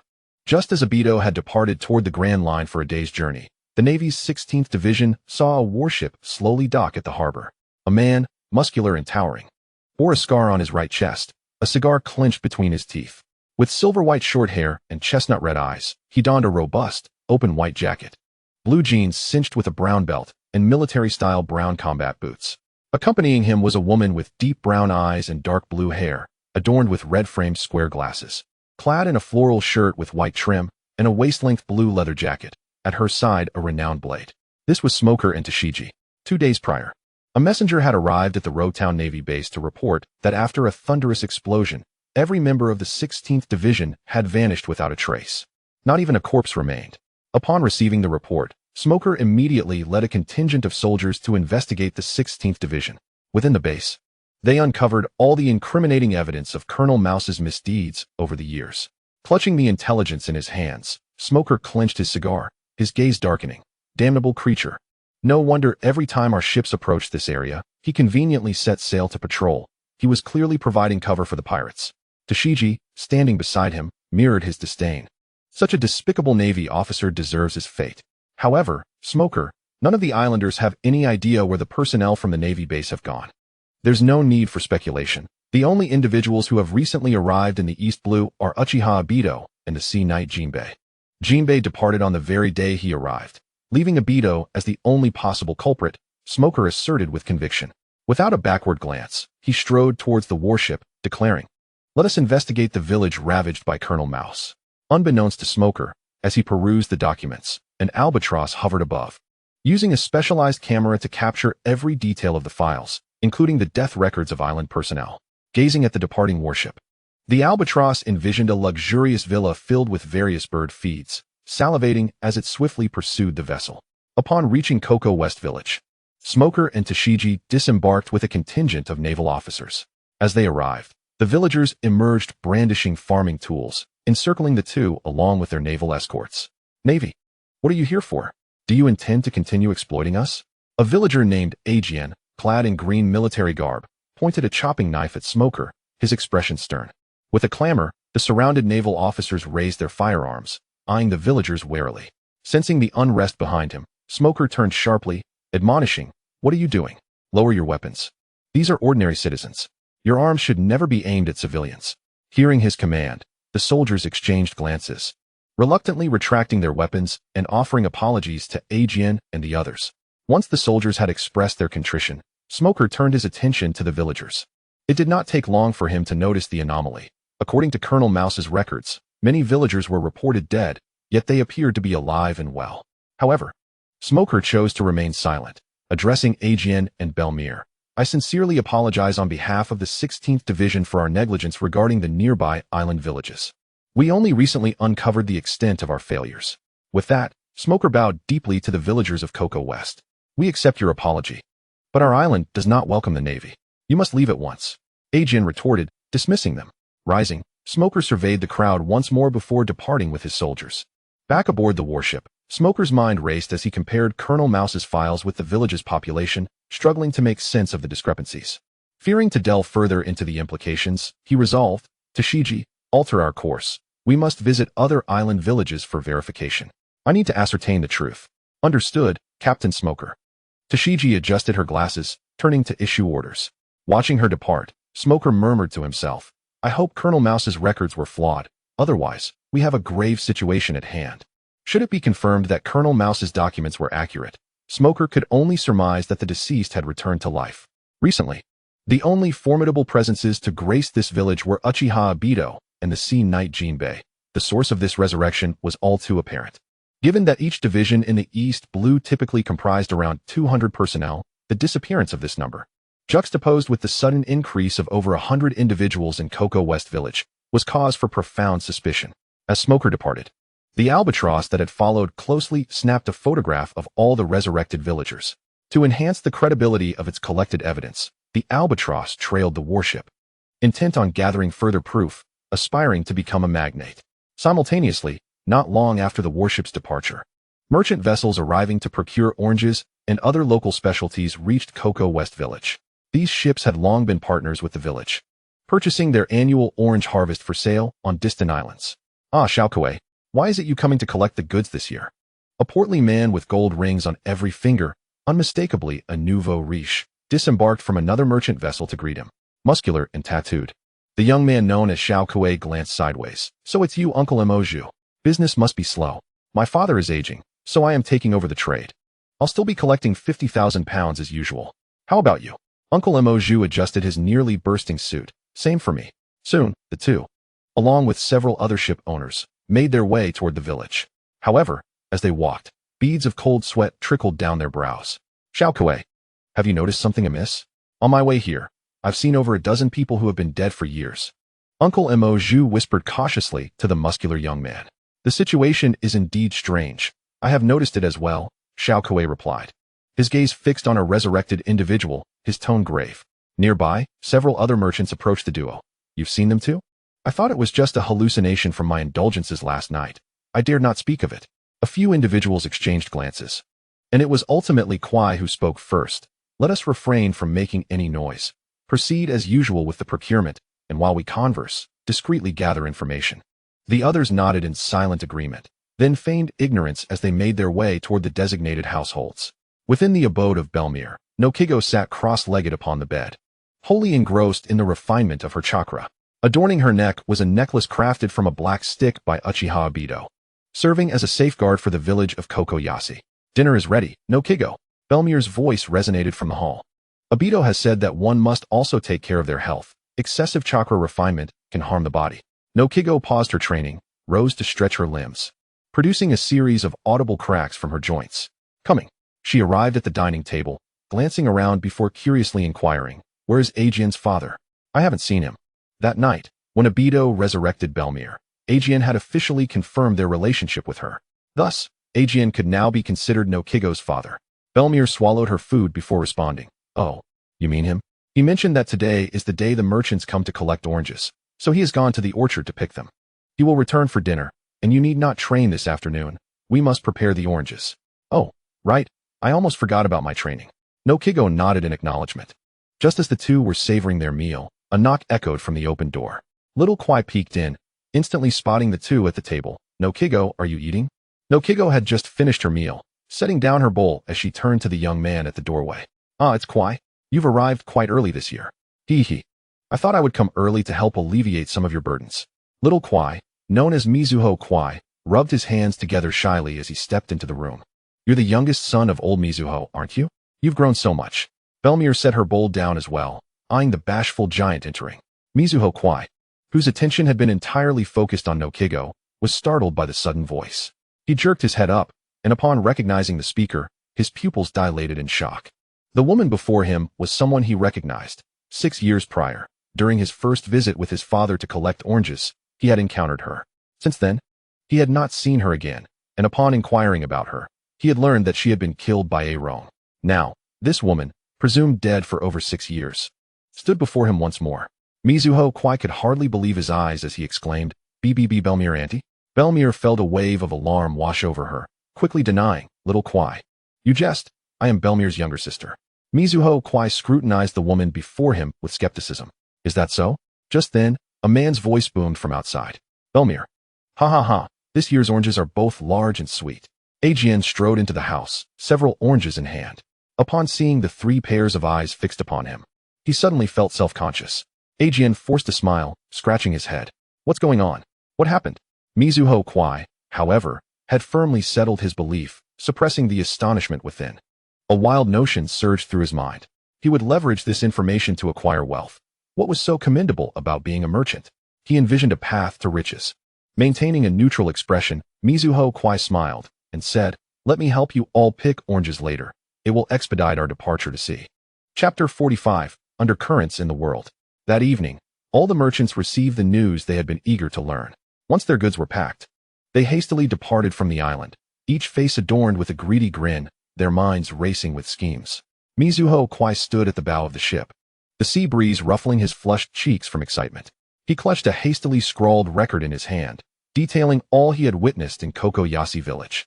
The resurrection of Belmere, the villagers' children, wives, elders, Aegean, and the fragmented information about the name Uchiha Obito that slipped from the children's lips. Unlike the other merchants, who planned to sell the news to outlets for quick cash, he deemed it beneath him. Such information should be sold to those who could afford it and were in desperate need. Greed and ambition flickered in Mizuho Kwai's eyes. He envisioned the world government. The celestial dragons, those privileged elites at the pinnacle of society, who would undoubtedly yearn for the power of resurrection. With that thought, Mizuho Kwai commanded the helmsman to change course, setting a direct path toward the nearest naval base with a direct line to the world government. He intended to barter this secret for a lifetime of unending wealth and status. The other merchants, each with their own plans, contacted intermediaries from the underworld or contemplated how to reach out to Big News, Morgan's informants. Sinister thoughts and avaricious desires began to spread like ripples across the sea with their departing ships. Meanwhile, on the East Blue's waters, Smoker's warship cruised slowly. Upon the deck, Tashigi held a freshly compiled report, her brow furrowed in concern. "Colonel Smoker, we have investigated all the villages. According to the reports from the villagers, we can confirm that a considerable number of individuals have been killed over the past few years due to their inability to pay berries. And the list aligns closely with the deceased individuals documented in Captain Rat's files," Tashigi stated, her tone tinged with disbelief. Though nearsighted, she was not blind. She had begun to comprehend the situation in Kokoyashi village. The cigar clenched between Smoker's teeth was on the verge of crumbling as the swirling smoke enveloped his countenance in a grim shadow. Despite having suspected this all along, the gradual confirmation of such a horrific possibility sent chills down his spine.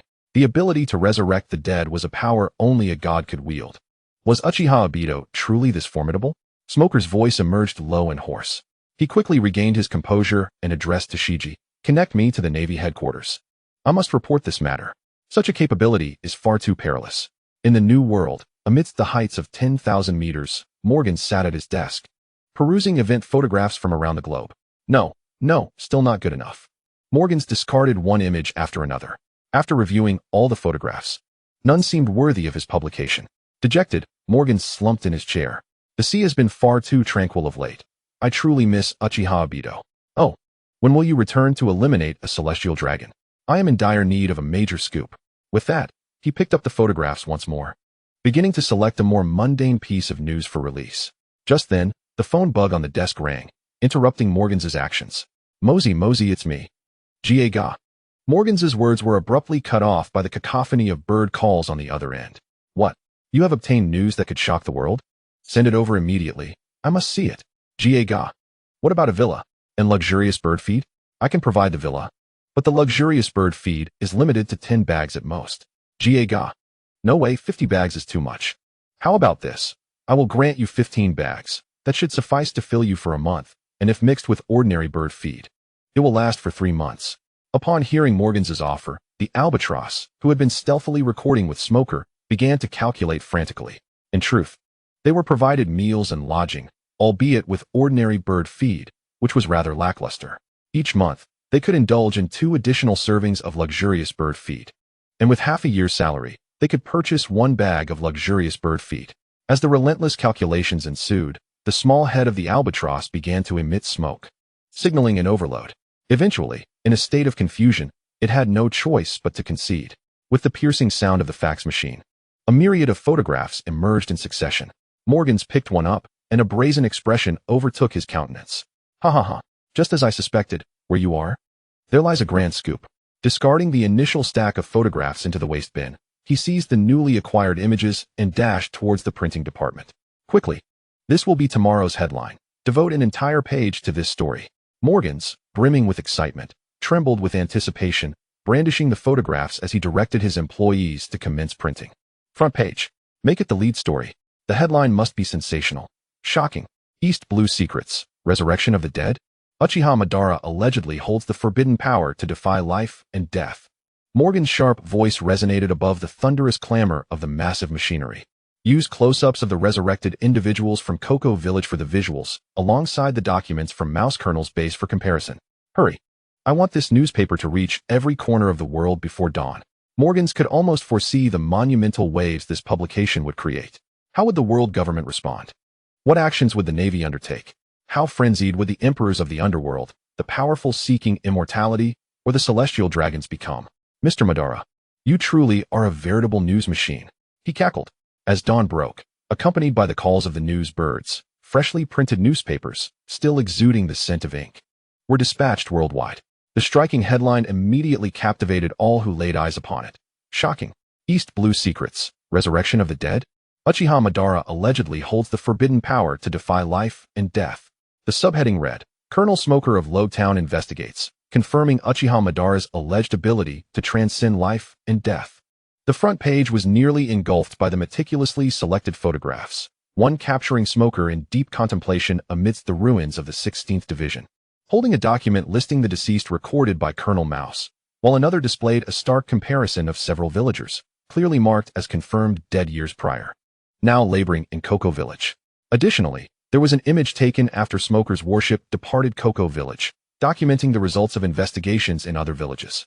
The article extravagantly detailed the heinous acts of Colonel Mouse and the mysterious disappearance of his Navy forces overnight. It then pivoted to unveil Smoker's investigation and his astonishing discoveries in Cocoa Village, where those who should have been interred were now basking in the sunlight. Although the report refrained from drawing a definitive conclusion, it consistently steered readers towards believing that this miraculous phenomenon was intrinsically linked to the recent arrival of Uchiha Madara in East Blue. Morgans employed exaggerated and suggestive language to depict the possibility of resurrection, elevating Uchiha Madara's persona to a near-divine status. Once more, the world buzzed with the reverberations of this name.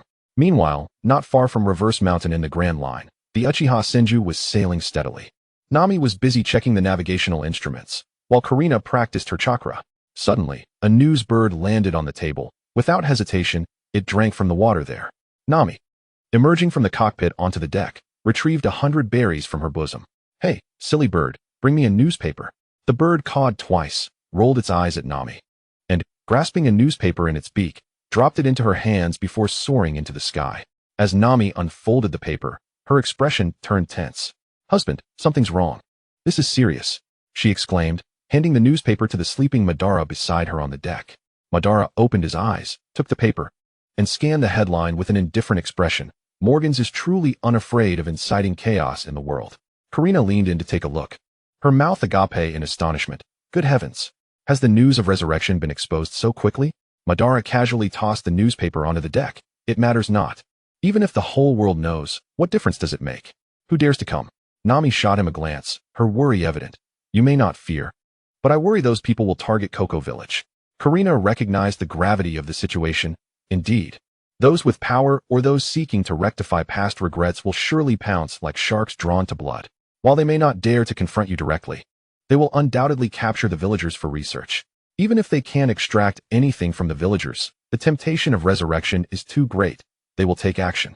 Madara rose, gazing out over the endless sea, retrieving a transponder snail.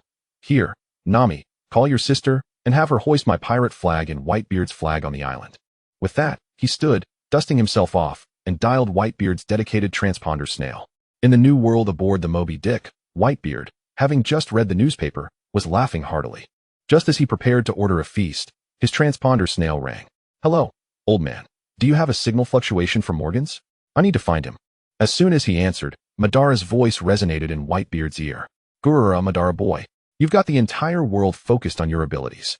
Whitebeard did not respond directly to Madara's inquiry, but instead teased him with laughter. Let them focus. If they dare come, I'll show them what pain truly is. Madara retorted disdainfully. Seeing Madara's confidence, Whitebeard refrained from further commentary and instead asked, by the way, what do you need Morgans for? Madara's demeanor turned serious. The villagers there have family members of my girlfriend. I want tomorrow's headline to state that they are under my protection. And if anyone wishes to resurrect anything, they should come directly to me. If they dare harbor ill intentions towards that island, I will ensure they learn that death is not as easy as they might think. Is that all? Just wait. I'll contact Morgan shortly and have him reach out to you. Just make sure to maintain the signal fluctuation. Whitebeard chuckled heartily. Madara boy, all settled? If not, I'll have Marco prepare the banquet. Chapter 46. Reactions from all sides. Madara shook his head and smiled. Nothing more. Gururara. Then I shall commence the feast. Whitebeard laughed heartily as he hung up the transponder snail, promptly dialing another number to relay Madara's requests and provide his contact information. Once everything was settled, Whitebeard rose to the deck, his voice booming like thunder. Sons, the meeting is over. Back aboard the Uchiha Senju, Madara concluded his conversation with Morgan's. And after a friendly exchange, tomorrow's headline was confirmed as per Madara's instructions. All right, all set. If anyone dares to cause trouble in Koko Village after tomorrow, I will ensure they understand what it means to have no way out of death. Madara approached Nami and playfully pinched her cheek. That night, on the very day they departed Koko Village, Madara found himself engrossed in a game of poker with Karina when Nami burst in unexpectedly. The three of them ended up playing through the night, and from that day forward, the bond between Nami and Karina blossomed. Moi? How wonderful it is to have you. My husband, Nami exclaimed, planting a lively kiss on Madara's lips. Nami, you dare to steal a kiss.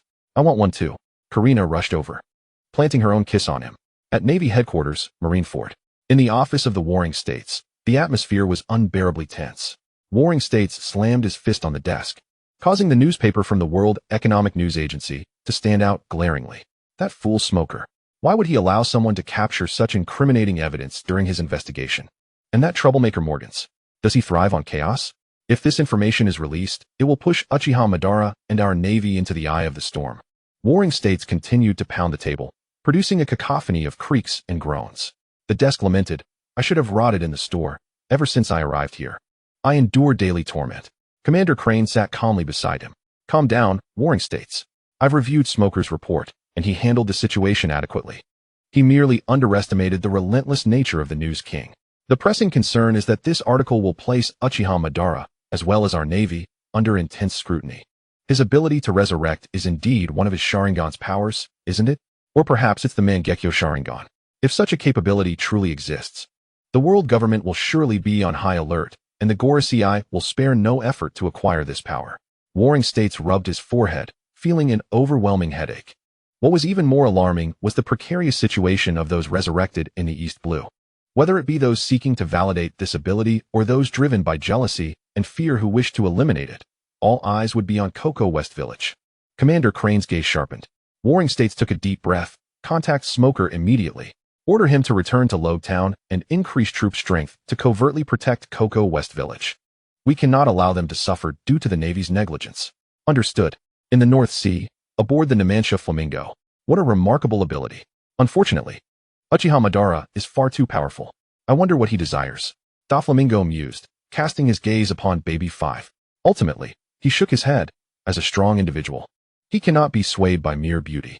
He then addressed his subordinate, the snot-nosed Toriko. Toriko, send our men to investigate what Lord Madara fancies. I wish to establish a trade with him. Yes, Doflamingo. Toriko replied before departing the deck to make arrangements. In the New World, Totland Kingdom. Drip, drip. Droplets of Big Mom's saliva fell to the ground, corroding it into pockmarked pits. Mama. Resurrecting the dead? Is it true? A glint of madness flashed in Charlotte Lean's eyes. Perispero, dispatch someone immediately to locate Uchiha Madara. I wish to resurrect the nun. Perispero nodded vigorously. Yes, Mama. After uttering this, he dashed out, sensing his mother's unusual state. Indeed, as Perispero exited the palace, the conqueror's haki erupted from within, shaking the very foundations. None. Charlotte Lean's eyes turned crimson, plunging her into a frenzy. Charlotte Katakuri's expression grew grave. This level of rage was far more terrifying than that of a hunger pang. While hunger pangs could be quelled with sweets, calming Lin would require either exhausting her energy or submerging her in seawater. Otherwise, she would need to be forcibly awakened. Everyone, disperse. Leave this to me, Katakuri declared, gripping his weapon, the Tontata, and began to mitigate Big Mom's destructive rampage, guiding her toward a freshwater lake within the island. On Onigashima, within the enormous skeletal structure, the mingling of alcohol and raucous laughter filled the air. Kaido leaned against a massive sake gourd, a copy of the World Economic News clutched in one hand. His gigantic eyes, like copper bells, scanned the contents of the paper, revealing a glimmer of horror amidst his drunken stupor. Ha ha ha. Resurrecting the dead. Is it Uchiha Madara again? It seems every news piece lately concerns him. Kaido's laughter echoed, causing debris to tumble from the cave's ceiling. As he spoke, Kaido recalled the events from months prior when he was defeated and sealed away. Just as he contemplated making another move, he hesitated. Sighing, he slowly spoke. What a pity. With this guy's strength, we cannot take him down. I wonder if we could establish a trade with him. Aboard the Red Force, the ship lay still upon the sea, hosting a lively banquet on deck. Red-haired Shanks held the newspaper, his smile dimmer than usual. Ben Beckman sat beside him, silently smoking. Resurrection, indeed. This is an extraordinary ability, akin to dropping a deep-sea bomb into calm waters. Shanks handed the newspaper to his first mate, his tone laced with an almost imperceptible gravity. Beckman skimmed the article, exhaling a puff of smoke. This is a significant problem. If this ability is confirmed, it will obliterate the boundaries of life and death and disrupt the fragile balance currently maintained in the world. Whether it be the power-hungry elite yearning for immortality or the formidable seeking to rectify regrets, even the world government itself will go mad over it. Boss, what should we do? Should we seek out Uchiha Madara? Luffy questioned, munching on a meat leg. Shanks' gaze flickered with meaning before he shook his head resolutely. No, we shall not pursue him. As he spoke, Shanks stood and approached the ship's railing, gazing out at the vast, tumultuous sea. Such power invariably comes at a tremendous cost. Others who recklessly seek it will only invite greater calamity. Yasopp polished his prized gun, chuckling. Understood, Captain. But what if the era goes berserk? Shanks pressed his hand against his waist, the conqueror's haki subtly emanating, causing the very air to tremble. Then we shall extinguish the source of that chaos directly. There are certain things in these waters that must not be crossed. On White Earth Island, Baldigo, Revolutionary Army Headquarters. Monkey D. Dragon stood before the window, observing the swirling sands outside. In his hand was the newspaper urgently delivered by an informant. Resurrection, a power that transcends the bounds of life and death. How wonderful it would be if this were in the hands of our revolutionary army. Then our revolution would not fear sacrifices. Dragon murmured, his voice hoarse yet magnetic. Chief of Staff Sabo stood behind him, a look of shock and uncertainty on his face. Mr. Dragon, is this true? If the dead can truly be resurrected, does this mean? Sabo and Dragon shared the same thought. If Uchiha Madara were to join the revolutionary army, the implications were unfathomable. Dragon turned, his gaze calm. Such power must come with a price. Thus, let us not dwell on it too much. We should send someone to make contact with him. In the Holy Land, Mariehua, amidst the power struggles, the Gorosei gathered. The atmosphere even more oppressive than that in Warring State's office. The newspaper lay neatly on the coffee table, resembling an extremely hazardous contaminant. Uchiha Madara again. And now with the ability to resurrect the dead. This surpasses mere devil fruits and rivals the powers of many of our esteemed leaders. Shepherd St. Peter spoke gravely. Uchiha Madara, it seems all news in recent months revolves around this rogue. Zamberlong v. Nazaru remarked coldly. Zamberon v. Nazaru asserted, we must obtain this power. It must be in the hands of the world government. In our hands. How do we acquire it? By mere words? You haven't forgotten how terrifying his strength is. Have you? Topman v. Watchily shot a glance at Nazaru. J. Galugia Satan pondered for a moment. Should we attempt to woo Uchiha Madara? Perhaps offering him the status of a celestial dragon or a member of the Knights of God. It's worth considering, but the chances of success are slim. Do not forget, he has already slain 2 celestial dragons, Peter Saint countered. Let us observe for now. We shall see if the 4 emperors or others take action. J. Galugia Satan concluded, rubbing his cane and decisively making his announcement. The adversaries across the way possess formidable strength, leaving us with no alternative but to navigate each moment as it comes. Alas, such is the way of things. The other 5 elders also sighed in resignation.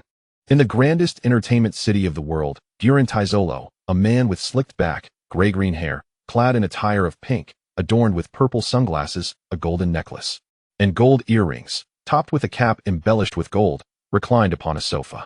In his hands lay today's newspaper.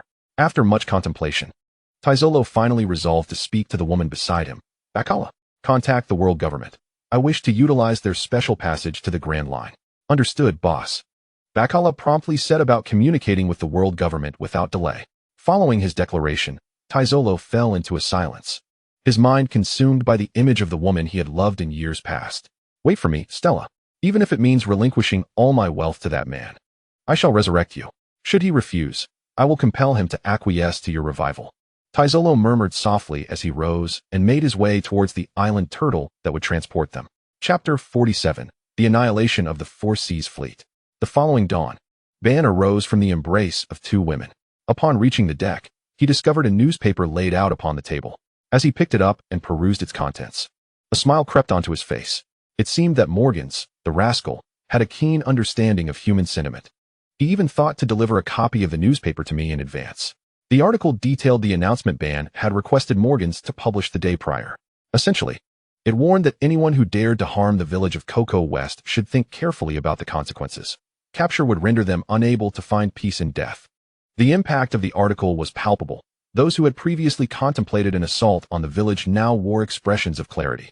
They feared not death itself, but the prospect of being unable to find rest thereafter. Ignoring Ban's counsel could lead to a fate of dying, resurrecting, and facing death again. Who could endure such a cycle? At the same time, across the vast seas, to seek out Uchiha Ban for resurrection, we need but 250 more to reach 1,000. Once we have enough, we shall set sail immediately. We are the Great Blade Pirates. Having allied with 9 other pirate crews, 1 more crew, and we shall embark on the quest for Uchiha Ban. Bounty hunter teams are on the prowl. Each member is capable of single-handedly taking down wanted individuals with bounties in the millions. Just 10 more, and we shall set off. Noble lords are hiring muscle. Meals and lodging provided. Those wishing to join, hurry. I am Admiral Nelson of the East Blue. Everyone, capture Uchiha Ban. Immortality is within our grasp. On a small island within the calm belt, Uchiha Ban pondered. Do you sense the chakra? If this continues, I shall have to resort to Karina's method of training. He glanced helplessly at Nami, who was seated cross-legged upon the grass. Startled by his words, Nami nearly stumbled, exclaiming, "Wait. Just wait a little longer. I can definitely refine the chakra." Since beginning her training, Nami had learned from Karina the torturous methods of chakra refinement, a pain she was loath to endure. You've repeated that for 3 days now, and I've guided you through refinement several times. If you cannot manage it, we shall resort to Karina's methods, Ban said, his expression one of resignation. You cannot shy away from pain. Strength is the true path. No, I refuse. Nami pouted, her large eyes pleading as she gazed at Ban. He couldn't help but chuckle at her demeanor. Approaching her, he sat beside her, gently tapping her forehead with his finger. I will control your body once more to refine the chakra. If you cannot learn this time, we shall indeed resort to Karina's method. With that, Ban employed a genjutsu to allow Nami to clearly perceive the process of chakra refinement. Moments later, as he dispelled the illusion, he added, "You have 1 more day. If you cannot succeed," Ban laughed mischievously, and then turned to venture into the woods to hunt for today's sustenance. Once Ban had departed, Karina ceased her own training in wood release and approached Nami, a sly smile gracing her features. "Nami, would you like to try my method? Though it may be painful, the results are immediate. I guarantee you can refine chakra in a single day." Having endured that excruciating pain herself, she now found a certain glee in the thought of Nami experiencing it as well. Nami immediately shook her head vigorously. "Absolutely not. Go back to your wood release training. I am determined to refine chakra today." 2 more days passed. A fleet of ships appeared in the calm belt, carrying a diverse assembly of individuals, nobles, pirates, navy personnel, and bounty hunters. Strangely, they coexisted amicably, devoid of their former hostilities.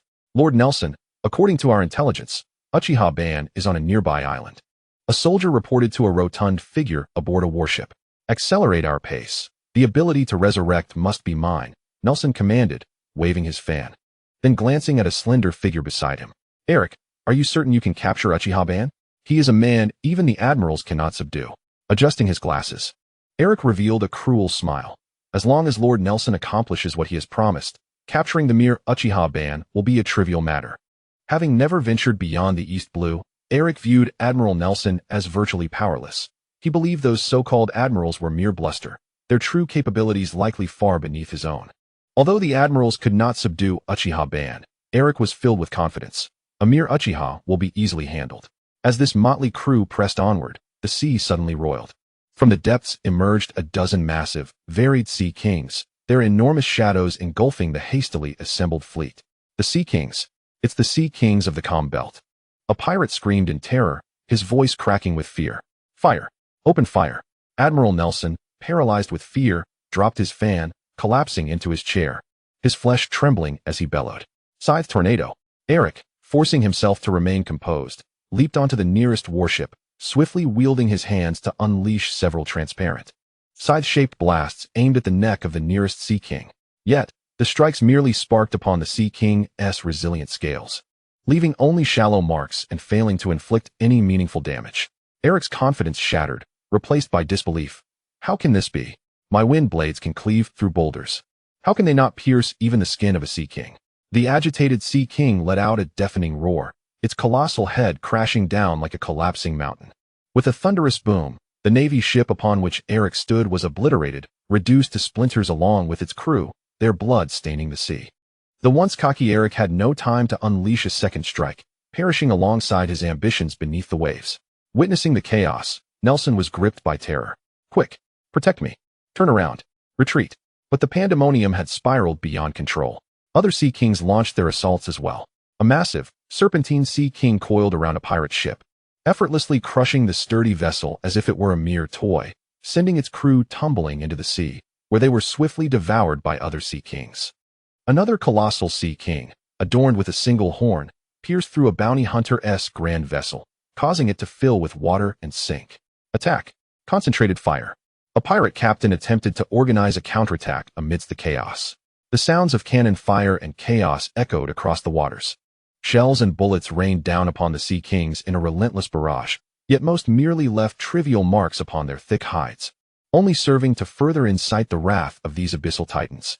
With a thunderous roar, an enormous Sea King rolled atop the surface, creating a vast whirlpool that caused several small vessels attempting to flee to lose control, only to be drawn inexorably into the gaping maw of the abyss.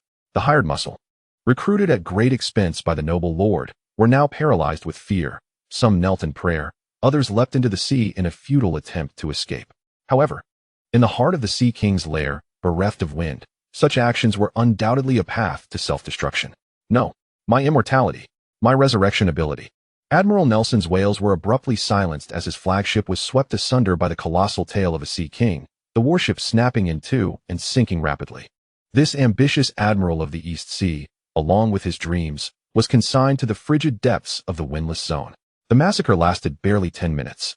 What had once been a formidable coalition of hundreds of ships had vanished without a trace. The surface of the sea was now littered with floating debris, shattered sails, and a spreading stain of oil and blood. Some Sea Kings lingered, tearing apart the wreckage in search of any surviving prey. On a nearby island, Uchiha Obito, roasting food, witnessed the obliteration of the fleet with an air of disdain. Truly oblivious to their fate. Even the most inconsequential of minions from across the seas dare approach me without understanding anything. He redirected his gaze, returning to his culinary endeavors. Nami and Karina, faintly hearing the distant tumult and roars, found solace in Obito's nonchalance and resumed their respective training. In the Amazon Lily Palace, Boas and Isonia entered the chamber, accompanied by a contingent of female warriors. "Sister, how fares the elder's condition?" she inquired. "Alas, it remains unchanged. A few days ago, upon hearing news of that man, her condition improved, but now she suffers from a relentless fever," the elder sighed, placing a bag of ice upon Boa Hancock's forehead. Once the ice was settled, she turned to Sandisonia. "Have you ascertained the purpose of the hundreds of ships that approached the windless zone a day prior?" Sandisonia nodded, producing a report. "It has been confirmed that they sought Uchiha Obito, but they were all annihilated by the Sea Kings. This intelligence was gathered from the surface. Uchiha Obito resides on Beast Island within the windless zone." "Beast Island, you say? I must pay him a visit."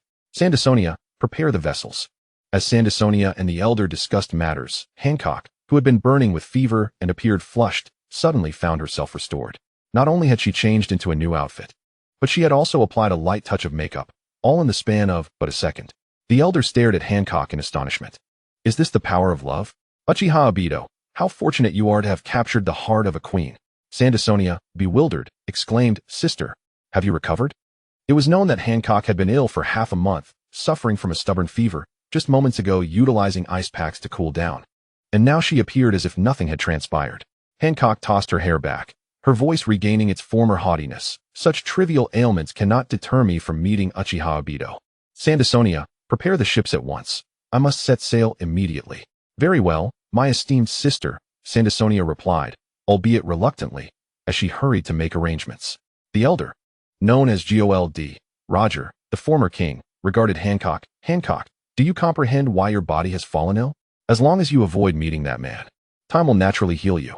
However, should you encounter him, and he meets your expectations, then you will be beyond salvation. Silence. Every decision I make is right. For I am simply too beautiful, Hancock retorted, kicking Joel D. Roger away, flipping her hair with an air of superiority. Moreover, I am not merely going to meet him. I wish to see what audacity lies in one who dares to strike at the celestial dragons. With that, Hancock strode toward the coast, delivering a parting kick to Joel D. Roger as she passed.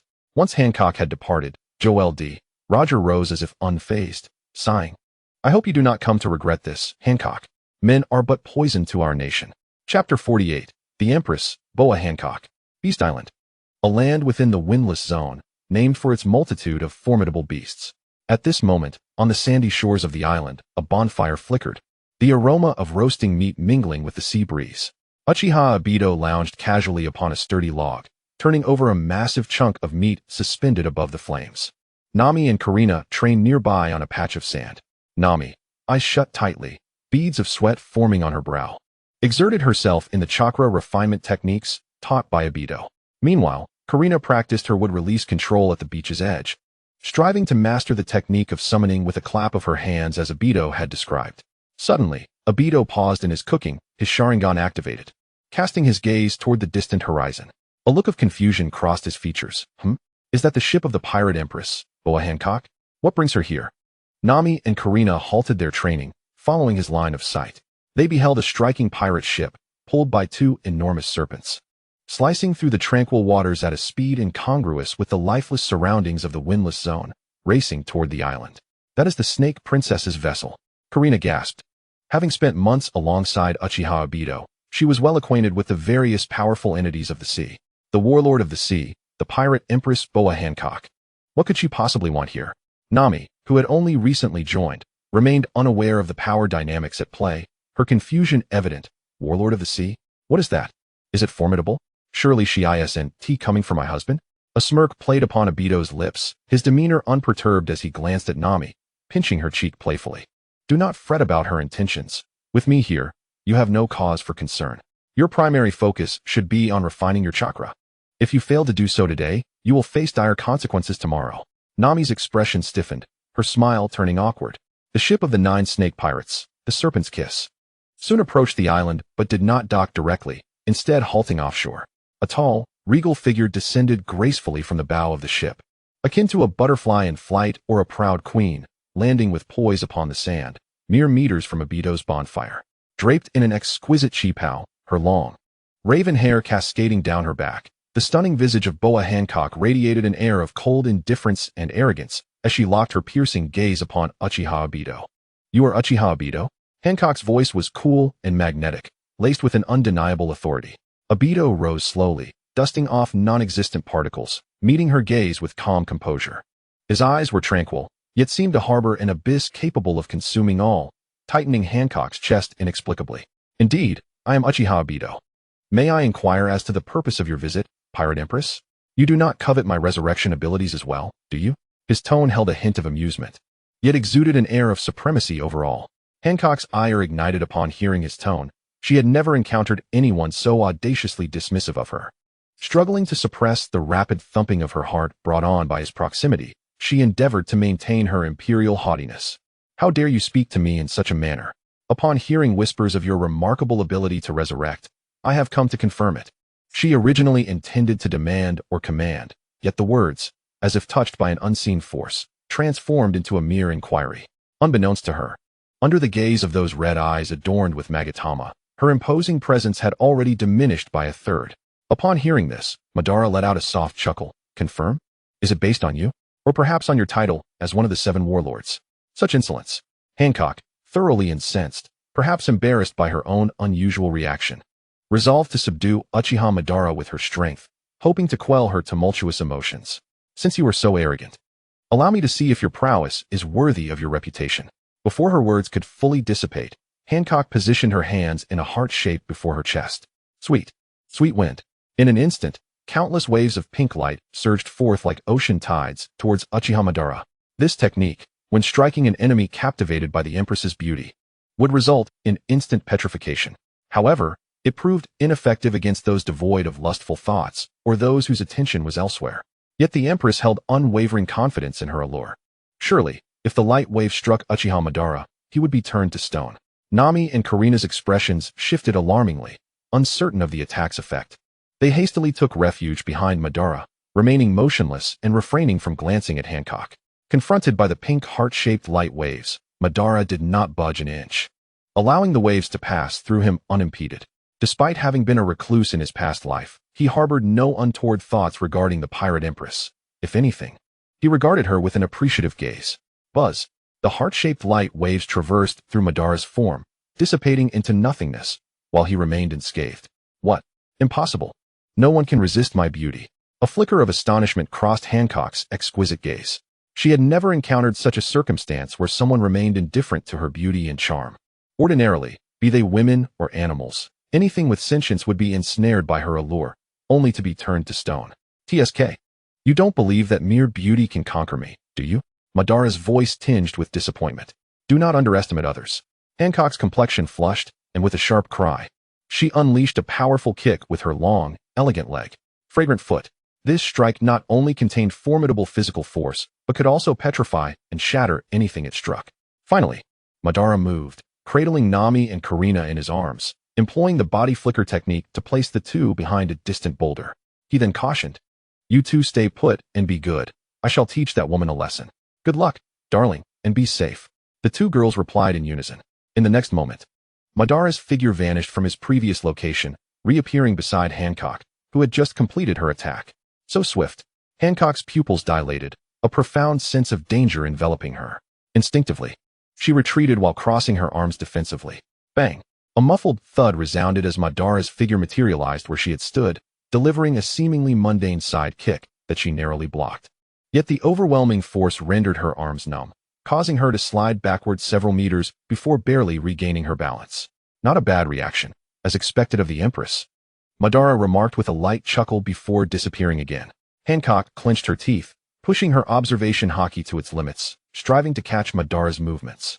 The two soon engaged in a rapid exchange of offense and defense upon the sandy shore.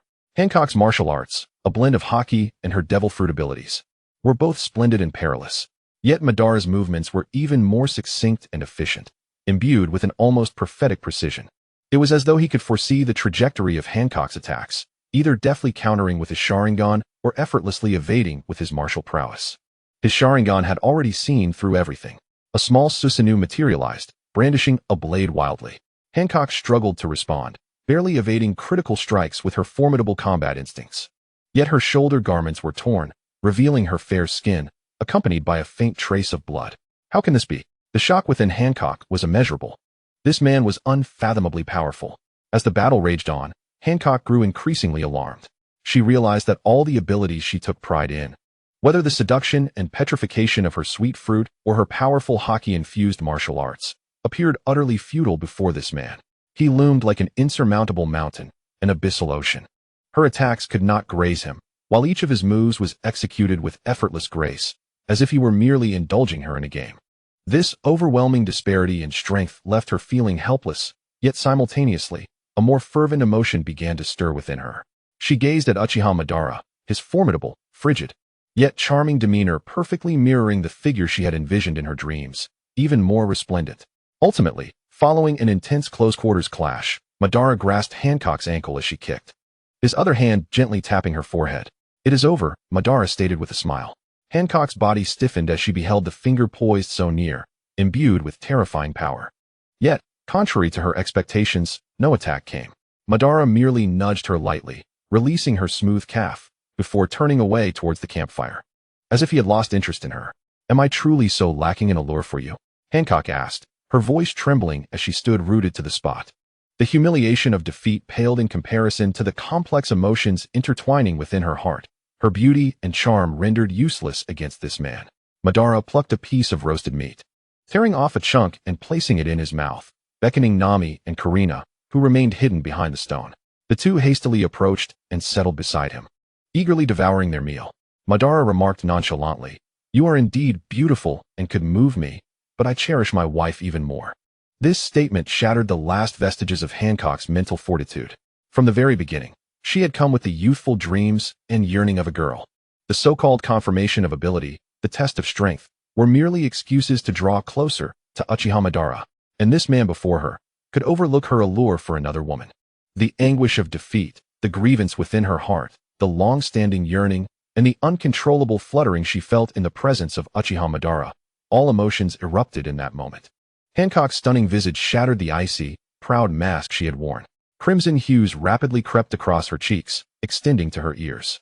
She lowered her gaze, her hands nervously entwined, her body trembling slightly. Madara, who was consuming his meat, raised an eyebrow, observing Hancock's sudden peculiarity. The renowned pirate empress abruptly lifted her head, her eyes shimmering with warmth, brimming with shyness, determination, and an overwhelming passion. In a tone that starkly contrasted her previous arrogance, she boldly declared, "Uchiha Madara, I am very fond of you." Nami and Karina, seated beside Madara, were instantly petrified, their mouths agape as the morsels of meat they had been chewing fell to the ground. Oblivious to their surroundings, the warriors aboard the Kuja pirate ship also poked their heads out, dumbfounded at the sight of their empress, as if transformed into a different person. Hancock seemed to abandon all restraint, stepping forward with eyes ablaze, as if her fervor could melt him, regardless of the ability to resurrect or any other matter. "I care not. I simply wish to see you. I want to express my feelings to you. Uchiha Madara, accept my love. Marry me." The earth-shattering confession cast a profound silence across the beach, interrupted only by the crackling of the campfire and the gentle caress of the waves upon the shore. Nami and Karina were utterly bewildered, their minds struggling to process the overwhelming influx of information. Even Ban exhibited a flicker of astonishment for the first time. He recognized Hancock as someone consumed by love, but wasn't that affection exclusively reserved for Luffy? Why had the object of her affection suddenly shifted to him? He had never witnessed the Empress in the bath, nor had he shielded Boa Marigold and Boa Sandersonia from the onslaught of the Heavenly Dragon's hoof. Chapter 49, Tesoro. The Arrival of Charlotte Linlin. Ban set down the skewered meat in his hand and approached Hancock, scrutinizing her intently. This was the first occasion he had been confronted so directly, so passionately, and even somewhat clumsily by a woman's declaration of love. After a brief silence, Ban suddenly chuckled softly, a hint of amusement, perhaps even a trace of interest unbeknownst to himself, echoing in his laughter. "Love?" Uchiha Ban moved closer to Hancock, towering over her as he observed her fluttering eyelashes, which trembled with nervousness and shyness as she tightly closed her eyes. Hancock opened her eyes, courageously meeting his gaze. Though her cheeks blushed a deep crimson, her eyes radiated unwavering determination. "I have chosen you. Marry me." Ban gently lifted Hancock's smooth chin with his hand, compelling her to meet his gaze. The coldness of his fingertips sent a shiver through Hancock, as if she had been seared by a branding iron. "Boa Hancock, your love has been received," Ban remarked with a light laugh. Upon hearing Uchiha Ban's words, an immense wave of happiness surged through Hancock's mind. She felt as though the entire world had blossomed into a garden of flowers, her body weightless, as if ready to soar into the skies. "Yes, have I truly been accepted? Is this what marriage feels like?" Hancock clutched her now flushed cheeks, her voice brimming with joy, akin to that of a tipsy reveler. Her steps unsteady as she stood there, lost in blissful reverie. Nami and Karina exchanged glances, ultimately both exasperatedly facepalming. "That's it, another one," Karina murmured. Nami gazed at Ban's retreating figure, letting out a resigned sigh. This guy is just too irresistibly attractive to women.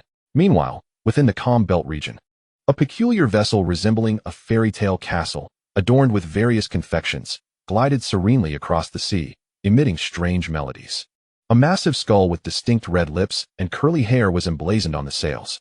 At the center of the deck, an extraordinarily large woman, akin to a mountain of flesh, sat upon a specially crafted throne. She was adorned with lavish lipstick and eyeshadow, topped with a pirate hat embellished with fur and decorative elements, clad in a voluminous pink gown. Indeed, it was one of the four emperors, Big Mom, Charlotte Linlin. "Katakuri. How long until we reach Zo?" Big Mom inquired, listening to the eerie songs emanating from the ship. Beside her stood a towering figure with short crimson hair, muscular build, long legs, and scars mending his cheeks. Draped in a white scarf, his ensemble exuded a distinct black metal aesthetic. Clad in black jeans, with knee pads on both legs and donning spiked black leather boots, he posed the question. "Mom, we'll arrive shortly, according to the record pointer. We should reach Zo in no more than an hour," Katakuri replied, his expression grave. Mom, the Sabaody Uchiha ban, the ability to resurrect others?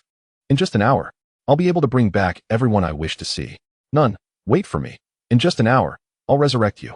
Big Mom licked her colossal lips, her eyes gleaming with a fervent desire for Uchiha Ban's abilities and a strong yearning to revive the nun. Increase the speed. I can hardly wait to resurrect the nun. Yes, Mom. The entire Big Mom Pirates crew echoed in unison, their voices tinged with barely concealed trepidation as they hastened their ship's speed. Not far behind Charlotte Lin, two island turtles towed a gigantic golden ship, also heading towards Zou. On the golden ship, Tesoro stood at the bow, clad in a flamboyant pink shirt, sporting exaggerated sunglasses, with golden earrings gleaming in the light. He spread his arms wide as if embracing the entire world, a confident smile of mastery gracing his face. Boom. On Zou, several individuals resting after their meal turned their gazes towards the distant sea, accompanied by the haunting melodies and the sound of monstrous waves. A desert ship and a colossal golden ship almost simultaneously approached Zou. What is that vessel? Nami exclaimed in shock, having never encountered such a grand and opulent ship. Karina's expression turned serious as she recognized the origin of the ship. It's the ship of the Golden King, Guild Tesoro. From the world's largest entertainment city, Grand Tesoro. I can't believe this guy is also coming to find Ban. Guild Tesoro? Nami pondered, unfamiliar with the name. A super-rich individual possessing 20 billion berries, a user of the gold fruit. His strength is unfathomable, Karina quickly explained. Upon hearing Karina's explanation, Nami's eyes transformed into dollar signs. What did you say? 20 billion berries? Her hands began to fidget uncontrollably, an insatiable urge to pilfer something stirring within her. Hee. Are you feeling tempted? They're here to cause trouble for my husband. If they can't defeat him, we'll seize everything he has. Karina leaned closer to Nami, nudging her with her shoulder, speaking in a hushed tone. Nami's eyes sparkled, and the two exchanged a knowing smile, revealing their wicked intentions. Mom, Uchiha Ban, right? Kid, I'm giving you a chance to marry my daughter, and in return, I'll help you revive some people dear to me. I want to make things difficult for you. Big Mom declared from her pirate ship, gazing down at Uchiha Ban. Before Ban could respond, another vessel, more than twice the size of an island, echoed with the brash voice of a nouveau riche individual. Uchiha Ban, don't pay any mind to that old hag Big Mom. Come follow me. Tesoro's voice resonated through a golden loudspeaker, clearly reaching the surrounding waters. I, Guild Tesoro, possess the most wealth in the world. I can buy anything, including your abilities. Name your price, Uchiha Ban, whether it be riches, status, power, or even the title of Celestial Dragon. I can procure it all for you, as long as you serve me. Tesoro's words brimmed with absolute confidence in his wealth. Simultaneously, he activated the gold fruit's power, causing the golden city beneath him to writhe like a living entity, morphing into countless massive golden tentacles and weapons aimed at the islands. Both a display of power and a testament to the truth of his claims. He was indeed a man of gold. Mom, Tesoro, money is of no use to the strong, especially someone like Uchiha Ban. Big Mom scoffed, deriding Tesoro. She then turned her attention back to Uchiha Ban. Uchiha Ban, as the vice captain of the Whitebeard Pirates, if you agree to an alliance with my Big Mom Pirates, I can join forces with Whitebeard. Kaido still owes me a favor. Together, the three of us could elevate you to the throne of Pirate King. Ban remained silent, leaning against a large tree, casting his gaze towards Tesoro, eager to discern what conditions the world's wealthiest man might propose. With an air of arrogance, Tesoro proclaimed, Uchiha Ban, don't heed this fat lady's words. Pirate King, just a meaningless title. Only money holds true power. Follow me, and even the celestial dragons will bow to you. Ban initially nodded, only to subsequently shake his head. I concur with your first statement. The title of Pirate King is merely a label, devoid of any true significance. However, I cannot align with your latter assertion. Why should I require the celestial dragon to heed my commands?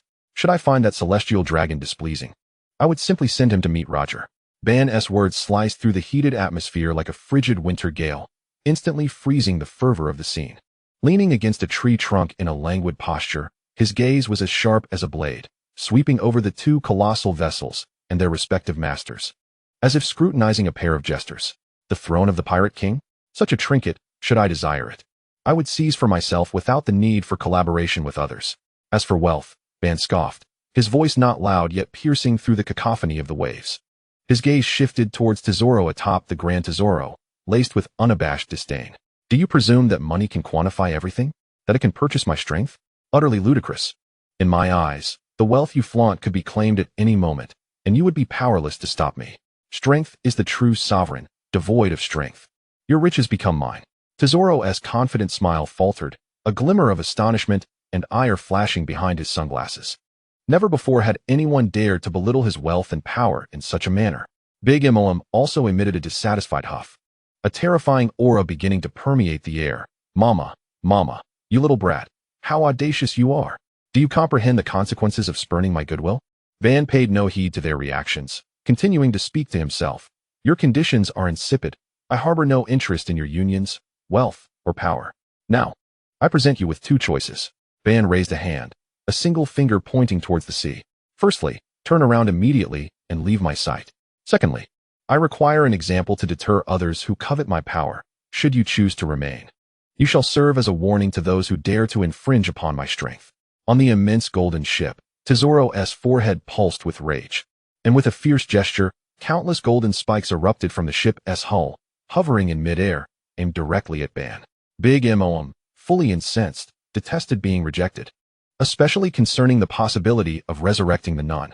Mama, you little fool, do you not grasp your audacity? Let us combine forces to subdue Uchiha Ban. We can negotiate the terms of resurrection afterward. Tesoro's eyes glimmered with uncertainty, yet he did not voice agreement, but instead stated his boundaries. Uchiha Ban. I have but one individual I wish to resurrect. Assist me in this, and I shall grant you this city, the Grand Tesoro, forged of gold. This condition had been predetermined before his departure. He initially sought to test whether he could enlist the aid of this maritime demon, never truly expecting to succeed. Darling. Just as Uchiha Ban was deep in thought, Nami tugged at his sleeve, her large eyes sparkling as she gazed up at him. Interrupted. Ban pinched the cheek of the little money-hungry girl and replied, Do not rush. What is freely given holds little value. I shall procure it for you. Chapter 50. Beerus vs. Katakuri. Mama. Tesoro, you are merely presenting a warm face to a cold rear. Big Mom laughed heartily upon seeing Ban dismiss Tesoro's proposal. Tesoro's expression darkened, yet he refrained from further comment, for he had procured intelligence regarding Uchiha Ban's abilities from the world government. Witnessing the extensive list of powers had left him breathless with shock. He did not believe that he and Big Mom alone could subdue Ban. However, the arrow had been loosed, and it was too late to retract. Uchiha Ban evidently had no intention of letting them off lightly, at the very least. A thorough beating was assured. Let us join forces. Tesoro Big Mom extended her invitation once more, having seen the newspaper. She was well aware of the strength of that rascal Carp. She had observed Carp and Roger battle rocks at God Valley, and if Uchiha Ban could injure Carp, he could not be weak. Tesoro's gaze flickered, yet he ultimately gritted his teeth in agreement. Very well, let us unite to take him down. As Tesoro and Big Mom conspired, on the island Uchiha Ban, I come to aid you against them. The Empress Boa Hancock emerged from her romantic reverie, her expression grave as she fixed her gaze on the members of Big Mom's pirate crew. No need, Hancock.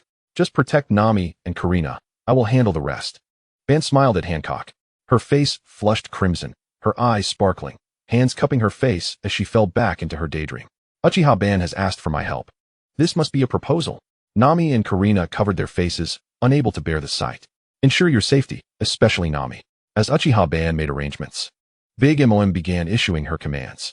Mama, Perispero, Katakuri, Cracker, Smoothie, you are to capture those two women and the pirate empress. Uchiha Ban is ours to deal with. Understood, Mama. The four acknowledged, leading all the little pirates towards Nami and the others. Stay safe, Ban declared, slamming his palm against the ground. With a boom. Amidst the ensuing smoke, Beerus, Iwan, and Zampa, among others, emerged. Among them, Beerus exhibited a significant transformation, most notably in the appearance of his skin, which looked markedly different from before. Boss Ban. A throng of cats surrounded Uchiha Ban, brimming with excitement upon his summons. Beerus, go protect your sisters-in-law. The second and third wives. Are there enemies? Leave it to us. Our current strength is formidable. Beerus promptly replied. Then, he spotted the pirates rushing towards Karina and the others. That man with the scarf is mine. Beerus declared, recognizing the strongest, Katakuri, and charging forward. Then I shall take that biscuit man, Sedera affirmed, identifying his opponent. Allow me to handle that long-tongued Perispero. Let him witness my current prowess. Katra immediately pointed at her adversary. And the last woman is mine. Those without opponents should protect the sisters. Iwan turned to Smoothie, claiming the last opponent for himself. As the commanders were divided, Zampa expressed his frustration. Damn it, I spoke too late. I intended to impress the boss. Gold waved his hand. Fat cat. While you are sulking here, the other brothers and sisters are off to slay the little pirates. If you hesitate, you'll miss out entirely. With that, Gold dashed towards Nami and the others. On another front, Boa Hancock issued attack orders to the 9 snake warriors. A dozen beautifully clad warriors, donning bras and panties, armed with bows and arrows, arrived to safeguard Nami and Karina. Seeing her soldiers and Ban as allies converge near her future sisters, Hancock charged towards the oncoming pirates. Captive arrow. Hancock delicately touched her ruby lips, conjuring a massive heart-shaped object from thin air. With her right hand, she drew back the heart as if stringing a bow. And in the next moment, a flurry of pink arrows shot forth like a tempest towards the pirates. This move could petrify any struck individual. Even those untouched by her beauty and charm would turn to stone upon impact. Shoot me, Empress. Shoot me. Get away. You are blocking my chance to receive the Empress's attack. How beautiful. I am utterly enchanted. It is simply too mesmerizing. As Boa Hancock commenced her assault, the minions of the big MOM pirates found themselves utterly enamored, their eyes gleaming with hearts as they eagerly intercepted the lethal pink arrows. Indeed, Hancock's attacks proved remarkably effective. The enemy willingly collided with her onslaught. Karina, observing the chaos, unleashed a wood-release technique amidst the throng, her voice laced with envy. Your attacks are impressive as well. It is a pity that I am yet unable to refine my chakra. Otherwise, I would also wreak havoc. Nami, witnessing the surrounding turmoil, echoed her sentiments with a hint of longing. In the midst of the fray, the formidable Raijin chakra mode manifested the most potent Raiton armor. The azure scales of Beerus shimmered brilliantly under the crackling lightning, his foreclaws transforming into robust dragon talons. With unparalleled physical vitality and frenzied lightning prowess, enhanced further by the Busashoka haki enveloping his form, he launched an assault. Raijin, the lightning warrior, unleashed his blade with fervor. Beerus's velocity reached unimaginable heights, leaving scorched imprints upon the ground as he darted like a bolt of blue lightning, aimed directly at Charlotte Katakuri. Katakuri, propelling himself forward with his precognitive Kenbunshika haki, foresaw the trajectory of Beerus's attack mere seconds before its execution.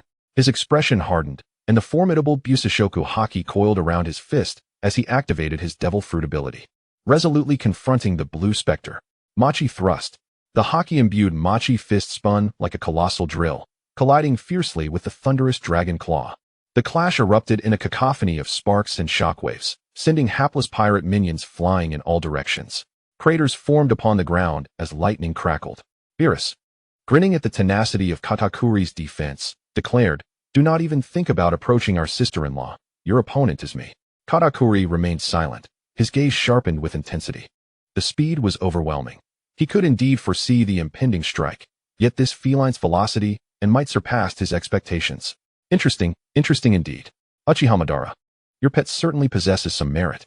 Big MOM cackled, her hand still in motion as her sword Napoleon, engulfed in roaring flames, slashed toward Madara.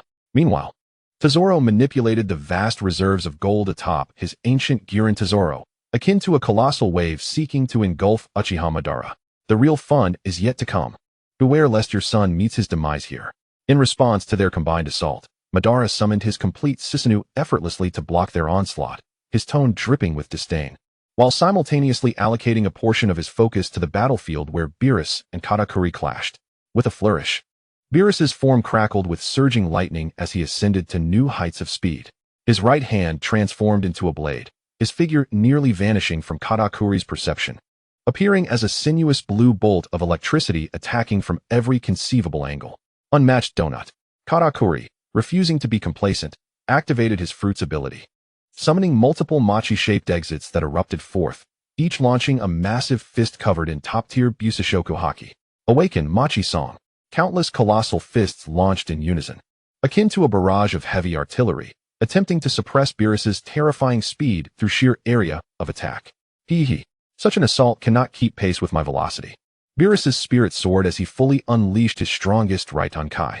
Navigating through the dense barrage of fists, Beerus's speed surged, invigorated by the lightning coursing through him, along with the enhanced physical prowess of his mythical Zoan form. Having recently honed the right-hand chakra mode of the third Reikage, his reflexes and coordination had reached unfathomable levels. The explosive sounds of their blows echoed incessantly, as lightning and shattered machi scattered in every direction. Beerus's speed escalated further, his piercing lightning slowly beginning to penetrate Katakuri's defenses. It's too fast. I can foresee it. Yet my body struggles to keep up. Katakuri was astounded. His Kinbunshika haki could distinctly capture the next move of the feline. Yet executing a defense proved exceedingly arduous. Beerus's prowess had ascended to a level akin to that of a Kage, and with various augmentations. He now stood on par with the fourth Reikage. His current speed rivaled the flying thunder god, reminiscent of the fourth Reikage during the Third Shinobi World War. While long range may be uncertain, in close combat, he could undoubtedly dominate his opponent through sheer velocity. Targeting the left rib, Katakuri's Kinbunshiku foresaw Beerus's impending strike, and he swiftly commanded the machi to form a thick defensive barrier on his left side, while attempting to evade to the right. However, Beerus's speed exceeded the limits of his body's reflexes. Hell-piercing triple strike. Beerus's right dragon claw converged, its three razor-sharp nails enveloped in highly concentrated right chakra, shooting forth like an indomitable lightning spear at a speed beyond perception. With a swift slice, the Busashoku-imbued machi barrier was effortlessly pierced as if it were mere tofu. The relentless lightning propelled forward, striking Katakuri's ribs with tremendous force. Ugh! Katakuri grunted. The overwhelming impact and terrifying penetration from the lightning sent him hurtling backward, crashing heavily upon the distant sandy shore. The sand erupted upon impact, leaving a deep crater in its wake. Lying within, Katakuri's attire around his ribs lay charred and shredded, revealing skin seared by the lightning beneath. Fortunately, due to the dual protection of Busashoku and machi, along with a timely evasion, he narrowly avoided a fatal blow. Truly a troublesome adversary, swift, powerful, and with formidable haki. Most critically, his lightning is unlike any other. Katakuri's expression turned grave as he steadily rose. Lightning should be chaotic. Yet how does his possess such piercing strength? Moments ago, he had defended his ribs with a machi wall, layered with Busashoku haki. Even with hasty coverage, the opponent had genuinely cleaved through his defenses. Chapter 51, Bloodline Limit, Each One's Growth. As Beerus hurled Katakuri away, on another battlefield, the flames of fire release surged forth. Great fire annihilation. Ketla formed hand seals with her claws, unleashing a torrent of flames that bore an aura of terrifying heat, directly assaulting Perispero. Oh dear, little kitty. Such impatience. Perispero cackled, evading the onslaught while floating backward as if weightless, pointing his candy cane forward. Sticky candy wall. A thick, opaque pink syrup erupted from the tip of his cane, swiftly forming a viscous wall before him. The searing flames collided violently with the sugary barrier, emitting a sound that made one's teeth ache. The intense heat of the great fire annihilation indeed melted portions of the syrup, releasing dark steam. However, Perispero's ability activated with remarkable speed, as the syrup continuously replenished, layering upon itself to successfully thwart Ketla's fire release. But wait, there's more. Perispero laughed heartily, his fingers dancing. Candy virgin bitter sugar arrows. The steam generated from the heated syrup rapidly coalesced above Perispero's head, solidifying into sharp, dark-hued sugar arrows. With a flourish of his arm, the arrows whistled through the air, akin to a tempest, aimed at the stationary Ketla, who was still conjuring fire release. These sugar arrows were not only sharp, but also harbored Perispero's unique toxicity. Should they strike, excruciating pain and paralysis would swiftly ensue. Just as the candy arrows were about to find their mark on Ketla, she severed her chakra connection, causing a rapid surge in temperature around her. Lava release chakra mode. In an instant, Quitella's form was engulfed by molten lava, a terrifying wave of heat erupting forth that melted the approaching candy arrows into sugary droplets. Do not underestimate me. Our efforts are beyond your imagination. Lava continuously dripped from Quitella's body as memories of the melting release technique flooded his mind, and his hands began to clumsily form the necessary seals. Melting release, scorching river of rock technique. Quitella's chest swelled as he opened his mouth, unleashing a barrage of magma projectiles towards Perispero. A dozen molten orbs erupted forth, each swelling to a size of 2 meters. Candy curse, syrup, tsunami. Perispero's expression grew serious as he grasped his candy cane, infusing it with a vast reservoir of his stamina and spiritual energy. A torrent of syrup, far more immense, viscous, and darker than before, surged forth to confront the incoming magma orbs. Ha ha ha. Quitella, Beerus, your progress is commendable. Uchiha Madara's Susanoo fended off Big Mom and Tesoro, his voice booming with praise for Quitella's use of the melting release technique. Mother, mother, they truly do not regard us. Uchiha Madara sneered, as Big Mom was repelled. She turned her furious gaze towards the bickering cats, her wrath igniting instantaneously. Heavenly majesty of the great Daitan. Big Mom's forehead bulged with veins as she seized Zeus, hurling him skyward. Zeus's form darkened, enveloped by torrents of purple lightning that cast a terrifying shadow over the sky. Boom, boom, boom. The sound of thunder roared. Think of something, Karina. This is clearly a wide-range attack. Nami, who had been hiding and shouting encouragements, grew anxious. It's all right, Nami, the little cats are here. Karina reassured her. She then beckoned to the battling snake warriors. Come quickly, we'll shield against the ensuing attack. Crackle, crackle. Lightning blanketed the entire island, initiating a merciless onslaught. Sampa, Ligil, lend your aid. Coming, sister. Earth release. Earth prison number 2. Wood release. Multiple wooden pillars. Just as Zeus's strike was about to reach Nami and the snake warriors, 2 layers of earthen prisons and 5 layers of wooden pillars shielded them. As the attack dissipated, silence enveloped the scene. The Machi barrier lifted, and Katakuri, at the last moment, safeguarded the members of the Big Mom Pirates. Big Mom, you truly are ruthless. You even endanger your own. Observing Sampa and the others protecting their side, Madara smirked at the formidable Big Mom. Mother, they are merely trifling underlings, behold. Big Mom scoffed with a laugh, brandishing Napoleon once more as she charged at Uchiha Madara. In the heart of the island, the sounds of explosions echoed incessantly. Clap, clap. Cracker incessantly clapped his hands, and with each strike, dozens of towering cookie soldiers wielding long swords and shields materialized from thin air. The cookie soldiers moved in perfect unison, producing a rhythmic clatter as they charged towards Sidera like an organized legion. Damn cats, perish in despair under the assault of my cookie soldiers. Ha ha, Cracker cackled, leisurely retreating behind his troops. Sidera, unfazed, extended his claws, revealing mouths in the palms of his hands. Do you think sheer numbers can instill despair in me? Such tactics hold no significance before me. Sidera laughed heartily, plunging his hands into the clay pouch at his waist. As the mouths in his palms chewed, he hurled a multitude of white spiders toward the cookie army. C1 clay spiders. Boom, boom, boom. Continuous explosions erupted within the ranks of the cookie soldiers, flames and shockwaves engulfing them. Fragments flew, and the hardened cookies were obliterated. Yet, Cracker remained undeterred. Ha ha, useless, useless. How many can you destroy? 100? 1,000? 10,000? My cookies are limitless. As he clapped his hands, more cookie soldiers emerged. The moment they appeared, the soldiers pressed forward, trampling the shattered cookie remnants as they rapidly approached Sidera. Boom, boom, boom.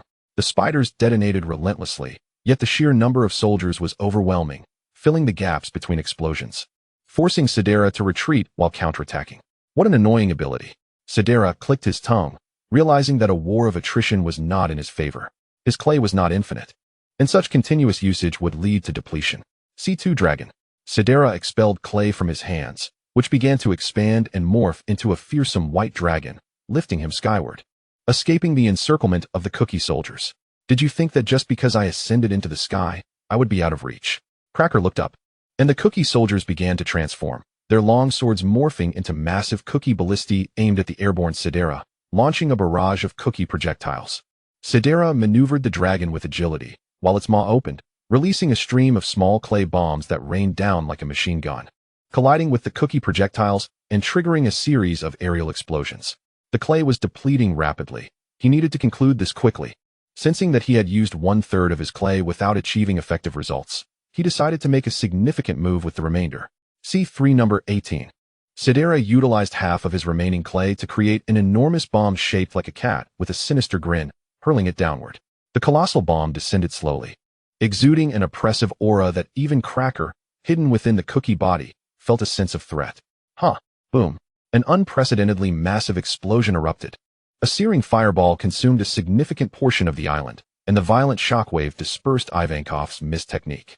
As Ivankov revealed himself, Smuggy's voice held a hint of disdain amidst its calmness. It seems luck is not on your side. Your companions have blown away your mist. Ivankov, hands on hips, wore an excited expression on his feline face. Oh dear. It appears I've been underestimated. But fear not. I shall let you experience my bloodline limit. Bloodline limit? I've never heard of such a thing. Now that your obscuring mist is gone, let us see how you evade. Smuggy sneered as he drew his massive sword, charging at Ivankov. As he approached Ivankov, Smuggy swung his giant sword, generating wind pressure that nearly tore through the air. Ivankov nimbly leaped back, evading the attack, and formed seals with his paws. Water release. Water dragon bullet technique. A colossal water dragon coalesced behind Ivankov, roaring as it surged toward Smuggy. Yet, a surprising scene unfolded. Smuggy did not flinch. Instead, he pressed his left hand down upon the water dragon. The enormous water dragon shrank at a visible rate, ultimately vanishing completely. Meanwhile, Smuggy's stature increased by several meters. Can you absorb moisture? Ivankov's expression grew grave. Not only that, but I can also extract the moisture from your body. Smuggy suddenly vanished from his position, reappearing behind Ivankov, swinging his giant sword downward. Moisture blade. A pink sword aura shot forth like an arrow toward Ivankov. Hastily, Ivankov enveloped himself in haki, placing his hands in front to block the sword aura, but was sent flying several meters back, barely stabilizing his stance. Your attacks are the best nourishment for me. The more you exert your water attacks, the stronger I become. Ivankov scoffed. TCH, anyone can boast. If you have the ability, try absorbing seawater. Consider yourself fortunate that my previous water dragon bullet was not seawater. Otherwise, you would have already lost. It's just empty bravado. As the elder sister among the cats, Ivankov had never known fear. However, I do not intend to use seawater against you. I will test my new ability. Evan observed the grave expression on the towering woman across from him as she reacted to the onslaught of the sea. With a mocking smile, he began to summon the chakra within him. The boiling release technique, mist of boiling vapor. As he completed the final seal, a torrent of corrosive, scalding mist erupted from his mouth. Smuggy, witnessing the reappearance of the fog, was about to utter a retort when the corrosive sound emanating from the giant sword silenced her. Even the armed haki was being corroded by the mist. Smuggy was utterly shocked. Although the haki on her long sword was eroded slowly, its energy was finite. In a prolonged battle, this ability would prove exceedingly terrifying. The force of corrosion could intensify even further. Would you care to test it? Evan smiled at the opposite Smuggy. Chapter 52. Evan vs. Smuggy, C4 Garuda. Smuggy's expression darkened considerably. Her massive form leaned slightly forward, hands gripping the enormous sword that resembled a door. The armed haki quickly saturated the blade like flowing ink, emanating a chilling aura. You audacious feline. Even if your mist poses some trouble, it is futile against absolute strength and speed. Smuggy bellowed, her long legs propelling her with explosive force that cracked the ground beneath her. In an instant, her towering figure surged forth with astonishing speed, appearing beside Evan. Extraction impact. The giant sword did not slash, but instead thrust forward like a battering ram. The air before the sword tip compressed dramatically, creating a visible spiral shockwave. More terrifyingly, this shockwave contained Smuggy's ability to extract moisture from afar, even without a direct hit. Any organism that brushed against this shockwave would have its internal moisture forcibly siphoned away. Evan's cat-like pupils contracted sharply. The attack from the extraction fruit had a vast range and was nearly impossible to evade. She immediately ceased her mist spouting, her claws rapidly forming seals before she slammed them onto the ground. Earth release, earth flow wall.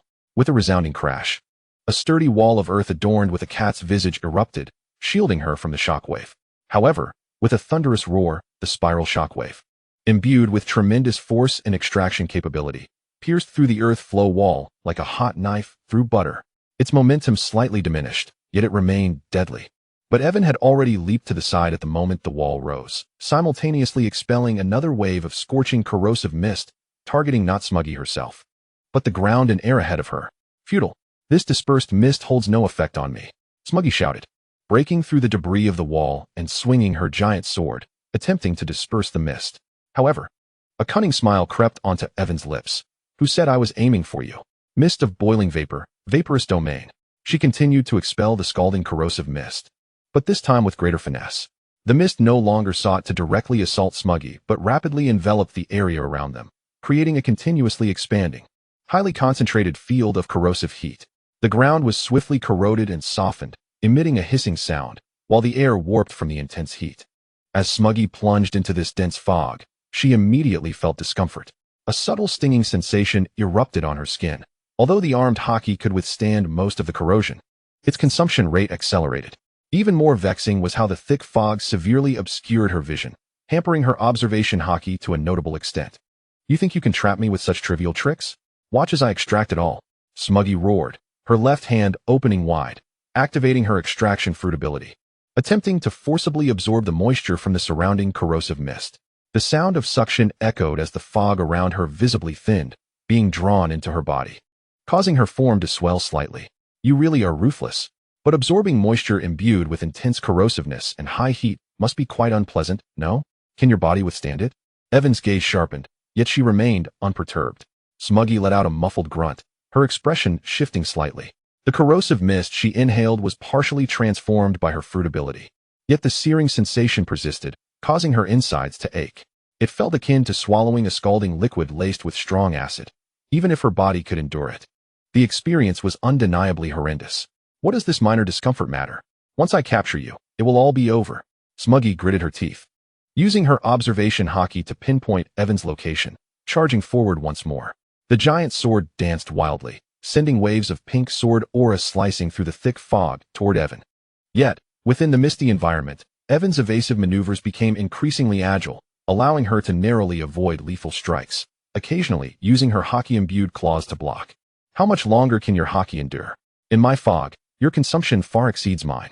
Evan taunted while dodging, utilizing her words to disrupt Smuggy, continuously shifting her position to maintain the vaporous domain, compelling Smuggy to expend her haki defensively while passively absorbing the corrosive mist. Smuggy grew increasingly agitated.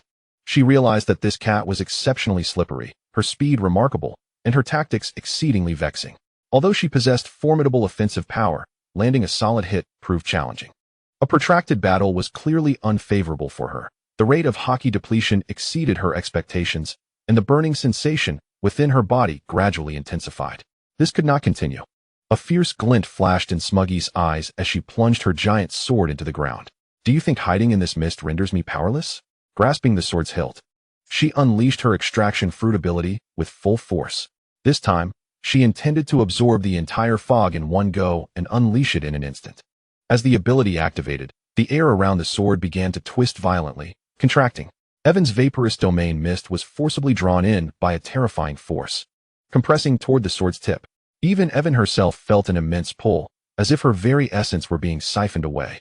Within mere seconds, the pervasive corrosive mist was forcibly absorbed into Smuggy's body. Her skin darkened, the area around her temporarily clearing. Yet the sight of her current state sent shivers down Evan's spine. I'll return your insufferable mist. Smuggy's complexion turned pale, her body feeling as if it were being corroded, the intense agony rendering her breaths agonizingly painful, as if her insides were being torn apart. With a sinister grin, she swung her giant sword, unleashing all the moisture absorbed since the battle's inception. Waterblade. A colossal wave of sword aura shot forth like an arrow, eroding the ground beneath it into deep chasms. There was no escape. The range of the sword aura was simply too vast. Evan's cat-like pupils narrowed to the size of the sharpest needle. She could sense the destructive energy contained within the sword aura, a product of her own boiling mist compressed to its limits, now fused with Smuggy's extraction capabilities. Its power was unimaginable. There was only one recourse, yet she was still unpracticed in it. Evan steeled her resolve, not retreating but instead taking a deep breath, channeling all her chakra. The fire and water chakra began to fuse violently, more intensely and dangerously than before. She opened her mouth, no longer expelling mist but unleashing a viscous, boiling liquid. Dark red like molten lava. Dissolution release, dissolving monster technique. No thunderous explosion accompanied it, only the intense sound of violent corrosion. Two streams of extremely corrosive energy clashed, eroding, counteracting, and annihilating each other. Terrifying acidic liquid and steam splattered in all directions, creating a bottomless pit where they landed, as the ground melted like butter. Smuggy stared in disbelief, her eyes wide open. The concentrated counterattack she unleashed, infused with her opponent's abilities, was unexpectedly thwarted by a force of the same origin, but far more ferocious. The stalemate lasted barely 2 seconds. The acidic torrent spewed by Ivan seemed to possess even greater potency, more violent in its fury. Ultimately, it relentlessly devoured and melted away her sword aura. The onslaught of acid surged forth, continuing its assault on Smuggy. Meanwhile, above the sea, a dog-headed battleship lay anchored in the distance. On the deck stood Admiral Sengoku, the naval hero Garp, and Admiral Akiji, all observing the battle unfolding on the island. Ha ha ha, they've engaged in combat. Those cats have grown significantly stronger, Garp exclaimed.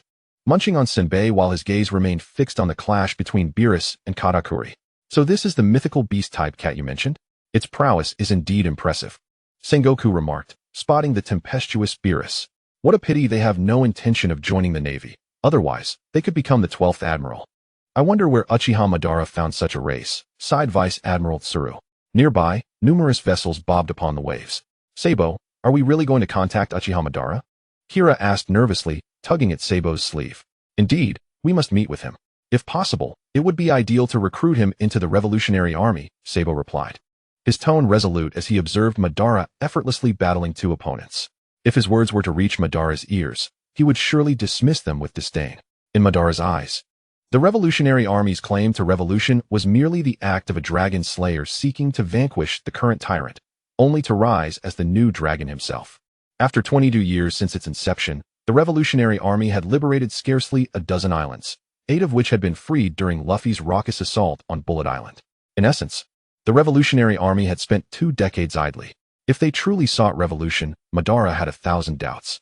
In the vicinity of the Revolutionary Army, a variety of ships were present, including the underworld funeral home mogul Drakel Mihawk, the queen of the underworld's Pleasure Street, Stussy, and the maritime king, Yummy.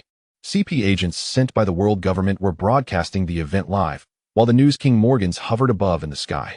As the spectators on the periphery discussed the unfolding events, in the skies above Beast Island, a spiral-shaped shockwave, imbued with formidable haki, shot towards Sidera at an almost imperceptible velocity, akin to a drill. Sidera narrowly maneuvered the clay dragon to evade, yet the residual force of the shockwave grazed its wings. Bang! The wings of the clay dragon were shattered in an instant. What? Sidera lost balance, plummeting alongside the damaged dragon. It's over now? Damn cat. Cleachas seized the opportunity to pursue, his arms spinning rapidly once more. Wave of spiral salted pretzel. Several more potent spiral sword auras sealed off all of Sidera's escape routes. In a moment of peril, Sidera adjusted his stance in midair, and instead of fear, an ecstatic, almost grotesque grin spread across his face. Haha. Allow me to showcase my most formidable attack. Sidera leaped, abandoning the falling dragon. In midair, he plunged his hands deep into the clay pouch at his waist. Voraciously chewing the stored clay, the sound akin to tearing fabric resonating through the air. As he fell, Sidera hurled a clay cat figurine, identical to himself, with closed eyes. C4 Garuda. The cat figurine rapidly expanded, its foreclaws unfurling as it descended towards Cleacha, who was preparing for another strike. Cleacha paused, puzzled by the seemingly harmless doll. Is this a final struggle? How laughable. Hee. Feel the sensation of helplessness. Sidera cackled, his gaze suddenly sharpening. Meow burst. The massive clay cat figurine exploded. Unlike before, this time, there was no deafening roar, no blinding flames. Only an almost imperceptible cloud of nano-sized clay bomb dust. Like a gray mist, silently expanded, enveloping Cleacha and his surrounding cookie armor entirely. Chapter 53. The curtain falls on Cleacha, Wrath of Big Mom. What is this? A smoke bomb? Cleacha, alert, swung his longsword but felt no impact. Just as he was about to mock, a subtle yet undeniable sting and numbness surged through his body. Ugh, what is happening? Cleacha hastily unleashed his observation haki, only to discover in horror that his hardened cookie armor, imbued with haki, remained intact. However, the minuscule explosives, smaller than cells, had penetrated through the seams of his cookie armor, entering his body with every breath. Damn it. I should have kept my observation haki active at all times. I've been caught off guard. Cleach's expression darkened as he cursed his own fighting style. Relying on the defense of his cookie soldiers, Cleacha had seldom needed to use his observation haki to sense his surroundings. My Garuda can produce countless micro-explosives that invade the target's body, wreaking havoc from within. Sidera landed firmly on the ground, his clay now gone. Yet his face radiated the satisfaction of a victor. For his ability had already taken effect, the adversary before him was filled with his clay bombs.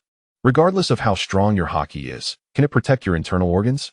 Sidera inquired with a smirk, forming a seal and proclaiming, Meow burst.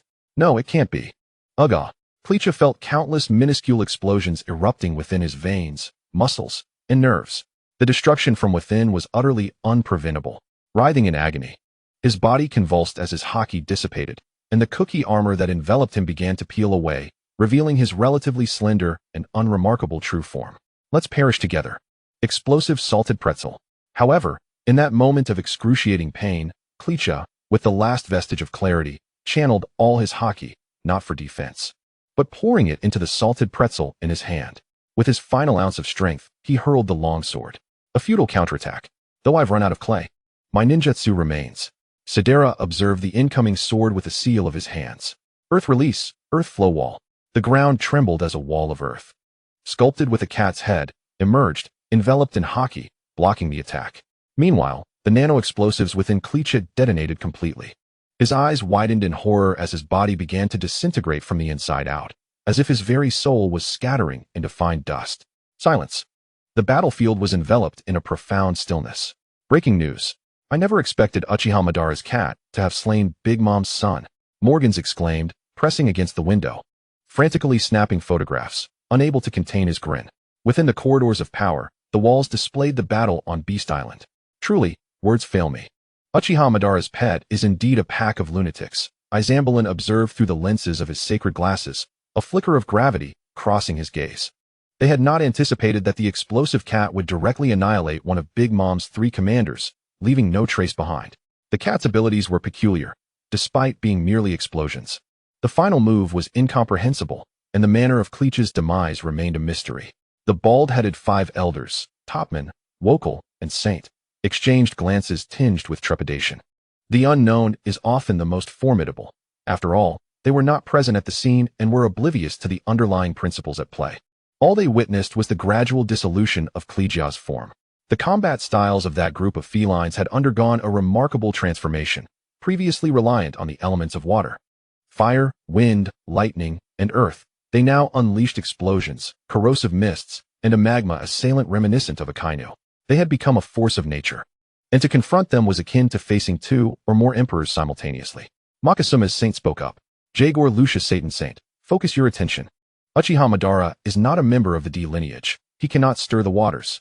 Uchiha Madara replied, yes, indeed, you are correct. On Beast Island, cries echoed, Uchiha. Brother, mother, Uchiha is dead. Perispero was in a frantic retreat, simultaneously shouting to Big Mom, who was still engaged in a fierce struggle with Uchiha Madara's Susanoo.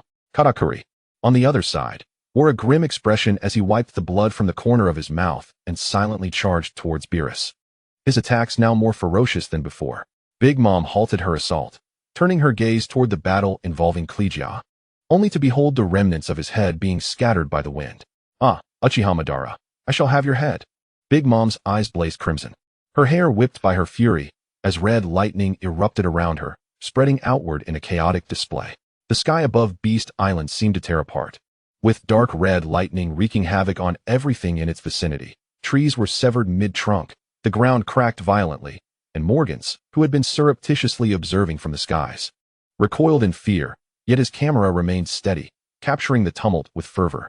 Madara's expression darkened as he silently cursed, it's not my fault your son met his end, so why must I pay for it? Meanwhile, the Golden Emperor, Tezzalo, witnessing the unfolding chaos alongside Big Mom, wasted no time in fleeing towards his ship, the Golden Transponder. He aimed to escape this futile battle, since Madara was unwilling to resurrect his beloved. Continuing the fight served little purpose. With Big Mom's son already dead, he could not afford to perish here. As long as he lived, there would always be a chance for resurrection, but death would seal that fate. Now that you've arrived, do not be in such a hurry to leave.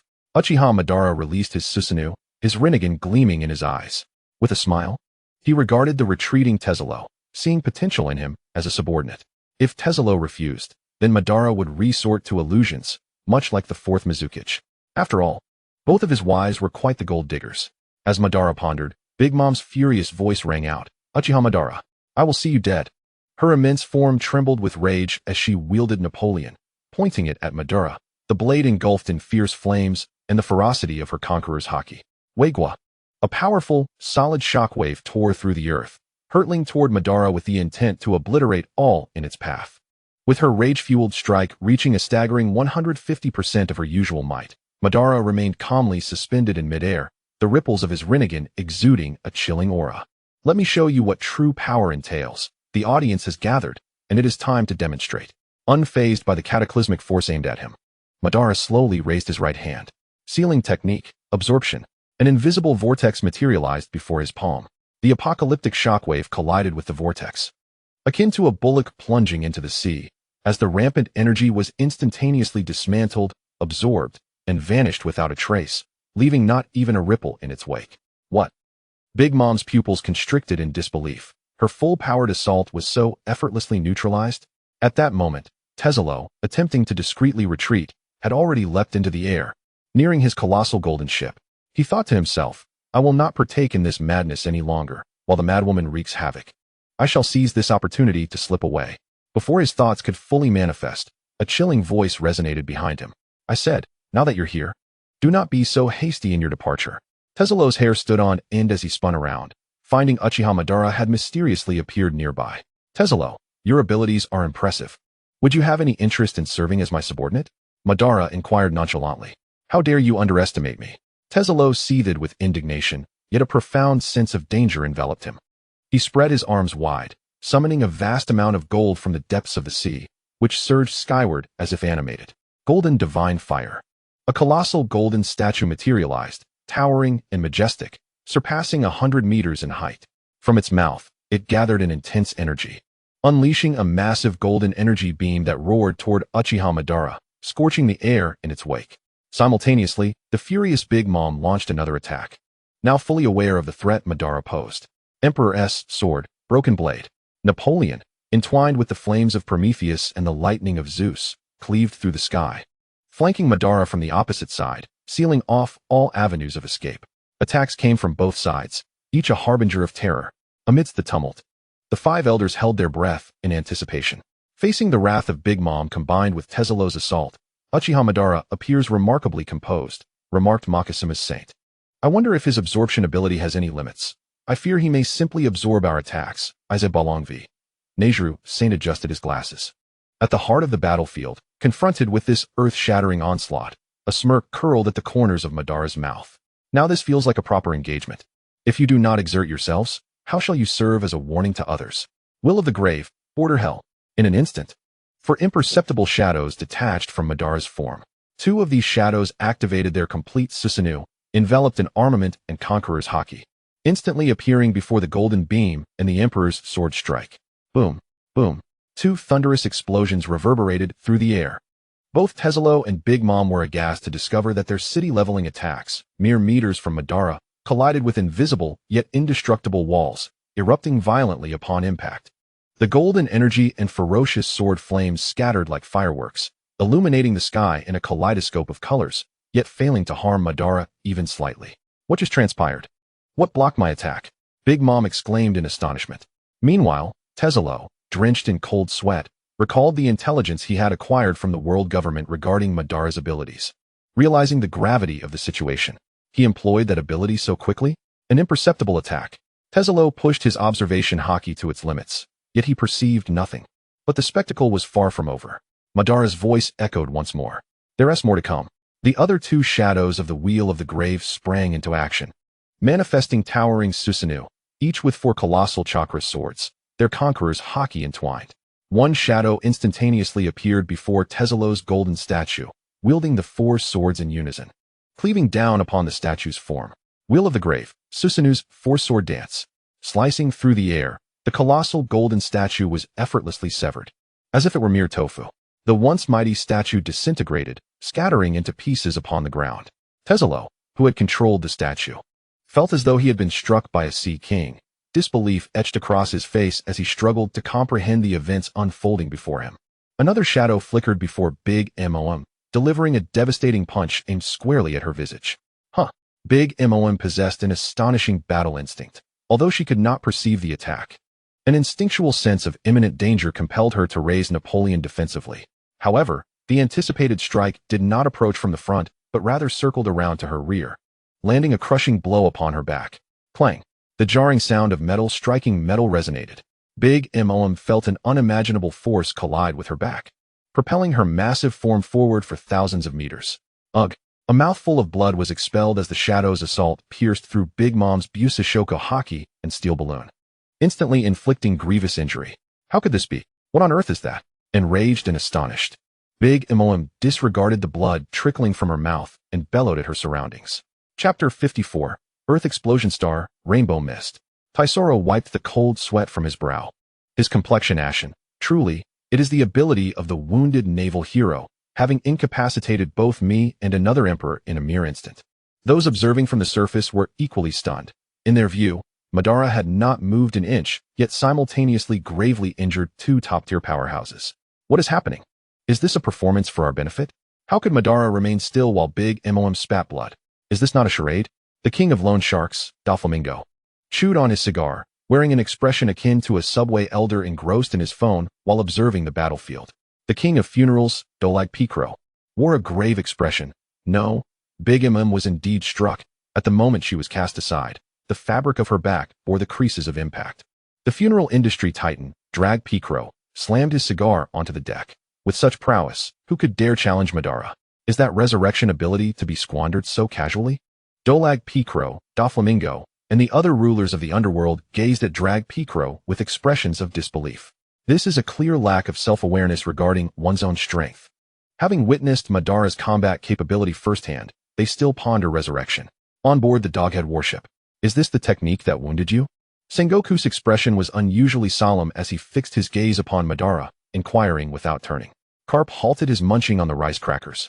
The jovial expression vanishing as memories of battles in the North Sea resurfaced. He then nodded. Indeed, but I wonder if there are limitations to this ability. Such formidable prowess must surely harbor weaknesses. Carp was correct. This invisible, unpredictable, imperceptible power must have exceedingly stringent conditions for use, and it could not possibly lack vulnerabilities. Vice Admiral Tsuru's expression reflected her agreement. In the sky, within a colossal building, Morgan's eyes gleamed with excitement as he incessantly clicked the shutter, capturing images in rapid succession. Truly, Master Madara is my fortune. Another unparalleled ability, an invisible attack. Ha ha ha. Indeed, my Sidera is the greatest. Not far away, Sidera, who had just slain Cracker, gazed at Madara, standing motionless in the sky, yet gravely injuring two formidable foes, his eyes alight with fervor. Katakuri's heart trembled. He sought to escape from Beerus to provide support, but Beerus's attacks grew increasingly swift and fierce, rendering him incapable of freeing himself. Distracted, he was instead slashed across the abdomen, blood gushing forth. Fighting me now and daring to be distracted? Beerus sneered, accelerating his speed once more. In the air, Madara regarded the two, their expressions laced with uncertainty, and spoke slowly. Have your assaults concluded? Then it is my turn. Madara clasped his hands together. A black sphere materializing and soaring towards Taisoro and Big Mom. Earth Explosion Star. A powerful gravitational force erupted between the two. What? This is bad. It's a sealing ability. Taisoro gazed in horror at the black sphere in the sky, drawing in the surroundings. The golden city atop the Grand Taisoro groaned under the strain, its inhabitants fleeing in panic. Countless gold pieces, drawn by the black sphere's irresistible pull, began to ascend skyward. Damn it, that is my gold. My wealth. Taisoro's eyes turned crimson, nearly losing his sanity. The gold fruit's power surged uncontrollably, battling against the overwhelming gravitational force for dominion over every ounce of gold. The immense Grand Taisoro emitted a maddening metallic distortion, its colossal hull slowly tearing apart. Countless fragments of gold, construction materials, and terrified individuals were forcibly drawn upwards, swirling around the dark core. Mother, Katakuri, witnessing this, felt a surge of urgency as his future visions revealed the terrifying prospect of Big Mom being sealed. He unleashed all his strength, his machi arms spinning wildly to form a massive drill, attempting to push Beerus back. It's futile, you cannot reach aid. Beerus's speed surged to its zenith, his blue form slicing through the air, claws wrapped in potent Busashoka haki, striking Katakuri's body and leaving a shallow yet painful wound upon his chest. Humph! Katakuri grunted, forced to retreat, helplessly watching as the terrifying gravitational field enveloped both Big Mom and Taisoro. Mere gravity, do you think you can trap me? Big Mom roared furiously, her formidable conqueror's haki mingling with Prometheus's flames and Zeus's thunder, attempting to counter the Earth Explosion Star with sheer brute force. Mirage Cannon. A colossal laser blast surged forth. Yet, in that very moment of firing, Madara appeared in front of the laser. Shinra Tensei. A powerful repulsion manifested, halting the laser in mid-air, rendering it motionless until its energy was depleted. Futile, Big Mom. Submit quietly to being sealed. Madara hovered in the air, his Rinnegan coldly observing the struggles of the two. As he spoke, a shadow clone manifested behind Big Mom, delivering a kick that sent her hurtling towards the vortex of the Earth Explosion Star. Damn it! Madara Uchiha, you sneak attack! Big Imum roared, enveloping herself in Busashoka haki, striving to stabilize her form, yet she found herself suspended in midair. No matter her resistance, it was in vain. Big Imum felt as though she were trapped in quicksand. With Zeus unleashing a tempest of thunder and Prometheus transforming into an inferno, yet none could halt the relentless pull of gravity. Unbeknownst to all, at the moment Madara employed the Earth explosion star, multicolored mist began to emerge in the sky, faint yet deepening in hue. On the other side, Taisoro's plight was even more dire. Much of his strength stemmed from gold, and now, the Grand Taisoro was being rapidly dismantled and drawn towards the heavens. The golden platform beneath him shattered, and he found himself involuntarily lifted into the air. No, my gold, my kingdom. Taisoro watched in despair as everything he had painstakingly built crumbled, his heart bleeding. Taisoro, would you care to join my ranks? If you agree, I can promise to resurrect one person. Madara's voice rang out once more. Or, you can remain sealed alongside Big Imum. Madara's words fell like cold water, instantly awakening Taisoro from his stupor. Stella, his true objective was Stella. Now Madara offered resurrection simply for joining. His will to resist crumbled in an instant. The obsession for Stella overpowering all else. Dignity? Wealth? In the face of true desire, they could all be sacrificed. I am willing to join, Master Madara. I am willing to submit to you. Please, resurrect Stella. Taisoro struggled to speak, his voice distorted by the gravitational pull. A wise choice. Madara's lips curled in a slight smile as he casually raised a hand, the gravitational force acting upon Taisoro vanishing in an instant. Tazolo felt an inexplicable lightness enveloping his entire being as he plummeted from the air, landing clumsily upon the remnants of a precarious golden deck, gasping for breath. His mind still reeling from the spectacle above, he beheld the ever-enlarging orb in the sky, within which the formidable Big Imum continued to struggle and roar in fury. Tazolo, you coward, traitor! Big Imum bellowed, her wrath ignited by his surrender, although she was powerless to alter her dire predicament. Mother! Cried the candy minister Perispero and the gravely injured Katakuri in a chorus of despair. Ultimately, under the watchful gaze of countless astonished witnesses, a colossal sphere, measuring hundreds of thousands of meters in diameter and composed of gold, rock, and debris, hovered ominously above the island of the great beasts.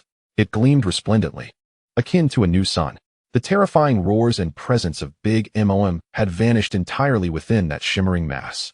One of the four emperors, Charlotte Linlin, known as Big Imum, had been completely sealed away by Uchiha Obito's devastating technique, the planetary devastation. The battlefield fell into a profound silence. The sea breeze howled across the ravaged island, yet it could not disperse the palpable shock and fear that hung in the air. The rulers of the underworld fell into a stunned silence, their faces etched with horror and disbelief. The legend of the four emperors, the maritime sovereigns, had been subdued and sealed. Throughout this entire ordeal, Uchiha Obito had scarcely moved, appearing to accomplish the feat with remarkable ease. Gulp. The usurer King Doflamingo struggled to swallow, oblivious to the cigar that had fallen upon his expensive shoes. Is it over? If Uchiha Obito were to act now, the Big Imum pirates would be doomed. Morgans trembled with excitement, his feathers quivering as he captured the moment with his camera, a world-shattering event. Uchiha Obito seals Big Imum, and the Golden Emperor Tazolo submits on the spot. This is the monumental news capable of reshaping the world. Gaha. In the realm of power, the Gorosei were engulfed in a prolonged silence. The planetary devastation, once again, proved unresistible even to the four emperors. Markasmish's expression darkened. Moreover, it appeared he could precisely control the effects of gravity, having spared Tazolo. Izangbaron v. Nezataro spoke with gravity. Tazolo's submission signified the loss of a significant source of income. The economy is indeed a crucial weapon. Topman Voturi added. Aboard the Doghead warship, Karp crossed his arms, his brow furrowed. This could lead to trouble. Should we intervene to stop Uchiha Obito? Sengoku gazed solemnly at the battlefield across from him. Let us wait and see. Uchiha Obito may not necessarily strike down Big Imum. We will act when he does. At the heart of the battlefield, Obito descended slowly from the sky, preparing to launch an attack upon the golden orb. Yet, in that moment of raising his hand, his Rinnegan detected a peculiar shift in the surrounding environment. In his line of sight, the space of the island began to disconnect from that of the outside world, leaving him perplexed and cautious. At that moment, Katakuri's pupils dilated in terror. He shouted to the injured Perispero and Smoothie, "We must leave this island, now." Without regard for the attacking Beerus, he dashed toward the sea, not looking back. Obito lowered his arm, as the space around him threatened to sever completely from the outside. With no time to ponder, he swiftly reached Nami, Karina, and Hancock. Using wood release to ensnare Beerus and the female warriors of the Kuja tribe with vines, preparing to escape. Boss Obito, you can't just leave me. Tizolo, who had just submitted, also sensed the impending danger and cried out. There was no time. Obito halted his actions. With so many people around, escape seemed impossible. His gaze swept over the prostrate Tizolo, his eyes transforming into a kaleidoscope. Jinjutsu, Kaleidoscope Sharingan. Shinra Tensei. Uchiha Obito cast an illusion on Tizolo, then propelled him away from the island. In the instant Tizolo was flung from the island, a vibrant mist enveloped the island of the great beasts, obscuring it from the eyes of all who beheld it. Is this the legendary rainbow mist? Wasn't this phenomenon located near Alabasta? How could it appear in the doldrums? Crane exclaimed loudly aboard the Doghead warship. She had encountered this mist years ago while pursuing Doflamingo, witnessing a merchant ship vanish before her eyes. Later, she discovered through her readings that this was known as the Rainbow Mist. Records indicated that none who entered it had ever returned.